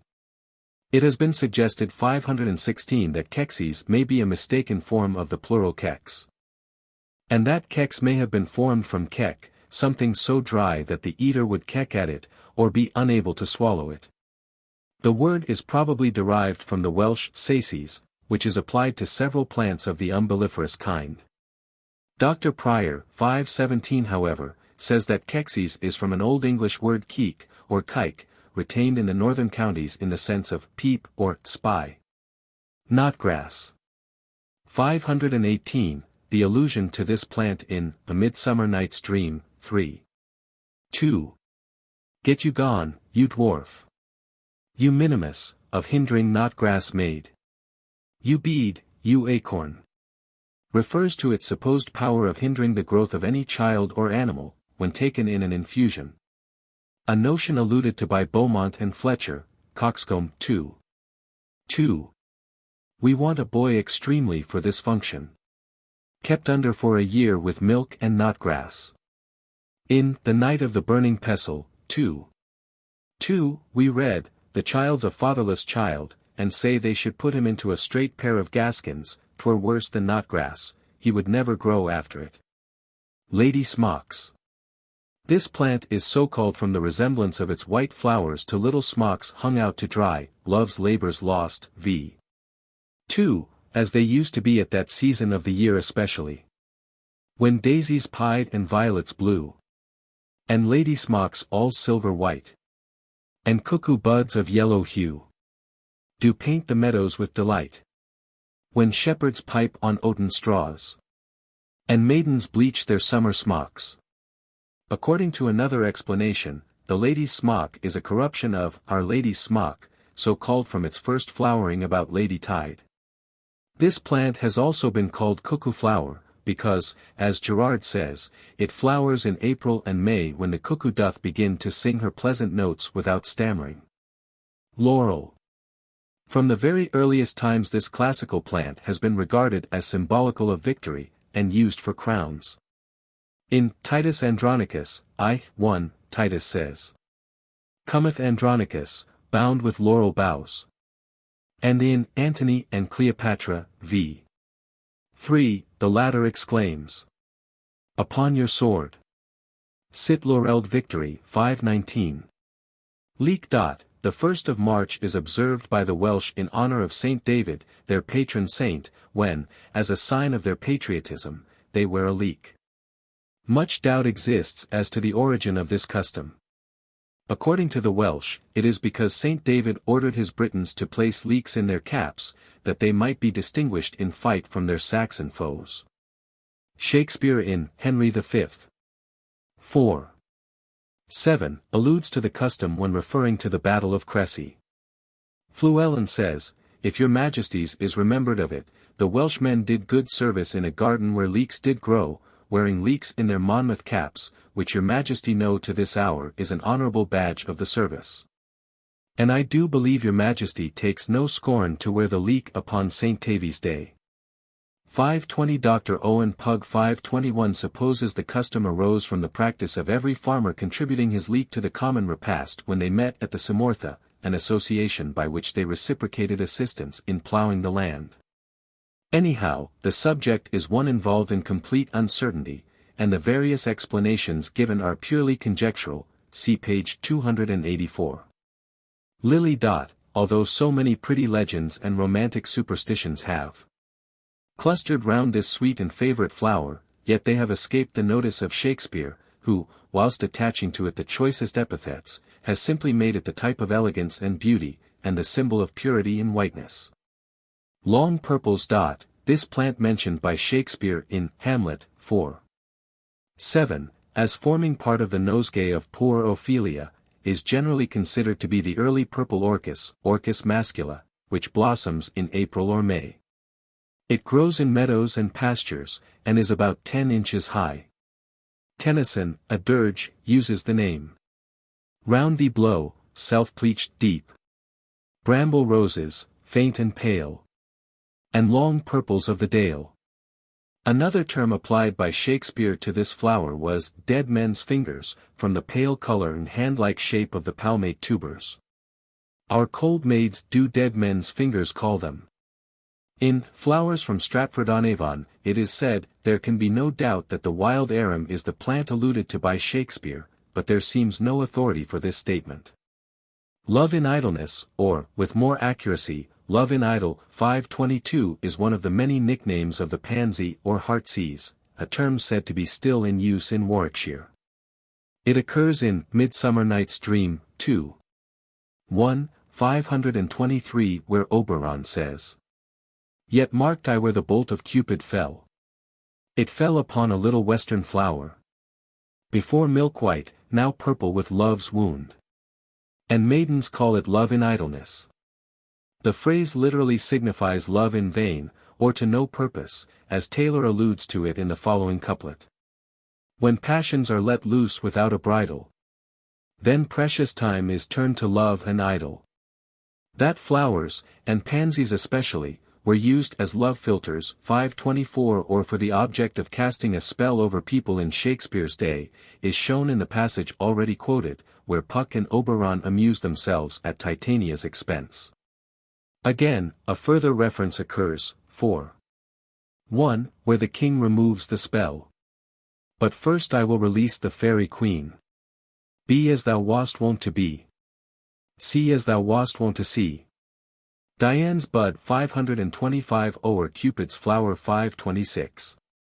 Hath such force and blessed power. Now, my Titania, wake you, my sweet queen. It has been suggested, says Mr. Aldous Wright 527, that the device employed by Oberon to enchant Titania by anointing her eyelids with the juice of a flower may have been borrowed by Shakespeare from the Spanish romance of Diana by George of Montemayor. But apart from the difficulty which arises from the fact that no English translation of this romance is known before that published by Young in 1598, there is no necessity to suppose that Shakespeare was indebted to anyone for what must have been a familiar element in all incantations at a time when a belief in witchcraft was common. Percy, Relics, 3. B. 2, quotes a receipt by the celebrated astrologer, Dr. D., for an unguent to anoint under the eyelids, and upon the eyelids eveninga and morninge, but especially when you call, that is, upon the fairies. It consisted of a decoction of various flowers. Mandragora or mandrake. No plant, perhaps, has had, at different times, a greater share of folklore attributed to it than the mandrake.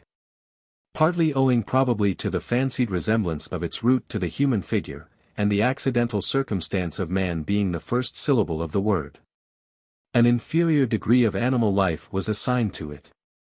And it was commonly supposed that, when torn from the ground, it uttered groans of so pernicious a character, that the person who committed the violence either went mad or died. In 2 Henry VI. 3. 2, Suffolk says, would curses kill, as doth the mandrake's groan. I would invent, and Juliet, 4. 3, speaks of shrieks like mandrakes torn out of the earth, that living mortals, hearing them, run mad. To escape this danger, it was recommended to tie one end of a string to the plant and the other to a dog, upon whom the fatal groan would discharge its whole malignity. The ancients, it appears, were equally superstitious with regard to this mysterious plant, and Columella, in his directions for the site of gardens, says they may be formed where the mandrake's flowers produce, whose root shews half a man, whose juice with madness strikes. Pliny 528 informs us that those who dug up this plant paid particular attention to stand so that the wind was at their back. And before they began to dig, they made 3 circles round the plant with the point of the sword, and then proceeding to the west commenced digging it up. It seems to have been well known as an opiate in the time of Shakespeare, who makes Iago say in Othello, 3. 3. Not poppy, nor mandragora, nor all the drowsy syrups of the world, shall ever medicine thee to that sweet sleep, which you od'st yesterday. In Antony and Cleopatra, I. 5, the latter pathetically says, give me to drink mandragora. Char. Why, madam? Cleo. That I might sleep out this great gap of time. My Antony is away. Light, in his translation of Dodoens, 1578, 438, tells us that, the leaves and fruit be also dangerous, for they cause deadly sleep, and peevish drowsiness, like opium. It was sometimes regarded as an emblem of incontinence, as in 2 Henry IV. I. 2. Yes, lecherous as a monkey, and the whores call him mandrake. A very diminutive figure was, too, often compared to a mandrake. In 2 Henry IV. I. 2, Falstaff says, thou whoreson mandrake, thou art fitter to be worn in my cap than to wait at my heels. Tracing back the history of this plant into far distant times, it is generally believed that it is the same as that which the ancient Hebrews called dudine. 529 That these people held it in the highest esteem in the days of Jacob is evident from its having been found by Reuben, who carried the plant to his mother, and the inducement which tempted Leah to part with it proves the value then set upon this celebrated plant. According to a curious superstition, this plant was thought to possess the properties of making childless wives become mothers, and hence some suppose Rachel became so desirous of possessing the mandrakes which Reuben had found. Among the many other items of folklore associated with the mandrake, There is one which informs us that, it is perpetually watched over by Satan, and if it be pulled up at certain holy times, and with certain invocations, the evil spirit will appear to do the bidding of the practitioner. 530 In comparatively recent times, quacks and impostors counterfeited with the root bryony figures resembling parts of the human body, which were sold to the credulous as endued with specific virtues.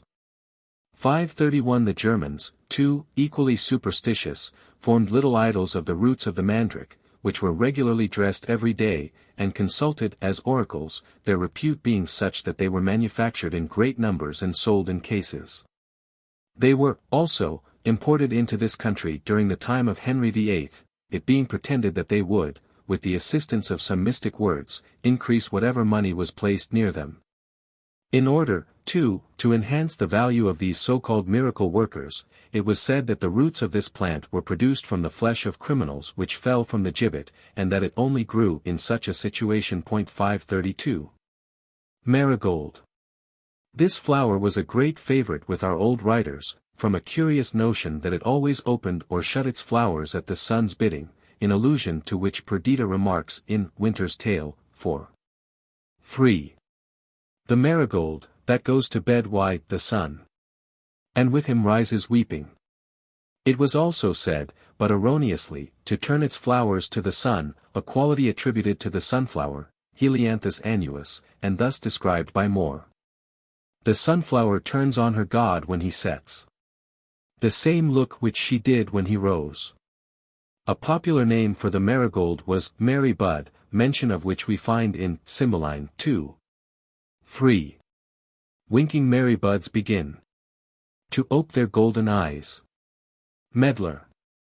This fruit, which Shakespeare describes as only fit to be eaten when rotten, is applied by Lucio to a woman of loose character, as in Measure for Measure, 4:3. They would else have married me to the rotten medlar. Chaucer, in the Reeve's Prologue, applies the same name to it. That ilk fruit is ever langer the wares, till it be roten in mullock, or in strae. We old men, I dreed, so faren we. Till we be roten can we not be ripe. Mistletoe. This plant, which from the earliest times has been an object of interest to naturalists, on account of its curious growth, deriving its subsistence entirely from the branch to which it annexes itself, has been the subject of widespread superstition.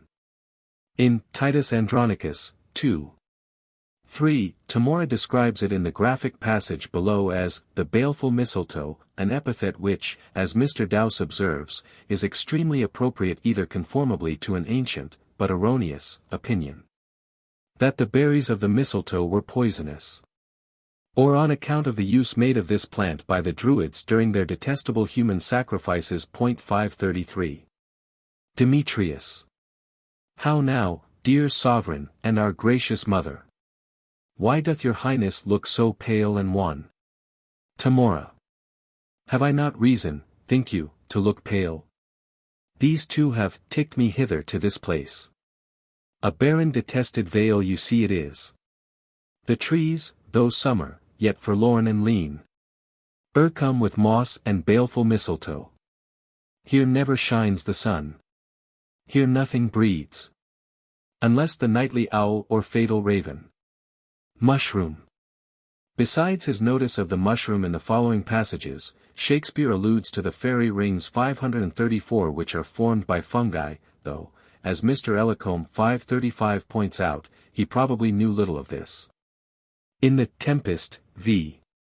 1, Prospero says of the fairies, "You demi-puppets that by moonshine do the green sour ringlets make, whereof do you not bites, and you whose pastime is to make midnight mushrooms."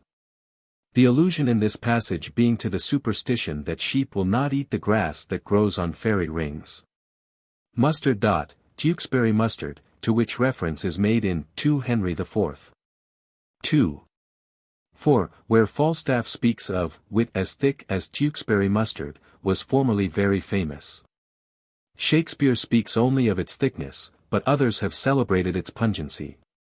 Coles, writing in 1657, says, in Gloucestershire, about Tewkesbury, they grind mustard and make it into balls, which are brought to London and other remote places, as being the best that the world affords. Narcissus. The old legend attached to this flower is mentioned by Amelia in The Two Noble Kinsmen, 2:1.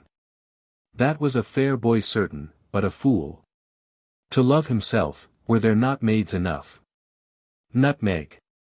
A gilt nutmeg was formerly a common gift at Christmas and on other festive occasions, a notice of which occurs in Love's Labours Lost, v. 2, in the following dialogue 536. Our motto. The omnipotent Mars, of lances the Almighty, gave Hector a gift. Domain. A gilt nutmeg. Oak. A crown of oak was considered by the Romans worthy of the highest emulation of statesmen and warriors. To him who had saved the life of a Roman soldier was given a crown of oak leaves, one, indeed, which was accounted more honorable than any other. In Coriolanus, 2:1, Volumnia says, he comes the third time home with the oaken garland. And again, 3, to a cruel war I sent him, from whence he returned, his brows bound with oak. Montesquieu, indeed, said that it was with 200 or 300 crowns of oak that Rome conquered the world. Although so much historical and legendary lore have clustered round the oak, yet scarcely any mention is made of this by Shakespeare. The legend of Herne the Hunter, which seems to have been current at Windsor, is several times alluded to, as for instance in Merry Wives of Windsor, 4:4. There is an old tale goes that Herne the Hunter, sometime a keeper in Windsor forest, doth all the winter time, at still midnight, walk round about an oak, with great ragged horns. Page. There want not many that do fear, in deep of night to walk by this Herne's oak. Herne's oak, so long an object of much curiosity and enthusiasm, is now no more. According to one theory, the old tree was blown down, August 31st, 1863. And a young oak was planted by Her Majesty, September 12, 1863, to mark the spot where Herne's oak stood. 537 Mr. Halliwell Phillips, however, tells us, the general opinion is that it was accidentally destroyed in the year 1796, through an order of George III. To the bailiff Robinson, that all the unsightly trees in the vicinity of the castle, should be removed. An opinion confirmed by a well-established fact, that a person named Grantham, who contracted with the bailiff for the removal of the trees, fell into disgrace with the king for having included the oak in his gatherings, 538. Olive. This plant, ever famous from its association with the return of the dove to the oak, has been considered typical of peace. It was as an emblem of peace, that a garland of olive was given to Judith when she restored peace to the Israelites by the death of Holofernes, Judith 15:3. It was equally honored by Greeks and Romans. It is, too, in this sense, that Shakespeare speaks of it when he makes Viola in Twelfth Night, I. 5, say, I bring no overture of war, no taxation of homage, I hold the olive in my hand, my words are as full of peace as matter. In his sonnet, Kvi, here are two those well-known lines 539. And peace proclaims olives of endless age. Palm.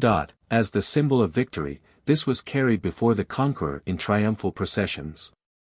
Its classical use is noticed by Shakespeare in Coriolanus, v. 3.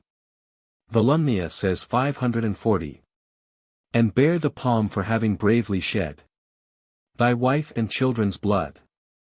In Julius Caesar, I. 2, Cassius exclaims, Ye gods, it doth amaze me. A man of such a feeble temper should so get the start of the majestic world, and bear the palm alone. Pilgrims were formerly called palmers, from the staff or bough of palm they were wont to carry. So in All's Well That Ends Well, 3:5, Helena asks, Where do the palmers lodge, I do beseech you? Pair. In his few notices of the pair, Shakespeare only mentions two by name, the warden and the pauperin. The former was chiefly used for roasting or baking, and is mentioned by the clown in the Winter's Tale, 4. 3. I must have saffron to color the warden pies. Hence, Ben Jonson makes a pun upon churchwarden pies. According to some antiquarians, the name warden is from the Anglo-Saxon weirden, to preserve, as it keeps for a long time. But it is more probable that the word had its origin from the horticultural skill of the Cistercian monks of Warden Abbey, in Bedfordshire, founded in the 12th century. 3 warden pears appeared on the armorial bearings of the abbey. 541. It is noticeable that the warden pies of Shakespeare's day, colored with saffron, have been replaced by stewed pears colored with cochineal. The paparin. This pear was probably introduced from Flanders by the antiquary Leland, who was made rector of Popering, by Henry VIII. It is alluded to by Mercutio in Romeo and Juliet, 2:1, where he wishes that Romeo were a paparin pear. In the old dramas there is much attempt at wit on this pear. A practice called peascod wooing was formerly a common mode of divination in love affairs. The cook, when shelling green peas, would, if she chanced to find a pod having 9, lay it on the lintel of the kitchen door, and the first man who entered was supposed to be her future husband. Another way of divination by peascod consisted in the lover selecting one growing on the stem, snatching it away quickly, and if the good omen of the peas remaining in the husk were preserved, in then presenting it to the lady of his choice. Touchstone in As You Like It, 2:4, alludes to this piece of popular suggestion. I remember the wooing of a peascod 542 instead of her. Gay, who has carefully chronicled many a custom of his time, says in his 4th Pastoral. As peascods once I plucked, I chanked to see one that was closely filled with 3 times 3. Which when I cropped I safely home conveyed. And o'er my door the spell in secret laid. We may quote as a further illustration the following stanza from Brown's Pastorals, Book 2, Song 3.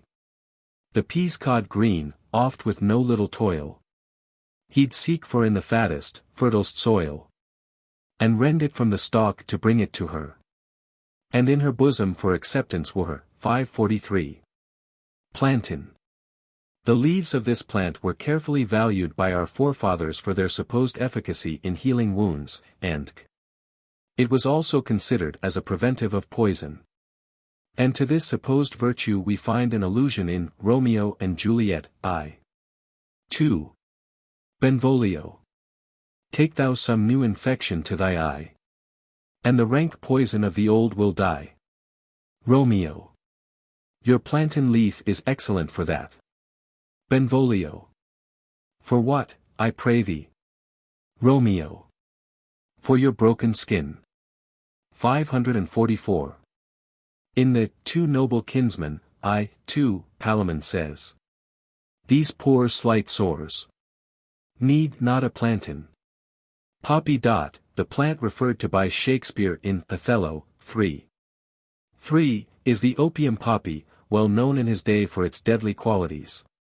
It is described by Spenser, Fairy Queen, 2:7, 52, as the dead sleeping poppy, and Drayton, Nymphal v. enumerates it among the flowers that procure deadly sleeping. Potato. It is curious enough, says Nares 545, to find that excellent root which now forms a regular portion of the daily nutriment of every individual, and is the chief or entire support of multitudes in Ireland. Spoken of continually as having some powerful effect upon the human frame, in exciting the desires and passions, yet this is the case in all the writings contemporary with Shakespeare. Thus Falstaff in Merry Wives of Windsor, v. 5, says, Let the sky rain potatoes, let it thunder to the tune of green sleeves, hail kissing comfits, and in Troilus and Cressida, v. 2, Thersites adds, how the devil luxury with his fat rump and potato finger, tickles these together. 546. It appears, too, that the medical writers of the times countenanced this fancy. Mr. Ellacombe 547 observes that the above passages are of peculiar interest inasmuch as they contain almost the earliest notice of potatoes after their introduction into England. Primrose. Although the early primrose has always been such a popular and favorite flower, yet it seems to have been associated with sadness 548 or even worse than sadness. For in the following passages the primrose paths, and primrose way, are meant to be suggestive of sinful pleasures.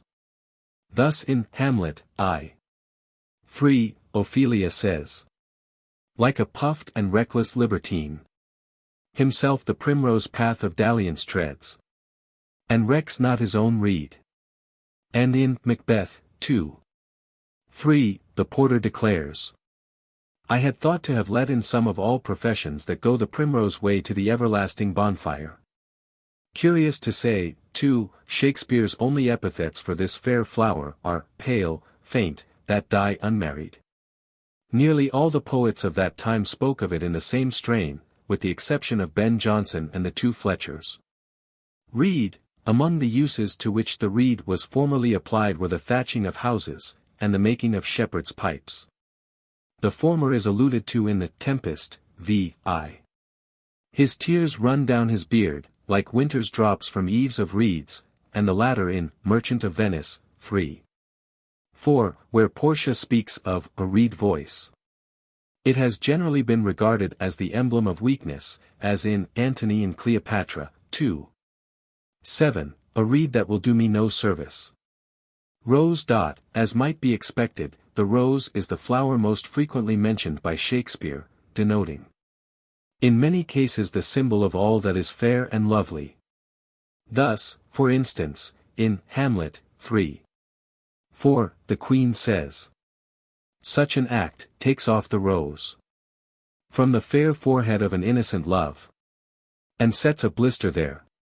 And Ophelia, 3.I, describes Hamlet as the expectancy and rose of the fair state.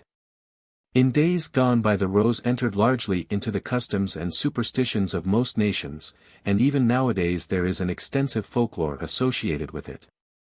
It appears that in Shakespeare's time one of the fashions of the day was the wearing of enormous roses on the shoes, of which full-length portraits afford striking examples. 549 Hamlet, 3.2, speaks of two provincial roses on his raised shoes. Meaning, no doubt, rosettes of ribbon in the shape of roses of Provence or Provence. Douce favors the former, Wharton the latter locality. In either case it was a large rose. The Provence or damask rose, was probably the better known. Gerard in his Herbal, says that the damask rose is called by some Rosa provincialis. 550 Mr. Fairholt 551 quotes from Friar Bacon's Prophecy, 1604, the following in allusion to this fashion. When roses in the gardens grew, and not in ribbons on a shoe, now ribbon roses take such place, that garden roses want their grace. Again, in King John, I.1, where the bastard alludes to the 3 farthing silver pieces of Queen Elizabeth, which were extremely thin, and had the profile of the sovereign, with a rose on the back of her head. There doubtless is a fuller reference to the court fashion of sticking roses in the ear, 552. My face so thin, that in mine ear I durst not stick a rose, lest men should say, look, where 3 farthings goes. Shakespeare also mentions the use of the rose in rose cakes and rose water, the former in Romeo and Juliet, v.r., where Romeo speaks of old cakes of roses, the latter in Taming the Shrew, Induction, sc. 1. Let one attend him with a silver basin, full of rose water and bestrewed with flowers. Referring to its historical lore, we may mention its famous connection with the Wars of the Roses. In the fatal dispute in the Temple Gardens, Somerset, on the part of Lancaster, says, 1 Henry VI, 2.3. Let him that is no coward nor no flatterer, but dare maintain the party of the truth, pluck a red rose from off this thorn with me. Warwick, on the part of York, replies, I have no colours, and without all colour of base insinuating flattery, I pluck this white rose with Plantagenet. The trailing white dog rose is commonly considered to have been the one chosen by the House of York. A writer however, in the Quarterly Review, Volume Xiv. has shown that the white rose has a very ancient interest for Englishmen, as, long before the brawl in the Temple Gardens, the flower had been connected with one of the most ancient names of our island.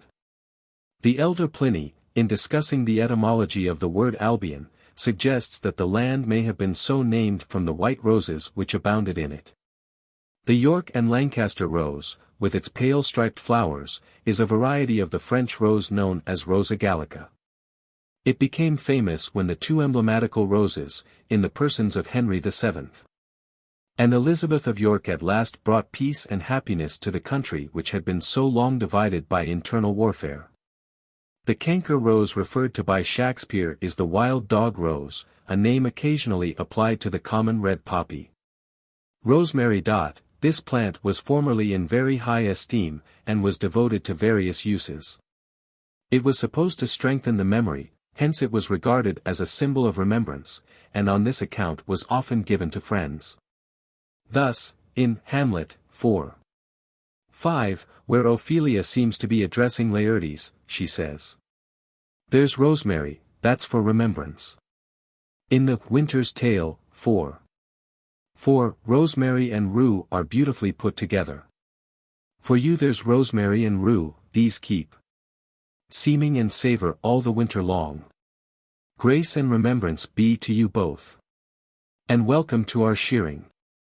Besides being used at weddings, it was also in request at funerals, probably for its odor, and as a token of remembrance of the deceased. Thus the friar in Romeo and Juliet, 4:5, says, "Dry up your tears, and stick your rosemary on this fair course." This practice is thus touchingly alluded to by Gay in his Pastorals. To shew their love, the neighbors far and near followed with wistful look, the damsels' bier. Sprigged rosemary the lads and lasses bore, while dismally the parson walked before. Rosemary, too, was one of the evergreens with which dishes were anciently garnished during the season of Christmas, an allusion to which occurs in Pericles, 4:6, "Mary, come up my dish of chastity, with rosemary and bays." Rush. Before the introduction of carpets, the floors of churches and houses were strewed with rushes, a custom to which Shakespeare makes several allusions. In Taming of the Shrew, 4:I. Grumio asks, "Is supper ready, the house trimmed, rushes strewed, cobwebs swept?" And Glendower in 1 Henry IV. 3:1, says, "She bids you on the wanton rushes lay you down, and rest your gentle head upon her lap." 553. At the coronation of Henry V, 2 Henry IV, v. 5, when the procession is coming, the grooms cry, more rushes," which seems to have been the usual cry for rushes to be scattered on a pavement or a platform when a procession was approaching. Again, in Richard II. I. 3, the custom is further alluded to by John of Gaunt, who speaks of the presents strewed, referring to the presence chamber. So, too, in Cymbeline, 2:2, Iachimo soliloquizes. Tarquin thus did softly press the rushes ere he wakened. The chastity he wounded. And in Romeo and Juliet, I.4, Romeo says, "Let wantons light of heart tickle the senseless rushes with their heels." An expression which Middleton has borrowed in his Blunt Master Constable, 1602.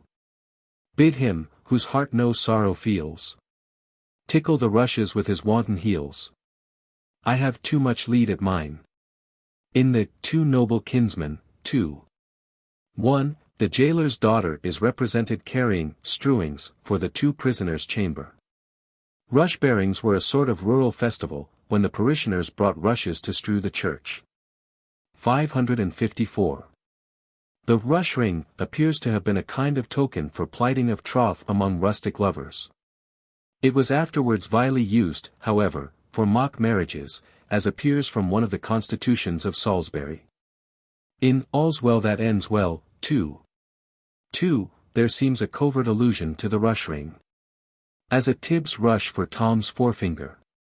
Spenser, in the Shepherd's Calendar, speaks of the knotted rush rings and gilt rosemary. Du Brul, in his Antiquities of Paris, 555 mentions the rush ring as a kind of espousal used in France by such persons as meant to live together in a state of concubinage. But in England it was scarcely ever practiced except by designing men, for the purpose of corrupting those young women to whom they pretended love.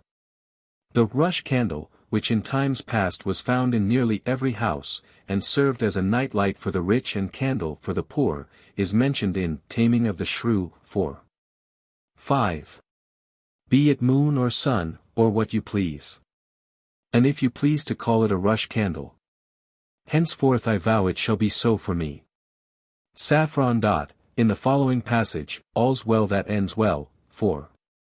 5. There seems to be an allusion 556 by Lafeu to the fashionable and fantastic custom of wearing yellow, and to that of coloring paste with saffron. No, no, no, your son was misled with a snip taffeta fellow, whose villainous saffron would have made all the unbaked and doughy youth of a nation in his color. Speargrass. This plant, perhaps the common reed, is noticed in 1 Henry IV. 2, 4, as used for tickling the nose and making it bleed. In Lupton's Notable Things, it is mentioned as part of a medical recipe: whoever is tormented with sciatica or the hip gout, let them take an herb called speargrass, and stamp it and lay a little thereof upon the grief. Mr. Ellicombe 557 thinks that the plant alluded to is the common couch grass, Triticum repens, which is still known in the eastern counties as speargrass.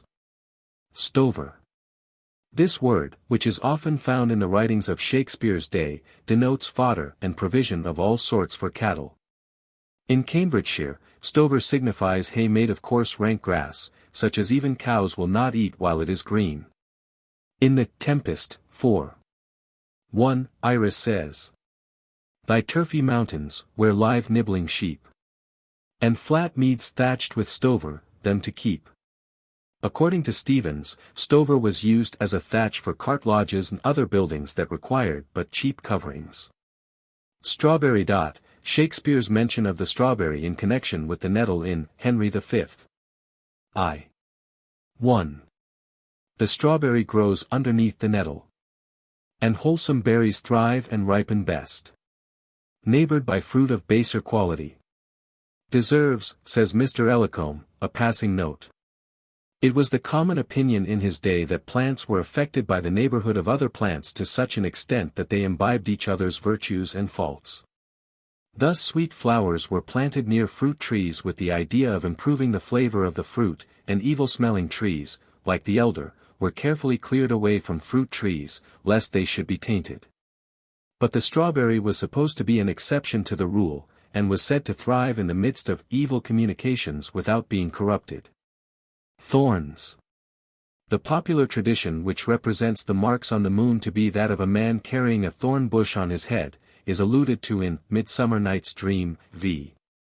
1, in the prologue, this man, with lantern, dog, and bush of thorn, presenteth moonshine.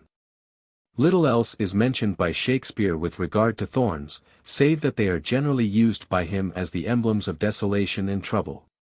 Violets. An old superstition is alluded to by Shakespeare, when he makes Laertes wish that violets may spring from the grave of Ophelia, Hamlet, v. 1. Lay her eye the earth, and from her fair and unpolluted flesh may violets spring. An idea which occurs in Persius's Satires, I. 39. E tumulo fortunatac favela. Nascenter violi. The violet has generally been associated with early death. This, Mr. Ellicombe considers 558, may have arisen from a sort of pity for flowers that were only allowed to see the opening year, and were cut off before the first beauty of summer had come, and so were looked upon as apt emblems of those who enjoyed the bright springtide of life and no more. Thus, the violet is one of the flowers which Marina carries to hang, as a chaplet on the grave, in Pericles, 4. 1. The yellows, blues, the purple violets and marigolds shall as a carpet hang upon thy grave, while summer days do last. Again, in that exquisite passage in the Winter's Tale, 4. Where Perdita enumerates the flowers of spring, she speaks of violets dim, but sweeter than the lids of Juno's eyes, or Cytherea's breath.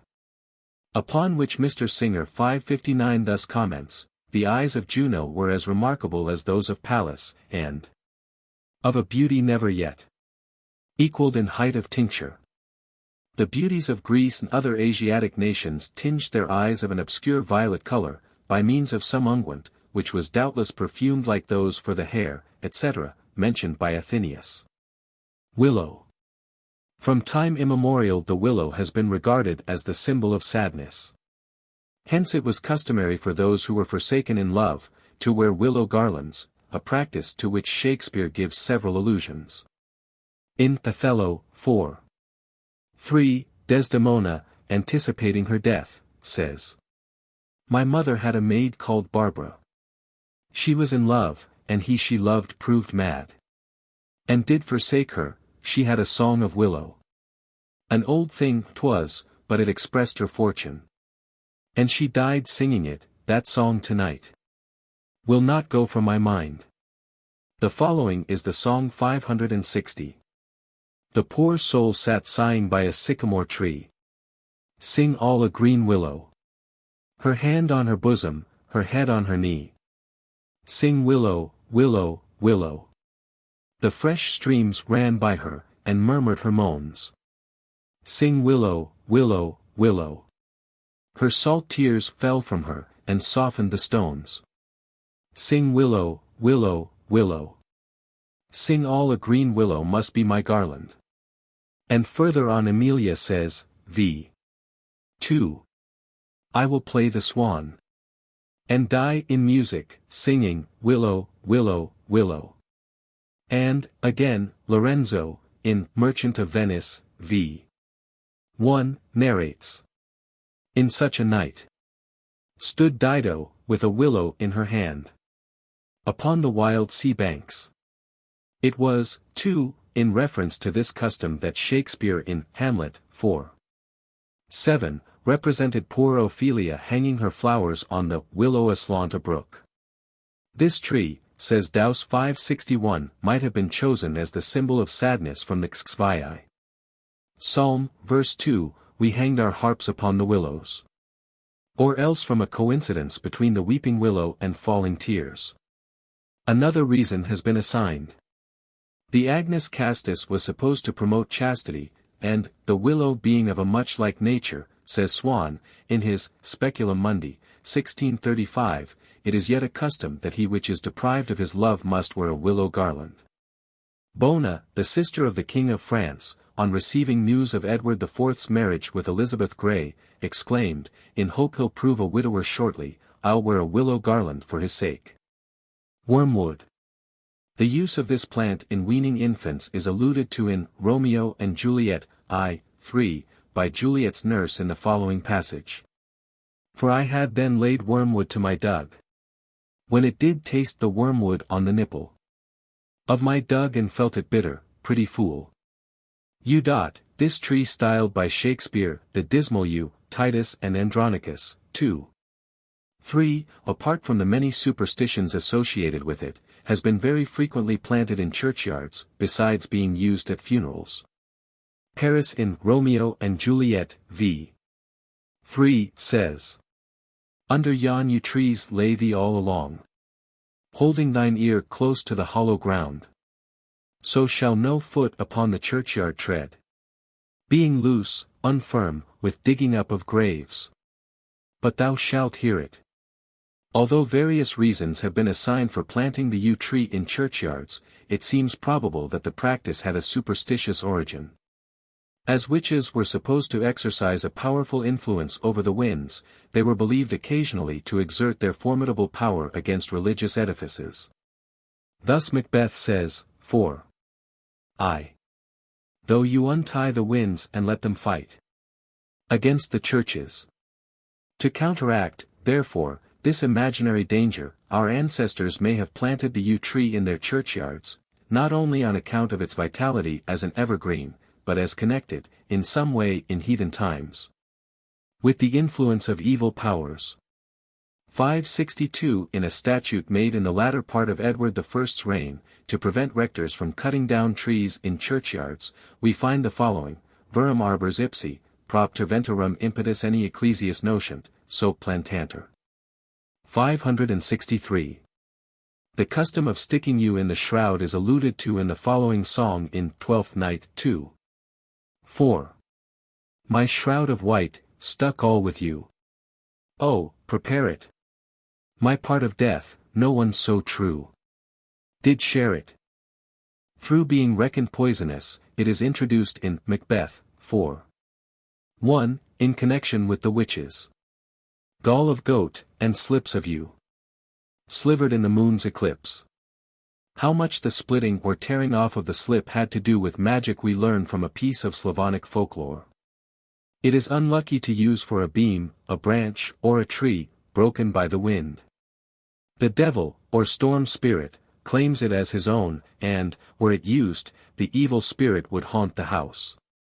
It is a broken branch the witches choose, a slivered slip the woodman will have none of. 564. Its epithet, double fatal, Richard II. 3:2, no doubt refers to the poisonous quality of the leaves, and on account of its wood being employed for instruments of death. Sir Stephen Scrope, when telling Richard of Bolingbroke's revolt, declares that, the very beads men learn to bend their bows of double fatal you against thy state. It has been suggested that the poison intended by the ghost in Hamlet, I. 5, when he speaks of the juice of cursed Ebenon is that of the yew, and is the same as Marlowe's juice of Heben, Jew of Malta, 3. 4. The yew is called Heben by Spenser, and by other writers of Shakespeare's age. And, in its various forms of eben, Heben, etc., this tree is so named in no less than 5 different European languages. From medical authorities, both of ancient and modern times, it would seem that the juice of the yew is a rapidly fatal poison. Next, that the symptoms attendant upon yew poisoning correspond, in a very remarkable manner, with those which follow the bites of poisonous snakes. And lastly, that no other poison but the yew produces the lazar-like ulcerations on the body, upon which Shakespeare, in this passage, lays so much stress. 565. Amongst the other explanations of this passage, is the well-known one which identifies Hebenon with henbane. Mr. Bisley suggests that nightshade may be meant, while Nares considers that ebony is meant. 566. From certain ancient statutes it appears that every Englishman, while archery was practiced, was obliged to keep in his house either a bough of yew or some other wood. 567. Chapter 9. Insects and Reptiles. As Dr. Johnson has truly remarked, Shakespeare is the poet of nature, for his attention was not confined to the actions of men, he was an exact surveyor of the inanimate world. His descriptions have always some peculiarity, gathered by contemplating things as they really exist.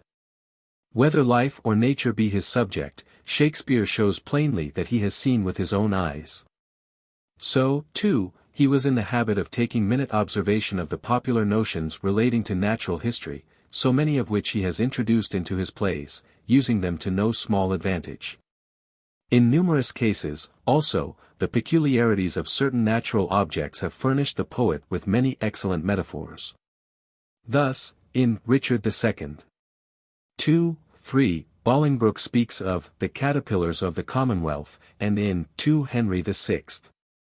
3:1, the Duke of York's reflection on the destruction of his hopes, is: Thus are my blossoms blasted in the bud, and caterpillars eat my leaves away, their destructive powers being familiar. Ant. An ancient name for the ant is pismire, probably a Danish word, from paid and mire, signifying such ants as live in hillocks. In 1 Henry IV, I. 3, Hotspur says: Why, look you, I am whipped and scourged with rods, nettled and stung with pismires, when I hear of this vile politician, Bolingbroke. Bluebottle dut, this well-known insect has often been used as a term of reproach. Thus, In 2 Henry IV, v. 4, it furnishes an epithet applied by the abusive tongue of Dal Tir Sheet to the beadle who had her in custody. She reviles him as a bluebottle rogue, a term, says Mr. Patterson, 568, evidently suggested by the similarity of the colors of his costume to that of the insect. Bots. Our ancestors imagined that poverty or improper food engendered these worms, or that they were the offspring of putrefaction. In 1 King Henry IV, 2. 1, one of the carriers says, "Peas and beans are as dank here as a dog, and that is the next way to give poor jades the bots." And one of the misfortunes of the miserable nag of Petruchio is, taming of the shrew, 3. 2, that he is so benon with the bots. Cricket. The presence of crickets in a house has generally been regarded as a good omen, and said to prognosticate cheerfulness and plenty. Thus, Poins, in answer to the prince's question in 1 Henry IV. 2. 4, "Shall we be merry?" replies, "As merry as crickets." By many of our poets the cricket has been connected with cheerfulness and mirth.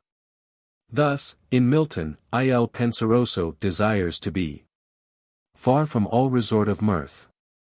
Save the cricket on the hearth. It has not always, however, been regarded in the same light, for Gay, in his Pastoral Dirge, among the rural prognostications of death, gives the following. "And shrilling crickets in the chimney cried." And in Dryden's Oedipus occurs the subjoined. "Owls, ravens, crickets, seem the watch of death." Lady Macbeth, also, 2. 2, in replying to the question of her husband after the murder of Duncan, says, "I heard the owls scream and the crickets cry." In Cymbeline, 2. 2. 2, when Iachimo, at midnight, commences his survey of the chamber where Imogen lies sleeping, his first words refer to the chirping of crickets. Rendered all the more audible by the repose which at that moment prevailed throughout the palace. The crickets sing, and man's o'er-labored sense repairs itself by rest. Gilbert White, in his History of Selborne, 1853, page 174, remarks that, "It is the housewife's barometer, for telling her when it will remain. And is prognostic sometimes, she thinks, of ill or good luck, of the death of a near relation, or the approach of an absent lover." By being the constant companion of her solitary home, it naturally becomes the object of her superstition. 569. Its supposed keen sense of hearing is referred to in the Winter's Tale, 2. 1, by Mamillius, who, on being asked by Hermione to tell a tale, replies, "I will tell it softly. Yond crickets shall not hear it." Frog. In the Two Noble Kinsmen, the Jailer's Daughter, 3. 4, says, "Would I could find a fine frog. He would tell me news from all parts o' the world. Then would I make a carrack of a cockle shell, and sail by east and northeast to the King of Pygmies. For he tells fortunes rarely."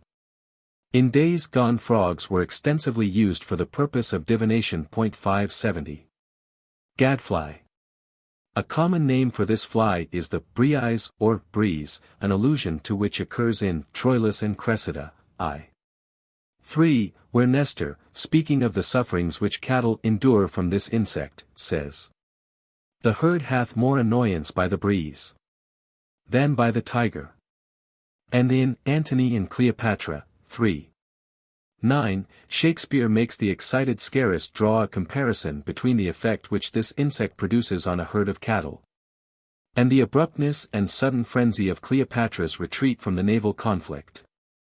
"You ribodred nag of Egypt, whom leprosy o'ertake. I, the midst, the fight. When vantage like a pair of twins appeared.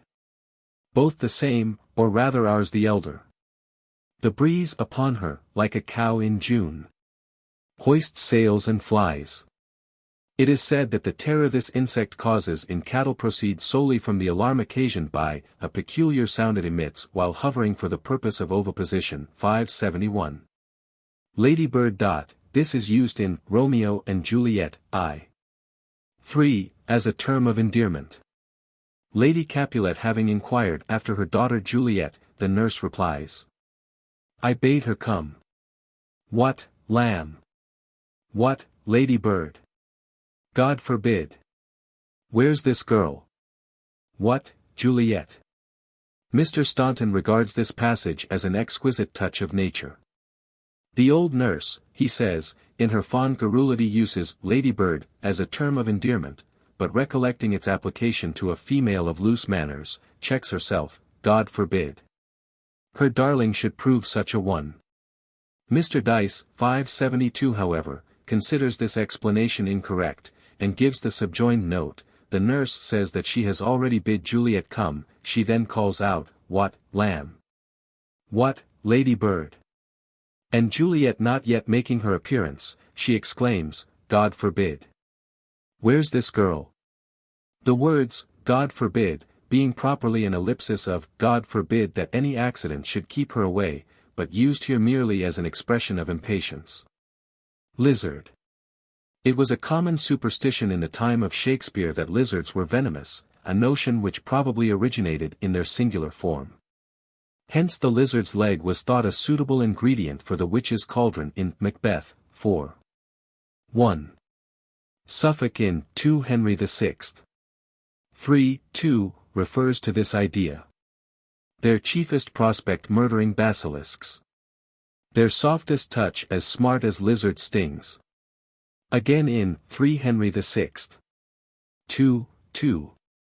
Queen Margaret speaks of venom toads, or lizards' dreadful stings. In Troilus and Cressida, v. 1, it is classed with the toad and the owl. Moth. This term, as Mr. Patterson remarks in his Insects mentioned in Shakespeare's plays, 1841, page 164, does not awaken many pleasing associations. In the minds of most people it stands for an insect either contemptible from its size and inertness, or positively obnoxious from its attacks on many articles of clothing. Thus Shakespeare, he says, employs the expression moth to denote something trifling or extremely minute. 573 and in King John, 4. 1, we have the touching appeal of Prince Arthur to Hubert, in which for mote he would substitute moth. Arthur. Is there no remedy? Hubert. None but to lose your eyes. Arthur. O heaven, that there were but a mote in yours. A grain, a dust, a gnat, a wandering hair. Any annoyance in that precious sense. Then feeling what small things are boisterous there. Your vile intent must needs seem horrible. In Henry V. 4, 1. In these two passages, however, the correct reading is probably mote. Serpent.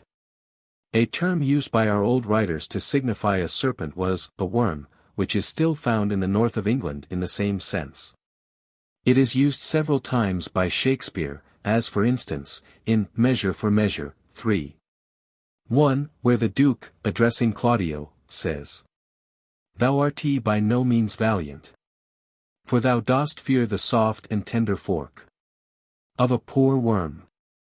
This passage also illustrates an error very prevalent in days gone by, that the forked tongue of the serpent tribe was their instrument of offense, without any thought of the teeth or fangs which are its real weapons. 574 again, the blind worm or slow worm, a little snake with very small eyes, falsely supposed to be venomous, is spoken of in A Midsummer Night's Dream, 2. 2, in that charming passage where the fairies are represented as singing to their queen Titania. You spotted snakes with double tongue. Thorn-why hedgehogs, be not seen. Newts and blind worms do no wrong. Come not near our fairy queen. In Macbeth, 4. 1, one of the ingredients of the witch's cauldron is adder's fork and blindworm's sting. To quote a further allusion from Timon of Athens, 4. 3, Shakespeare speaks of the gilded newt and eyeless venomed worm. Massinger employs the same term in his Parliament of Love, 4. 2. The sad father that sees his son stung by a snake to death may, with some justice, stay his vengeful hand. And let the worm escape, then you vouchsafe him a minute to repent. 575. There was an old notion that the serpent caused death without pain, a popular fancy which Shakespeare has introduced in his Antony and Cleopatra, v. 2. Hast thou the pretty worm of Nilus there, that kills and pains not? The term worm was also occasionally used to signify a poor creature, as also was the word snake. Thus, in the Taming of the Shrew, v. 2, Katerina says, Come, come, you froward and unable worms. My mind hath been as big as one of yours. My heart as great, my reason haply more. So, in As You Like It, 4.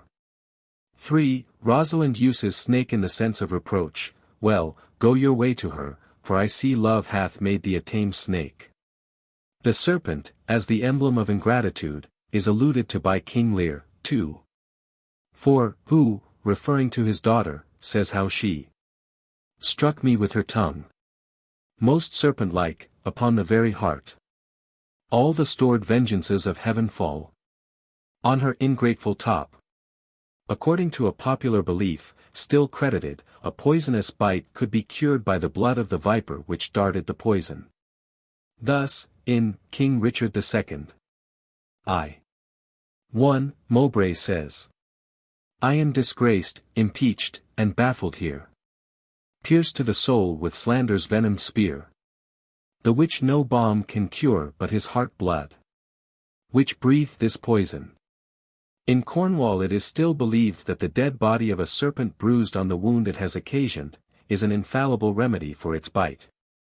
576 hence has originated the following rhyme. The beauteous adder hath a sting, yet bears a balsam too. The old notion that the snake, in the casting of its slough or skin annually, is supposed to regain new vigor and fresh youth, is alluded to by King Henry V, 4. 1, who speaks of, with casted slough and fresh legerity, legerity meaning lightness, nimbleness. In Twelfth Night, 2. 5, in the letter which Malvolio finds, there is this passage, to inure thyself to what thou art like to be, cast thy humble slough and appear fresh. One of the most useful miracles which St. Patrick is reported to have performed was his driving the venomous reptiles out of Ireland and forbidding them to return. This tradition is probably alluded to by King Richard, 2. 1. Now for our Irish wars. We must supplant these rough rug-headed kerns, which live like venom where no venom else, but only they have privilege to live.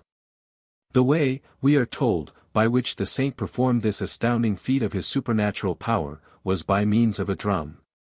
Even spiders, too, runs the legend, were included in this summary process of excommunicating the serpent race. One of the customs, therefore, observed on St. Patrick's Day is visiting Croagh Patrick. This sacred hill is situated in the county of Mayo, and is said to have been the spot chosen by St. Patrick for banishing the serpents and other noxious animals into the sea. In Julius Caesar, 2. 1, where Brutus says, It is the bright day that brings forth the adder, and that craves wary walking. We may compare the popular adage, March wind wakes the ether, i.e. adder, and blooms the wind, 577. Spider. This little creature, which in daily life is little noticed except for its cobweb, the presence of which in a house generally betokens neglect, has, however, an interesting history, being the subject of many a curious legend and quaint superstition. Thus, it has not escaped the all-pervading eye of Shakespeare, who has given us many curious scraps of folklore concerning it. In days gone by the web of the common house spider was much in request for stopping the effusion of blood. And hence, Bottom, in addressing one of his fairy attendants in A Midsummer Night's Dream, 3. 1, says, I shall desire you of more acquaintance, good Master Cobweb, if I cut my finger, I shall make bold with you. Its medicinal virtues, however, do not end here, for in Sussex 578 it is used in cases of jaundice, many an old doctor's prescribing a live spider rolled up in butter. It is stated, too, that the web is narcotic, and has been administered internally, in certain cases of fever, with success. 579 As a remedy for ague it has been considered most efficacious. Some years ago a lady in the south of Ireland was celebrated far and near for her cure of this disorder. Her remedy was a large house spider taken alive enveloped in treacle or preserve. Of course, the parties were carefully kept in ignorance of what the wonderful remedy was. 580. According to a universal belief spiders were formerly considered highly venomous, in allusion to which notion King Richard II. 3. 2. In saluting the dear earth, on which he stands, after late tossing on the breaking seas, accosts it thus. Feed not thy sovereign's foe, my gentle earth. Nor with thy sweets comfort his ravenous sense. But let thy spiders, that suck up thy venom, and heavy-gated toads lie in their way, doing annoyance to the treacherous feet, which with usurping steps do trample thee. Again Leontes in the Winter's Tale, 2. 1, remarks. There may be in the cup a spider steeped in Cymbeline, 4. 2, and Richard III. I. 2, Shakespeare classes it with adders and toads, and in the latter play, I. 3, when Queen Margaret is hurling imprecations on her enemies, she is turned from her encounter with Gloucester, by a remark made by the Queen, and while a pitying spirit seems for a minute to supplant her rage, she addresses her successor in these words. Poor painted Queen, vain flourish of my fortune. Why strew'st thou sugar on that bottled spider, whose deadly web ensnareth thee about? In another part of the same play, 4. 4, the epithet, bottled, is again applied in a similar manner by Queen Elizabeth. Thou bottled spider, that foul bunchback toad. Ritson on these two passages has the following remarks on the term bottled spider, a large, bloated, glossy spider, supposed to contain venom proportionate to its size. The origin of the silvery threads of gossamer which are so frequently seen extending from bush to bush was formerly unknown. Spencer, for instance, speaks of them as scorched dew. And Thomson in his Autumn mentions the filmy threads of dew evaporate, which probably, says Mr. Patterson, 581 refers to the same object. The gossamer is now, however, known to be the production of a minute spider. It is twice mentioned by Shakespeare, but not in connection with the little being from which it originates. One of the passages is in Romeo and Juliet, 2. 6. A lover may bestride the gossamer that idles in the wanton summer air, and yet not fall, so light is vanity. The other occurs in King Lear, 4. 6, where Edgar accosts his father, after his supposed leap from that cliff, whose high and bending head looks fearfully on the confined deep. He says, Hadst thou been aught but gossamer, feathers, air, so many fathom down precipitating, thou dst shivered like an egg. In each case, it is expressive of extreme lightness. Nares in his Glossary, I. 378, considers that the term gossamer originally came from the French gossampine, the cotton tree, and is equivalent to cotton wool. He says that it also means any light downy matter, such as the flying seeds of thistles and other plants, and in poetry is not unfrequently used to denote the long floating cobwebs seen in fine weather. In the above passage from King Lear, he thinks it has the original sense, and in the one from Romeo and Juliet, probably the last. Some are of opinion that the word is derived from gos, the gorse or furs. 582 In Germany, the popular belief attributes the manufacture of the gossamer to the dwarfs and elves.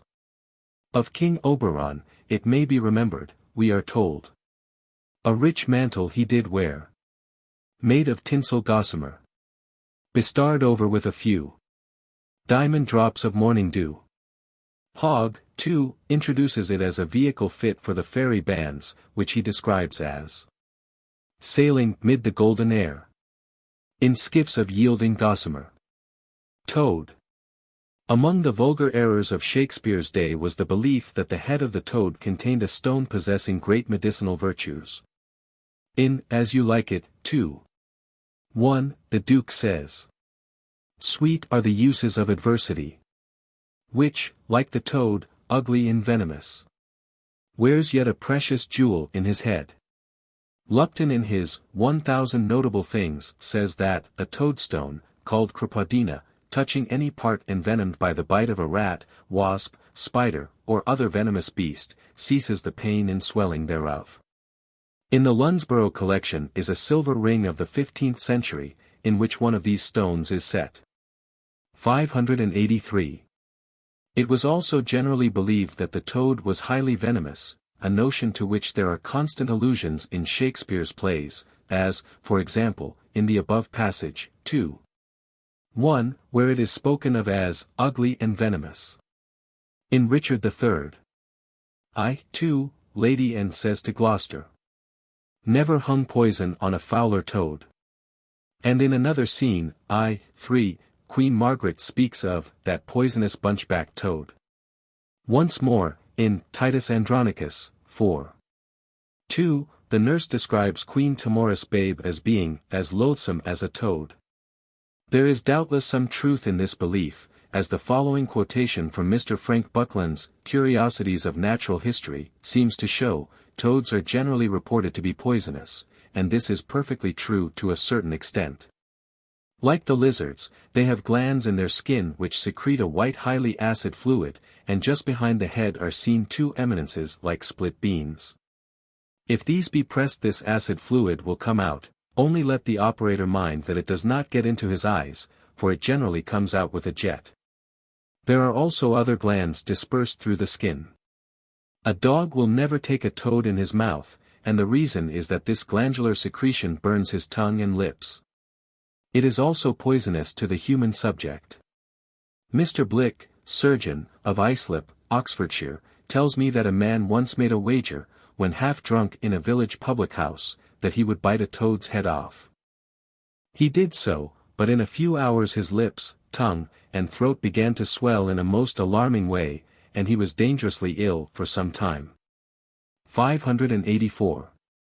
Owing to the supposed highly venomous character of the toad, superstition, says Pennant, 585, gave it preternatural powers, and made it a principal ingredient in the incantations of nocturnal hags. Thus in Macbeth, 4.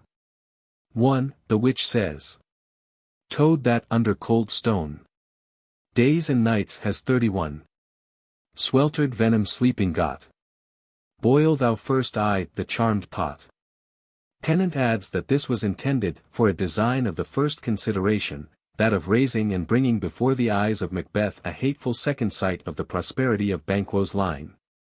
This shows the mighty power attributed to this animal by the dealers in the magic art. The evil spirit, too, has been likened by one of our master bards to the toad, as a semblance of all that is devilish and disgusting. Paradise Lost, 4. 800. Him they found squat like a toad, close at the ear of Eve, essaying with all his devilish art to reach the organs of her fancy.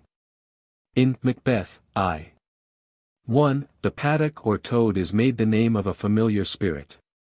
Paddock 586 calls, anon, anon. Wasp.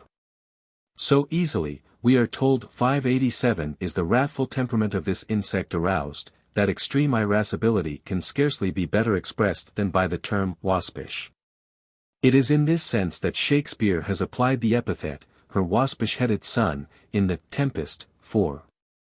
1, where we are told that Cupid is resolved to be a boy outright. Again, in As You Like It, 4. 3, Sylvia says, "I know not the contents, but, as I guess, by the stern brow and waspish action, which she did use as she was writing of it, it bears an angry tenor." Again, in the Taming of the Shrew, 2. 1, Petruchio addresses his intended spouse in language not highly complimentary. Pet. Come, come, you wasp, faith, you are too angry. Cath. If I be waspish, best beware my sting. Pet. My remedy is, then, to pluck it out. In the celebrated scene in Julius Caesar, 4:3, in which the reconciliation between Brutus and Cassius is effected, the word is used in a similar sense. I'll use you for my mirth, for my laughter. When you are waspish. 588. Waterfly. This little insect which, on a sunny day, may be seen almost on every pool, dimpling the glassy surface of the water, is used as a term of reproach by Shakespeare. Thus, Hamlet, v. 2, speaking of Osric, asks Horatio, "Dost know this waterfly?" In Troilus and Cressida, v. 1, Thersites exclaims, "Ah, how the poor world is pestered with such waterflies, diminutives of nature." Johnson says it is the proper emblem of a busy trifler, because it skips up and down upon the surface of the water, without any apparent purpose. Chapter 10. Folk Medicine. Without discussing the extent of Shakespeare's technical medical knowledge, the following pages will suffice to show that he was fully acquainted with many of the popular notions prevalent in his day, respecting certain diseases and their cures.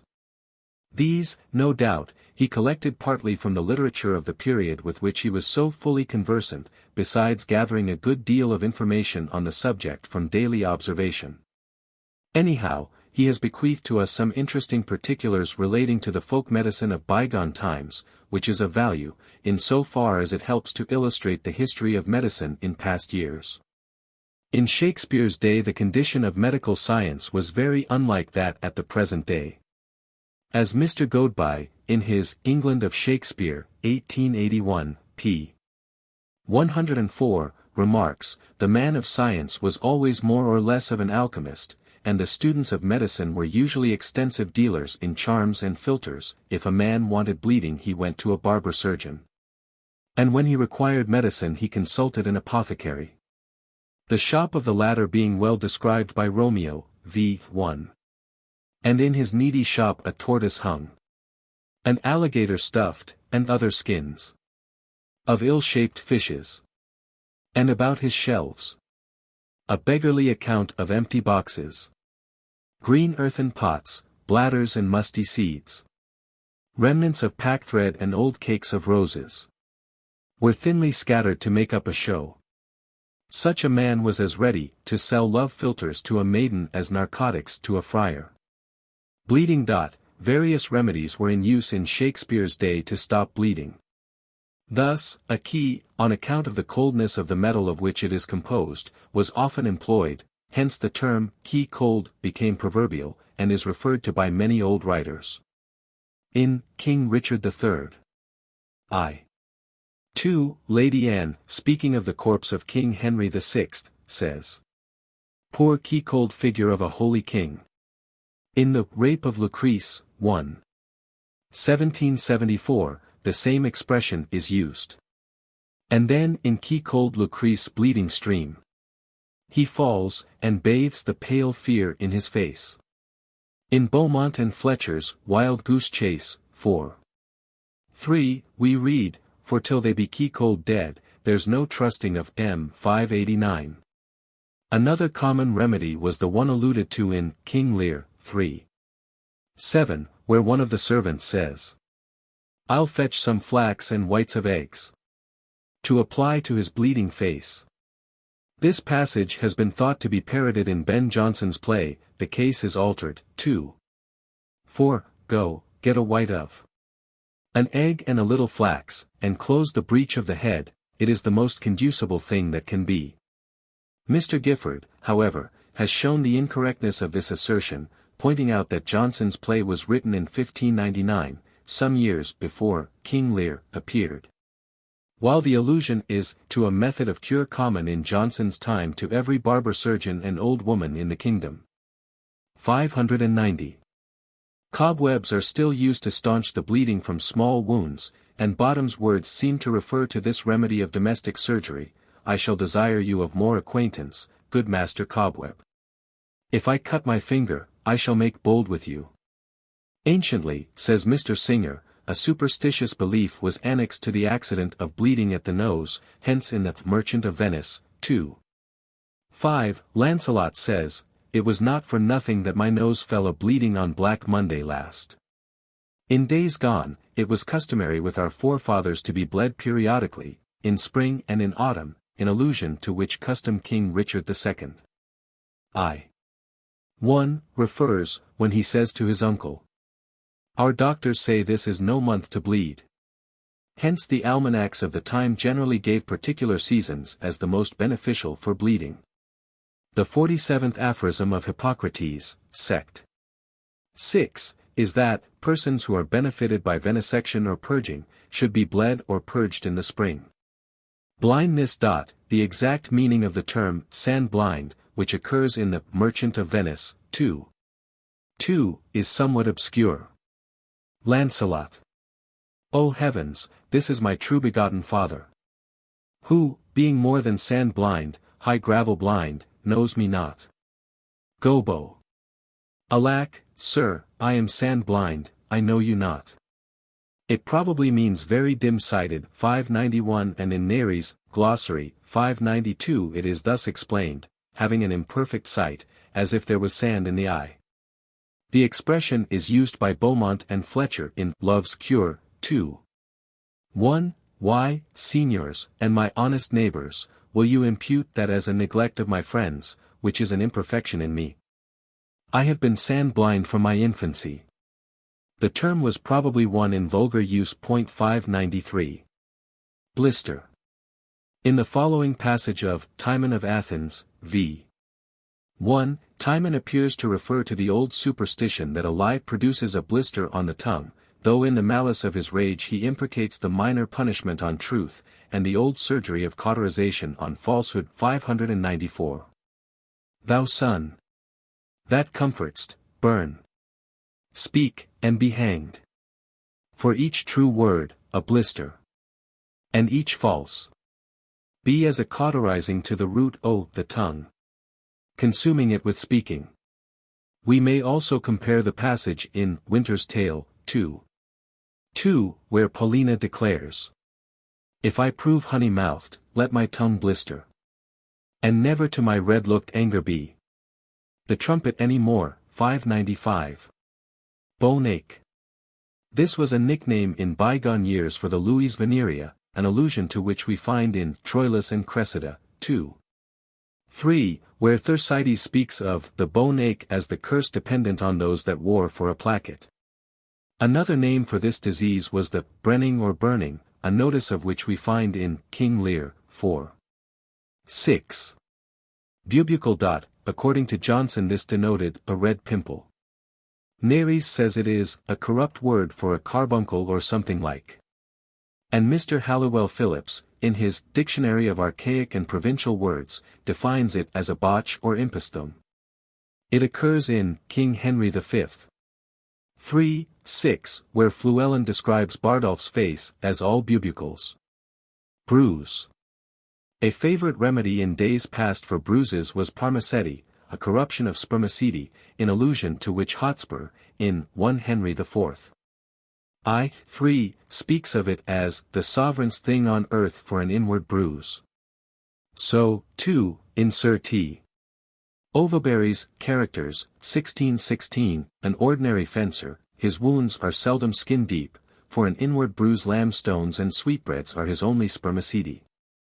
A well-known plant called the shepherd's purse, has been popularly nicknamed the poor man's parmaceti, being a joke on the Latin word bursa, a purse, which, to a poor man, is always the best remedy for his bruises. 596 in Romeo and Juliet, I.2. A plantain leaf is pronounced to be an excellent cure for your broken shin.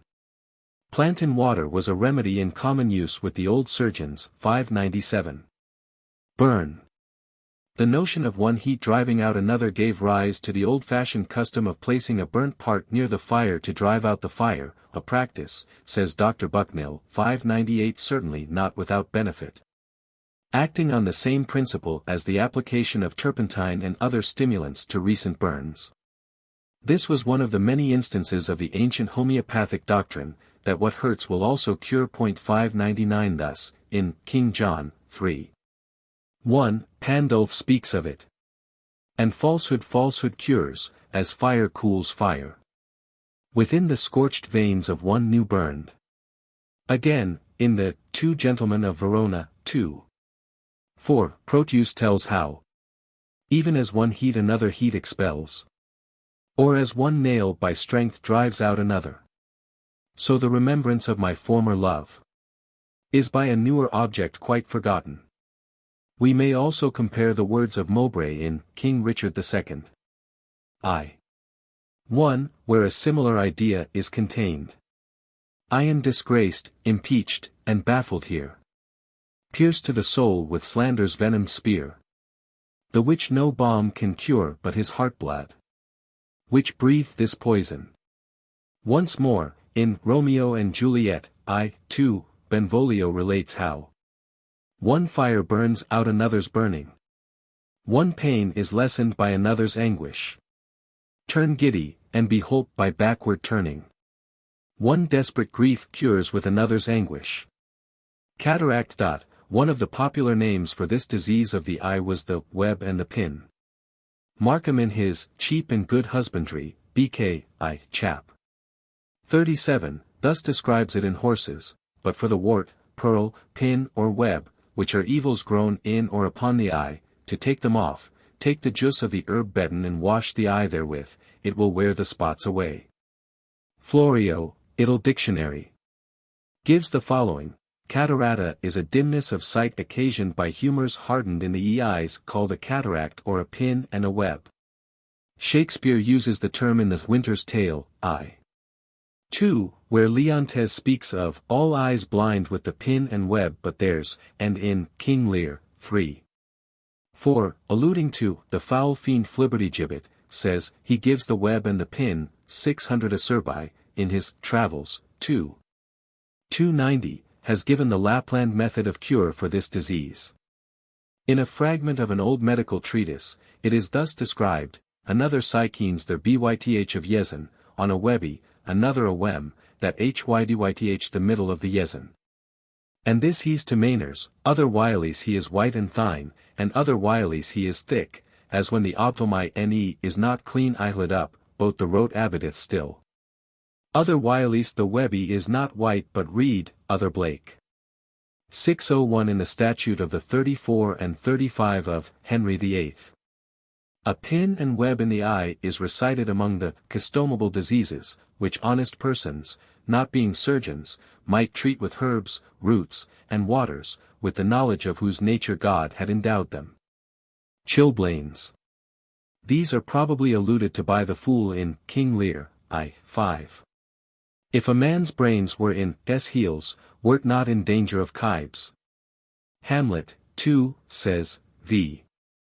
1, the age is grown so picked that the toe of the peasant comes so near the heel of the courtier, he galls his kibe.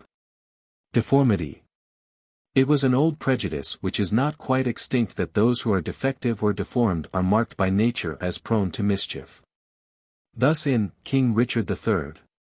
I.3, Margaret says of Richard, Duke of Gloucester: Thou elvish marked, abortive, rooting hog. Thou that was sealed in thy nativity.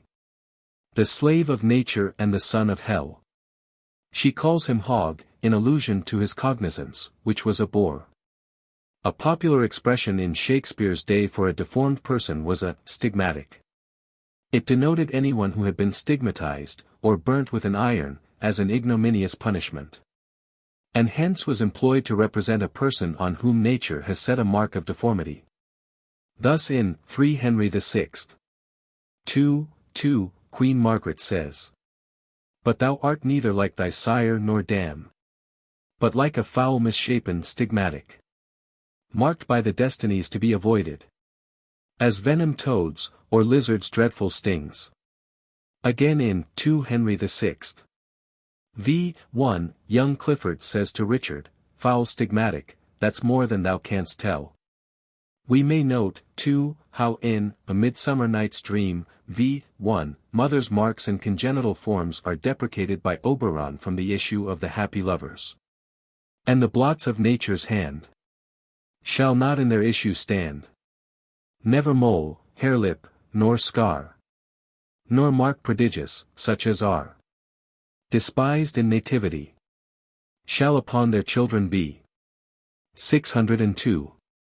Indeed, constant allusions are to be met with in our old writers relating to this subject, showing how strong were the feelings of our forefathers on the point. But, to give one further instance of this superstition given by Shakespeare, we may quote the words of King John, 4:2, with reference to Hubert and his supposed murder of Prince Arthur. A fellow by the hand of nature marked, quoted and signed to do a deed of shame. This murder had not come into my mind. This adaptation of the mind to the deformity of the body concurs, too, with Bacon's theory. Deformed persons are commonly even with nature, for, as nature hath done ill by them, so do they by nature, being void of natural affection. And so they have their revenge on nature. Drowning.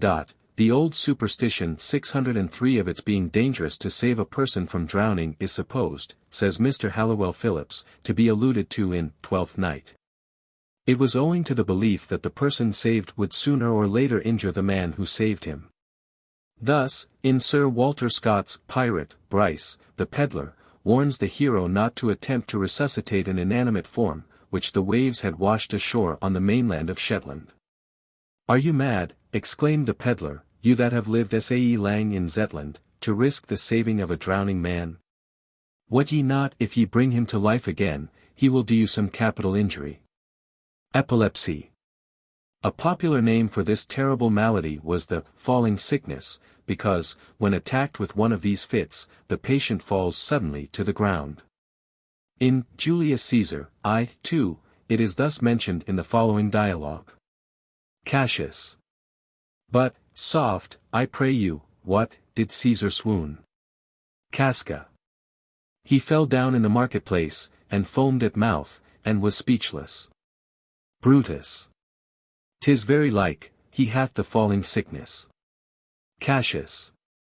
No, Caesar hath it not, but you and I. An honest Casca, we have the falling sickness. Fistula. At the present day a fistula means an abscess external to the rectum, but in Shakespeare's day it was used in the more general signification for a burrowing abscess in any situation. 604 The play of All's Well That Ends Well has a special interest, because, as Dr. Bucknell says, its very plot may be said to be medical. The orphan daughter of a physician cures the king of a fistula by means of a secret remedy left to her as a great treasure by her father. The royal reward is the choice of a husband among the nobles of the court, and thereby hangs the tale. The story is taken from the tale of Giletta of Narbonne, in the Decameron of Boccaccio. It came to Shakespeare through the medium of Painter's Palace of Pleasure, and is to be found in the first volume, which was printed as early as 1566. 605 The story is thus introduced by Shakespeare in the following dialogue, I.1, where the Countess of Roussillon is represented as inquiring, "What hope is there of his Majesty's amendment?" Lawful. "He hath abandoned his physicians, madam, under whose practices he hath persecuted time with hope, and finds no other advantage in the process but only the losing of hope by time." Count. "This young gentlewoman had a father, oh, that had, how sad a passage 'tis! Whose skill was almost as great as his honesty, had it stretched so far, would have made nature immortal, and death should have play for lack of work. Would, for the king's sake, he were living. I think it would be the death of the king's disease." Laugh.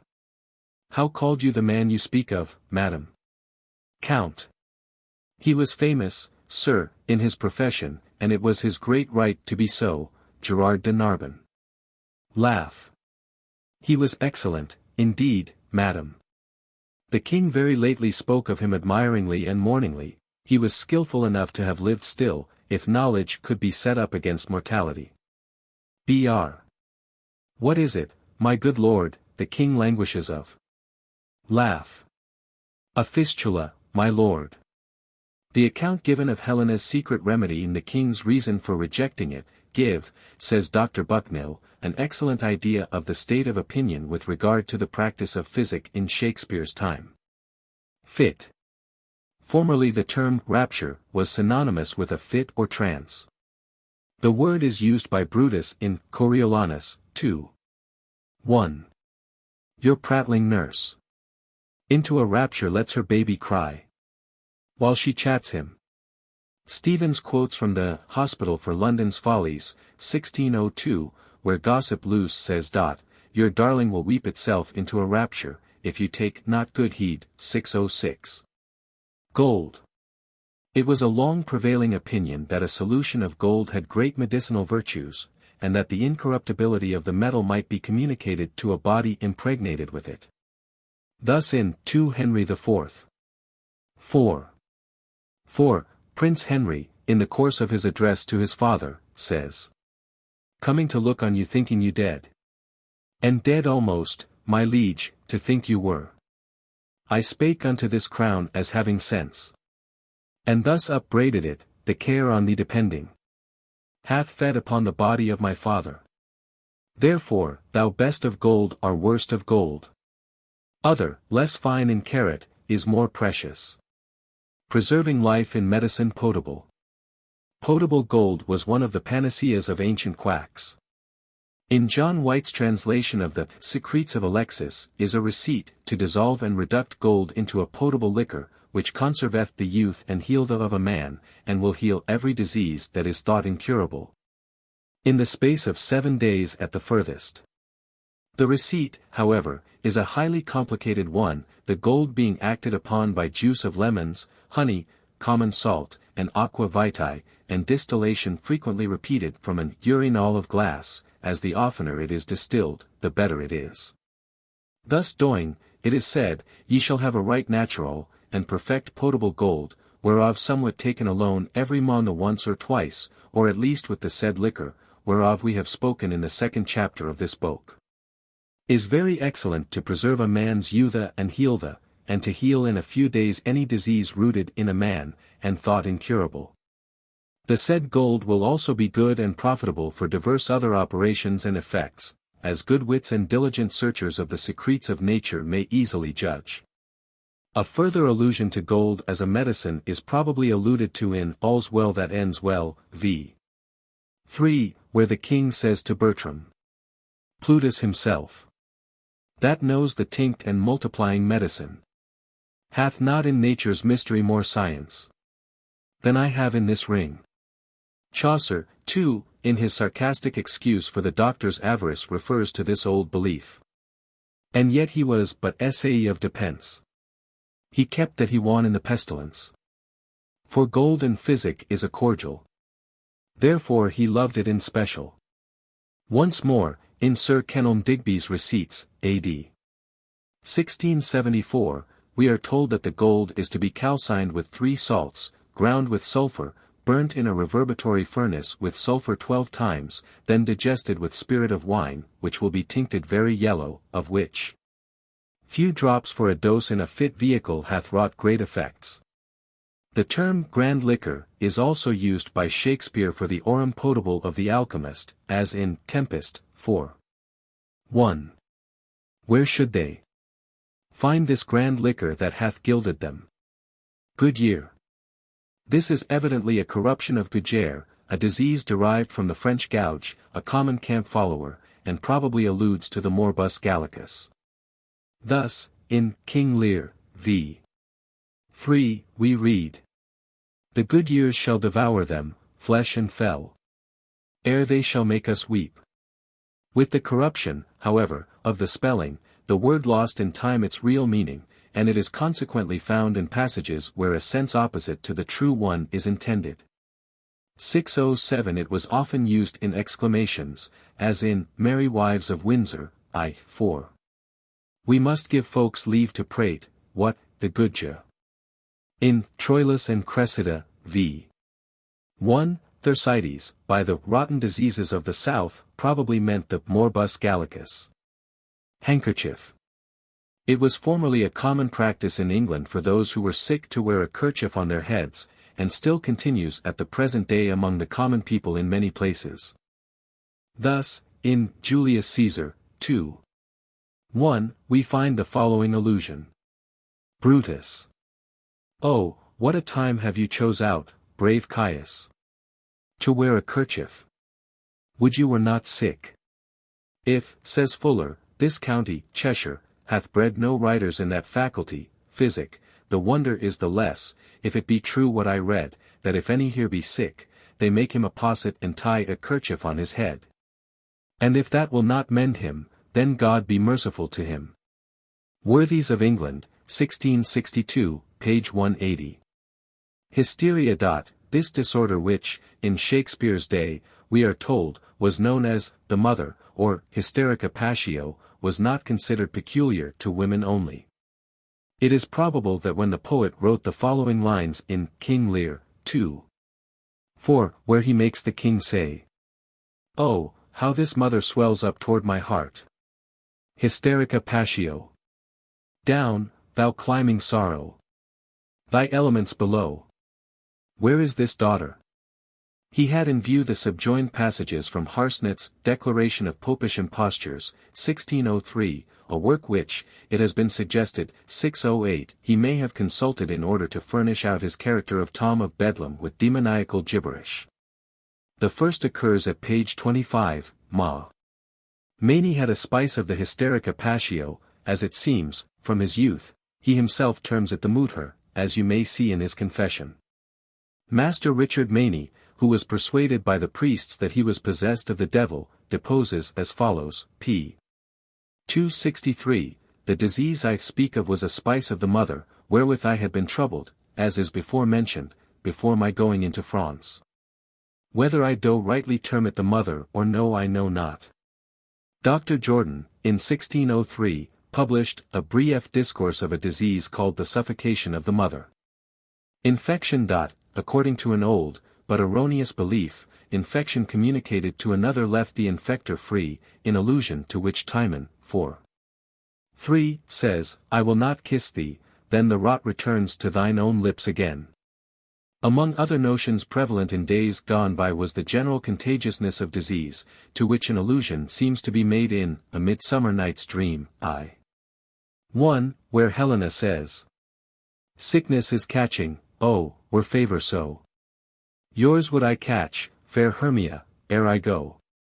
Malone considers that Shakespeare, in the following passage in Venus and Adonis, alludes to a practice of his day, when it was customary, in time of the plague, to strew the rooms of every house with rue and other strong-smelling herbs to prevent infection.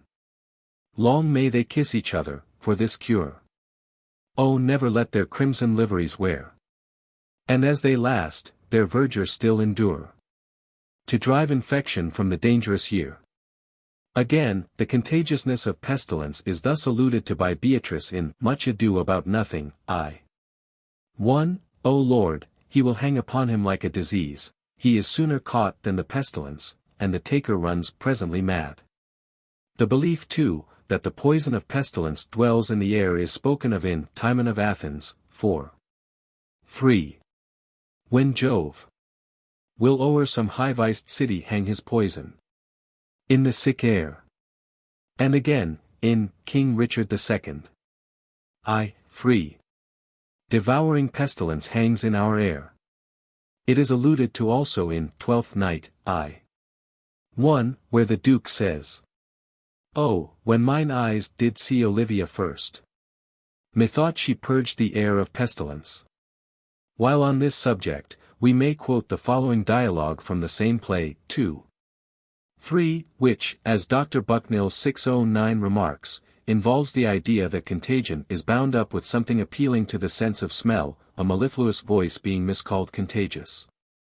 Unless one could apply one organ to the functions of another, and thus admit contagion, not through its usual portal, the nose. Sir Andrew. A mellifluous voice, as I am true knight. Sir Toby. A contagious breath. Sir Andrew. Very sweet and contagious, faith. Sir Toby. To hear by the nose, it is dulcet in contagion. Insanity. That is a common idea that the symptoms of madness are increased by the full moon. Shakespeare mentions this popular fallacy in Othello, v. 2, where he tells us that the moon makes men insane, when she comes nearer the earth than she was wont. 610. Music, as a cure for madness, is perhaps referred to in King Lear, 4. 7, where the physician of King Lear says, "Louder the music there." 611. Mr. Singer, however, has this note: Shakespeare considered soft music favorable to sleep. Lear, we may suppose, had been thus composed to rest. And now the physician desires louder music to be played, for the purpose of waking him. So in Richard II. v. 5, the king says, "This music mads me. Let it sound no more. For though it holp madmen to their wits, in me it seems it will make wise men mad." The power of music as a medical agency has been recognized from the earliest times, and in mental cases has often been highly efficacious. 612. Referring to music as inducing sleep, we may quote the touching passage in 2 Henry IV. 4. 5, where the king says, "Let there be no noise made, my gentle friends, unless some dull and favorable hand will whisper music to my weary spirit. War. Call for the music in the other room." Ariel in The Tempest, 2. 1, enters playing solemn music to produce this effect. A madhouse seems formerly to have been designated a dark house. Hence in the 12th Night, 3. 4, the reason for putting Malvolio into a dark room, was to make him believe that he was mad. In the following act, 4. 2, he says, "Good Sir Topus, do not think I am mad, they have laid me here in hideous darkness," and further on, v. 1, he asks, "Why have you suffered me to be imprisoned, kept in a dark house?" In As You Like It, 3. 2, Rosalind says that love is merely a madness, and deserves as well a dark house and a whip, as madmen do. The expression horn mad, i.e. quite mad, occurs in the Comedy of Errors, 2. 1. "Why, mistress, sure my master is horn mad."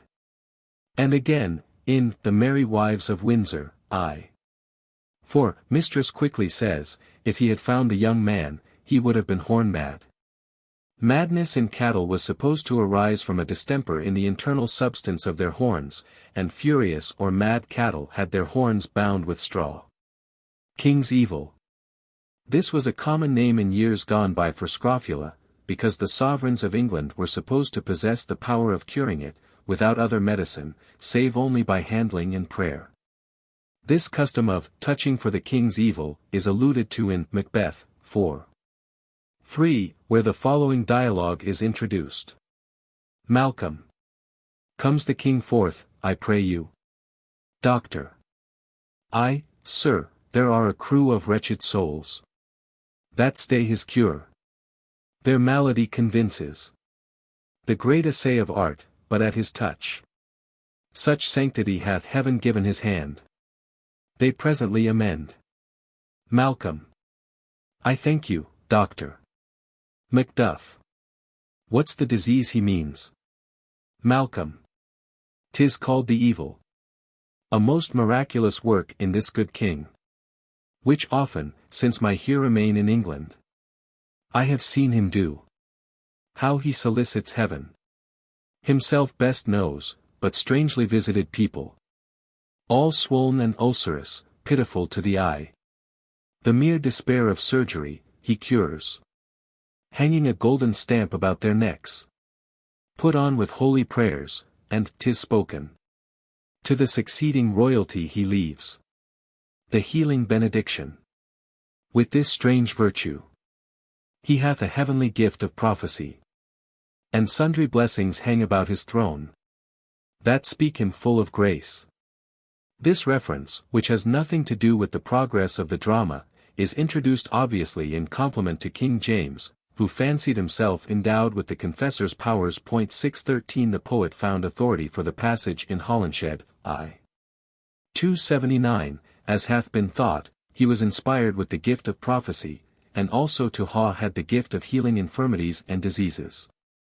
Namely, He vised to help those that were vexed with the disease, commonly called the Kwangs, and left that virtue as it were a portion of inheritance to his successors, the Kwangs of this realme. Edward's miraculous powers were believed in, we are told, by his contemporaries, or at least soon after his death, and were expressly recognized by Pope Alexander III, who canonized him. In Plots, Oxfordshire, Chapter 10, Section 125, there is an account, accompanied with a drawing, of the touch piece supposed to have been given by this monarch. James I's practice of touching for the evil is frequently mentioned in Nichols' Progresses. Charles I, when at York, touched 70 persons in one day. Indeed, few are aware to what an extent this superstition once prevailed. In the course of 20 years, between 1660 and 1682, no less than 92,107 persons were touched for this disease. The first English monarch who refused to touch for the king's evil was William III. But the practice was resumed by Queen Anne, who officially announced, in the London Gazette, March 12, 1712, her royal intention to receive patients afflicted with the malady in question. It was probably about that time that Johnson was touched by Her Majesty, upon the recommendation of the celebrated physician Sir John Floyer, of Lichfield. King George I put an end to this practice, which is said to have originated with Edward the Confessor in 1058.61, for the custom was also observed by French kings, and on Easter Sunday, 1686, Louis XIV is said to have touched 1,600 persons. Lethargy. This is frequently confounded by medical men of former times, and by Shakespeare himself, with apoplexy. The term occurs in the list of diseases quoted by Thersites in Troilus and Cressida, v. 1.615. Leprosy. This was in years gone by used to denote the lues venerea, as in Antony and Cleopatra, 3. 8. Jan Ribaudred Nag of Egypt. Whom leprosy o'ertake. Hoist sail and flies. Leech. The old medical term for a leech is a bloodsucker, and a knot would be an appropriate term for a number of clustering leeches. So in Richard III. 3. Grey being led to the block, says of Richard's minions. A knot you are of damned bloodsuckers. In 2 Henry VI. 3. 2. Mention is made by Warwick of the bloodsucker of sleeping men, which, says Dr. Bucknell, appears to mean the vampire bat. Measles. This word originally signified leprosy, although in modern times used for a very different disorder. Its derivation is the old French word méso, or mezel, a leper. Thus Cotgrave has, méso, a mazelled, scurvy, leoporus, Lazarus person. Distempered, or scurvied hogs are still said to be misled. It is in this sense that Coriolanus uses it. 3. 1. As for my country I have shed my blood.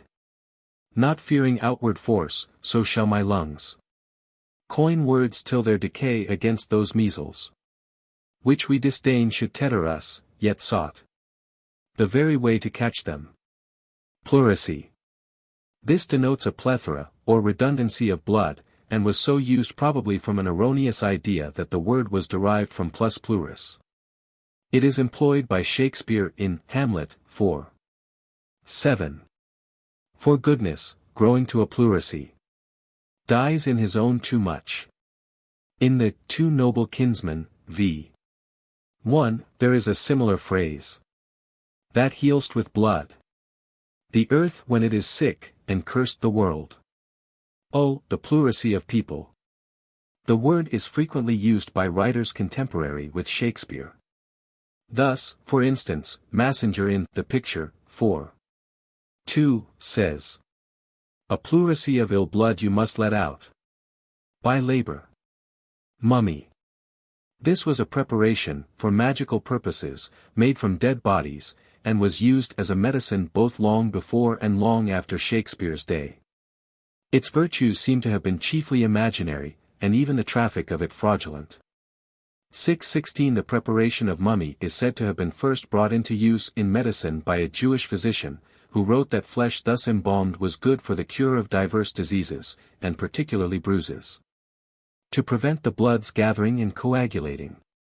It has, however, long been known that no use whatever can be derived from it in medicine, and that all which is sold in the shops, whether brought from Venice or Lyons, or even directly from the Levant by Alexandria, is factitious. The work of certain Jews, who counterfeit it by drying carcasses in ovens, after having prepared them with powder of myrrh, Caballine aloes, Jewish pitch, and other coarse or unwholesome drugs. 617 Shakespeare speaks of this preparation. Thus Othello, 3.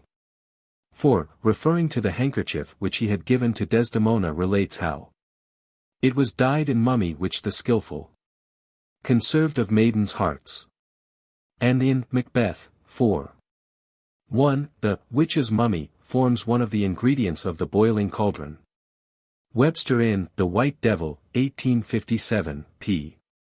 5, speaks of it. Your followers have swallowed you like mummia, and, being sick with such unnatural and horrid physic, vomit you up the kennel. Sir Thomas Browne, in his interesting fragment on mummies, 618 tells us that Francis I always carried mummy with him as a panacea against all disorders. Some used it for epilepsy, some for gout, some used it as a styptic. He further adds, the common opinion of the virtues of mummy bred great consumption thereof, and princes and great men contended for this strange panacea, wherein Jews dealt largely, manufacturing mummies from dead carcasses, and giving them the names of kings, while specifics were compounded from crosses and gibbets leavings. Nightmare. There are various charms practiced in this and other countries for the prevention of nightmare, many of which are exceedingly quaint. In days gone by it appears that Saint Vitalis, whose name has been corrupted into St. Withold, was invoked, and by way of illustration Theobald quotes from the old play of King John, 6:19 the following. Sweet S, withhold of thy lenity, defend us from extremity. Shakespeare, alluding to the nightmare in his King Lear, 3. 4, refers to the same saint, and gives us a curious old charm. S, withhold footed thrice the old, wold. He met the nightmare, and her ninefold bid her alight, and her troth plight, and anoint thee, which anoint thee. For what purpose, as Mr. Singer 620 has pointed out, the incubus is enjoined to plight her troth, will appear from a charm against the nightmare in Reginald Scott's Discovery of Witchcraft, which occurs with slight variation in Fletcher's Monsieur Thomas, 4. 6. St. George, Our Lady's Knight. He walks by day, so does he by night. And when he had her found, he her beat and her bound, until to him her troth she plight. She would not stir from him that night. Paralysis. An old term for chronic paralysis was cold palsies, which is used by Thersites in Troilus and Cressida, v. 1.621. Philosopher's stone. This was supposed by its touch to convert base metal into gold. It is noticed by Shakespeare in Antony and Cleopatra, I. 5. Alexas. Sovereign of Egypt, hail. Cleopatra. How much unlike art thou Mark Antony? Yet, coming from him, that great medicine hath with his tinct gilded thee. The alchemists call the matter, whatever it may be, says Johnson, by which they perform transmutation a medicine. Thus Chapman in his Shadow of Night, 1594, O then, thou great elixir of all treasures. On which passage he has the following note, the philosopher's stone, or Philosophica Medicina, is called the great elixir. Another reference occurs in Timon of Athens, 2. 1, where the fool in reply to the question of Varro's servant, what is a whoremaster, fool, answers, a fool in good clothes, and something like thee. 'Tis a spirit, sometime T appears like a lord, sometime like a lawyer, sometime like a philosopher, with two stones mo thence artificial one, etc., a passage which Johnson explains as meaning more than the philosopher's stone, or twice the value of a philosopher's stone. Though, as Farmer observes, Gower has a chapter in his Confessio Amantis, of the 3 stones that philosophers made. Singer, 622 in his note on the philosopher's stone, says that Sir Thomas Smith was one of those who lost considerable sums in seeking of it. Sir Richard Steele was one of the last eminent men who entertained hopes of being successful in this pursuit. His laboratory was at Poplar Point 623. Pimple. In the Midland counties a common name for a pimple, which by rubbing is made to smart, or rub to sense, is a quat. The word occurs in Othello, v. 1, where Roderigo is so called by Iago. I have rubbed this young quat almost to the sense. And he grows angry. Roderigo being called a quat by the same mode of speech as a low fellow is now called a scab. It occurs in Langham's Garden of Health, p. 1.53, the leaves, of coleworts, laid to by themselves, or bruised with barley meal, are good for the inflammations, and soft swellings, burnings, impostums, and choleric sores or gnats, etc. Plague. Tokens, or God's tokens, were the terms for those spots on the body which denoted the infection of the plague. In Love's Labours Lost, v. 2. For the Lord's tokens on you do I see. And in Antony and Cleopatra, 3. 10, there is another allusion. Enobarbus. How appears the fight? Scarus. On our side like the token pestilence. Where death is sure. In Troilus and Cressida, 2. 3, Ulysses says of Achilles. He is so plaguy proud that the death tokens of it. Cry, no recovery. King Lear, 2, it would seem, compares Goneril, 2. 4, to these fatal signs, when he calls her a plague sore. When the tokens had appeared on any of the inhabitants, the house was shut up, and Lord have mercy upon us written or printed upon the door. Hence Byron in Love's Labours Lost, v. 2, says. Write, Lord have mercy on us, on those there. They are infected, in their hearts it lies. They have the plague, and caught it of your eyes. The red pestilence, referred to by Volumnia in Coriolanus, 4. 1, probably alludes to the cutaneous eruptions common in the plague. Now the red pestilence strike all trades in Rome. And occupations perish. In the Tempest, I, 2, Caliban says, to Prospero, the red plague rid you. Poison.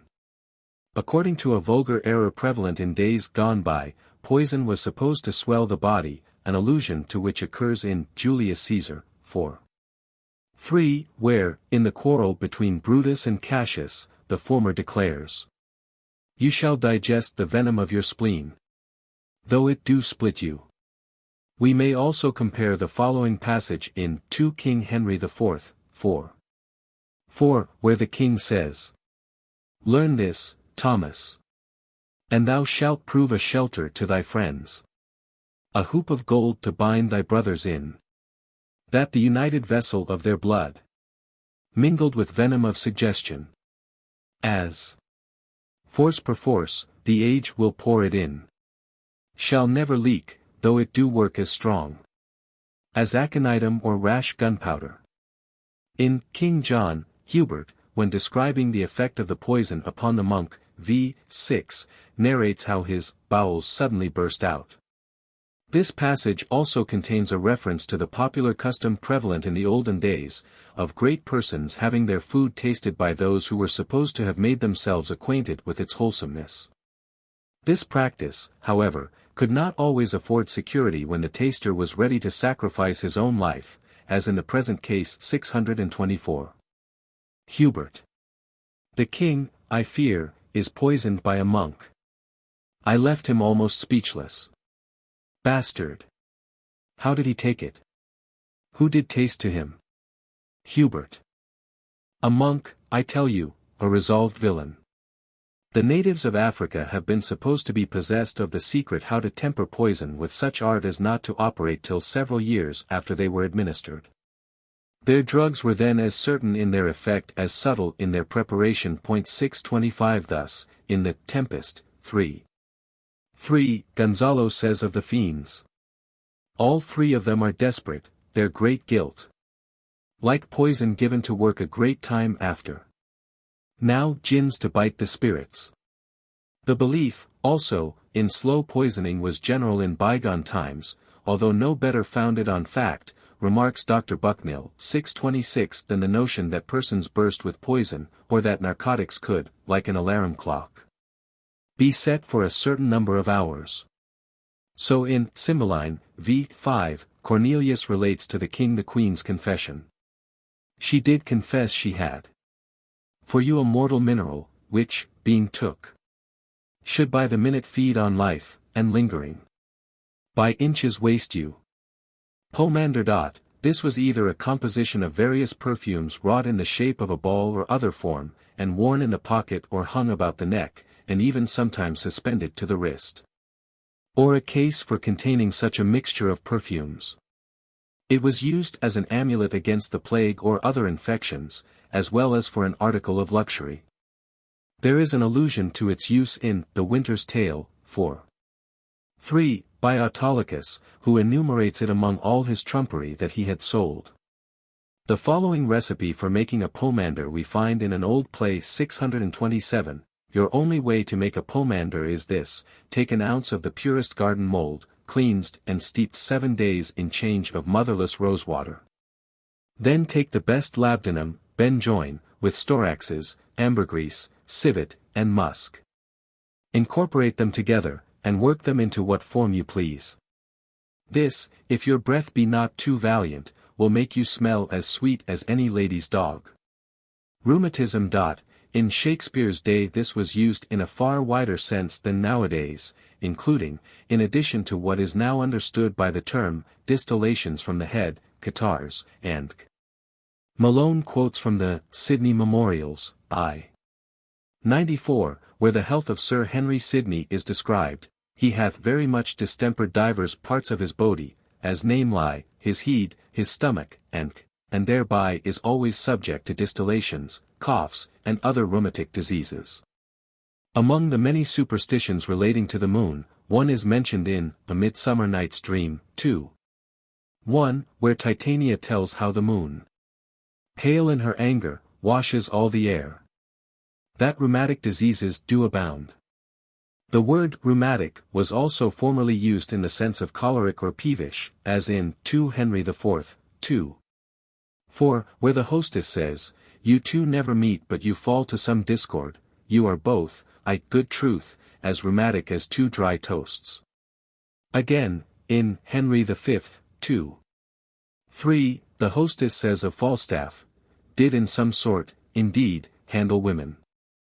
But then he was rheumatic, 628, and talked of the whore of Babylon.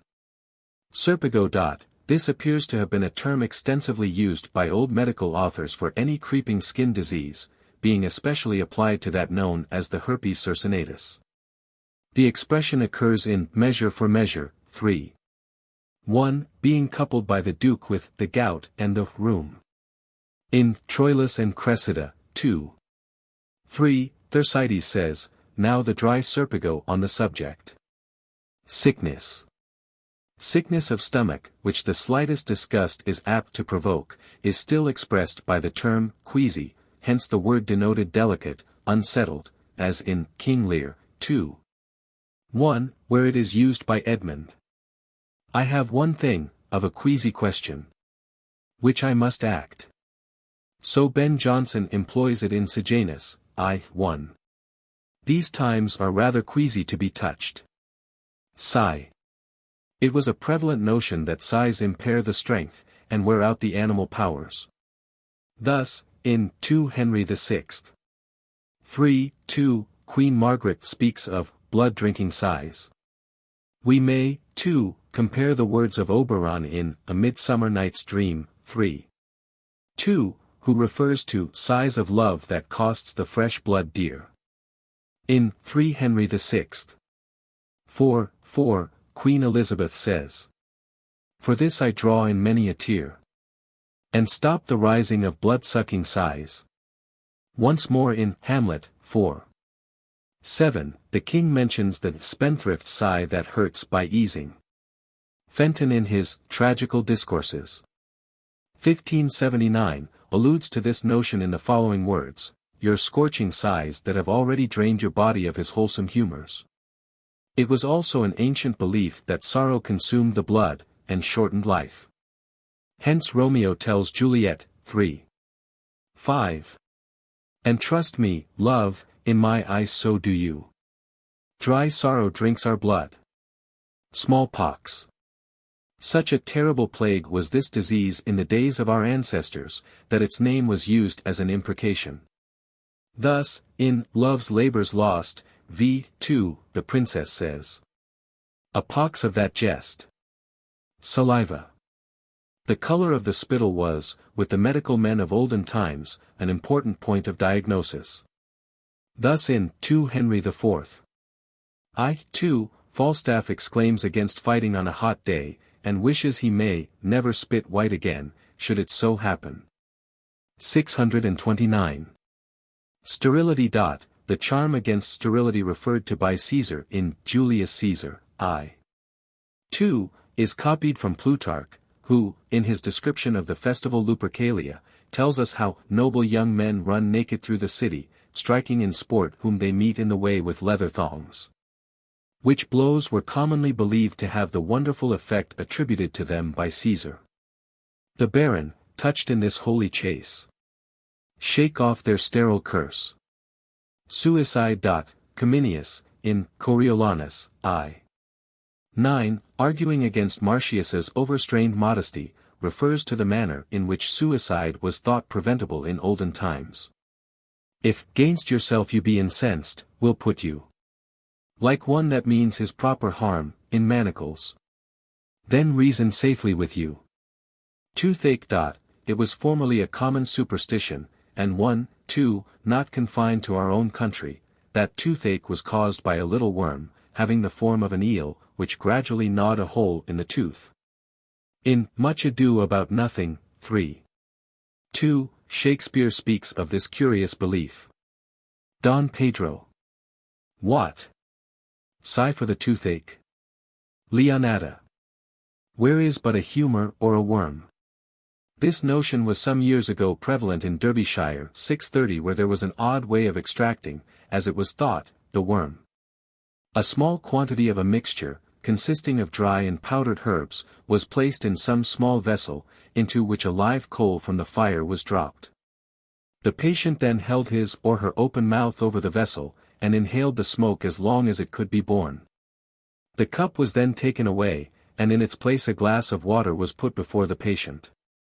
Into this glass the person breathed hard for a few moments, when it was supposed the grub or worm could be seen in the water. In Orkney, too, toothache goes by the name of the worm, and, as a remedy, the following charm, called wormy lines, is written on a piece of paper, and worn as an amulet by the person affected. In some part of his dress. Peter sat on a marble stone weeping. Christ came past, and said, What aileth thee, Peter? O my Lord, my God, my tooth doth ache. Arise, O Peter. Go thy way, thy tooth shall ache no more. This notion is still current in Germany, and is mentioned by Thorpe in his Northern Mythology, 3:167, who quotes a North German incantation, beginning, Pear tree, I complain to thee. 3 worms sting me. It is found, too, even in China and New Zealand, 631, the following charm being used in the latter country. An eel, a spiny back. True indeed, indeed, true in sooth, in sooth. You must eat the head of said spiny back. A writer in the Athenaeum, January 28, 1860, speaking of the Reverend R. H. Cobbold's Pictures of the Chinese, drawn by themselves, says, the first portrait is that of a quack doctress, who pretends to cure toothache by extracting a maggot, the cause of the disorder. This is done, or rather pretended to be done, by simply placing a bright steel pin on the part affected, and tapping the pin with a piece of wood. Mr. Cobbold compares the operation to procuring worms for fishing, by working a spade backwards and forwards in the ground. He and a friend submitted to the process, but in a very short time compelled the doctors to subsist, by the excessive precautions they took against imposition. We may further note that John of Gaddesden, one of our oldest medical authors, attributes decay of the teeth to a humor or a worm. In his Rosa Anglica, 632 he says, Si vermis sint in dentibus, semen pori, seu lusquiami contir et mis cum sera, pon supercarbones, fumus recipiator per embodum, quonium sanit. Solum etium semen lusquiami valle coctum in aqua calida, super quam aquam patiens palatum apertum si tenurit, cadent vermis evidenter vel in illum aquam, vel in alium quae ibi furit ibi epicida. De mira et allo ponanter in dentem, ubi est vermis, semen collis, eti absinthium, per se vermis interficit. Tub fast. In years past, the discipline of sweating in a heated tub for a considerable time, accompanied with strict abstinence, was thought necessary for the cure of venereal taint. 633 thus, in Timon of Athens, 4:3, Timon says to Timandra, Be a whore still. They love thee not that use thee. Give them diseases, leaving with thee their lust. Make use of thy salt hours, season the slaves. For tubs and baths, bring down rose-cheeked youth. To the tub fast and the diet. As beef, too, was usually salted down in a tub, the one process was jocularly compared to the other. So, in Measure for Measure, 3:2, Pompey, when asked by Lucio about his mistress, replies, Troth, sir, she hath eaten up all her beef, and she is herself in the tub. Again, in Henry V. 2:1, Pistol speaks of the powdering tub of infamy. Vinegar. In Shakespeare's day this seems to have been termed isel, from a.s. Isel, being esteemed highly efficacious in preventing the communications of the plague and other contagious diseases. In this sense it has been used by Shakespeare in his 111th sonnet. Like a willing patient, I will drink potions of isel, gainst my strong infection. In a MS. Herbal in the library of Trinity College, Cambridge occurs, acetorum, ants vinegar, or isel. The word occurs again in Hamlet, v. 1, where Laertes is challenged by Hamlet. Woot drink up isel. Eat a crocodile. The word woot in the northern counties is the common contraction of wouldst thou, which is the reading of the old copies. In former years it was the fashion with gallants to do some extravagant feat as a proof of their love in honor of their mistresses, and among others the swallowing of some nauseous potion was one of the most frequent. Hence in the above passage some bitter potion is evidently meant, which it was a penance to drink. Some are of opinion that wormwood is alluded to. And Mr. Singer thinks it probable that the propoma called absinthites, a nauseously bitter medicament then much in use, may have been in the poet's mind to drink up a quantity of which would be an extreme pass of amorous demonstration. It has been suggested by a correspondent of Notes and Queries, 634 that the reference in this passage from Hamlet is to a Lake Essel which figures in Scandinavian legends. Messrs. Wright and Clark, however, in their notes to Hamlet, 1876, p. 218, say that they have consulted Mr. Magnusson on this point, and he writes as follows, No such lake as Essel is known to Norse mythology and folklore. Stephen supposes it to be the river Issel. 635. Water casting. The fanciful notion of recognizing diseases by the mere inspection of the urine was denounced years ago by an old statute of the College of Physicians, as belonging to tricksters and impostors. And any member of the college was forbidden to give advice by this so-called water casting, without he also saw the patient. The statute of the college runs as follows, Statuimus, et ordinimus, ut nemo, siv socius, siv candidatus, siv permissus concilii quidquam impertiat veteratorius, et impostoribus, super urinarum nuda inspection, nisi simul ad egram vociter. Ut ibidem, pro re natu, idonia medicamenta ab honesto aliquo pharmacopoeia componenda prescribat.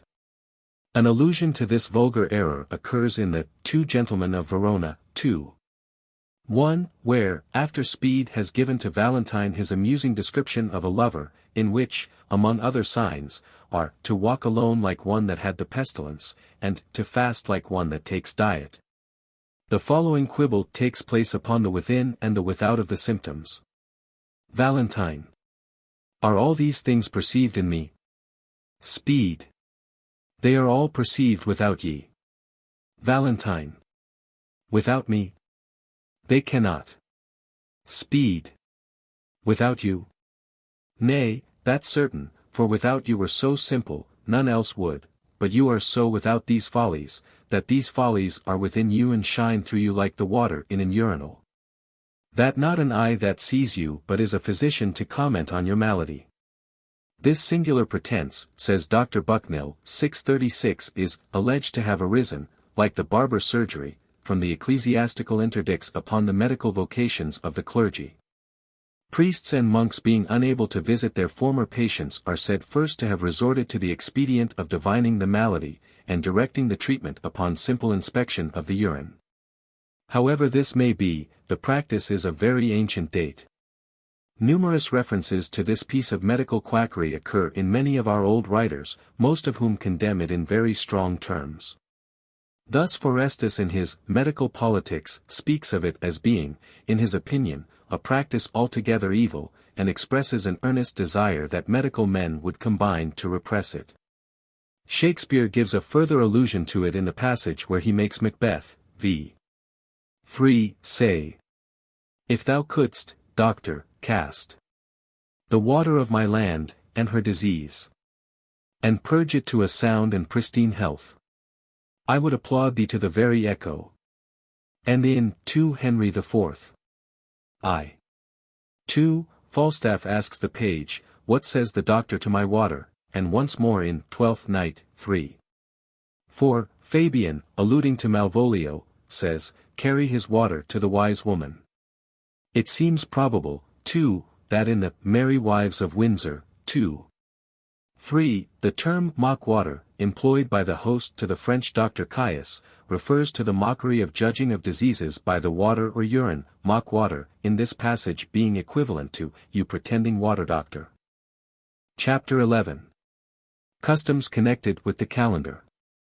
In years gone by the anniversaries connected with the calendar were kept up with an amount of enthusiasm and merrymaking quite unknown at the present day. Thus, for instance, Shakespeare tells us, with regard to the May Day observance, that it was looked forward to so eagerly as to render it impossible to make the people sleep on this festive occasion. During the present century the popular celebrations of the festivals have been gradually on the decline, and nearly every year marks the disuse of some local custom. Shakespeare has not omitted to give a good many scattered allusions to the old superstitions and popular usages associated with the festivals of the year, some of which still survive in our midst. Alluding to the revels, there can be no doubt that Shakespeare was indebted to the revel books for some of his plots. Thus, in The Tempest, 4:1, Prospero remarks to Ferdinand and Miranda, after Iris, Ceres, and Juno have appeared, and the dance of the nymphs is over. "You look, my son, in a moved sort. As if you were dismayed, be cheerful, sir. Our revels now are ended. These are actors. As I foretold you, were all spirits and are melted into air, into thin air. And, like the baseless fabric of this vision, the cloud-capped towers, the gorgeous palaces, the solemn temples, the great globe itself, yea, all which it inherit, shall dissolve. And like this insubstantial pageant faded, leave not a rack behind." It has been inferred that Shakespeare was present at Kenilworth, in 1575, when Elizabeth was so grandly entertained there. Lakes and seas are represented in the masque. Triton, in the likeness of a mermaid, came towards the Queen, says George Gascoigne, and Arion appeared sitting on a dolphin's back. In the dialogue in A Midsummer Night's Dream, between Oberon and Puck, 2:1, there seems a direct allusion to this event. Oberon. My gentle Puck, come hither. Thou rememberst. Since once I sat upon a promontory, and heard a mermaid on a dolphin's back. uttering such dulcet and harmonious breath, that the rude sea grew civil at her song, and certain stars shot madly from their spheres, to hear the sea maid's music. Puck. I remember, etc. Then, too, there were the Children of the Revels, a company who performed at Blackfriars Theatre. In Hamlet, 2. Shakespeare alludes to these children players. 637 Rosencrantz says, in the conversation preceding the entry of the players, in reply to Hamlet's inquiry whether the actors have suffered through the result of the late inhibition, evidently referring to the plague, nay, their endeavour keeps in the wonted pace. But there is, sir, an array of children, little Iases, that cry out on the top of question, and are most tyrannically clapped for tea. These are now the fashion, and, so berattle the common stages, so they call them, that many wearing rapiers are afraid of goose quills, and dare scarce come hither. 12th Day. There can be no doubt that the title of Shakespeare's play, Twelfth Night, took its origin in the festivities associated with this festival. The season has from time immemorial been one of merriment, the more decided from being the proper close of the festivities of Christmas, when games of chance were traditionally rife. And the sport of sudden and casual elevation gave the tone of the time. Of like tone is the play, and to this, says Mr. Lloyd 638, it apparently owes its title. The play, it appears, was probably originally acted at the Barristers' Feast at the Middle Temple, on February 2, 1601-2, as Manningham tells us in his Diary, Camden Society, 1868, edition J. Bruce, page 18. It is worthy of note that the festive doings of the Inns of Court, in days gone by at Christmastide, were conducted on the most extravagant scale. 639 In addition to the merry disports of the Lord of Misrule, there were various revels. The Christmas Masque at Gray's Inn, in 1594, was on a magnificent scale. St. Valentine's Day, February 14th. Whatever may be the historical origin of this festival, whether heathen or Christian, there can be no doubt of its antiquity.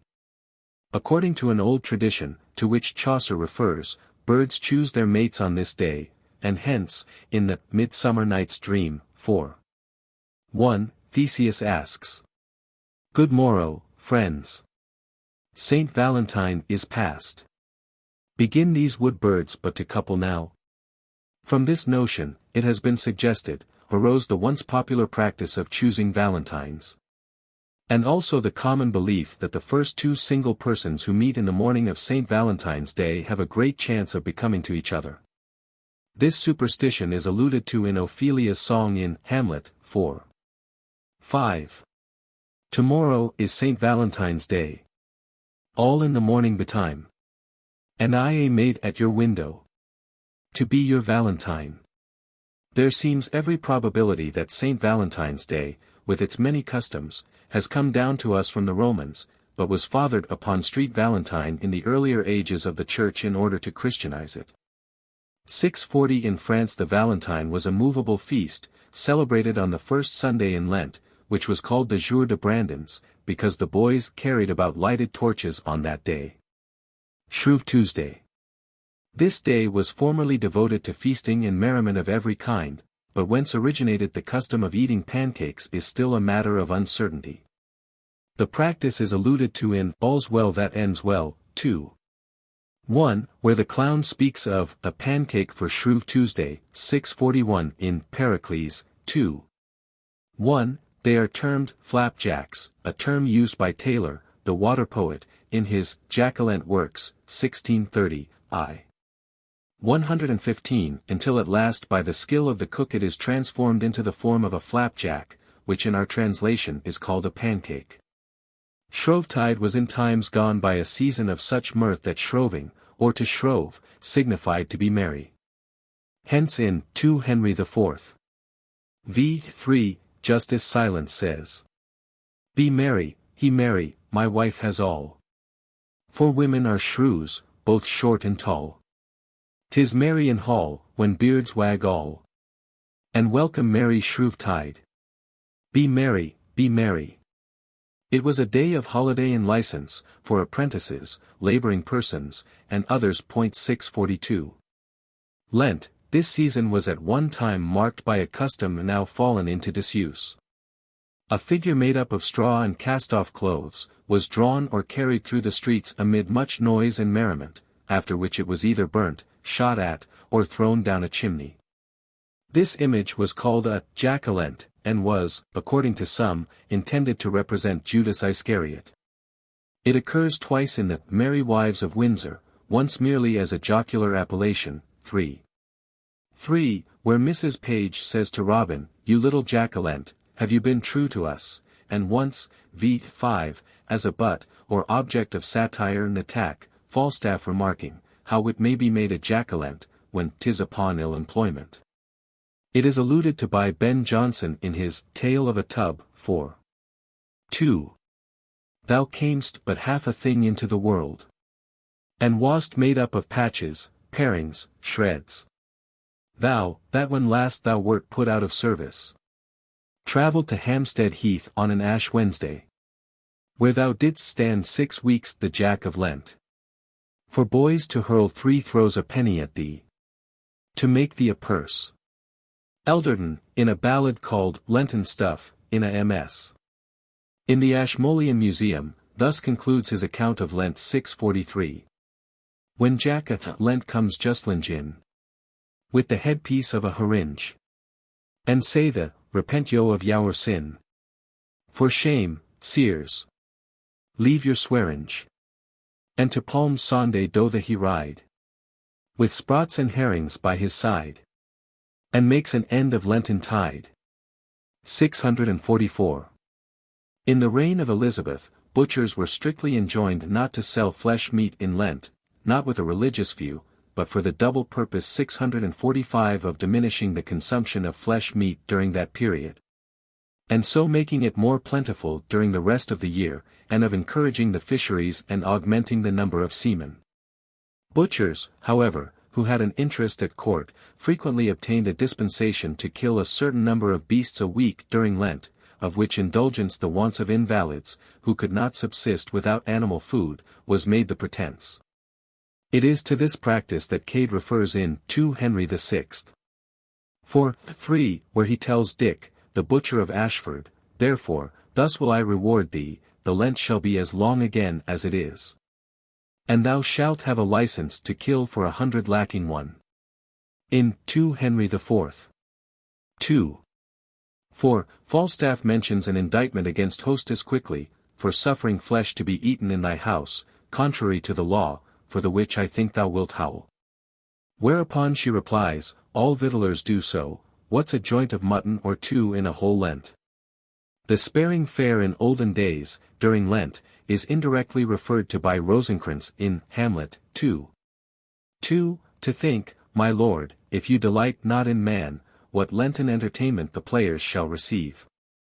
We may compare, to Maria's words in Twelfth Night, I. 5, where she speaks of a good Lenten answer, i.e., short, by a scrap of proverbial rhyme quoted by Mercutio in Romeo and Juliet, 2. 4, and the speech introducing it, it appears that a stale hare might be used to make a pie in Lent, he says. No hare, sir. Unless a hare, sir, in a Lenten pie, that is something stale and hoar ere it be spent. An old hare hoar. And an old hare hoar is very good meat in Lent, and scambling days. The days so called were Mondays and Saturdays in Lent, when no regular meals were provided, and our great families scambled. There may possibly be an indirect allusion to this custom in Henry V. v. 2, where Shakespeare makes King Henry say, "If ever thou beest mine, as I have a saving faith within me tells me thou shalt, I get thee with scambling." In the old household book of the 5th Earl of Northumberland, there is a particular section appointing the order of service for these days, and so regulating the licentious contentions of them. We may also compare another passage in the same play, I. 1, where the Archbishop of Canterbury speaks of the scambling and unquiet time. Good Friday. Beyond the bare allusion to this day, Shakespeare makes no reference to the many observances formerly associated with it. In King John, I. 1, he makes Philip the Bastard say to Lady Falconbridge, "Madam, I was not old Sir Robert's son. Sir Robert might have eat his part in me. Upon Good Friday and ne'er broke his fast." And in 1 Henry IV. I, 2, Poins inquires, Jack, how agrees the devil and thee about thy soul, that thou soldest him on Good Friday last for a cup of Madeira and a cold capon's leg? Easter. According to a popular superstition, it is considered unlucky to omit wearing new clothes on Easter Day, to which Shakespeare no doubt alludes in Romeo and Juliet, 3. 1, when he makes Mercutio ask Benvolio whether he did not fall out with a tailor for wearing his new doublet before Easter. In East Yorkshire, on Easter Eve, young folks go to the nearest market town to buy some new article of dress or personal ornament, to wear for the first time on Easter Day. As otherwise they believe that birds, notably rooks or crakes, will spoil their clothes. 646 in Poor Robin's Almanac we are told, "At Easter let your clothes be new, or else be sure you will it rue." Some think that the custom of clacking at Easter, which is not quite obsolete in some counties, is incidentally alluded to in Measure for Measure, 3. 2, by Lucio. His use was to put a ducat in her clack dish. 647. The clack or clap dish was a wooden dish, with a movable cover, formerly carried by beggars, which they clacked and clattered to show that it was empty. In this they received the alms. Lepers and other paupers deemed infectious originally used it, that the sound might give warning not to approach too near, and alms be given without touching the person. A popular name for Easter Monday was Black Monday, so called, says Stowe, because, in the 34th of Edward III. 1360, the 14th of April, and the morrow after Easter Day, King Edward, with his host, lay before the city of Paris. Which day was full dark of mist and hail, and so bitter cold, that many men died on their horses' backs with the cold. Wherefore unto this day it hath been called the Black Monday. Thus in the Merchant of Venice, 2. 5. Lancelot says, "It was not for nothing that my nose fell a-bleeding on Black Monday last at 6 o'clock the morning." St. David's Day, March 1st. This day is observed by the Welsh in honor of St. David, their patron saint, when, as a sign of their patriotism, they wear a leek. Much doubt exists as to the origin of this custom. According to the Welsh, it is because St. David ordered his Britons to place leeks in their caps, that they might be distinguished from their Saxon foes. Shakespeare introduces the custom into his play of Henry V. 4. 6, where Fluellen addressing the monarch says, "Your grandfather of famous memory, and teat please your majesty, and your great-uncle Edward the Plack Prince of Wales, as I have read in the chronicles, fought a most brave battle here in France. K. Hen. They did, Fluellen. Flew. Your majesty says very true, if your majesties is remembered of it, the Welshmen did good service in a garden where leeks did grow, wearing leeks in their Monmouth caps. Which, your majesty know, to this hour is an honourable badge of the service, and, I do believe your majesty takes no scorn to wear the leek upon St. Tavy's Day."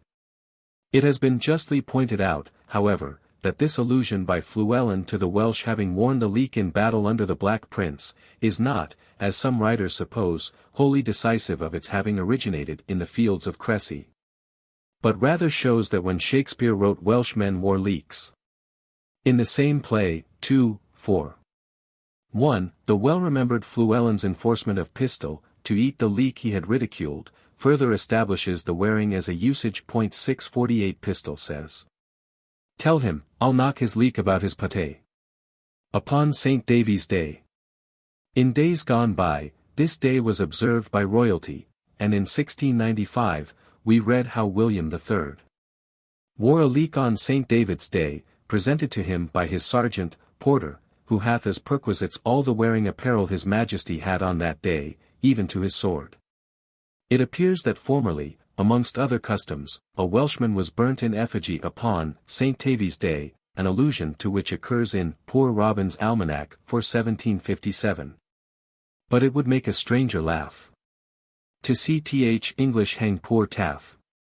A pair of breeches and a coat, hat, shoes, and stockings, and what not, and stuffed with hay, to represent the Cambrian hero thereby meant.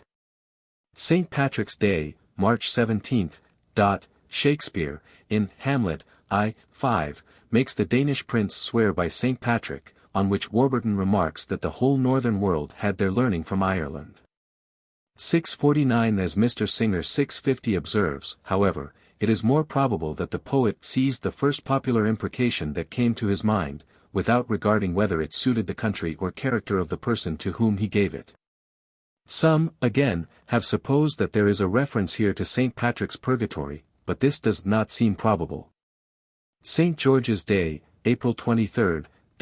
St. George, the guardian saint of England, is often alluded to by Shakespeare. His festival, which was formerly celebrated by feasts of cities and corporations, is now almost passed over without notice. Thus Bedford, in 1 Henry VI. I. speaks of keeping our great St. George's feast withal. God and St. George was once a common battle cry, several references to which occur in Shakespeare's plays. Thus, in Henry V. 3:1, the king says to his soldiers 651. Cry, God for Harry, England and St. George. Again, in 1 Henry VI. 4:2, Talbot says. God and St. George, Talbot and England's right. Prosper our colours in this dangerous fight.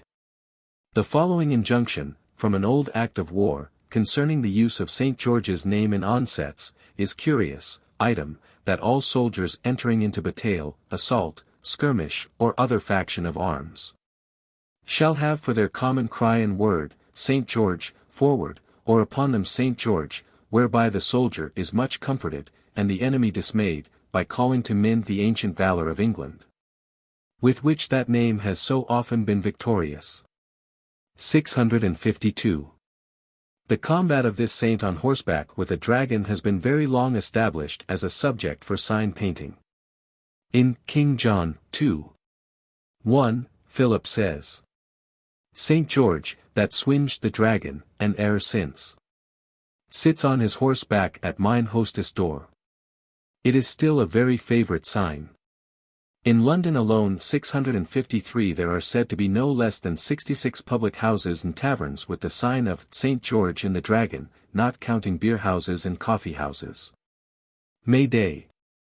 The festival of May Day has, from the earliest times, been most popular in this country, on account of its association with the joyous season of spring.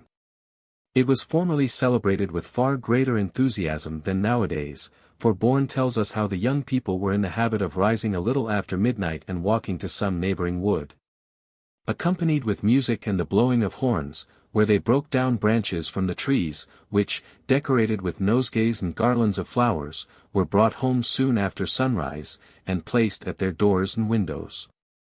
Shakespeare, alluding to this practice, informs us how eagerly it was looked forward to, and that it was impossible to make the people sleep on May morning. Thus, in Henry VIII. v. 4, it is said, Pray, sir, be patient, 'tis as much impossible, unless we sweep from the door with cannons, to scatter as 'tis to make sleep on May Day morning. Again, in the Midsummer Night's Dream, 1, Lysander, speaking of these May Day observances says to Hermia, If thou lovest me then, steal forth thy father's house tomorrow night, and in the wood, a league without the town, where I did meet thee once with Helena, to do observance to a morn of May. There will I stay for thee. And Thersites says, 4:1.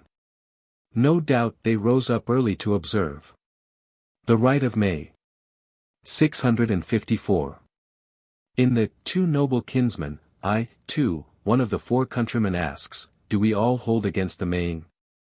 In Chaucer's Court of Love, we read that early on May Day, forth goth al the court, both most and lest, to fetch the flores fresh and blown.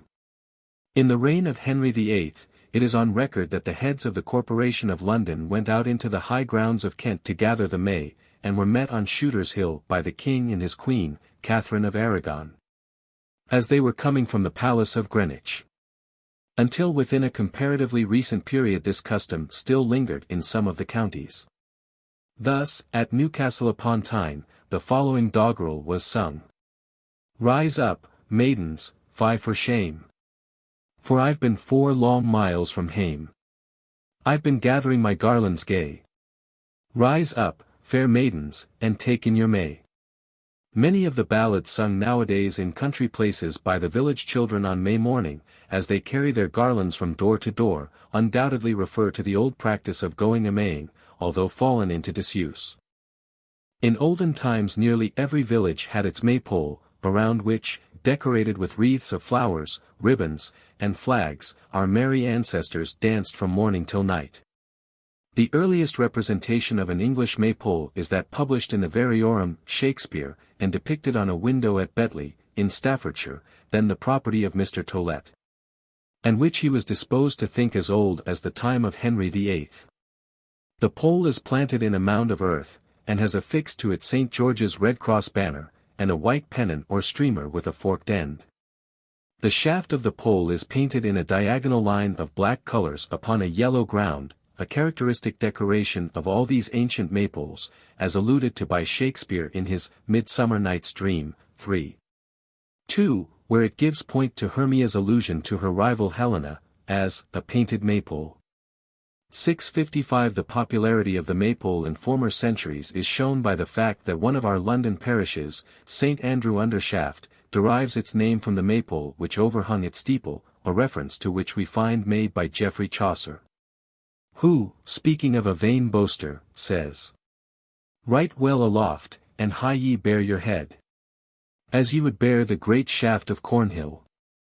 London, indeed, had several maypoles, one of which stood in Basing Lane, near St. Paul's Cathedral. It was a large fir pole, 40 feet high and 15 inches in diameter, and fabled to be the justing staff of Gerard the Giant.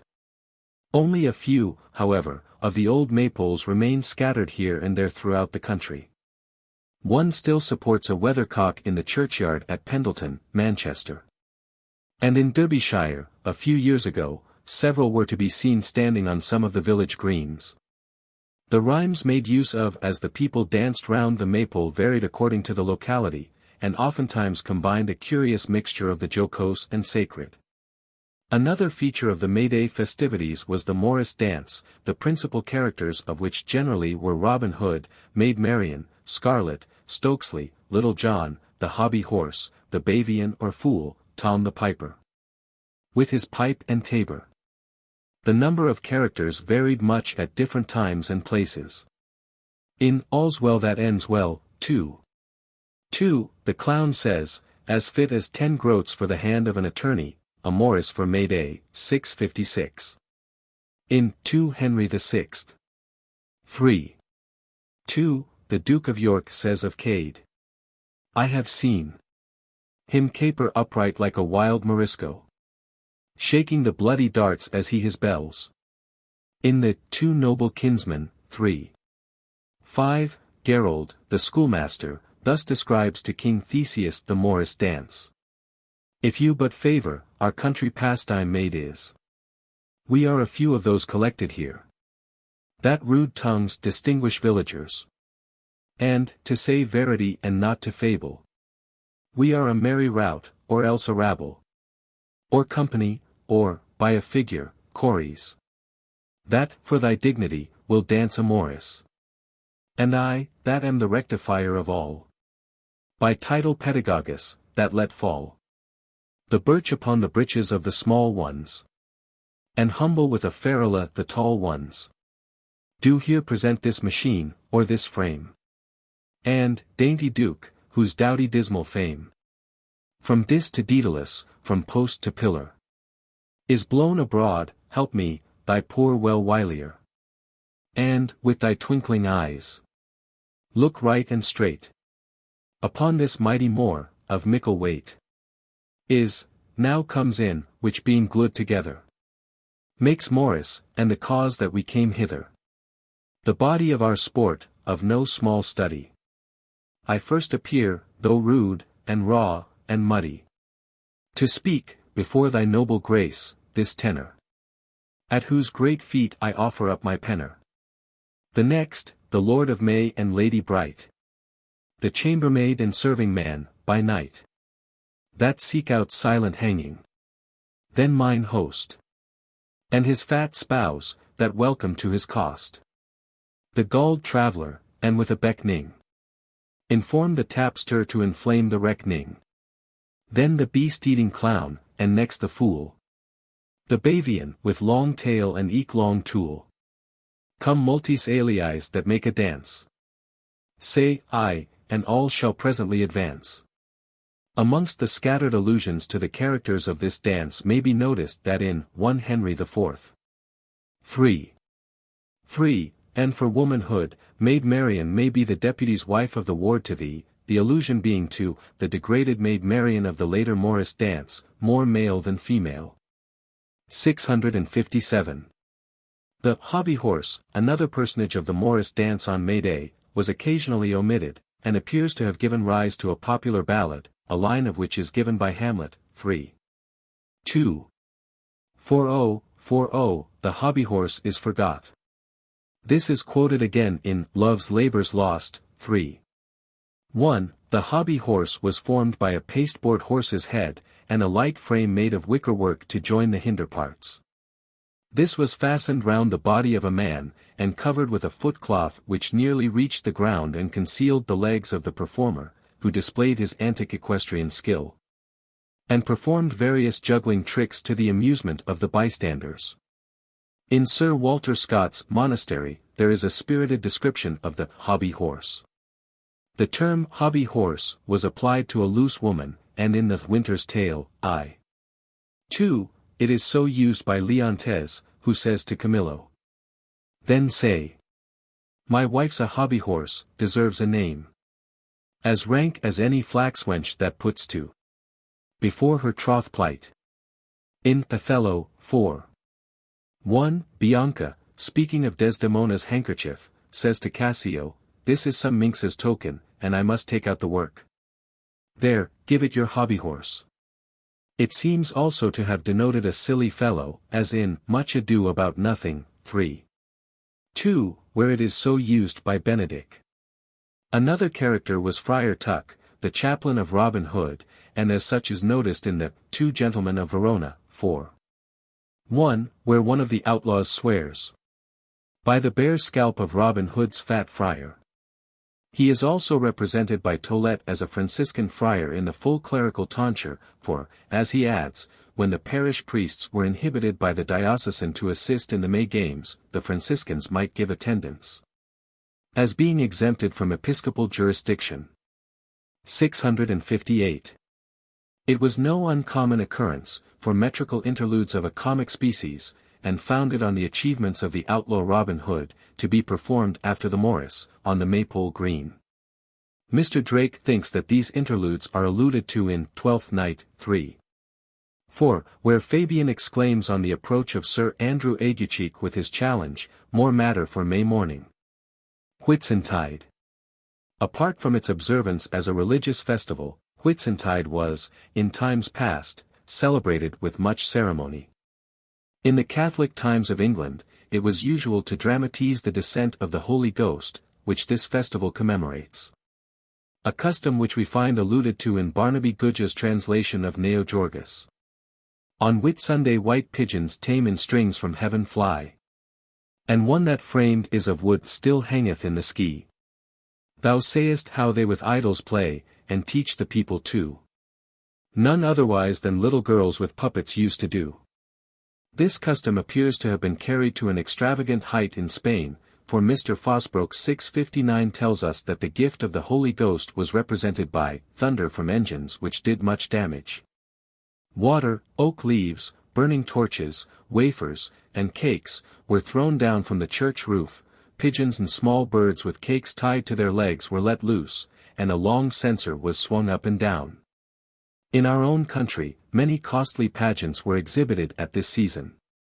Thus, at Chester, the Whitsun Mysteries were acted during the Monday, Tuesday, and Wednesday in Whitsun week. The performers were carried from one place to another by means of a scaffold, a huge and ponderous machine mounted on wheels, gaily decorated with flags, and divided into two compartments, the upper of which formed the stage, and the lower, defended from vulgar curiosity by coarse canvas draperies, answered the purposes of a green room. To each craft in the city, a separate mystery was allotted. Thus, the drapers exhibited the creation, the tanners took the fall of Lucifer, the water carriers of the Dee acted the deluge, etc. The production, too, of these pageants was extremely costly, indeed, each one has been set down at £15 or £20 sterling. An allusion to this custom is made in the Two Gentlemen of Verona, 4, where Julia says, "At Pentecost, when all our pageants of delight were played, our youth got me to play the woman's part, and I was trimmed in Madame Julia's gown." The Morris dance, too, was formerly a common accompaniment to the Whitsun Alesh, a practice which is still kept up in many parts of the country. In Henry V.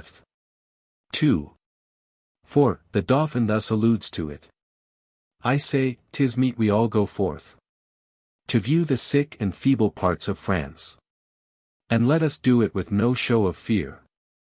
No, with no more than if we heard that England were busied with a Whitsun Morris dance. And once more in the Winter's Tale, 4:4, Perdita says to Florizel, methinks I play as I have seen them do in Whitsun pastorals." A custom formerly kept up in connection with Whitsuntide was the Whitsun ale. Ale was so prevalent a drink amongst us in olden times as to become a part of the name of various festal meetings, as Leet ale, Lamb ale, Bride ale, Bridal, and, as we see, Whitsun ale. Thus our ancestors were in the habit of holding parochial meetings every Whitsuntide, usually in some barn near the church, consisting of a kind of picnic, as each parishioner brought what victuals he could spare. The ale, which had been brewed pretty strong for the occasion, was sold by the churchwardens, and from its profits a fund arose for the repair of the church. 660 These meetings are referred to by Shakespeare in Pericles, I.1. It hath been sung at festivals, on Ember Eves and Holy Alesh. In Two Gentlemen of Verona, 2:5, when Launce tells Speed, "Thou hast not so much charity in thee as to go to the ale with a Christian," these words have been explained to mean the rural festival so named, though, as Mr. Dyce remarks, Glossary, p. 10, the previous words of Launce, "Go with me to the ale-house," shows this explanation to be wrong. In the old miracle plays performed at this and other seasons Herod was a favorite personage, and was generally represented as a tyrant of a very overbearing, violent character. Thus Hamlet says, 3:2, "Oh, it offends me to the soul to hear a robustious periwig-pated fellow tear a passion to tatters, to very rags, to split the ears of the groundlings, who, for the most part, are capable of nothing but inexplicable dumb shows and noise, would have such a fellow whipped for o'erdoing termagant, it out Herod's Herod." On this account Alexis mentions him as the most daring character when he tells Cleopatra, 3:3, "Good Majesty, Herod of Jury dare not look upon you, but when you are well pleased." In the Merry Wives of Windsor, 2:1, Mrs. Page speaks of him in the same signification. What a Herod of Jury is this? Mr. Dyce in his Glossary, p. 207, has this note: if the reader wishes to know what a swaggering, uproarious tyrant Herod was represented to be in those old dramatic performances, let him turn to Magnus Herods in The Towneley Mysteries, page 140, edition Surtees Society. To King Herod in the Coventry Mysteries, page 188, edition Shakespeare Society, and to The Slaughter of the Innocents in The Chester Plays, volume 1, page 172, edition Shakespeare Society. Like Herod, Termagant 661 was a hectoring tyrant of the miracle plays, and as such is mentioned by Hamlet in the passage quoted above. Hence in course of time the word was used as an adjective, in the sense of violent, as in 1 Henry IV. v. 4, this hot termagant Scot. Hall mentions him in his first satire. Nor fright the reader with the pagan vaunt of mighty Mahound and great Termagant. Whilst speaking of the old mysteries or miracle plays we may also here refer to the Moralities, a class of religious plays in which allegorical personifications of the virtues and vices were introduced as dramatis personae. These personages at first only took part in the play along with the scriptural or legendary characters, but afterwards entirely superseded them. They continued in fashion till the time of Queen Elizabeth. Several allusions are given by Shakespeare to these moral plays. Thus, in Twelfth Night, 4. 1, the clown sings, "I am gone, sir. And anon, sir. I'll be with you again. In a trice. Like to the old vice. Your need to sustain. Who, with dagger of lath, in his rage and his wrath, cries, ah, ha, to the devil, etc." Again, in 1 Henry IV. 2, 4, Prince Henry speaks of that reverend vice, that grey iniquity, and ill, 2 Henry IV. 3. 2, Falstaff says, "Now is this vice's dagger become a squire." Again, further allusions occur in King Richard III, 3. 1, Gloucester says, "Thus, like the formal vice, iniquity, I moralize two meanings in one word." And once more, Hamlet, 3. 4, speaks of a vice of kings, a king of shreds and patches. According to Nares, vice had the name sometimes of one vice, sometimes of another, but most commonly of iniquity, or vice itself. He was grotesquely dressed in a cap with ass's ears, a long coat, and a dagger of lath. One of his chief employments was to make sport with the devil, leaping on his back, and belabouring him with his dagger of lath, till he made him roar. The devil, however, always carried him off in the end. He was, in short, the buffoon of the morality, and was succeeded in his office by the clown, whom we see in Shakespeare and others. 662. Again, there may be a further allusion to the moralities in King Lear 2. 2, where Kent says to Oswald, "Take vanity, the puppet's part against the royalty of her father." Then, 2, there were the pageants, shows which were usually performed in the highways of our towns, and assimilated in some degree to the miracle plays, but were of a more mixed character, being partly drawn from profane history. According to Strutt they were more frequent in London, being required at stated periods, such as the setting of the Midsummer Watch, and the Lord Mayor's Show. 663. Among the allusions to these shows given by Shakespeare, we may quote one in Richard III, 4. 4, where Queen Margaret speaks of the flattering index of a direful pageant. The pageants displayed on public occasions being generally preceded by a brief account of the order in which the characters were to walk. These indexes were distributed among the spectators, that they might understand the meaning of such allegorical representations as were usually exhibited. In the Merchant of Venice, I. 1, Salarino calls argosies, the pageants of the sea, in allusion, says Dowse 664, to those enormous machines, in the shapes of castles, dragons, ships, giants, etc. that were drawn about the streets in the ancient shows or pageants, and which often constituted the most important part of them. Again, in As You Like It, 3. 4, Corin says, "If you will see a pageant truly played, between the pale complexion of true love, and the red glow of scorn and proud disdain, go hence a little and I shall conduct you, if you will mark it." And in Antony and Cleopatra, 4. 14, Antony speaks of Black Vespers pageants. The nine worthies, originally comprising Joshua, David, Judas Maccabeus, Hector, Alexander, Julius Caesar, Arthur, Charlemagne, and Godfrey of Boulogne, appear from a very early period to have been introduced occasionally in the shows and pageants of our ancestors. Thus, in Love's Labour's Lost, v. 2, the pageant of the Nine Worthies is introduced. As Shakespeare, however, introduces Hercules and Pompey among his presents of worthies, we may infer that the characters were sometimes varied to suit the circumstances of the period, or the taste of the auditory. AMS. Preserved in the library of Trinity College, Dublin, mentions the 6 worthies having been played before the Lord Deputy Sussex in 1557.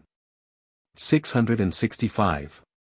Another feature of the Whitsun merrymakings were the Cotswold Games, which were generally on the Thursday in Whitsun week, in the vicinity of Chipping Campden. They were instituted by an attorney of Burton-on-the-Heath, in Warwickshire, named Robert Dover, and like the Olympic Games of the ancients, consisted of most kinds of manly sports, such as wrestling, leaping, pitching the bar, handling the pike, dancing, and hunting. Ben Jonson, Drayton, and other poets of that age wrote verses on this festivity, which in 1636 were collected into one volume, and published under the name of Annalia de Brentia, 666 in the Merry Wives of Windsor, I. 1. Slender asks Page, "How does your fallow greyhound, sir? I heard say he was outrun on Cotswold." And in 2 Henry IV 667, 3. 1. Shallow, by distinguishing Will Squeal as a Cotswold man, meant to imply that he was well versed in manly exercises, and consequently of a daring spirit and athletic constitution. A sheep was jocularly called a Cotswold, or Cotswold lion, from the extensive pastures in that part of Gloucestershire. Whilst speaking of Whitsuntide festivities, we may refer to the roasted Manningtree ox with the pudding in his belly, to which Prince Henry alludes in 1 Henry IV. 2, 4. 668. It appears that Manningtree, in Essex, formerly enjoyed the privilege of fairs, by the tenure of exhibiting a certain number of stage plays yearly. There were, also, great festivities there, and much good eating, at Whitsun Alesh and other times. Hence, it seems that roasting an ox whole was not uncommon on such occasions. The pudding spoken of by Prince Henry often accompanied the ox, as we find in a ballad written in 1658-669. Just so the people stare at an ox in the fair, roasted whole with a pudding in s belly. Sheep shearing time commences as soon as the warm weather is so far settled that the sheep may, without danger, lay aside their winter clothing, the following tokens being laid down by Dyer in his Fleece, Book I. To mark out the proper time 670. If verdant elder spreads her silver flowers, if humble daisies yield to yellow crowfoot and luxuriant grass, gay shearing time approaches. Our ancestors, who took advantage of every natural holiday, to keep it long and gladly, celebrated the time of sheep shearing by a feast exclusively rural. Drayton, the countryman of Shakespeare, has graphically described this festive scene, the Vale of Evesham being the locality of the sheep shearing which he has pictured so pleasantly. The shepherd king, whose flock hath chanked that year the earliest lamb to bring, in his gay baldric sits at his low grassy board, with flawns, curds, clout cream, and country dainties stored. And whilst the bagpipe plays, each lusty jocund swain quaffs syllabubs in cans, to all upon the plain, and to their country girls, whose nosegays they do wear, some roundelays do sing, the rest the burthen bear. 671. In the Winter's Tale, one of the most delicious scenes, 4. Is that of the sheep shearing, in which we have the more poetical shepherd queen. Mr. Furnivall 672 in his introduction to this play justly remarks, how happily it brings Shakespeare before us, mixing with his Stratford neighbours at their sheep shearing and country sports, enjoying the vagabond pedlar's gammon and talk, delighting in the sweet Warwickshire maidens, and buying them fairings, telling goblin stories to the boys. There was a man dwelt in a churchyard, opening his heart afresh to all the innocent mirth, and the beauty of nature around him. The expense attaching to these festivities appears to have afforded matter of complaint.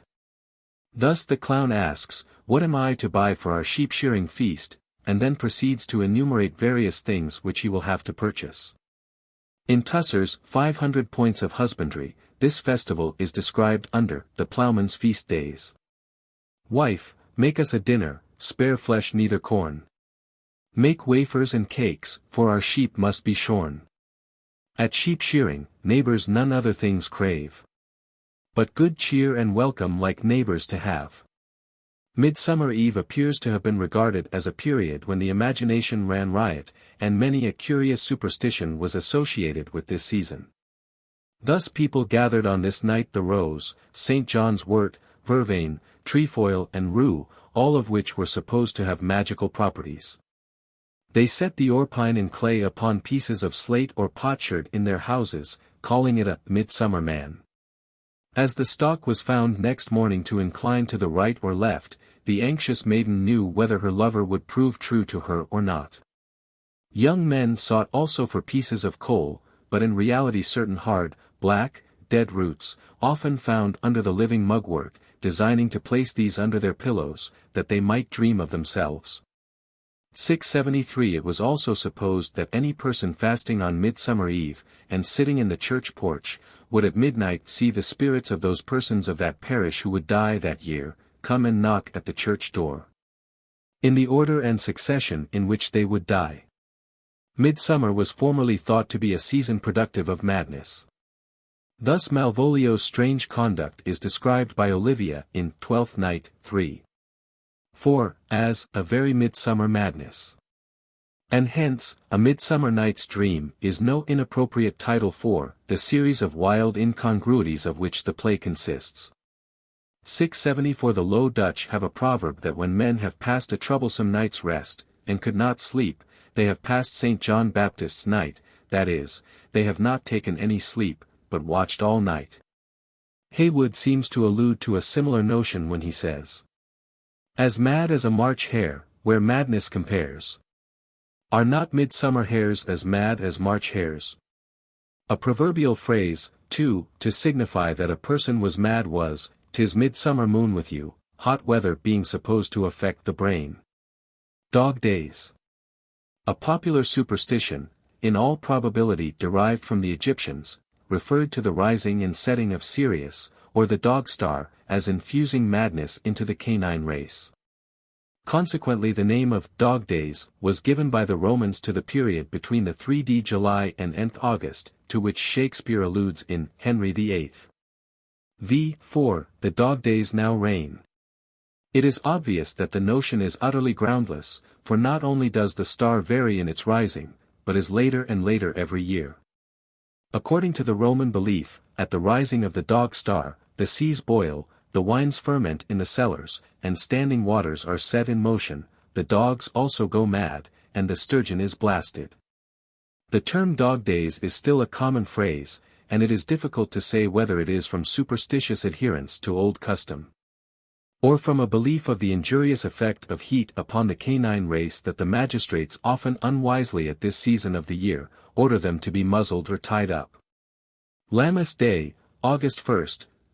According to some antiquarians, Lammas is a corruption of loafmas, as our ancestors made an offering of bread from new wheat on this day. Others derive it from Lammas, because the tenants who held lands under the Cathedral Church of York, were bound by their tenure to bring a live lamb into the church at High Mass. 675 It appears to have been a popular day in times past, and is mentioned in the following dialogue in Romeo and Juliet, I.3, where the nurse inquires, "How long is it now to Lammastide?" La Capulet. "A fortnight, and odd days." Nurse. "Even or odd, of all days in the year. Come Lammas Eve at night, shall she be 14. In Neale's Essays on Liturgiology, 2nd edition, page 526, the Welsh equivalent for Lammas Day is given as Dydd Degum Wyn, Lamb Tithing Day. Saint Charity, August 1st. This saint is found in the Martyrology on the 1st of August, Romi Passio Sanctarum Virginum Fidei, Spe, e Charitatis, quae sub Hadriano Principi Martyrii coronam adepti sunt. 676 She is alluded to by Ophelia in her song in Hamlet, 4. 5. By Gis 677 and by Saint Charity. Alack, and fie for shame, and in the Fair Maid of Bristow, 1605, we find a similar allusion. Now by Saint Charity, if I were judge, a halter were the least should hamper him. St. Bartholomew's Day, August 24th. The anniversary of this festival was formerly signalized by the holding of the Great Smithfield Fair, the only real fair held within the City of London. One of the chief attractions of Bartholomew Fair were roasted pigs. They were sold, piping hot, in booths and on stalls, and ostentatiously displayed to excite the appetite of passengers. Hence a Bartholomew pig became a popular subject of allusion. Falstaff, in 2 Henry IV. 2. 4. In coaxing ridicule of his enormous figure, is playfully called by his favourite doll, "Thou whoreson, little, tidy Bartholomew boar pig." Dr. Johnson, however, thought that paste pigs were meant in this passage, but this is improbable, as the true Bartholomew pigs were real roasted pigs, as may be seen from Ben Jonson's play of Bartholomew Fair, I. 6, where Ursula, the pig woman, is an important personage. 678 Gay, 2, speaks of the pig dressers, like Bartholomew Fair pig dressers, who look like the dams, as well as the cooks of what they roasted.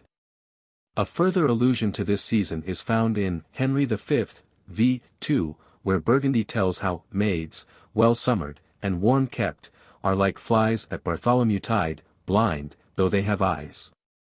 And then they will endure handling, which before would not abide looking on. Harvest Home. The ceremonies which graced the ingathering of the harvest in bygone times have gradually disappeared, and at the present day only remnants of the old usages which once prevailed are still preserved. Shakespeare, who has chronicled so many of our old customs, and seems to have had a special delight in illustrating his writings with these characteristics of our social life, has given several interesting allusions to the observances which in his day graced the harvest field. Thus, in Warwickshire, the labourers at their harvest home appointed a judge to try misdemeanours committed during harvest, and those who were sentenced to punishment were placed on a bench and beaten with a pair of boots. Hence the ceremony was called giving them the boots. It has been suggested that this custom is alluded to in the Two Gentlemen of Verona, I. 1, where he makes Proteus, parrying Valentine's raillery, say, "Nay, give me not the boots." In Northamptonshire, when anyone misconduct himself in the field during harvest, he was subjected to a mock trial at the harvest home feast, and condemned to be booted.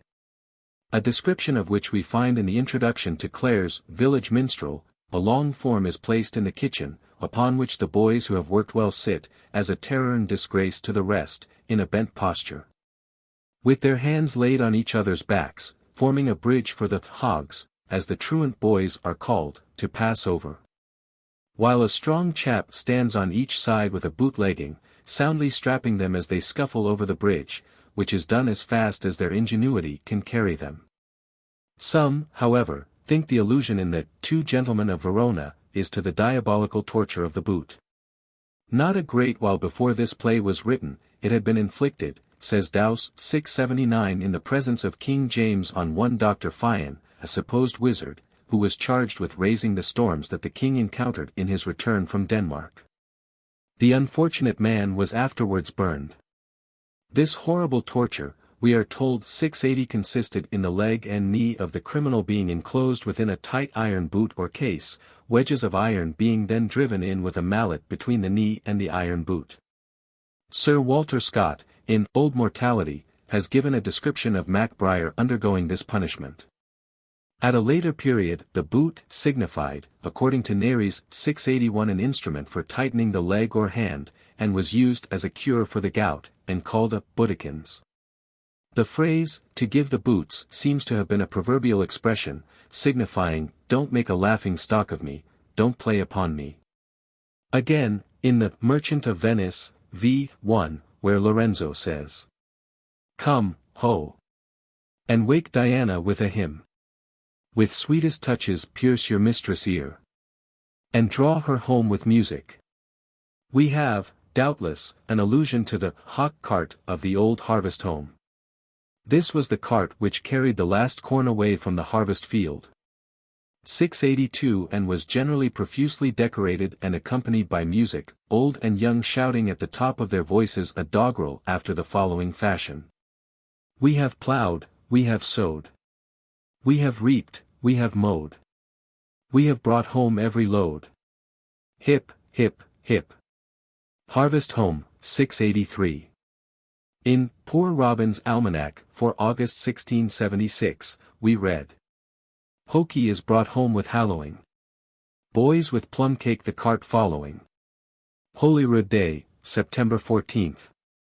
This festival, 684, called also Holy Cross Day, was instituted by the Romish Church on account of the recovery of a large piece of the supposed cross by the Emperor Heraclius, after it had been taken away, on the plundering of Jerusalem, by Khosroes, king of Persia. Among the customs associated with this day was one of going a-nutting, alluded to in the old play of Grim the Collier of Croydon, 2. 1. Tomorrow is Holyrood Day, when all a-nutting take their way. Shakespeare mentions this festival in 1 Henry IV. I. 1, where he represents the Earl of Westmoreland relating how, on Holyrood Day, the gallant Hotspur there, young Harry Percy and brave Archibald, that ever valiant and approved Scot, at Holmedon met. St. Lambert's Day, September 17th. This saint, whose original name was Landibert, but contracted into Lambert, was a native of Maastricht, in the 7th century, and was assassinated early in the 8th. 685. His festival is alluded to in Richard II. I. 1, where the king says, be ready, as your lives shall answer it. At Coventry, upon St. Lambert's Day. Michaelmas. In the Merry Wives of Windsor, I. 1, this festival is alluded to by Simple, who, in answer to Slender, whether he had the Book of Riddles about him, replies, why, did you not lend it to Alice Shortcake upon Allhallowmas last, a fortnight afore Michaelmas? This doubtless being an intended blunder. In 1 Henry IV. 2. For, Francis says, let me see, about Michaelmas I shall be. Saint Etheldredra, or Audrey, commemorated in the Romish calendar on the 23d of June, but in the English calendar on the 17th of October, was daughter of Annas, king of the East Angles. She founded the convent and church of Ely on the spot where the cathedral was subsequently erected. Formerly, at Ely, a fair was annually held, called in her memory St. Audrey's Fair, at which much cheap lace was sold to the poorer classes, which at first went by the name of St. Audrey's lace, but in time was corrupted into tawdry lace. Shakespeare makes an allusion to this lace in the Winter's Tale, 4. Where Mopsa says, come, you promised me a tawdry lace, and a pair of sweet gloves. Although in his time the expression rather meant a rustic necklace.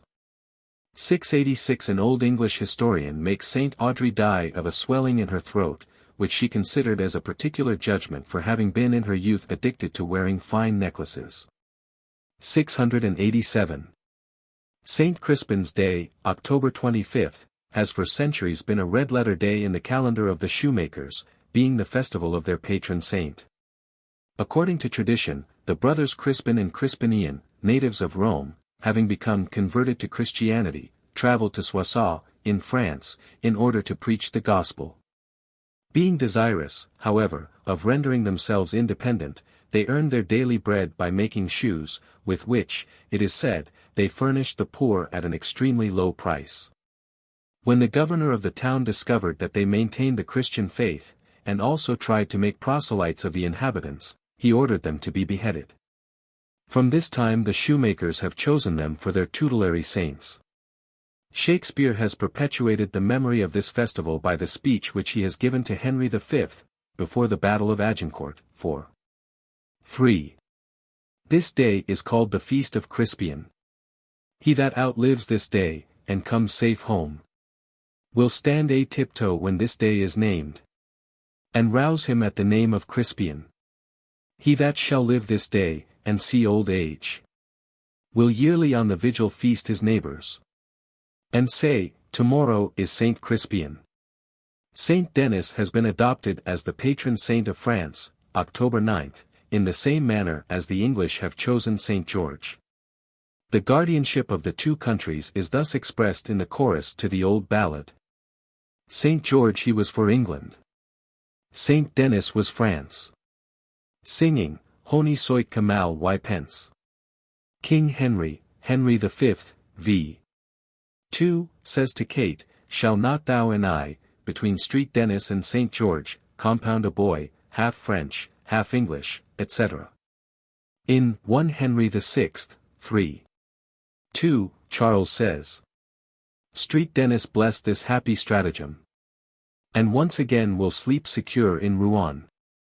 Hallowmas, November I, is one of the names for the Feast of All Hallows, that is All Saints. Shakespeare alludes to a custom relative to this day, some traces of which are still to be found in Staffordshire, Cheshire, and other counties. The poor people go from parish to parish a-souling, as they term it, that is, begging, in a certain lamentable tone, for soul cakes, at the same time singing a song which they call the Solar Song. This practice is no doubt a remnant of the popish ceremony of praying for departed souls, especially those of friends, on the ensuing day, November 2nd, the Feast of All Souls. 688. The following is a specimen of the doggerel sung on these occasions. Soul. Soul. For a soul cake. Pray, good mistress, for a soul cake. 1 for Peter, and 2 for Paul. 3 for them who made us all. Soul. Soul. For an apple or 2. If you've got no apples, pears will do. Up with your kettle, and down with your pan. Give me a good big one, and I'll be gone. Soul. Soul. For a soul cake, and an apple, a pear, a plum, or a cherry, is a very good thing to make us merry. In the Two Gentlemen of Verona, 2. 1, Speed thus speaks of this practice, to watch, like one that fears robbing, to speak puling, 689 like a beggar at Hallowmas. The season of Hallowmas having been frequently mild has been, from time immemorial, proverbially called All Hallows Summer, i.e., late summer. Thus 690 in 1 Henry IV. I. 2, Prince Henry, likening Falstaff, with his old age and young passions to this November summer, addresses him, Farewell, thou latter spring, farewell, thou all hallown summer. In some parts of Germany there is a proverb, All Saints' Day brings the second summer, and in Sweden there is often about this time a continuance of warm still weather, which is called the All Saints' Rest. There is another reference to this festival in Richard II. v. 1, where the king says of his wife, She came adorned hither like sweet May, sent back like Hallowmas or shortst of day. All Souls' Day, November 2d. Which is set apart by the Roman Catholic Church for a solemn service for the repose of the dead, was formerly observed in this country, and among the many customs celebrated in its honor were ringing the passing bell, making soul cakes, blessing beans, and 691 in Richard III. v. 1, Buckingham, when led to execution, says, This is All Souls' Day, fellows, is it not? To which the sheriff replies, It is, my lord. Whereupon Buckingham says, Why, then, All Souls' Day is my body's doomsday. Lord Mayor's Day, November 9th. A custom which was in days gone by observed at the inauguration dinner was that of the Lord Mayor's fool leaping, clothes and all, into a large bowl of custard. It is alluded to in All's Well That Ends Well, 2. 5, by Lafu, you have made shift to run in't tea, boots and spurs and all, like him that leaped into the custard. Ben Jonson, in his Devils and Ass, I. 1, thus refers to it. He may, perchance, in tale of a sheriff's dinner, skip with a rhyme the table, from knew nothing, and take his Almain leap into a custard. Shall make my Lady Mayoress and her sisters Laugh all their hoods over their shoulders. St. Martin's Day, November 11th. The mild weather about this time has given rise to numerous proverbs, one of the well-known ones being, St. Martin's Little Summer, an allusion to which we find in 1 Henry VI. I. 2, where Joan of Arc says, "Expect St. Martin's summer, halcyon days." Which Johnson paraphrases thus, "Expect prosperity after misfortune, like fair weather at Martelmas, after winter has begun." As an illustration, too, of this passage, we may quote from the Times, October 6, 1864, "It was one of those rare but lovely exceptions to a cold season, called in the Mediterranean St. Martin's summer. A corruption of Martinmas is Martelmas. Falstaff is jocularly so called by Poins, in 2 Henry IV. 2, as being in the decline, as the year is at this season. And how doth the Martelmas, your master?" This was the customary time for hanging up provisions to dry, which had been salted for winter provision. Saint Nicholas, December 6. This saint was deemed the patron of children in general, but more particularly of all schoolboys, amongst whom his festival used to be a very great holiday. Various reasons have been assigned for his having been chosen as the patron of children, either because the legend makes him to have been a bishop while yet a boy, or from his having restored 3 young scholars to life who had been cruelly murdered, 692, or again, on account of his early abstinence when a boy. In the 2 Gentlemen of Verona, 3:1, he is alluded to in this capacity. Seed. "Come, fool, come, try me in thy paper. Launce. There, and Saint Nicholas be thy speed." Nicholas Clerks was, and still is, a cant term for highwaymen and robbers, but though the expression is very common, its origin is a matter of uncertainty. In 1 Henry IV, 2:1, it is thus alluded to. Gadshill. "Sirrah, if they meet not with St. Nicholas Clerks, I'll give thee this neck." Cham. "No, I'll none of it, I pray thee, keep that for the hangman, for I know thou worshippest St. Nicholas as truly as a man of falsehood may." Christmas.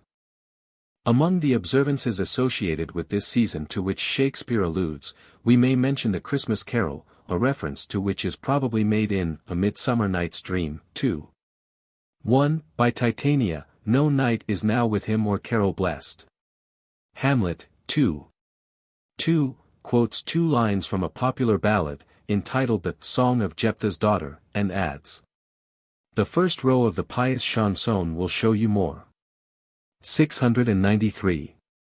In days gone by, the custom of carol singing was most popular, and Warton, in his History of English Poetry, notices a license granted in 1562 to John Tisdale for printing certain goodly carols to be songed to the glory of God. And again, Christenma's carols octrished by my Lord of London, 694. In the Taming of the Shrew, IND-SC2, Sly asks whether a comedy 695 is not a Christmas gamble. Formerly the sports and merrymakings at this season were on a most extensive scale, being presided over by the Lord of Misrule. 696 again, in Love's Labour's Lost, v. 2, Byron speaks of a Christmas comedy. As we have noticed, too, in our chapter on plants, a gilt nutmeg was formerly a common gift at Christmas, and on other festive occasions, to which an allusion is probably made in the same scene. Formerly, at this season, the head of the house assembled his family around a bowl of spiced ale, from which he drank their healths, then passed it to the rest, that they might drink too. The word that passed amongst them was the ancient Saxon phrase was hael, i.e., to your health. Hence this came to be recognized as the wassail or wassail bowl, and was the accompaniment to festivity of every kind throughout the year. Thus Hamlet, I. 4, says, "The king doth wake tonight, and takes his rouse." 697. Keeps wassail. And in Love's Labour's Lost, v. 2, Byron speaks of wakes and wassails, meetings, markets, fairs. In Macbeth, I.7, it is used by Lady Macbeth in the sense of intemperance, who, speaking of Duncan's 2 chamberlains, says, Will I with wine and wassail so convince that memory, the warder of the brain, shall be a fume, and the receipt of reason a limbeck only. In Antony and Cleopatra, Caesar advises Antony to live more temperately, and to leave his lascivious wassails. 698. In the same way a wassail candle denoted a large candle lighted up at a festival, a reference to which occurs in 2 Henry IV. 2. Ch. Jus. You are as a candle, the better part burnt out. Falstaff. A wassail candle, my lord, all tallow. A custom which formerly prevailed at Christmas, and has not yet died out, was for mummers to go from house to house attired in grotesque attire, performing all kind of odd antics. 699. Their performances, however, were not confined to this season. Thus, in Coriolanus, 2. 1, Menenius speaks of making faces like mummers. Cakes and ale. It was formerly customary on holidays and saints' days to make cakes in honor of the day. In Twelfth Night, 2. 3, Sir Toby says, Dost thou think, because thou art virtuous, there shall be no more cakes and ale? To which the clown replies, Yes, by Saint Anne, and ginger shall be hot at the mouth too. Wakes. In days gone by, the church wake was an important institution, and was made the occasion for a thorough holiday. Each church, when consecrated, was dedicated to a saint, and on the anniversary of that day was kept the wake. In many places there was a second wake on the birthday of the saint. At such seasons, the floor of the church was strewed with rushes and flowers, and in the churchyard tents were erected to supply cakes and ale for the use of the merrymakers on the following day, which was kept as a holiday. They are still kept up in many parishes, but in a very different manner. 700 in King Lear, 3. 6, Edgar says, Come, march to wakes and fairs, and market towns. We may also compare Love's Labour's Lost, v. 2, and Winter's Tale, 4. 2. In Hamlet, 4, it is used in the sense of revel. Chapter 12. Birth and Baptism.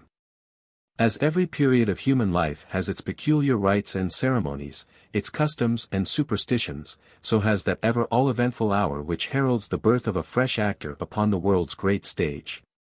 From the cradle to the grave, through all the successive epochs of man's existence, we find a series of traditional beliefs and popular notions, which have been handed down to us from the far-off distant past.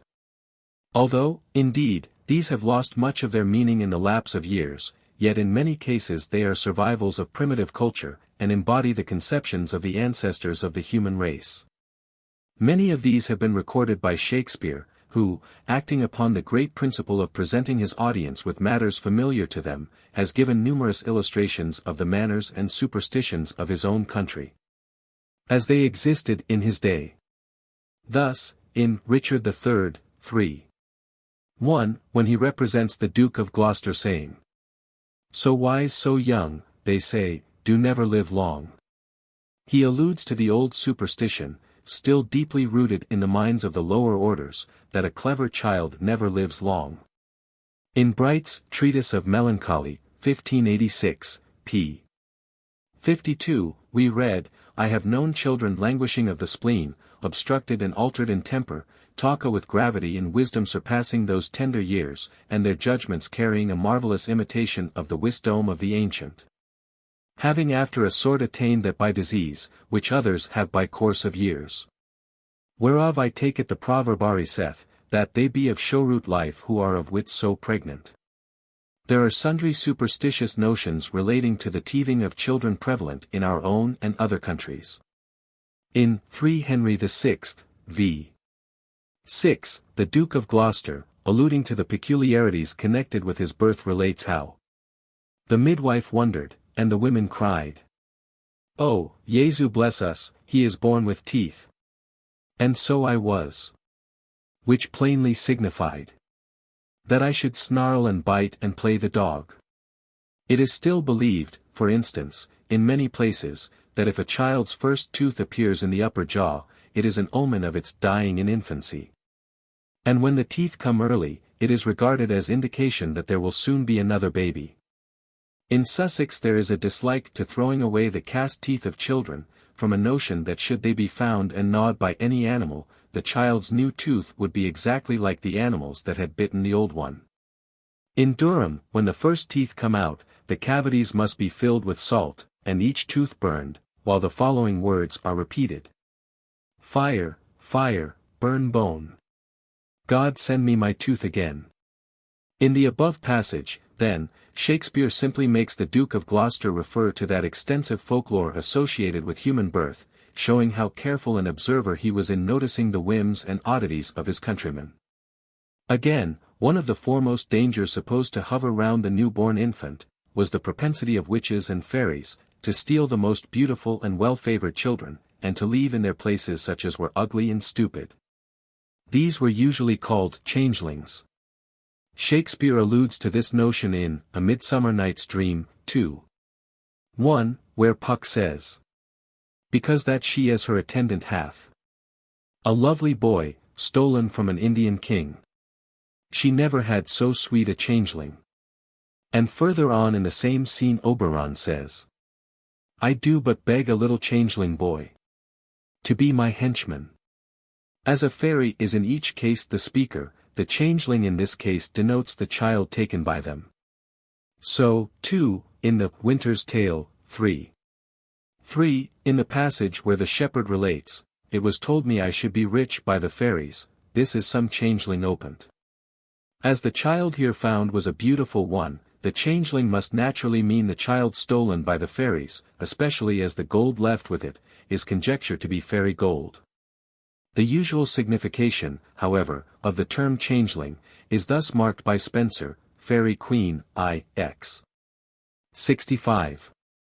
From thence a fairy the unweeting reft. There as thou slepst in tender swaddling band. And her base elfin brood there for thee left. Such men do chonglings call, so chonged by fairies theft.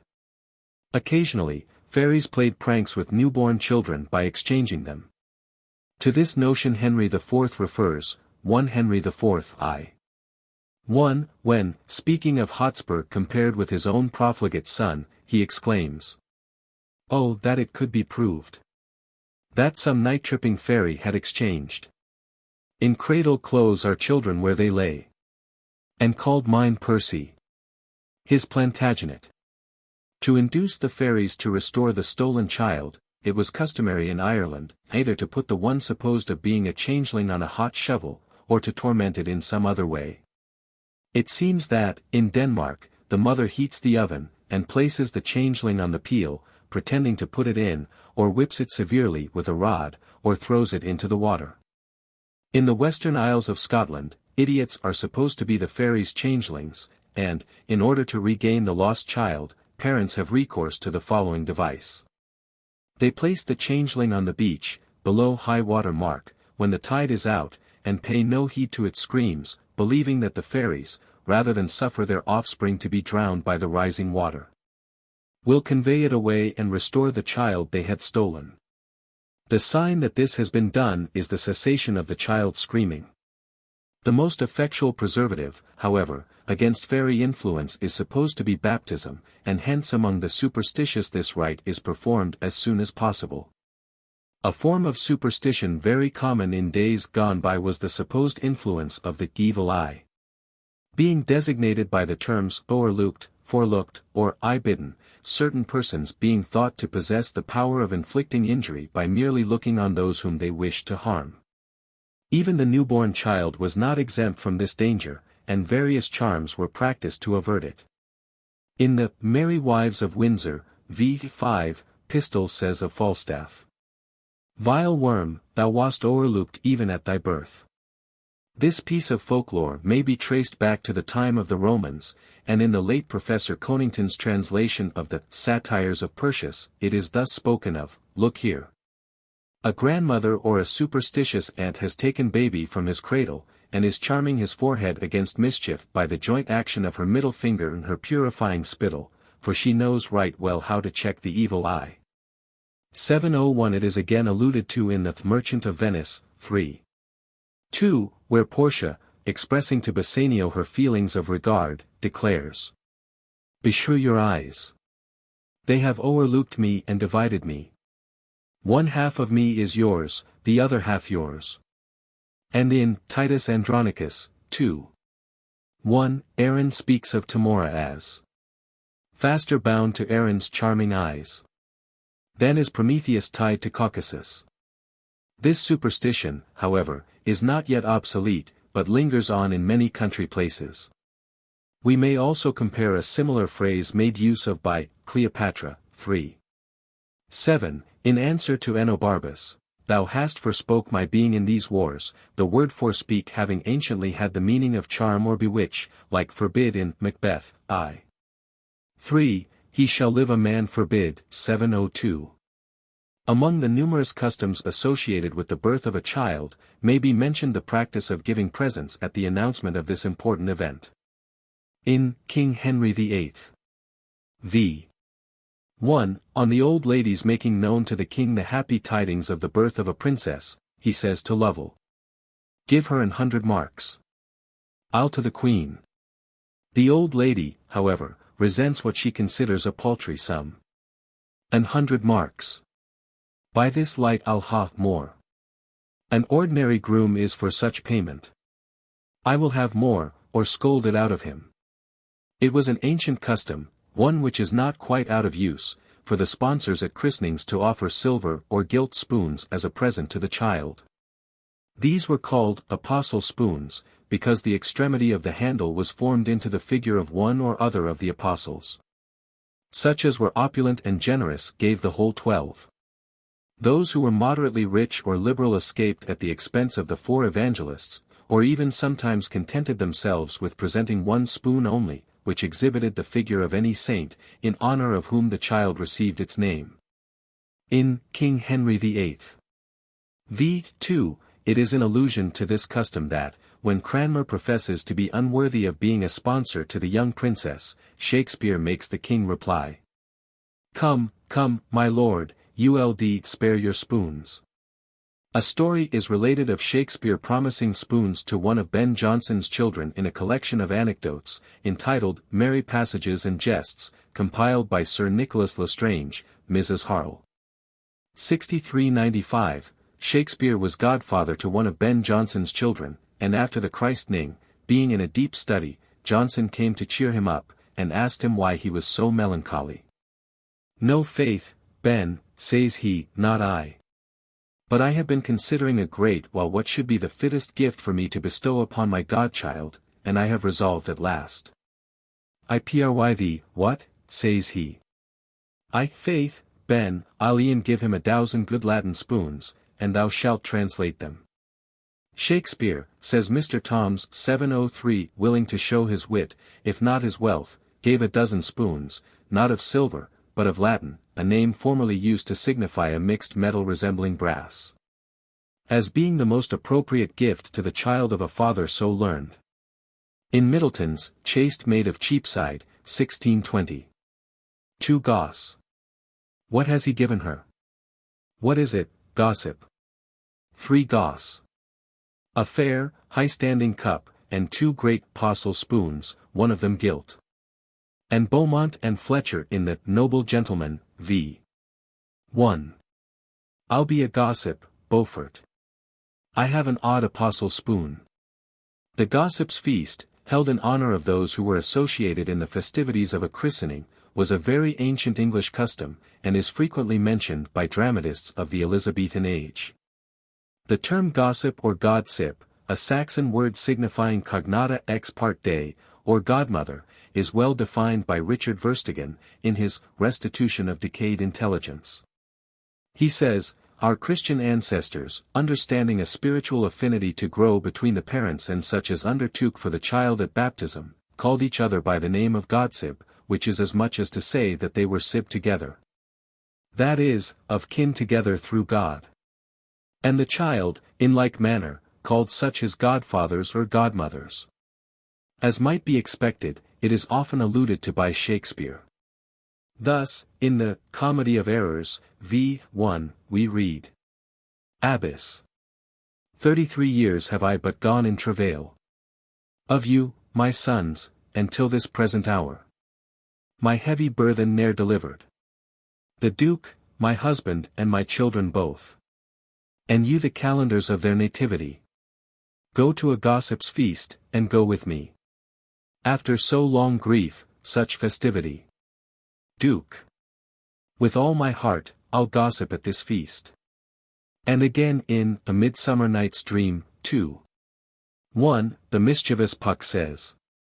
Sometime lurk I in a gossip's bowl. In very likeness of a roasted crab. And when she drinks, against her lips I bob. And on her withered dewlap pour the ale. And once more, we find Capulet in Romeo and Juliet, 3. 5, saying to the nurse. Peace, you mumbling fool. Utter your gravity o'er a gossip's bowl. For here we need it not. Referring to entertainments at christenings, we find the following in the Bachelor's Banquet, 1603, attributed to Dekker: what cost and trouble it will be to have all things fine against the christening day. What store of sugar, biscuits, comfits, and caraways, marmalette, and marchpane, with all kinds of sweet suckers and superfluous banqueting stuff, with 100 other odd and needless trifles, which at that time must fill the pockets of dainty dames. By which it appears the ladies not only eat what they pleased, but pocketed likewise. Upon this and the falling off of the custom of giving apostle spoons at the christening, we read in Shipman's Gossip, 1666. Especially since gossips now eat more at christenings than bestow. Formerly when they used to trowel gilt bowls of sack, they gave the bowl 2 spoons at least, and use ill kept. 'Tis well now if our own be left. Strype tells us that in 1559 the son of Sir Thomas Chamberlain was baptized at St. Benet's Church, Paul's Wharf, when the church was hung with cloth of arras, and after the christening were brought wafers, comfits, and divers banqueting dishes, and hippocras and muscadine wine, to entertain the guests. In Henry VIII. v. 4, the porter says. Do you look for ale and cakes here, you rude rascals? A term formerly in use for the name given at baptism was Christendom, an allusion to which we find in All's Well That Ends Well, I. 1, where Helena says. With a world of pretty, fond, adopteous Christendoms. That blinking Cupid gossips. The meaning evidently being a number of pretty fond adopted appellations or Christian names to which blind Cupid stands godfather. The expression is often used for baptism by old writers, and Singer 704 quotes from King John, 4. 1. By my Christendom. So I were out of prison and kept sheep. I should be merry as the day is long. Stevens observes that in the puritanical times it was usual to christen children from the titles of moral and religious virtues, a practice to which allusion seems to be made in the Tempest, 2. 1, by Antonio. Temperance was a delicate wench. So Taylor, the water poet, in his description of a strumpet says. Though bad they be, they will not bate an ace. To be called prudence, temperance, faith or grace. In days gone a christom child was one who had recently been baptized, and died within the month of birth, the term having originated in the face cloth, or piece of linen put upon the head of a child newly baptized. The word chrism was formed from the chrism, that is, the anointing which formed a part of baptism before the Reformation. Thus, in King Henry V. 2. 3, the hostess, Mrs. Quickly, means chrism child in the following passage, where she speaks of Falstaff's death, "A made a finer end, and went away and it had been any christom child." In a beautiful passage of Bishop Taylor's Holy Dying, Chapter 1, Section 2, this custom is thus spoken of: every morning creeps out of a dark cloud, leaving behind it an ignorance and silence deep as midnight, and undiscerned as are the phantoms that made a chrism child to smile. Referring to the use of the chrism cloth in connection with baptism, it appears that after the usual immersion in water, the priest made a cross on the child's head with oil, after which the chrism was put on. The priest asking at the same time the infant's name, and saying, "Receive this white, pure, and holy vestment, which thou shalt wear before the tribunal of our Lord Jesus Christ, that thou mayest inherit eternal life. Amen." It was to be worn 7 days, but after the Reformation, however, the use of oil was omitted, and the chrism was worn by the child till the mother's churching, when it was returned to the church. If the child died before the churching, it was buried in the chrism, and hence it may be that the child itself was called a chrism or chrysomer. 705 Thus, it will be seen that Dame quickly simply compares the manner of Falstaff's death to that of a young infant. In registers and bills of mortality we find infants alluded to under the term chrisms. Burn, in his History of Parish Registers, 1862, page 127, gives the subjoined entry from a register of Westminster Abbey: "The Princess and's child a chrism, bu in ye vault, October 22, 1687. In Grunt's Bills of Mortality, cited in Johnson's Dictionary, we read, "When the convulsions were but few, the number of chrisms and infants was greater." The bearing cloth was the mantle which generally covered the child when it was carried to the font. It is noticed in The Winter's Tale, 3, by the shepherd, who, on the discovery of Paulina, says to the clown, "Here's a sight for thee. Look thee, a bearing cloth for a squire's child. Look thee here, take up, boy, open't." In Stowe's Chronicle, 1631, p. 1039, we are told that about this time it was not customary for godfathers and godmothers generally to give plate at the baptism of children, but only to give christening shirts, with little bands and cuffs, wrought either with silk or blue thread. The best of them, for chief persons, were edged with a small lace of black silk and gold, the highest price of which for great men's children was seldom above a noble, and the common sort, 2, 3, or 4, and 6 shillings apiece.